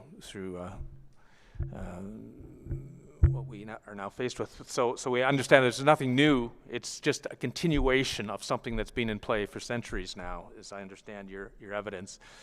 Different players, different technologies, but it's the same dynamic, a wrestle for control, as I understand it. I don't want to misstate or summarize improperly what you've described. And it all, okay, well, with that effort to summarize some of what you're saying, I'm going to turn you over to some questions from the panel here. Krista. Thank you very much, Mr. Yan, for your testimony. It's very appreciated.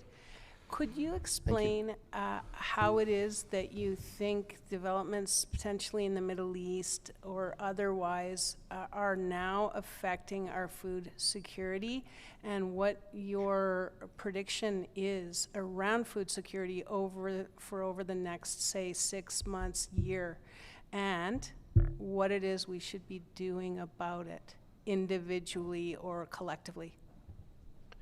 Right. Now, as you see, the energy as prices are going up and more fertilizer is being taken offline. And I think as this war grows, and it's almost certainly going to grow, it's actually kind of, I don't see any off-ramp or any attempt to make off-ramp. That's not what this is about.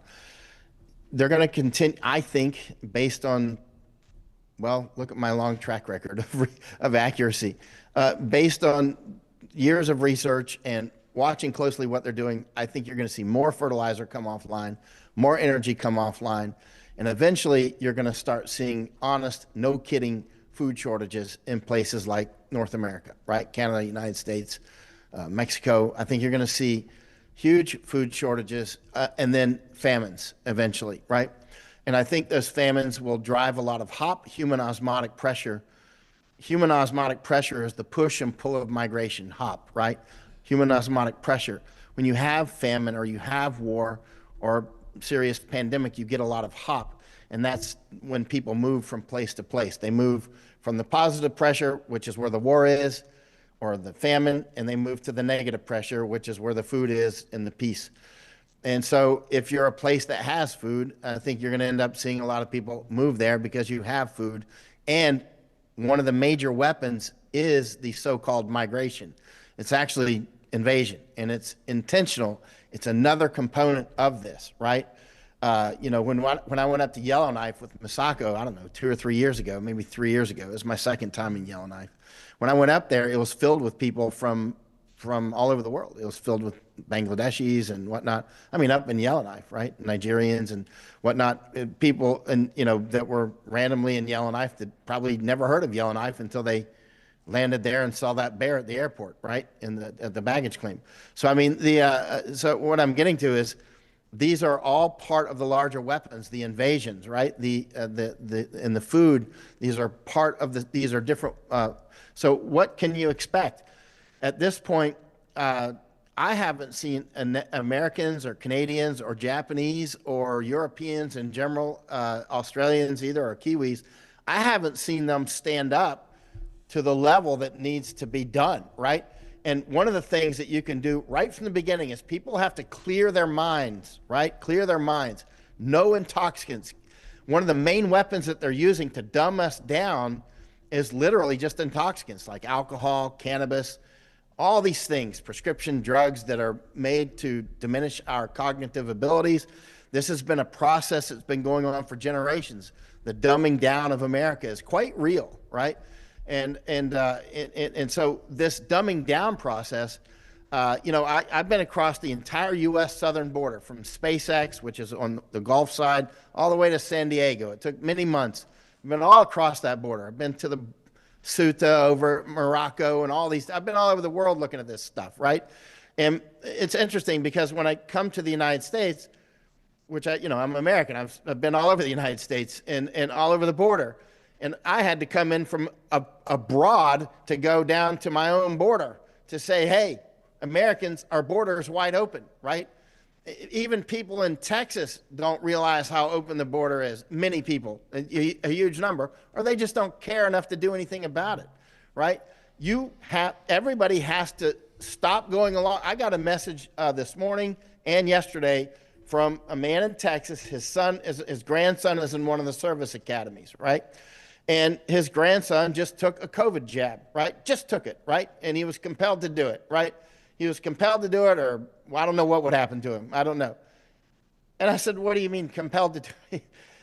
Don't do it, right? No matter what. I don't care if you lose, if you've been in the military for 19 years or you're young and you're in a service academy. You don't do it. Do not take it. That is part of the depopulation. Don't go along. So all of us are in positions to either do something or not do something. And it depends on what position you're in. In my position, I talk into the microphone and I tell people what's going on so that people are aware that, so whatever domain that you're in, you can look around and find work to do, basically, right? And in some cases, it means not going along with it. Like, for instance, I think we're going to end up seeing a draft in the United States. I think our young people will be drafted, and this is part of the same war. I think they'll be drafted, and I think that they'll be dragged off the streets like the Ukrainians. It's happening to them, right? This has happened in the United States before, dragging people off the streets. It's nothing new, and I mean literally. Just like Ukraine. That has happened in the United States in the Vietnam era. It happened in the World War II era, right? Korean War era. I've got a lot of those old draft cards. I've got draft cards from World War I, World War II, Korean, and Vietnam. I've got a bunch of them right in my other library room. I was just looking at them the other day. And it's right there. If you don't show up, basically, you're looking at prison, right? That's war slavery. So when this comes around, don't do it. Yeah, you could go to jail. That's right. This is it. This is big boy rules. We are at war. You will not opt out. You won't be alive and opt out. You won't do it. You're going to be in it. If you're alive, you're in this war. There's no way to go hide. There's nowhere to go hide, right? So you have to, it's time to man up. Big boy rules, right? So often that means, in the case of this young person at the service academy, he took the jab. It may have killed him. We don't know, right? We don't know. Maybe it'll sterilize him. I don't know. How can I know? But the point is, don't go along. We know that they just killed millions of people with these things, and yet people are still taking these so that they can, I don't know, go fly a jet or something in the Air Force. You know, I mean, that's a decision that you have to make, and it's not always going to. War is tough. You don't get to do everything you want to do. But you don't get to opt out all the time either. There's no place to run this time, not for most people. So you're going to have to, whatever corner you're in, find work and do it. And if you're in a position that you can, not do things that gunks them up, trips them up, nobody's going to win the war on their own. And nobody got in here. We didn't get here because of the actions of one person. We got in here from the actions and inactions of millions of people over time. Like, for instance, pushing the dope and dumbing people down. I just did an interview a couple days ago, and I was talking about the dope head Joe Rogan, right? Now, when I do that, it upsets people, and they go, well, he has great guests, and they start apologizing for him. I'm like, listen, you are captured if you're apologizing for that. If you're apologizing for people pushing dope on young people, then you are actually part of the problem. So stop being part of the problem and call these things what they are. Those are actual weapons. The cannabis, is it even cannabis? We don't know what's in that crap. And the whiskey and all these different things that are helping to dumb people down. Anybody that has a podcast where they're pushing dope or they're drinking whiskey or bourbon or whatever on their podcast, don't watch it. Click off. You know what I mean? Just don't share those podcasts. That's things that you can do. You can cut down their information flow. You don't share links to dopehead shows, right? Never do that. Don't share links to dopehead Joe Rogan and that sort of thing, or any of those guys, because they are part of the beast that has been arrayed against us. They're part of the information operation, right? If they're selling and shilling addictive substances, don't push them. That's something that you can do. And talk bad about dopeheads. Talk bad about the use of alcohol. Talk bad about the addictions to these things that are diminishing our cognitive abilities, because that's how they rip our families apart. They rip our now you've got the United States. You got people. I just went back to the United States because G. Edward Griffin asked me to speak at his Red Pill conference in Las Vegas. So I went back there. The author of Creature from Jekyll Island, an amazing book, and everybody should read it. But G. Edward Griffin. So I went back over there. And I realized, Americans now are betting on practically everything, right? They're betting on, unbelievable things. That's another addiction is the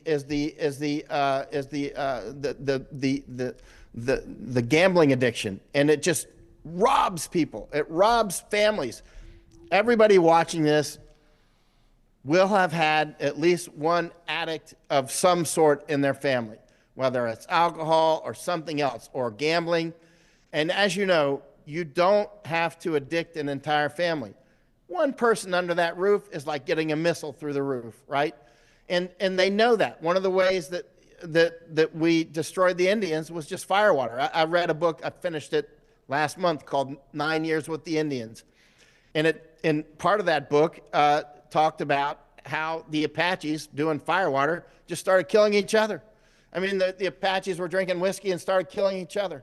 It was destroying their families, right? When I went up to Yellowknife, the last time, I don't know, 2 or 3 years ago, the Indians up there, they were unbelievably staggering all over the place.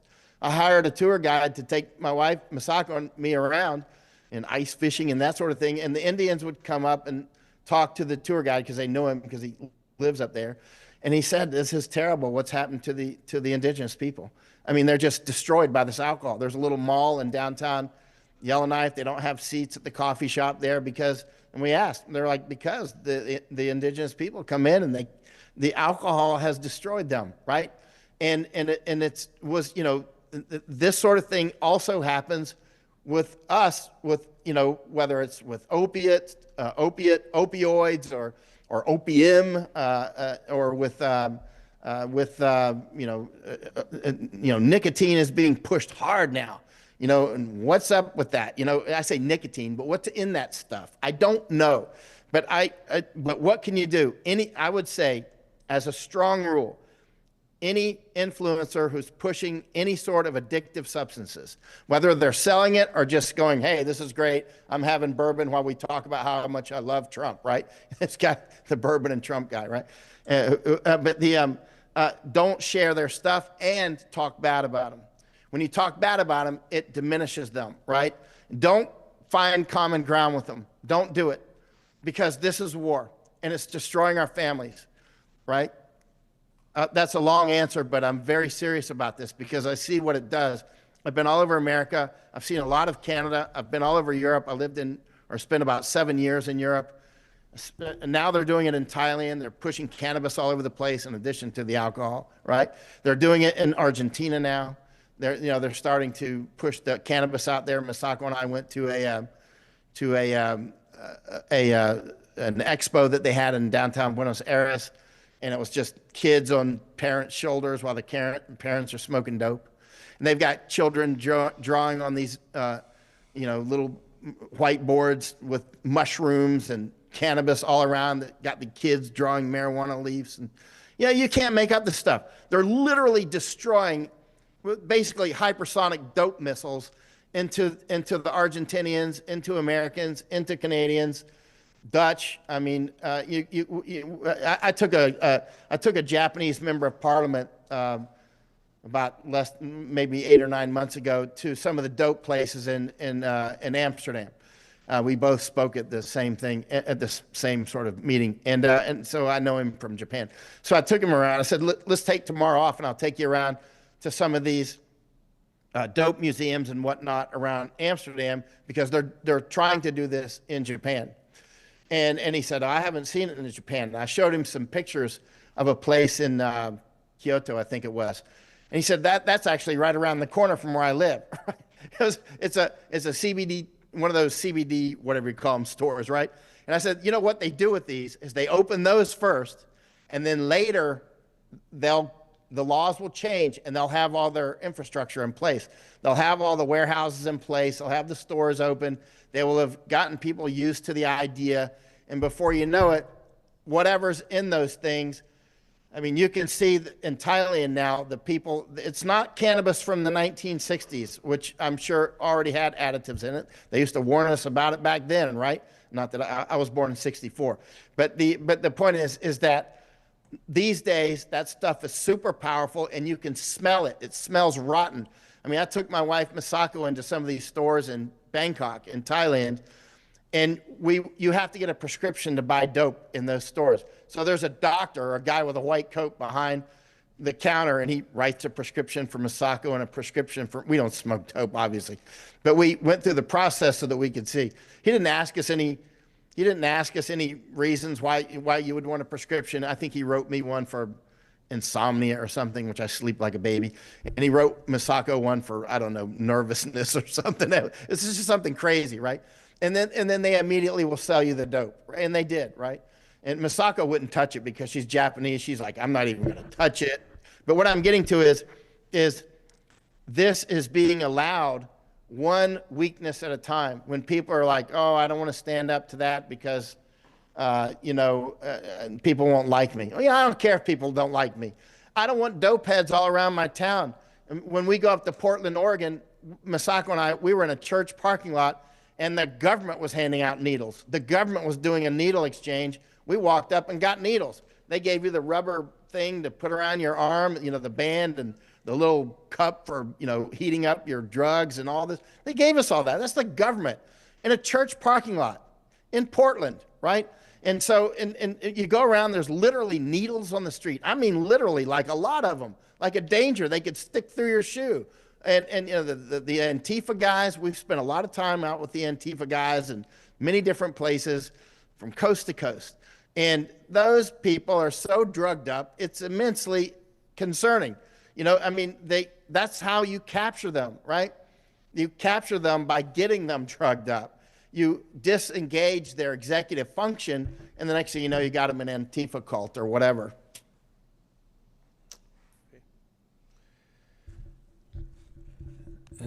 Anybody else from the panel have any questions? Go ahead. I'd like to thank you for your information. I have been awake since 2015, and I've watched exactly what you're talking about. I watched Britain almost be destroyed, and I have stood on a beach in Europe and watched 2 boatloads of military-aged men land on the beach and be taken away in buses. They're not immigrants, they are not desperate people. What you're saying is sad, but what do we do? What do everyday people do? First of all, don't go along with this stuff. Don't go along with it. Don't agree with it. Don't support any politician that has anything to do with this, like the abortion and all these other things. Now you've got these people in Massachusetts that will abort children practically as they're being born. I mean, it's just straight up hardcore murder. I mean, like over the top, right? Or you've got the MAID there in Canada, the medical assistance in dying, right? And we went to Vancouver, and Masako and I, and we went to a drug clinic in Vancouver. We went to Chinatown. We went all over the place in Canada, right? Not all over. We were in Yellowknife and in Vancouver and Toronto and that sort of thing. But we went to Chinatown, and going back to something we were talking about much earlier, who's taken over these places.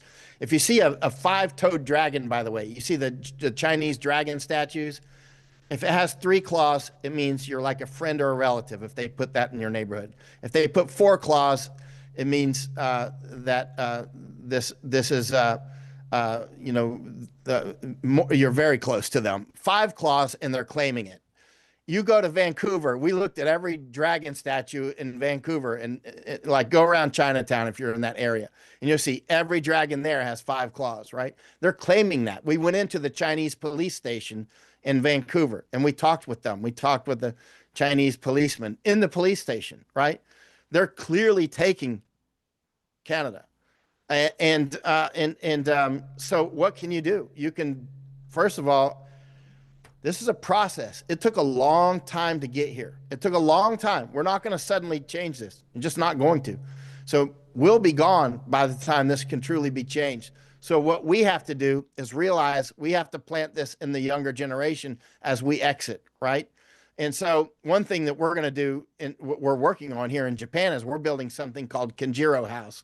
Kenjiro is a famous Japanese who helped Japan through some famine and some other things in the 1800s. But Masako and I will build Kenjiro House in Japan as an education center, right? Not that I'm going to talk about that, but that's what we're going to do, right? We're going to teach the young people as much as we can as we go before they do. And so that's my mission. That's Masako's mission, is to become good teachers, right? Because the most important thing that we can do right now is to imbue upon the young people, take them around and show them, take them to Skid Row, or wherever, there'll be a Skid Row around you somewhere, and show them that stuff. Show them what is actually going on and what this horrific life ahead of you is if you just go along with this. There's a lot of people that won't talk bad about people like Elon Musk or Joe Rogan because they're afraid of them, or they want to get on their show. I'm probably the only person in the universe that flatly turned down any opportunity to go on the Joe Rogan show, right? I'm not going on that show with a dope head, right? And so you have to take a stand like that. Yeah, you could get on, and people are like, don't you understand? You could reach millions of people. I'm like, trust me, I can do calculus, right? I could do it when I was a young man, right? And I can do the math. I'm not going on a show with a dope head. That's something that you can do, is stand up to it. Be very direct, right? Don't even be polite about it. And that changes the way people look at it, because people no longer want to say, well, everybody should be free to be a dope head in my town and fall asleep and crap on the streets, right? It's unacceptable. And yet that's what's happening. And so that happened one weakness at a time. We have to reverse that one strength at a time, standing up in places where you can stand up, and doing so wisely, obviously. I mean, not, running around crazy doing this, but doing it very wisely and judiciously, methodically, and persistently. Thank you. Do you feel that the National Citizens Inquiry is really helping with this? Like, how do you get people to come and attend? People that are in position, they get invited, but they never ever show up. Like, There's no way they're going to show up to something like this, because they're part of the beast. You're going to have to do this at grassroots level. You're going to have to vote with your money. As an example, you put your money and you put your efforts into people that are actually fighting, and not the people that are fighting us, right? Within these structures, the people, for instance, Trump, as an example, when Newt Gingrich, he was the Speaker of the House, and that sort of thing. He called me up about 10 years ago, before the first election, trying to get support for Trump. And I said, well, I'm not going to vote for a Clinton, but I'm never going to vote for that guy. I mean, you must have somebody else besides Trump, right? Because he's obviously, look what he's turned out to be. Now, what have I done? What have I done in that regard? I stood against Trump the entire time. And it was very costly. Many people have said, you've turned your back on Trump. And I'm like, ceasefire, Rambo. Find one instance where I supported Trump. You will not find it. It does not exist. Because I stood against him the entire time. Did it stop him? No, but there were a lot of, but that is an anchor chain that some other people come to, and they go, hey, Michael's clearly not a purple-headed crazy person. He's standing against him because he sees something, right? And I did, and it turned out to be right. So I kept that compass heading the entire time. I never wavered. You never saw me go, well, I'm for Trump today, and I'm for him. I always, and I said it over and over and over, that guy's going to commit treason against us. I can see it. I can see his x-ray basically on the board. So when you see stuff like this, do stand up about it. Don't go with the crowd, right? At least don't support the crowd. I mean, it's not always smart to go against the crowd because you might get bowled over and destroyed. But that doesn't mean you have to be part of the crowd. So you have to be judicious about this, obviously. Thank you. Thank you. I think that concludes our questions from the panel, Michael, and that we're right up against the clock here, so the timing's good. If you have a really, really brief closing comment you'd want to leave us with, you've covered a ton of stuff. I think we've had a good go at you and your views, and it's been very, very interesting. If you want to, 20 seconds or 30 seconds, just on a concluding remark, you're invited to share that with us now. You know, every one of us, all of our families, there's no exception. All of our families have been through pandemics and famines and wars. There's no exception. They've been through these things, and we're still here, right? So it's not like the end of the world. It's just good, but it will be the end of the world for a lot of people. So it's very important to be very wise and very strong as you go forward. Okay. Well, on that point, Michael, we are very grateful for you attending here tonight and for all of the activism that you've been so well known to be expressing to such a wide audience. So we're very grateful for you. We've learned a lot about what you've told us tonight, and certainly given us a ton to think about. So on behalf of the NCI tonight, thank you for joining us all the way from Japan. Best of luck in your brand new family, which I understand is about to develop in the next little while. So we're very excited for you and wish you all the very best in that regard. Thank you very much. Thank you. Good night.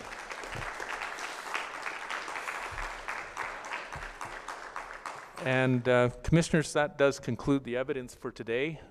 And I think Mr. Kuntz is going to give us some closing remarks.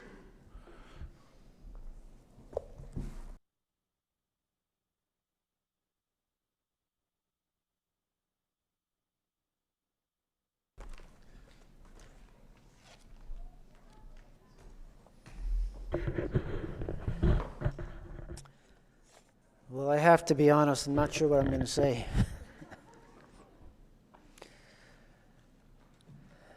I think Michael's taken us pretty far down the rabbit hole. But what I certainly would agree with him about is that we are in a war, and food is a part of that war. And that's why I think these conversations that we're having at the NCI currently are extremely important. We all probably are aware of the phrase that you control the food, you control the population.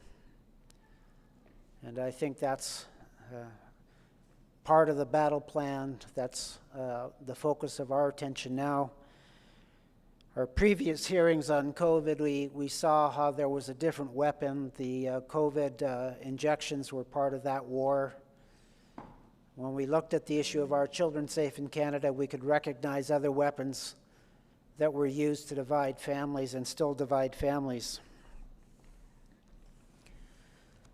I want to reflect on the whole day, though, and as I was listening to the testimony that we received here in day 2 in High River, these are the themes that I think I have assembled that I think fit the testimony that we've heard.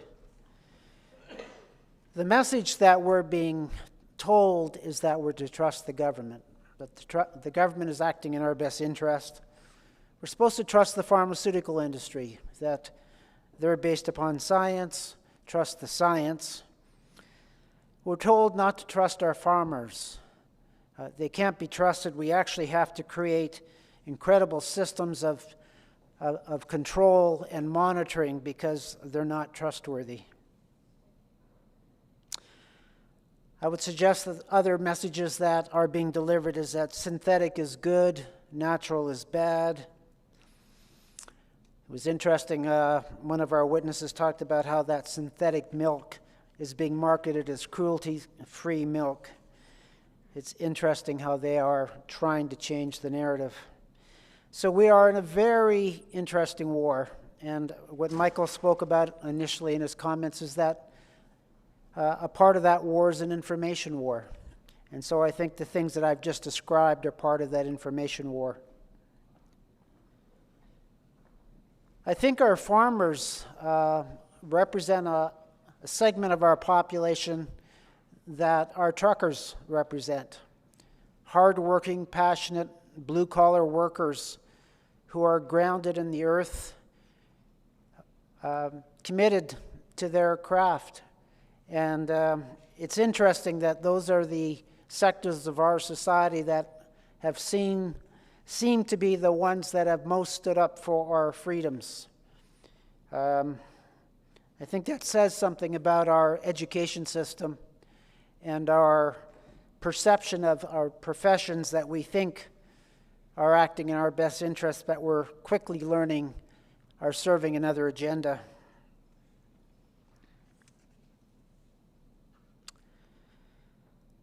We are in a very interesting time. And what I'm grateful to the National Citizens Inquiry is it's providing a platform, it's providing an opportunity to have conversations, entertain ideas that are not shared through our mainstream, through our universities, through our governments. And these are not easy ideas to entertain. And I mentioned this morning and last evening that I honor those that participate in the National Citizens Inquiry for their courage, because it takes courage to recognize the kind of war that Michael's talking about. But if we don't recognize the threat, we can't respond in a way that will help to safeguard our children and our grandchildren and our future. I like Michael's closing comments that this is up to us. We have to stand up. If we delegate that responsibility to somebody else, that will not serve us well. And I believe that the National Citizen Inquiry is serving not only Canadians, but serving humanity by helping us to stand up, claim our authority, claim our responsibility, discover the truth, share the truth, so that we can do the best we can for the future of humanity. I fully expect we'll have another day tomorrow of rich testimony that will give us much to think about and help us on this journey. I look forward to seeing you again tomorrow. Good night.